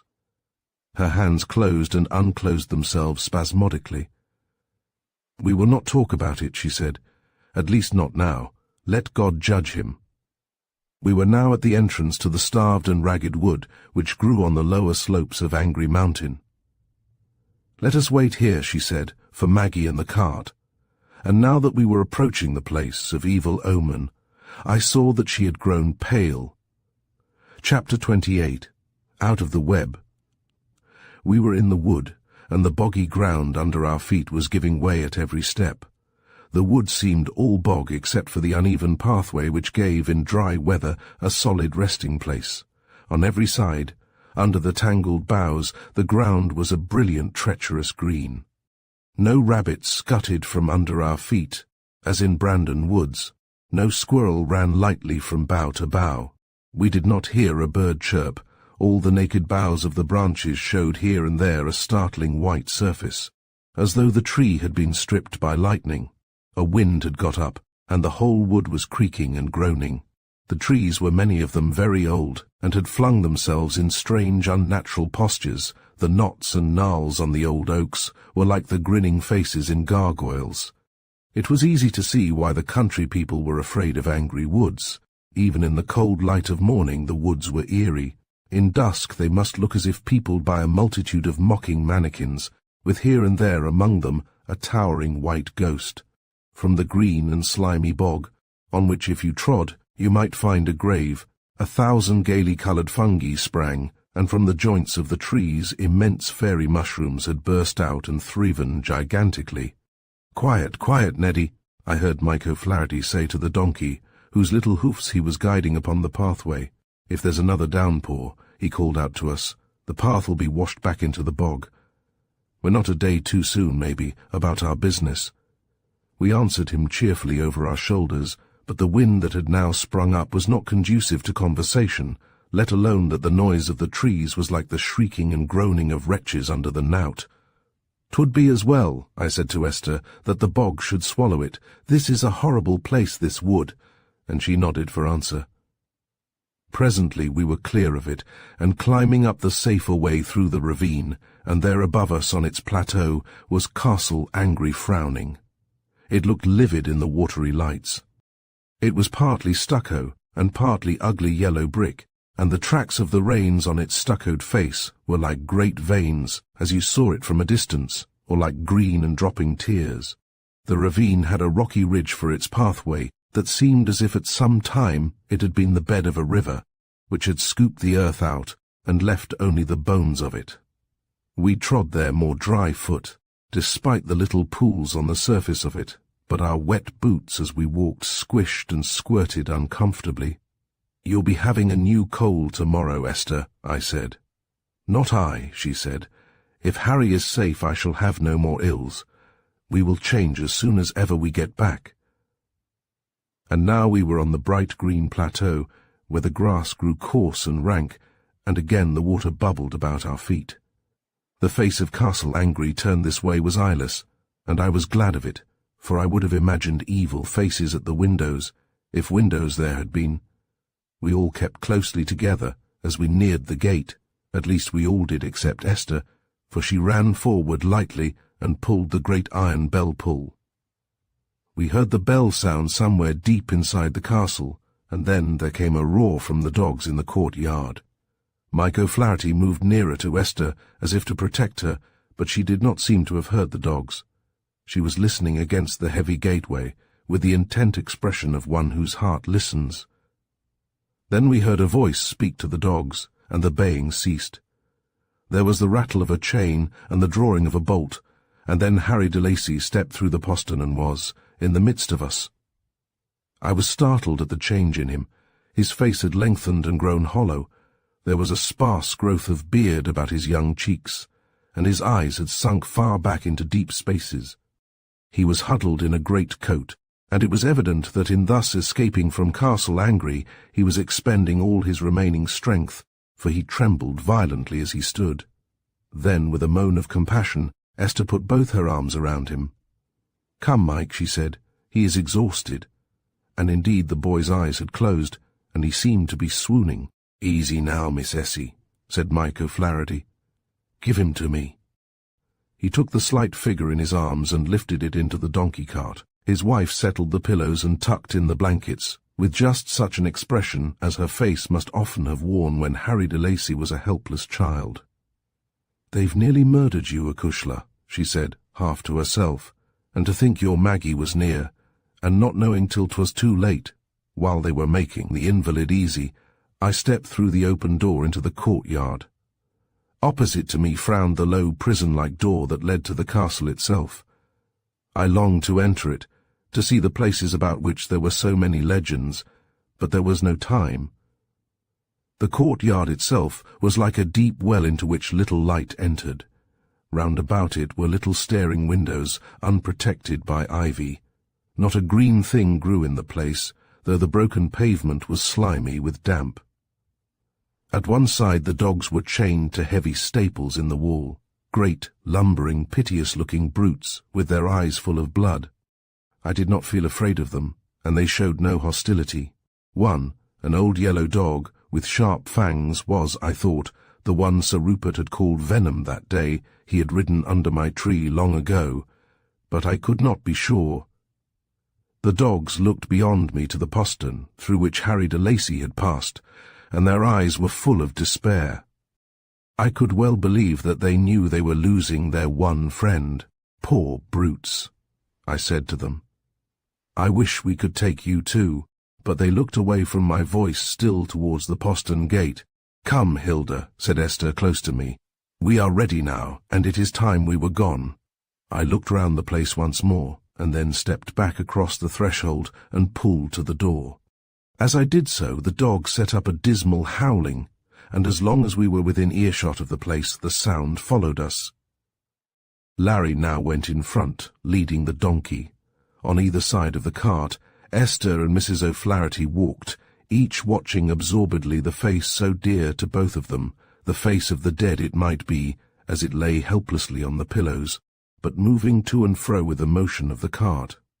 Mike O'Flaherty and I walked behind, and the peasant's florid face wore an unusually grave look. "'Twill be too bad, Miss Hilda," he said, as the cart disappeared from us round the bend of a path, "if we've only got him out to lose him after all." "It will, Mike," said I, "but please God that won't be." "Amen, Miss Hilda, but he looks mortal bad. He is young, Mike, and God willing, he will recover. Your wife's nursing will do wonders for him. Oh, the woman'll do her best. 'Tis wonderful what nature is in women for the child they've reared. I doubt now if she's as much took up with her own Johnny." "Oh, I am sure she is," said I, fearing a tinge of jealousy in the speech of the good-natured giant. "Only, you see, Johnny hasn't the great need of her that her foster son has just now. True for you, Miss Hilda. The woman's love goes where the need is greatest, and thank God for that same. Your Johnny did us a great service, Mike," I said. "I know my sister will never forget it." "He did so, the young thief of the world, and would you believe it? When it was all done herself threatened the boy with the belt, and left him bawling melia murtha. I suppose Mrs. O'Flaherty thought discipline should be maintained at all costs. Indeed, she's the wonderful woman entirely, said her spouse admiringly. What will you do, Mike, said I, if Sir Rupert finds out your share in kidnapping his grandson and makes trouble? Show the old villain the barrel o' me blunderbuss, said Mike. Oh, indeed, Miss Hilda, I'm a stout man on me own hearthstone. I wouldn't be half the man to face him up there, though he's old, and I could twist Gaskin's neck as easy as a chicken's. But the place sends the cow to my heart. It does to mine too, Mike, said I. Ah, see there now. There was a power of wickedness done in it in old times. 'Tis the smell of it about the place makes your blood run cold. I suppose there was, I said. You may say it. There's a hole under it, I hear, where they used to sling prisoners in the old times. It went right through into the heart of the world, maybe as far as the fires, for all I know. There was no end to it anyhow, and they say you could hear the poor souls slipping and screeching long after they fell. I never seen it myself, added Mike impartially. We were now come to the wood, where the trees were still creaking and groaning, while now and again a broken branch flapped in our faces. "'Tis well they may lament," said Mike. "A many a fine fellow hung on them in old days with the feet of him kicking in air. There's a curse on the place, that's what there is, Miss Hilda, and I'd never have come next or nigh it, but that herself shamed me to it." "I hope Mr. de Lacy will escape the curse, if there is one," said I. "Och, sure, if we can get him well and marry him to Miss Essie, the old curse'll rowl off him like water off a duck's back. Sure, he's not like a de Lacy at all. His father before him took the turn against the old bad ways, and himself here is the better man. If we can only get him well," he added. There was a patter of rain in our faces, and the wood trembled before a fresh onslaught of wind. Glory be! "I hope it's not going to rain again," said Mike. "If it does, there's no knowing what'll be happening. I've never seen the country under such rain before. The year of the big rain, they might be calling it." "It's hard on you, Mike," I said sympathetically. "It is. The seed's nigh washed out of the earth, and I never knew as hard a season for the lambs, but 'tis worse with some others. I've a stout roof over me, thank God, and fine foundations. If the rain comes on again, there'll be many a little rickety cabin washed out to sea. The fear's on them already, the crathers. The fear, Mike. Aye, the fear. They're as frightened as sheep of something that's going to happen, they don't know what. There's keening and manifestations by night, they say, and some say the dead rises out of their graves night after night in the Bourne churchyard and walks the world." "Oh dear," I said, shivering with infectious superstition. "I'd no idea there were such stories about—" "Well, there might be. They say some of the coffins have been washed out of the graves. The Bourne lies on a shelf o' land, as you know, Miss Hilda, and people coming on them things by night in the middle of the road is apt to be unreasonable afraid." "I should think so indeed," said I. "Father Cleary's in and out among the people constant. All the sick and aged people is wanting the last sacrament, like as if the world was coming to an end." He spoke agin the fear that's on the people last Sunday from the altar, and said it was a delusion of the powers of darkness. But 'tis no use his talking. They say the priest has great power over heaven and hell, but there's a world that's neither nor yet earth, and he can't put his cumber on that. Mike had entertained me but gloomily. I knew the superstitions among the people, superstitions that rose as naturally out of the damp earth as the mists and the vapours. Our valleys are hemmed in by immense and lonely mountains, round which the clouds hang like a winding sheet. Our people are fishers or small farmers, engaged for ever in the struggle to win a bare subsistence against all the forces of nature. A wet summer means death and famine by land. A wild winter, the same doom by sea. No wonder that superstition flourishes, that the belief in fairy and ghost and wraith is wrought up so inextricably with the belief in saints and angels, that one could hardly pull up one without the other, the weeds without the golden corn. It was weather to foster the Celtic melancholy, and if it were going to rain again, then it might well be that calamity would follow. But now we were at the Inch Farm, and presently in the roomy kitchen with its leaping wood fire. Mike and his son lifted the feather bed bodily out of the donkey cart and carried it to a bedroom where a fire had been lit. Esther watched all this hungrily, as if she would have fain done everything herself. Mrs. O'Flaherty, meanwhile, issued her orders like a general. Johnny was dispatched for Dr. Rivers, and Esther and I were installed in big chairs before the fire. Our wet shoes and stockings were pulled off quickly and replaced by fleecy stockings of Mrs. O'Flaherty's own knitting. While she was doing this, her daughter Katie was serving up a meal of toasted bacon and eggs on a table at our elbow. "Now eat, Jules," said our kind hostess, "while I look after my baby. Larry'll roll Yez back to Brandon on the sidecar as soon as ever Dr. Rivers has gone, and the sooner Yez are back the better, for I'm sore afraid of the weary old rain beginning again." Then she bustled off to see to her baby, as she still called Harry de Lacy. I was glad that Esther seemed content to leave him in her charge. Dr. Rivers had come before we were ready to start, having fortunately been at home when Johnny arrived.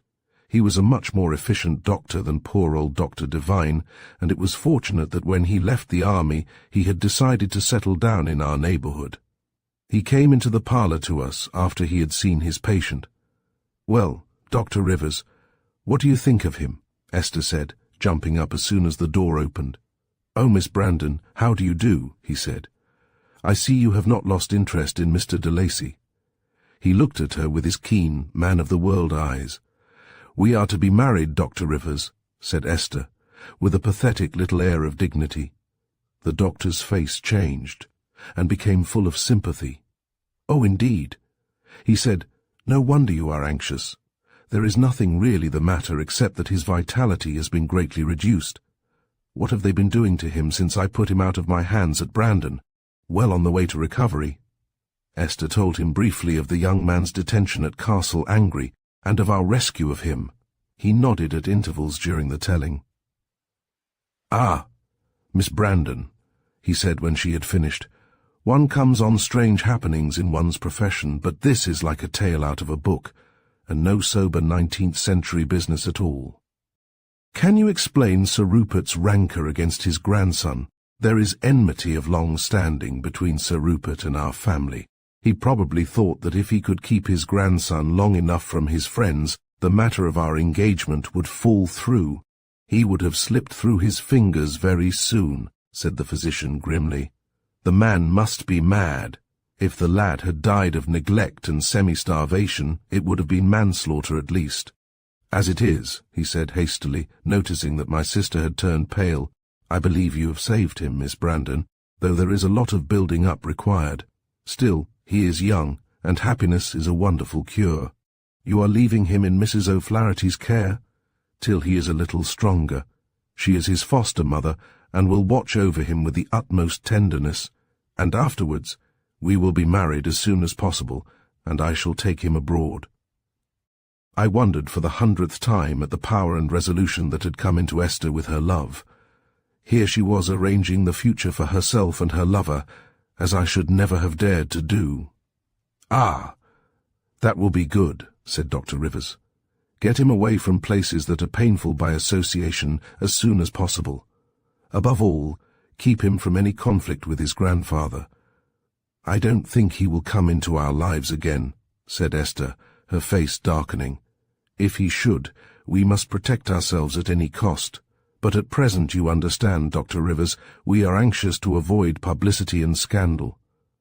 "The matter is safe with me, Miss Brandon," said the physician, bowing.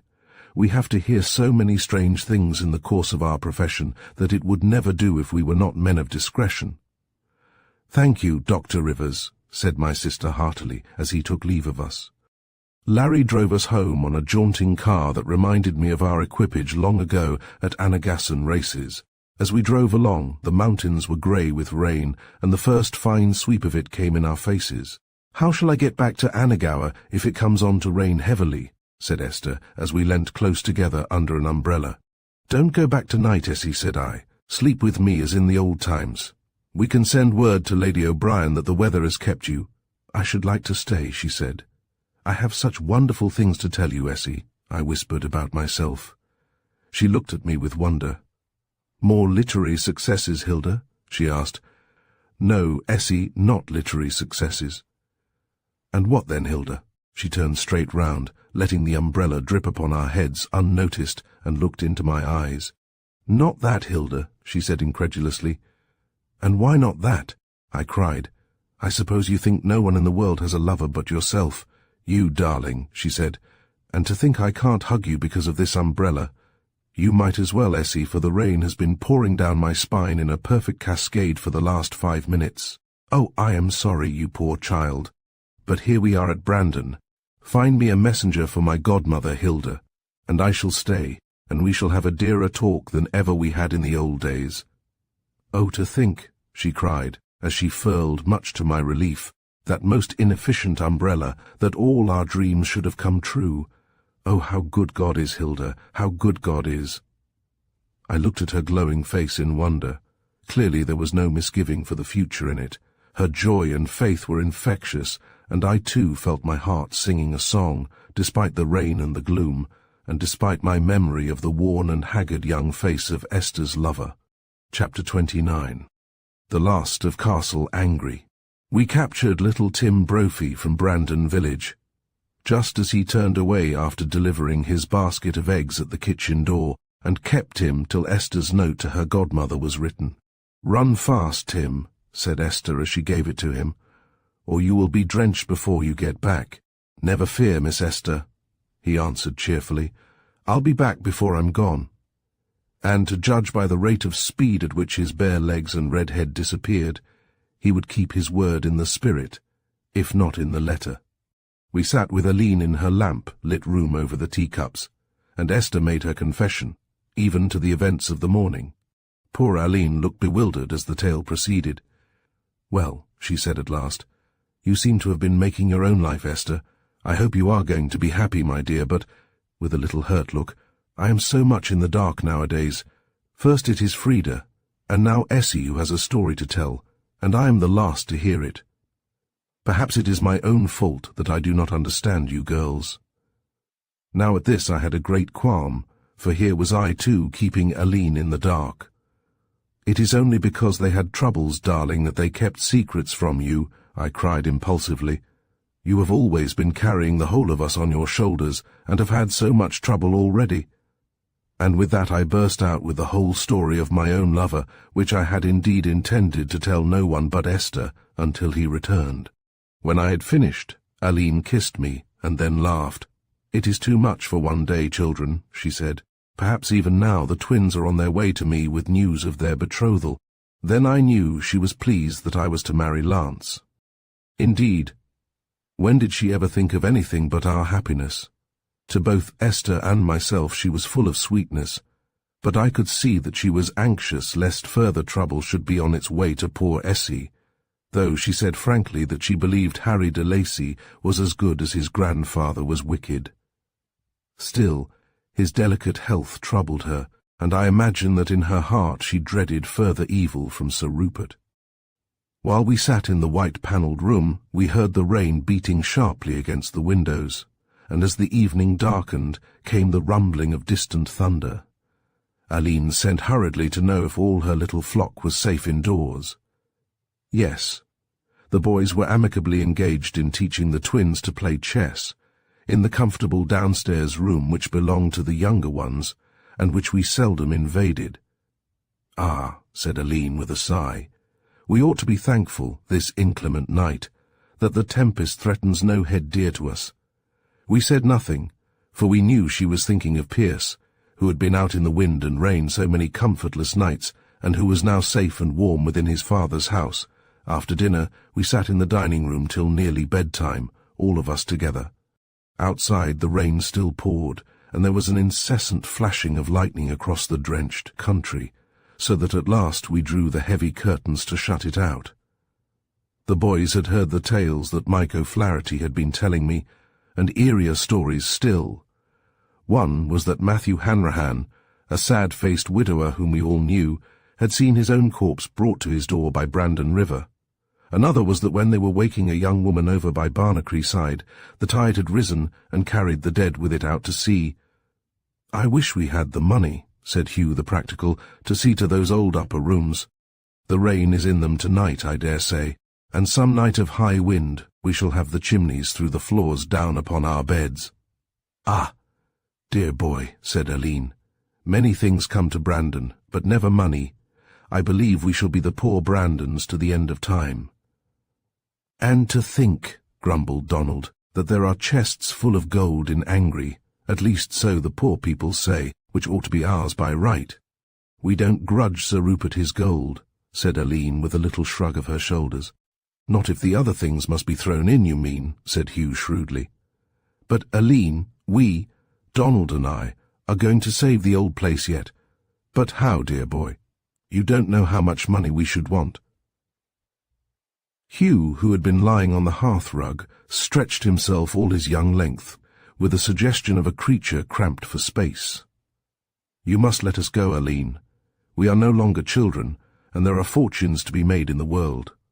"But where would you go?" asked Aline in a hushed voice.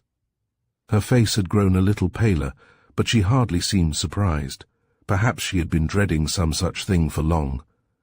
"We will go to Africa, to Mr. Desmond. He told us long ago that he should have room for us when we were men. Now we are men, and he has room for us. He has opened up a new diamond field, as you would know, Aline, if you ever read the newspapers." "Must both of you go?" said Aline in the same hushed voice. "We are only women and children here, and Pierce left us to you, Hugh. There is nothing for a man to do here, and we will stick together till we bring home the ransom of Brandon in our hands. We have friends now. It is not as in the old days when we knew no one. There is the General, and there is Captain MacNeil always at hand." Ugh looked at me curiously. It made me suspect that he knew something of the state of affairs. "They will befriend you," he went on earnestly. "Captain MacNeil knows, and thinks we are right. The General wanted me to go into the army, but that means cadging on him, and I prefer. And so does Donald, to make our fortunes." "How do you know Mr. Desmond will help you?" said Aline. "He helped Pierce, and they quarrelled. He would not remember it against us," cried the boys together. "He is coming home, Aline," said Donald, suddenly turning all the contents of a miscellaneous pocket onto the table. Here were 5 pocket handkerchiefs, a clay pipe, a roll of string, a pocket knife, some loose matches, a piece of shag tobacco, a book of flies, and several more or less dilapidated wads of paper. He smoothed out one of these with his hands and pointed to the conclusion of a paragraph. "T is rumoured that Mr. Desmond will spend a portion of next summer in revisiting his native country." E read it aloud and then handed it to Aline. "Bah, E have known it for some time," said Hugh. "We shall wait till he comes and ask him if he has room for us. If he says he has not, we must go somewhere on our own hook. We want no more from him, Aline, than anyone else, but it would be less lonesome if he were our friend." "He old nest will soon be deserted," said Aline, looking round on us. "I shall be like the wood-pigeon we saw last summer, after the hawk had eaten her mate and the young ones, and she used to call them about the empty nest. 'He hawk is the world, Aline,' I said, 'but the world shall not swallow us. We shall be with you, and the boys will return.'" "Yes," said Aline, "they will return, perhaps." "Bah!" He got up suddenly and went out of the room, and after a little while, when we went to look for her, we found she had gone to her room for the night.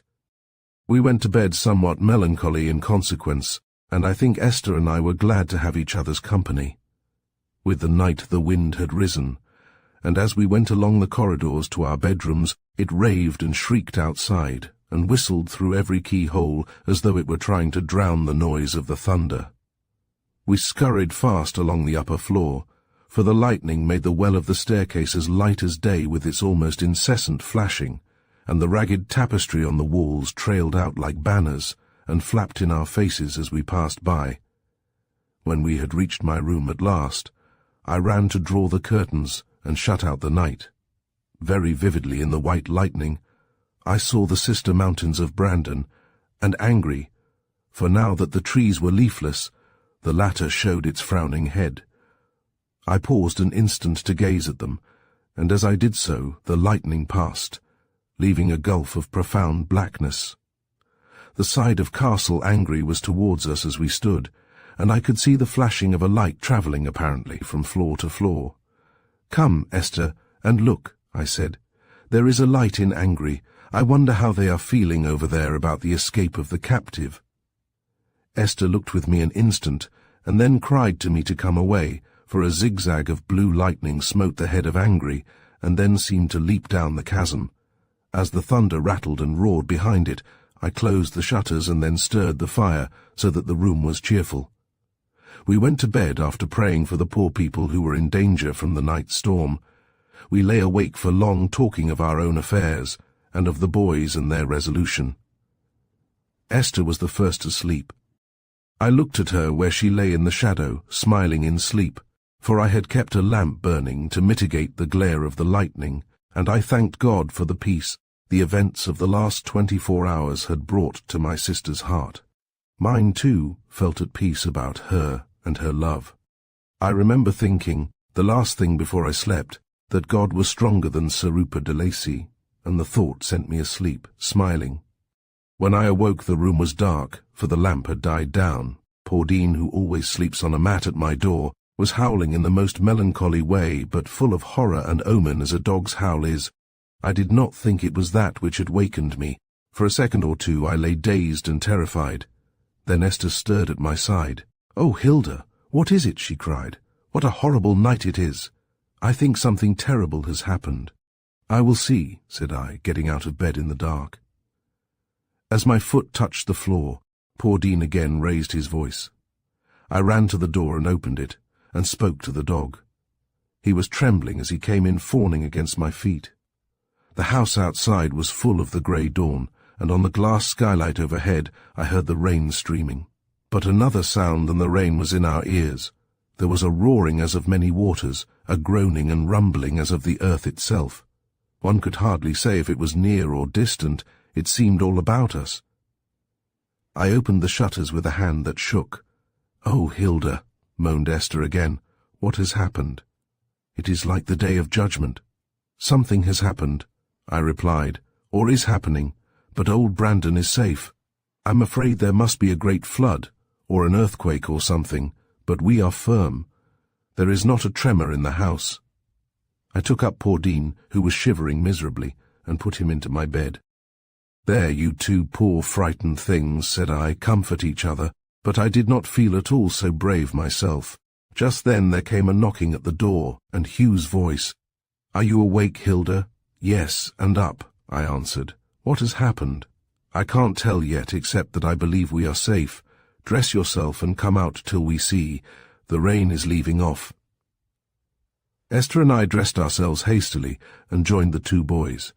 As we went downstairs, the twins came flying after us, and we met Una coming up from below. "Go up and see if Miss Aline is awake," I said to her. "We must not leave an empty house." "Don't go into any danger, childer," she said with a groan, and then broke out into a string of wirra-wirra-shrews. But Donald, who had been the first to open the hall door, came running back. "There is a flood or something over at Angry," he cried. "Stay back, you young ones. You can look from the windows, but there may be help needed. And men. Keep them at home, Hilda," he said to me. "No," I said. "I will go to watch over you boys. I dare not let you go alone." "It is the bog! It is the bog!" cried Una suddenly, "and there are little houses in its thrack, and little childer, and men and women." "O Lord, have mercy! The time the bog was out at Docra 45 years ago, my own sister and her 3 little childer were among the dead." She flung her apron over her head and began rocking herself to and fro. I pushed her into a great chair that was in the hall. "There, you children," I said to the twins, "stay with Una, and comfort her, and here, keep Paudine, he must not follow us." We shut the door on the disappointed twins, and hurried away down the long avenue. The rain had indeed stopped, and the air was sweet with a salt breeze from the sea.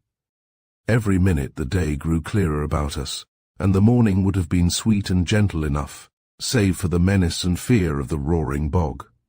By the time we had reached the road it was day, and we came upon groups of men, women, and children, all hurrying one way, and that way towards Angry.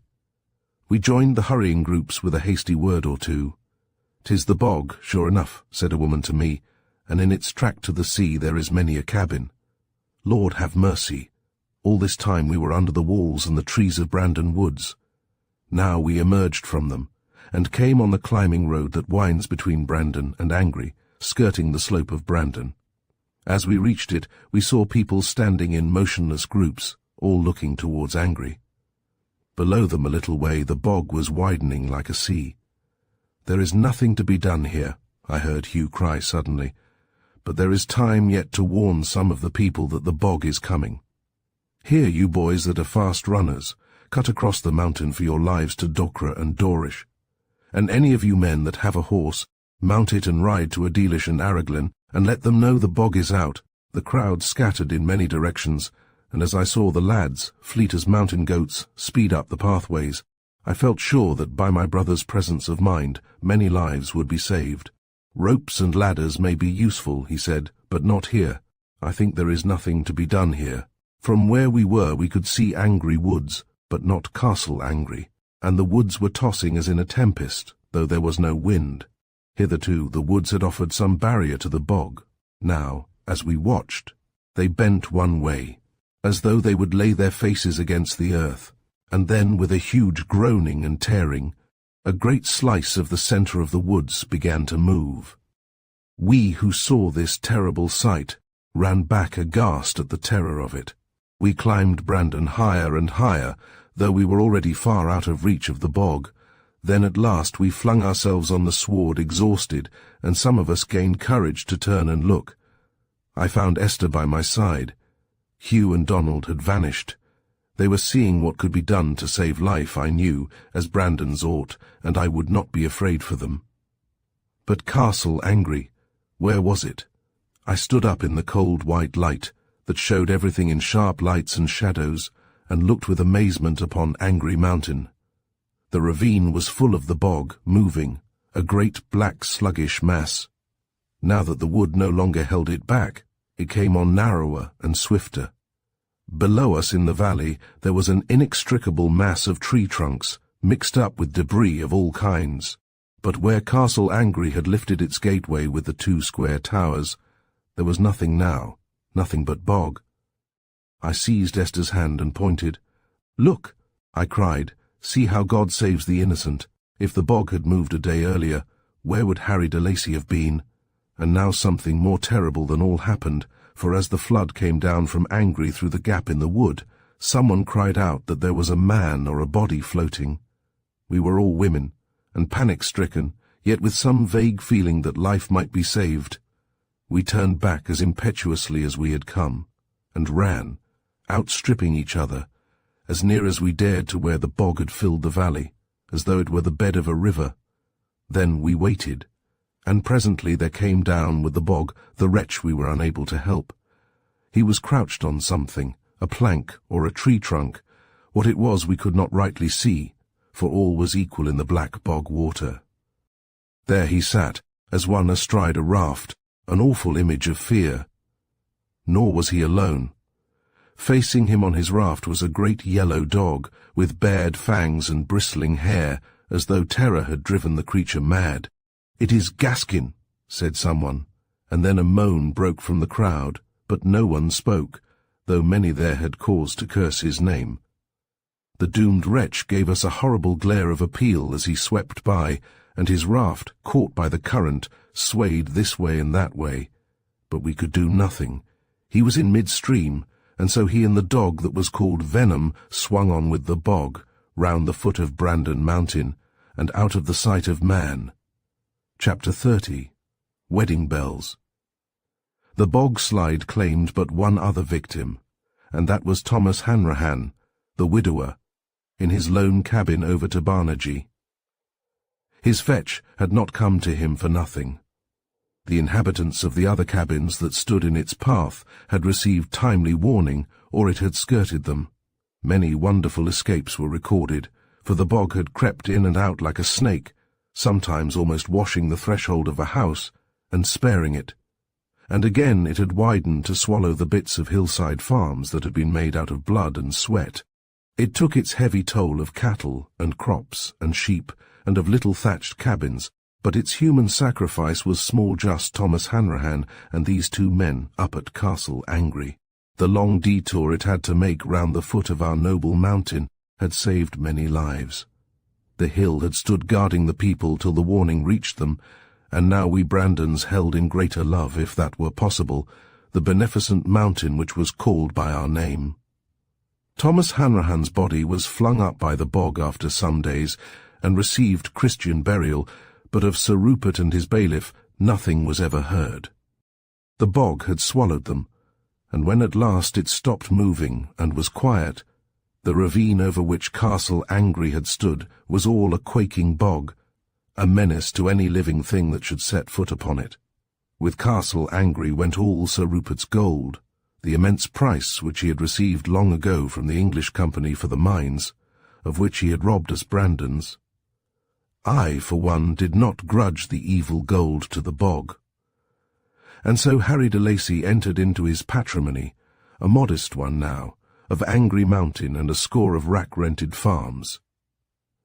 "We shall be as poor as church mice," said Esther with dancing eyes, and red roses of happiness blown into her cheeks, "but for all that we shall make the people forget that once they hated our name." She was not a Brandon to be afraid of poverty, though her estate would be wealth compared with what we had known all our days. Harry de Lacy was growing stronger every day, and the air of beauty and race which he had worn when first we saw him was coming back to him now. As Mrs. O'Flaherty said, they would be the handsomest couple ever seen in our countryside, and that, added the good woman, meaning no disrespect to the handsome Brandons. They were to be married on the threshold of Lent, and to have their honeymoon in Paris, where, after a little interval, Lady O'Brien, with her faithful Martha, would join them for the Easter in Rome.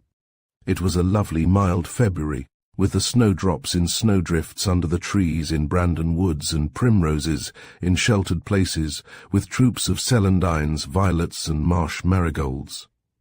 Esther was not to have a flowerless wedding.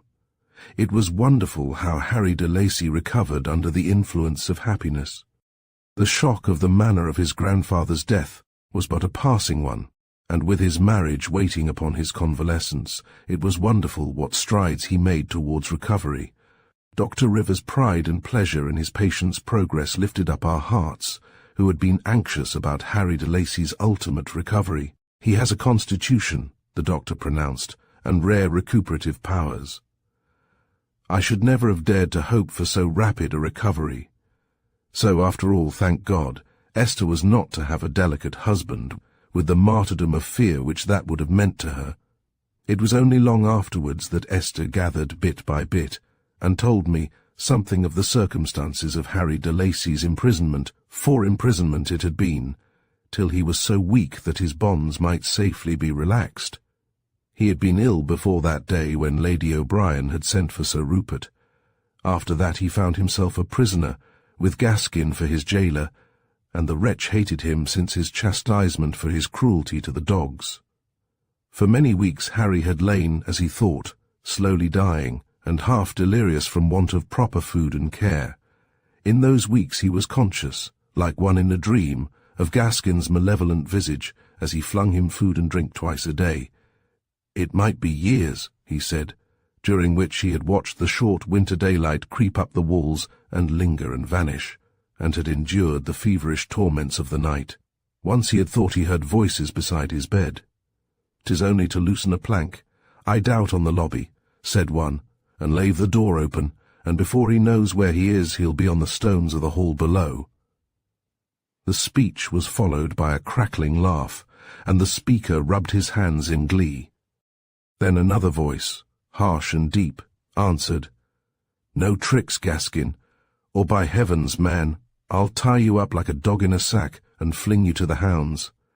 Venom would make short work of your bones." Then the other voice answered surlily, "'Tis all the one thing, only quicker, as lavin him die in his bed." "And who said he was to die, you scoundrel? If he dies through any fault of yours, so much the worse for you," growled the other voice. And then the speakers drifted off into the phantasmagoria of dreams and terrors which were the background of the sick man's life. After that he conceived a resolution to save himself.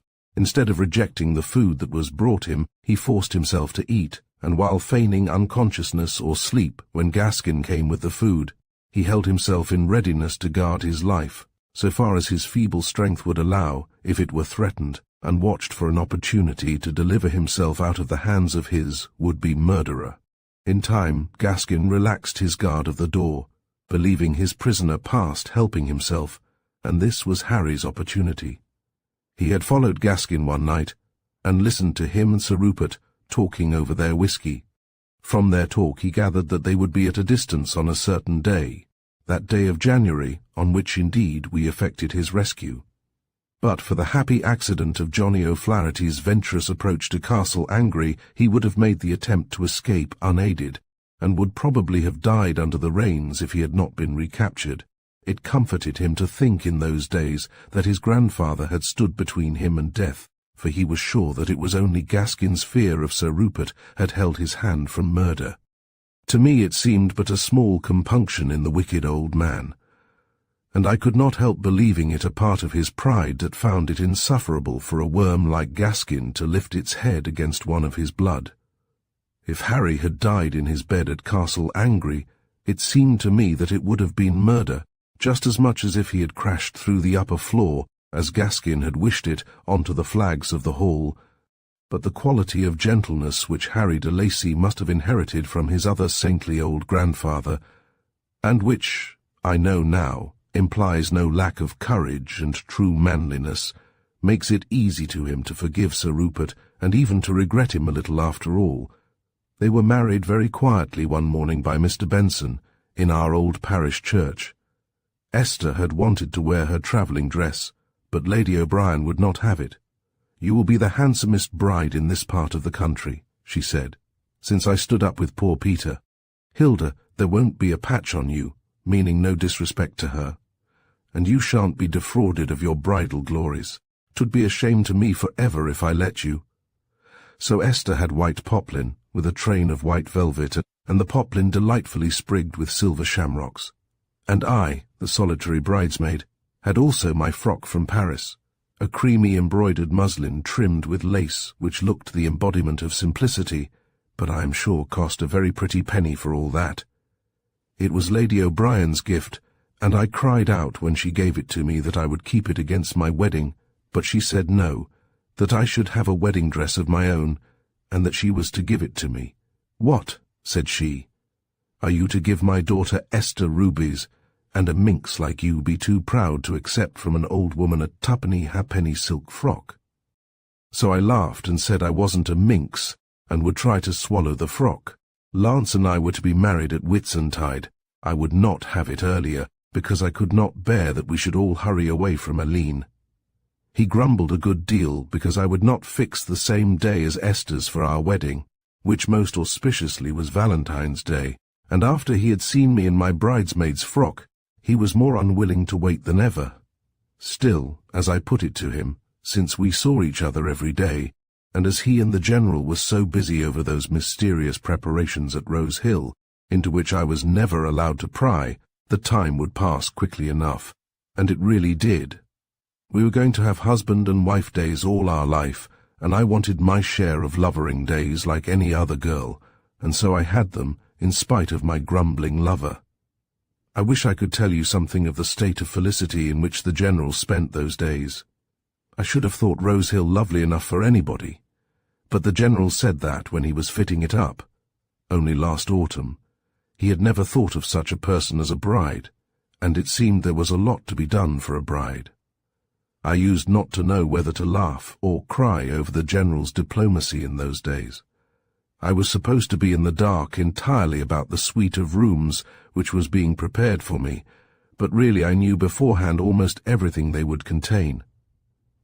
The General's way of finding out my tastes was to describe minutely a wallpaper, a chintz, a carpet, or a piece of furniture, and ask me if I thought such a thing would please a lady. His craft would not have imposed on Pordine, but for all that those rooms were going to be a tremendous surprise to me. I was always wondering in those days, indeed I wonder still, what those two men could see in me to be so absorbed in and delighted over. Esther's beauty now, or Aline's goodness, I could understand exciting such enthusiasm, but Hilda, well, it is a great thing that people have such tender delusions about us, and surely no one could have loved better than I. My love was adequate if nothing else was, and that was the thought that used to comfort me.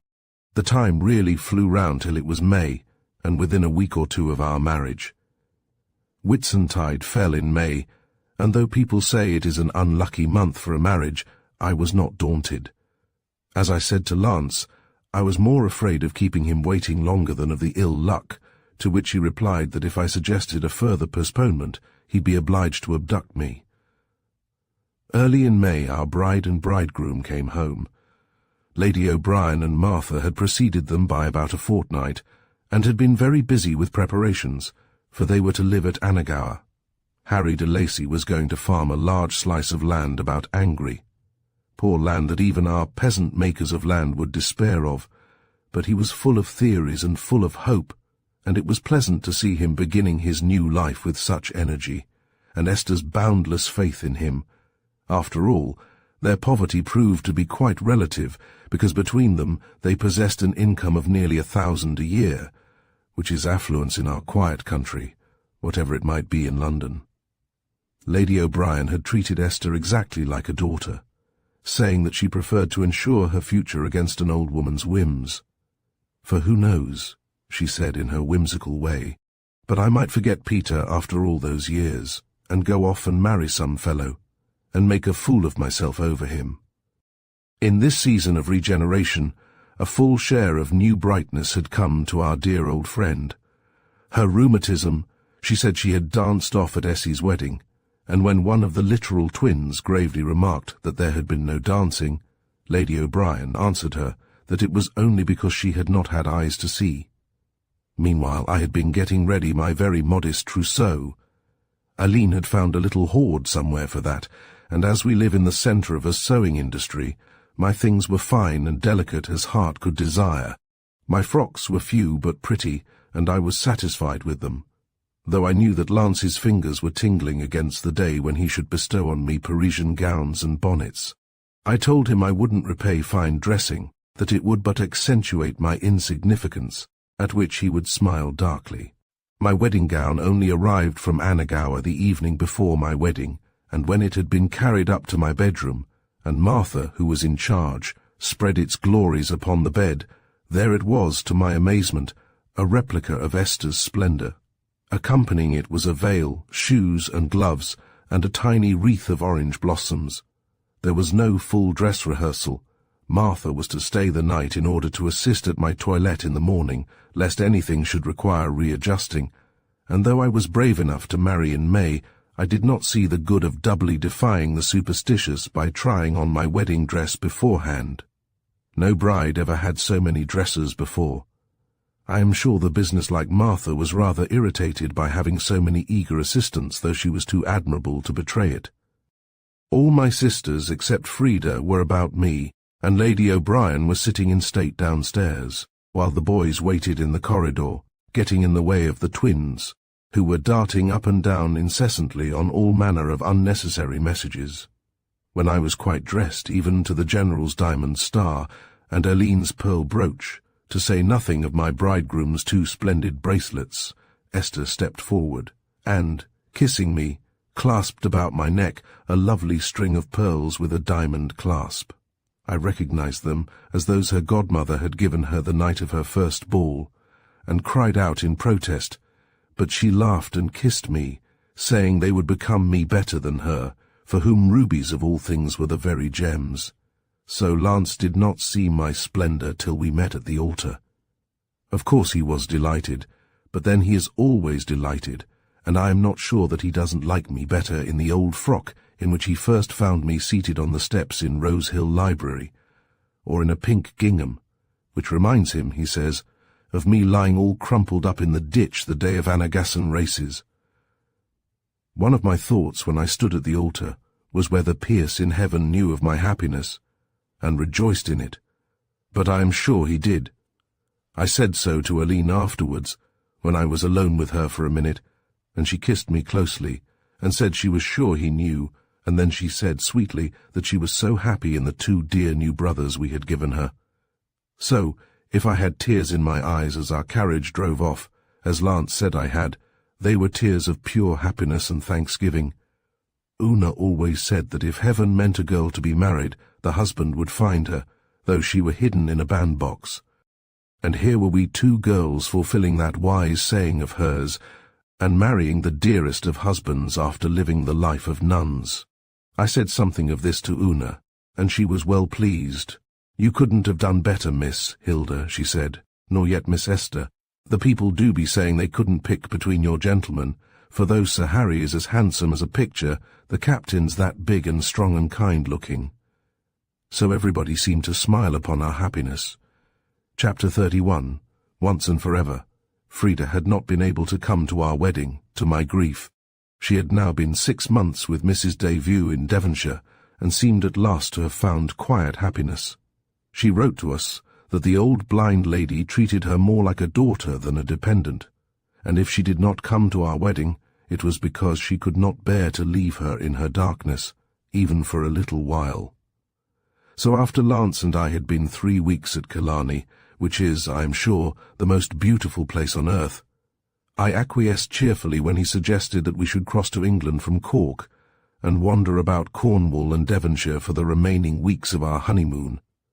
"Oh yes," I said, "and we shall see Frida, shall we not? I have wished it of all things." For somehow I had felt sad about Frida being outside our happiness during those momentous times at Brandon. "As you will, my sweetheart," Lance had said, as he would have said, I believe, to any proposal of mine that did not involve our separation. I wrote to Frida to tell her of our plans, and by return of post I had a letter from her so full of delight that I felt how her distance from us all must have hurt her during those years. She wrote, "It is the most ideal arrangement, for Mary Vincent and Jackie are to be here in June. But as for going to an inn, no such thing. There is a little summer cottage attached to this house, and just hidden in the combe beyond the garden hedge. Mrs. Devew has invited Mary and my boy to spend the summer there, and when she heard of you, she begged me to ask if you two would make use of it. Mary will take care of you both. You know how admirable a housekeeper she is, and she is the soul of discretion. Let me know when you will come. I am longing to see you and to meet my new brother." We arrived at Wyncombe one lovely June afternoon and found our cottage a very delicious place. It was built of wood with a veranda running around it and the whole hidden in creepers. The little valley was wooded to the top, and in front of the cottage door ran a little brown stream which might have been one of our trout streams at home. There was a small boy of a very martial aspect standing astraddle in the trellised porch when we arrived, with an unhappy-looking fat puppy pressed tightly to his breast. "Hello," he hailed us. "Where is old soldier?" "This is a soldier dog, Moustache is his name. He has to learn to shoulder arms, but he always rolls over. Old soldier didn't come this time, Jackie," said I. "You are to come to see him in Ireland. But this is his son, who is also a soldier." "He has got no medals," said Jackie, as he shook hands gravely. "Are you greedy at your dinner, or will you not have your hands washed?" From this speech I learned that Jackie had been insubordinate, and had perhaps lost a stripe or two since coming to Wyncombe. Half the cottage was allotted to us, and I discovered very soon that so excellent was Mrs. Vincent's discipline that even Master Jackie respected our frontier, and was only in evidence when desired. Admirable small boy. However, Lance capitulated to Jackie the minute he saw him, so I expected to have him tolerably often in evidence. Frida came over to dinner in a pretty black gauze dinner gown, and looked very fair and sweet and comely. She brought a message from Mrs. Devew, that she thought we would be happier together this one evening, but that she hoped we would come over and dine the next day, and excuse her not calling first. My sister was delightfully changed for the better. She seemed brimming over with quiet happiness, and I could not wonder, after her hard and disillusioning experiences of the world, after the stony streets of London. It must have been indeed delicious to be in this quiet place, surrounded by everything that kindness and consideration could give. After dinner we sat in the veranda and talked. Lance romped on the grass with Jackie and Moustache, who seemed a very jolly little puppy when he wasn't, half stifled by his master's loving embraces. However, as Frida said, a dog will stand a good deal done in the way of love. Mrs. Vincent had gone over to keep Mrs. Devou company, so we had a long, quiet, comfortable chat, lounging in our rocking chairs, and with nothing to disturb us but the singing of the birds and the shrill laughter of Frida's boy. I had a long story to tell her, the details of all that had been happening to us at Brandon. Then, when I had done, I had to hear all about her since she came to Winkham. "When you see Mrs. Devou," she said, "you will know what an angel she is. She has it written in her dear face. She has had such sorrows, Hilda, but they have only made her more heavenly. It is a privilege to be with her, and though she takes occasion many times in the day to send me out, for she is obliged to sit in a darkened room, she is not altogether blind, you know, yet I always come back into the shadows with joy. I have nothing to do but read to and write for her. She has many friends, out in the world, as she says, who are always needing her counsel and comfort. Yes, and I have to gather her roses, as Lady said. Wait till you see our roses, Hilda. You will be out of conceit with Rose Hill." "Never," I cried. "Ah, well," she laughed. "I suppose immortal roses have grown there for you." Then she told me how Mrs. Devou's only son had died in India. Her grief, she went on, has made her profoundly tender and sympathetic to all mothers. She wanted me to have Jackie under the same roof with me, but I was afraid his high spirits might oppress her sometimes. Still, she loves to have him with her now and again, and he behaves sweetly to her, and would you believe it, Hilda, she has offered me the cottage for him and Mary to make their home there. She put it so delicately that they would keep up the place and save it from going to pieces with damp during the winter. I shall be the happiest woman on earth. Think of this place for Jackie after Parson's Green. You accepted, of course," I cried with joy. "She only suggested it this evening before I came over, and I was already so full of joy at the prospect of seeing you. Ask your friend Mrs. Vincent, my dear," she said in her humble way, "if she will do me this great favour," and I just took up her dear old hands and kissed them, and said, "You shall ask her yourself when she comes this evening, and see what she will say." "She will like it, Frida, like it," cried Frida. "It is what we have dreamt of for our old age. We used to plan that when Jackie was grown up and a successful man, he would make just such provision for us two old ladies, but that it should come while Jackie was still a little boy and dependent on us, with years of his childhood still to come. We never dreamt of such happiness as that." "You poor dear," said I. "The Hazeldenes ought to have done that for you. It would not have cost them much." "Oh, that reminds me," said Frida. "Since I came here, Lady Hazeldene heard from a friend of Mrs. Devou of me and what I was doing. She wrote me, for her, a really humble letter, saying how shocked she and Sir John had been to learn that their son's widow had had to earn her bread and her child's. She implored me to forgive anything that had occurred between us, and to come to them to live with them, or to make arrangements to live independently as I would. Poor woman! When I read the letter, all resentment faded out of my heart. I explained that I couldn't leave Mrs. Devou just at present, but it was love which kept me, not servitude. I said I was happier in my working life, and did not feel now that I should care to give it up, but said I would come whenever Mrs. Devou could spare me. I am going to them in the autumn for a while with Jackie, while Mary takes my place with Mrs. Devou. I am very glad to be at peace with Jim's people. The difference between us has hurt me all those years." "They will be delighted with Jackie," I said. "Lady Hazeldene has seen him. She drove down to Parson's Green as soon as she heard where he was, making, I've no doubt, a fine sensation for Grove Avenue with her carriage and pair. She cried over Jackie, poor woman, and he, ungrateful monkey, just wriggled out of her embrace. 'You aren't my grandmother,' he said flatly. 'I've a mother and a gran. That's what he calls Mary when he doesn't call her by her Christian name, and lots of aunties, but I've no grandmother.' Poor Mary was horrified and tried to persuade him of the relationship, but he stuck to his own opinion. 'If you were my grandmother,' he said, 'you'd have taken me for a ride in that carriage long ago.' The poor woman felt it acutely. She wrote and told me about it. 'Your boy was right, Frida,' she wrote. 'That is the sting of it. But for Jim's sake you will teach him to love and forgive me.' 'Oh, poor woman,' said I. 'I am sorry for her.' 'So am I,' said Frida, 'but Jackie is terribly uncompromising. And how strange it is that the Hazeldene's goodwill comes to me now that I am independent of it. Last year, or the year before, it would have meant deliverance. The next evening we went over to the court to dine. It was a delightful house in the midst of rose gardens, and when we had gone into the shaded drawing-room, we found roses everywhere, in bowls and vases and baskets, so that the room was as sweet as the sunny garden. In the midst of all the sweetness sat the dear white-haired old lady, with her thin hands in the lap of her black silk gown, and her figure wearing the ineffable look of patience that comes to the blind. Frida introduced us, and then the dear old lady made me sit beside her, and held my hand and patted it. "I can't make out your face, my dear," she said, "but I always think I can imagine what people are like from touching them. Even your hands tell me you are fair and soft and sweet like your dear sister, who has done so much to brighten my life since she came." Then she held Lance's hand a minute, and congratulated us so sweetly on our happiness, and read us a little homily on the married life, to which we both listened as reverently as if we were in church.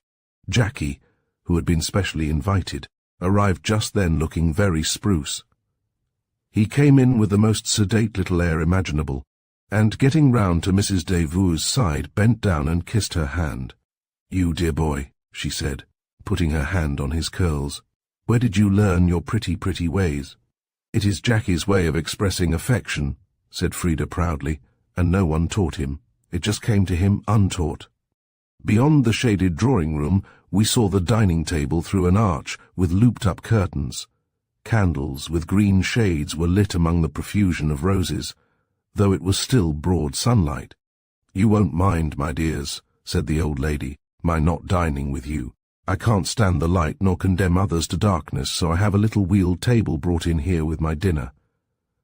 Just then, a tall, dark gentleman stepped in by the French window, as if he were very much at home. "Hello, Trefusis!" cried Jackie, from where he was squatted on the ground by Mrs. Devue. "Is that you, John, my dear?" said Mrs. Devue, as he came up to her chair. Then she introduced him to us as our squire and neighbour, Mr. Trefusis. I was rather surprised, for Frida hadn't said a word of this neighbour, who was evidently very much at home in the house. Mr. Trefusis dined with us, and we found him extremely pleasant.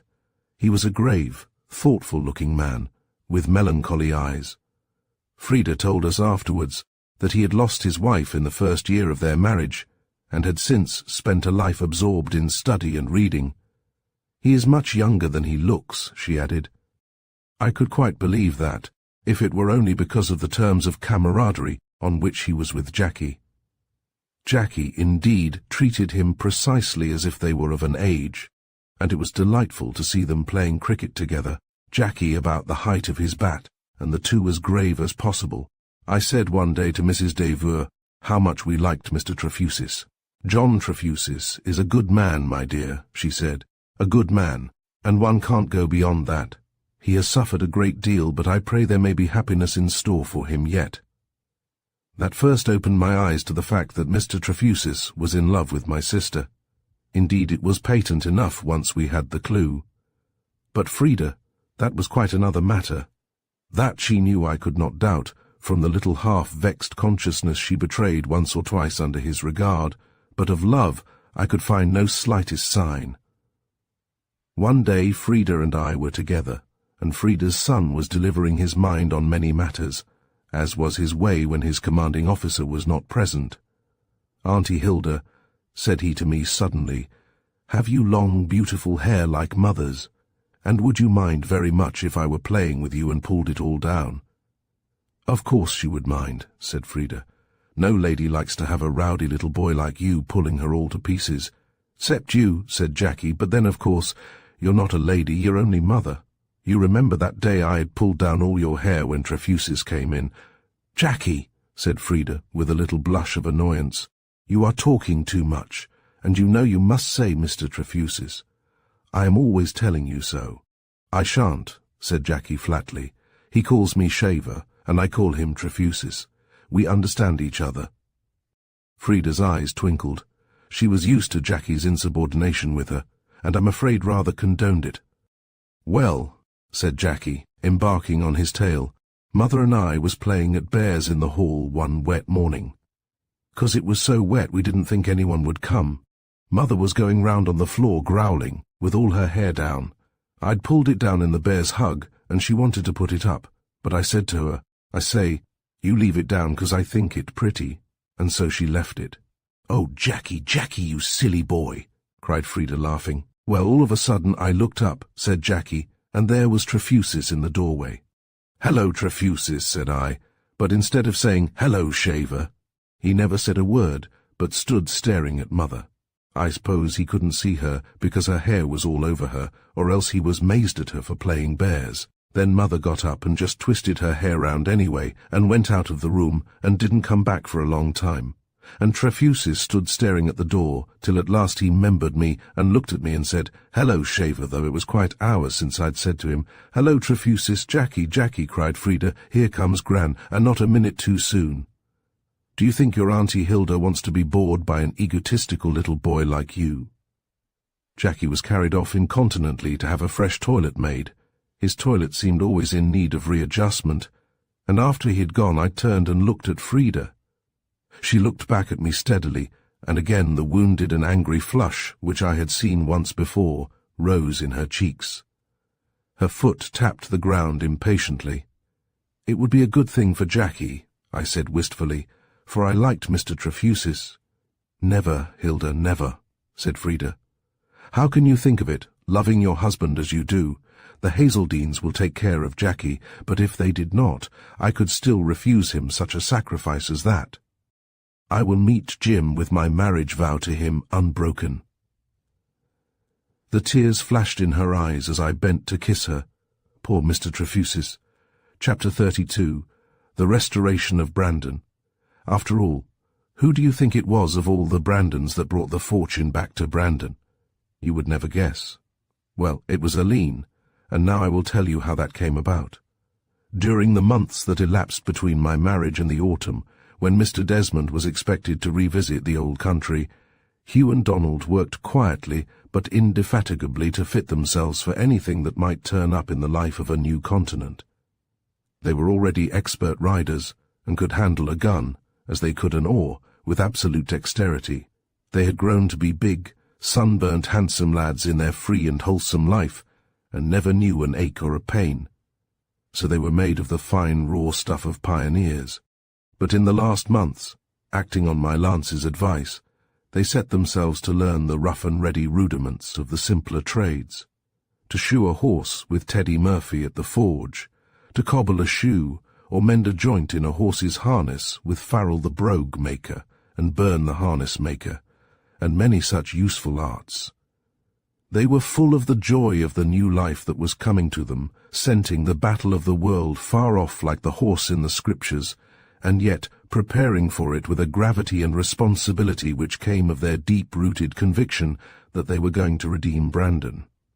They had time now to make their own and their families' fortunes, now that the grey old wolf was no longer at Castle Angry waiting upon our need.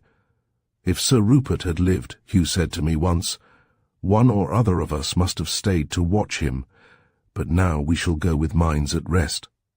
Poor Aline watched their quiet preparations with unprotesting pain. In her heart, I think she was proud that they had asserted their manhood, though that heart bled all the time with fear of how that dragon, the world, might overcome them. We were always trying to console her, pointing out to her how this and that mother's son went and conquered and returned in safety. Ah, she would say, is it easier for me because other women suffer? I shall be glad when they return, but let me have my grief now that they must go. Then the time came when we heard that Mr. Desmond had come back, and was staying in the Brandon Arms, as he had done 6 years ago before he took away our Pierce. And when we heard he was there, Lance suggested that we should go and call on him and ask him to take up his quarters at Rose Hill, seeing that he had been Pierce's friend. Lance was keen also to see the man of whom he had heard so much, whose qualities of all others were those that appealed to him. But when we arrived at the rough little place they call the Brandon Arms, we found that Mr. Desmond had gone out. As we turned away, rather disappointed, the landlady, Mrs. Fahey, came hurrying after us.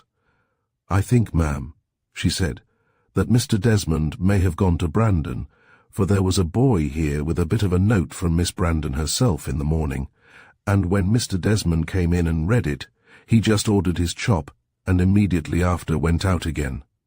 I shouldn't be surprised now if you were picking him up, if so be you took it into your head to walk towards Brandon. Oh, thank you, Mrs. Fahey, said I think we shall. And sure enough, when we went into the drawing-room at Brandon, there was the man himself sitting astride a spindle-legged chair and talking earnestly with Aline. They made a curious contrast, he with his big frame and rugged face, his great hands, with their look of grasp, resting on his knees, and his rough colonist's clothes, and she so fair and dainty and refined, with her almost old-world dignity. She was wearing a tea-gown which had been easily adapted from our great-grandmother's wardrobe, a brocade of the colour the French call ashes of roses, a queer, elegant, faded thing, with old lace at the neck and wrists. I saw at once that Aline had made a toilette for Mr. Desmond, and guessed at her tender reason. She did him so much honour in the hope that he would more surely be a friend to her boys. As we came through the ante-room, unannounced, Mr. Desmond was speaking, and I signed to Lance not to disturb him till he had finished.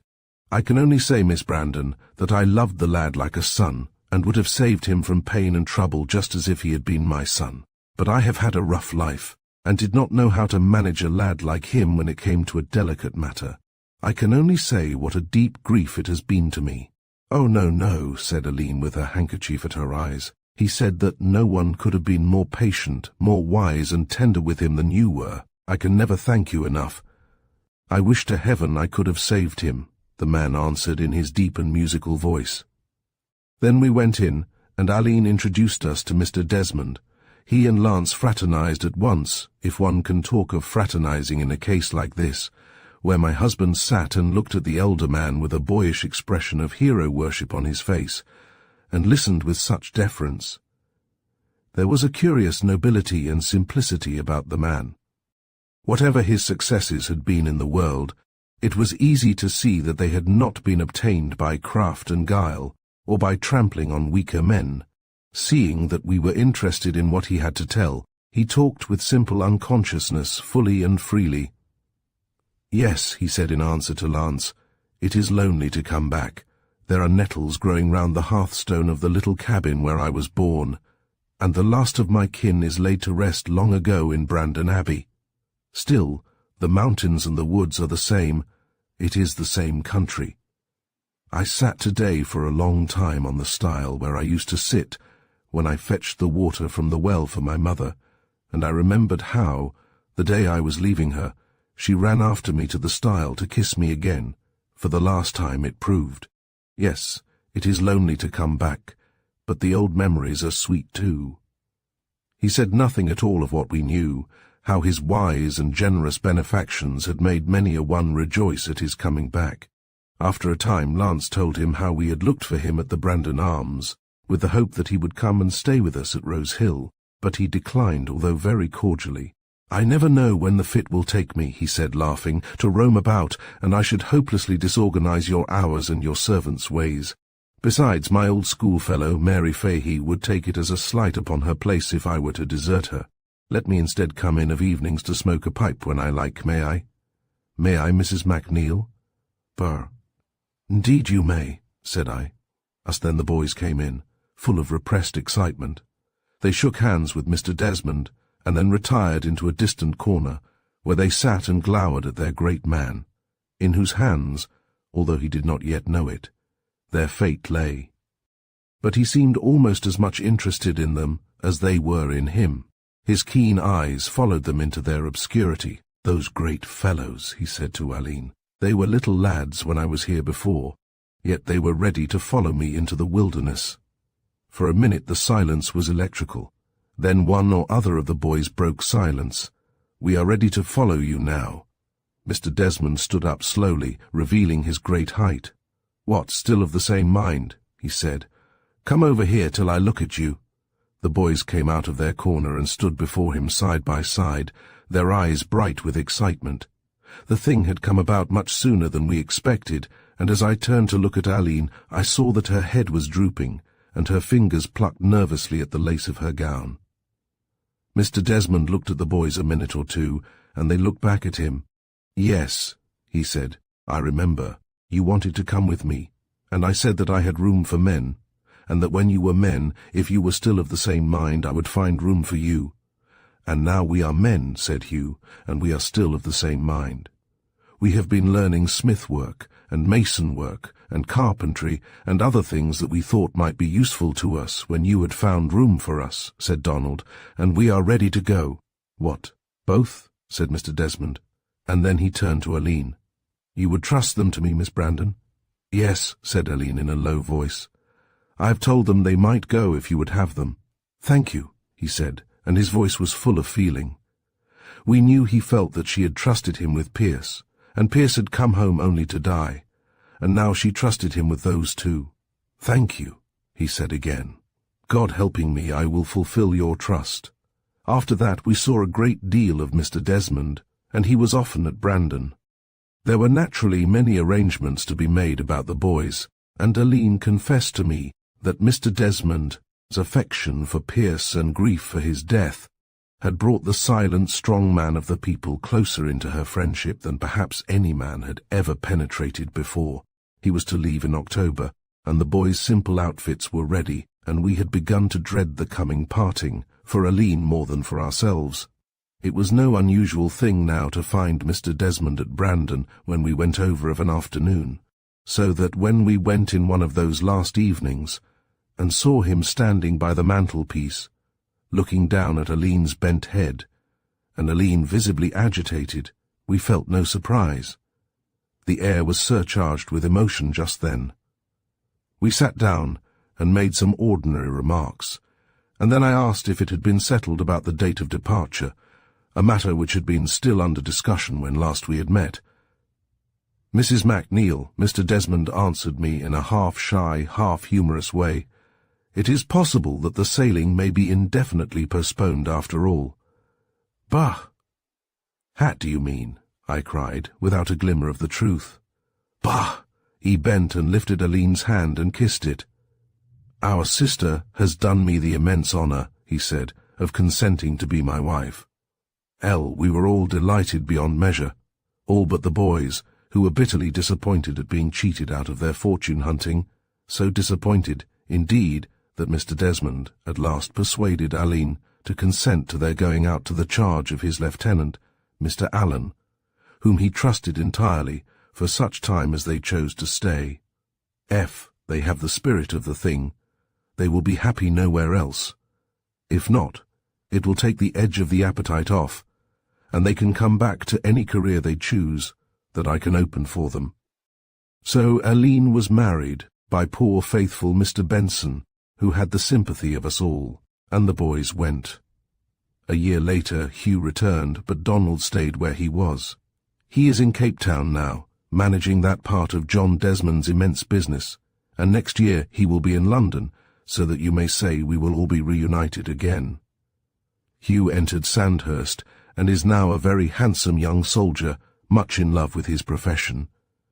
But as soon as Aline and he had settled down after their marriage, Mr. Desmond set about restoring the ancient glories of Brandon. Bit by bit, and with the utmost reverence, the dear old house was restored and made more beautiful than our wildest dreams could have imagined. Aline is now quite a great lady, much sought after in society, beside whom her younger sisters are quite humble folk, but more than that, she is a happy and proud woman, and as for the good she and John Desmond do unostentatiously, that is written in the hearts of the poor and in the books of heaven. The twins, by the way, were of the debutantes this year, and are counted among the beauties of the season. But I don't think admiration or newspaper paragraphs will make them vain or worldly, for have they not been brought up by Aline, who, like a certain royal saint, goes splendidly to honour her husband's position, but directs the eyes of her most meek spirit ever towards the kingdom of heaven. As the story of the handsome Brandons concludes, we are left reflecting on the nature of beauty, love, and the trials of living up to the expectations placed upon us. The Brandon family's journey reminds us that while outward appearances may captivate, It is the inner qualities that ultimately define who we are. Thank you for joining us in this timeless tale by Catherine Tynan. We hope you enjoyed it and invite you to return for more enchanting stories on Storytime Audios.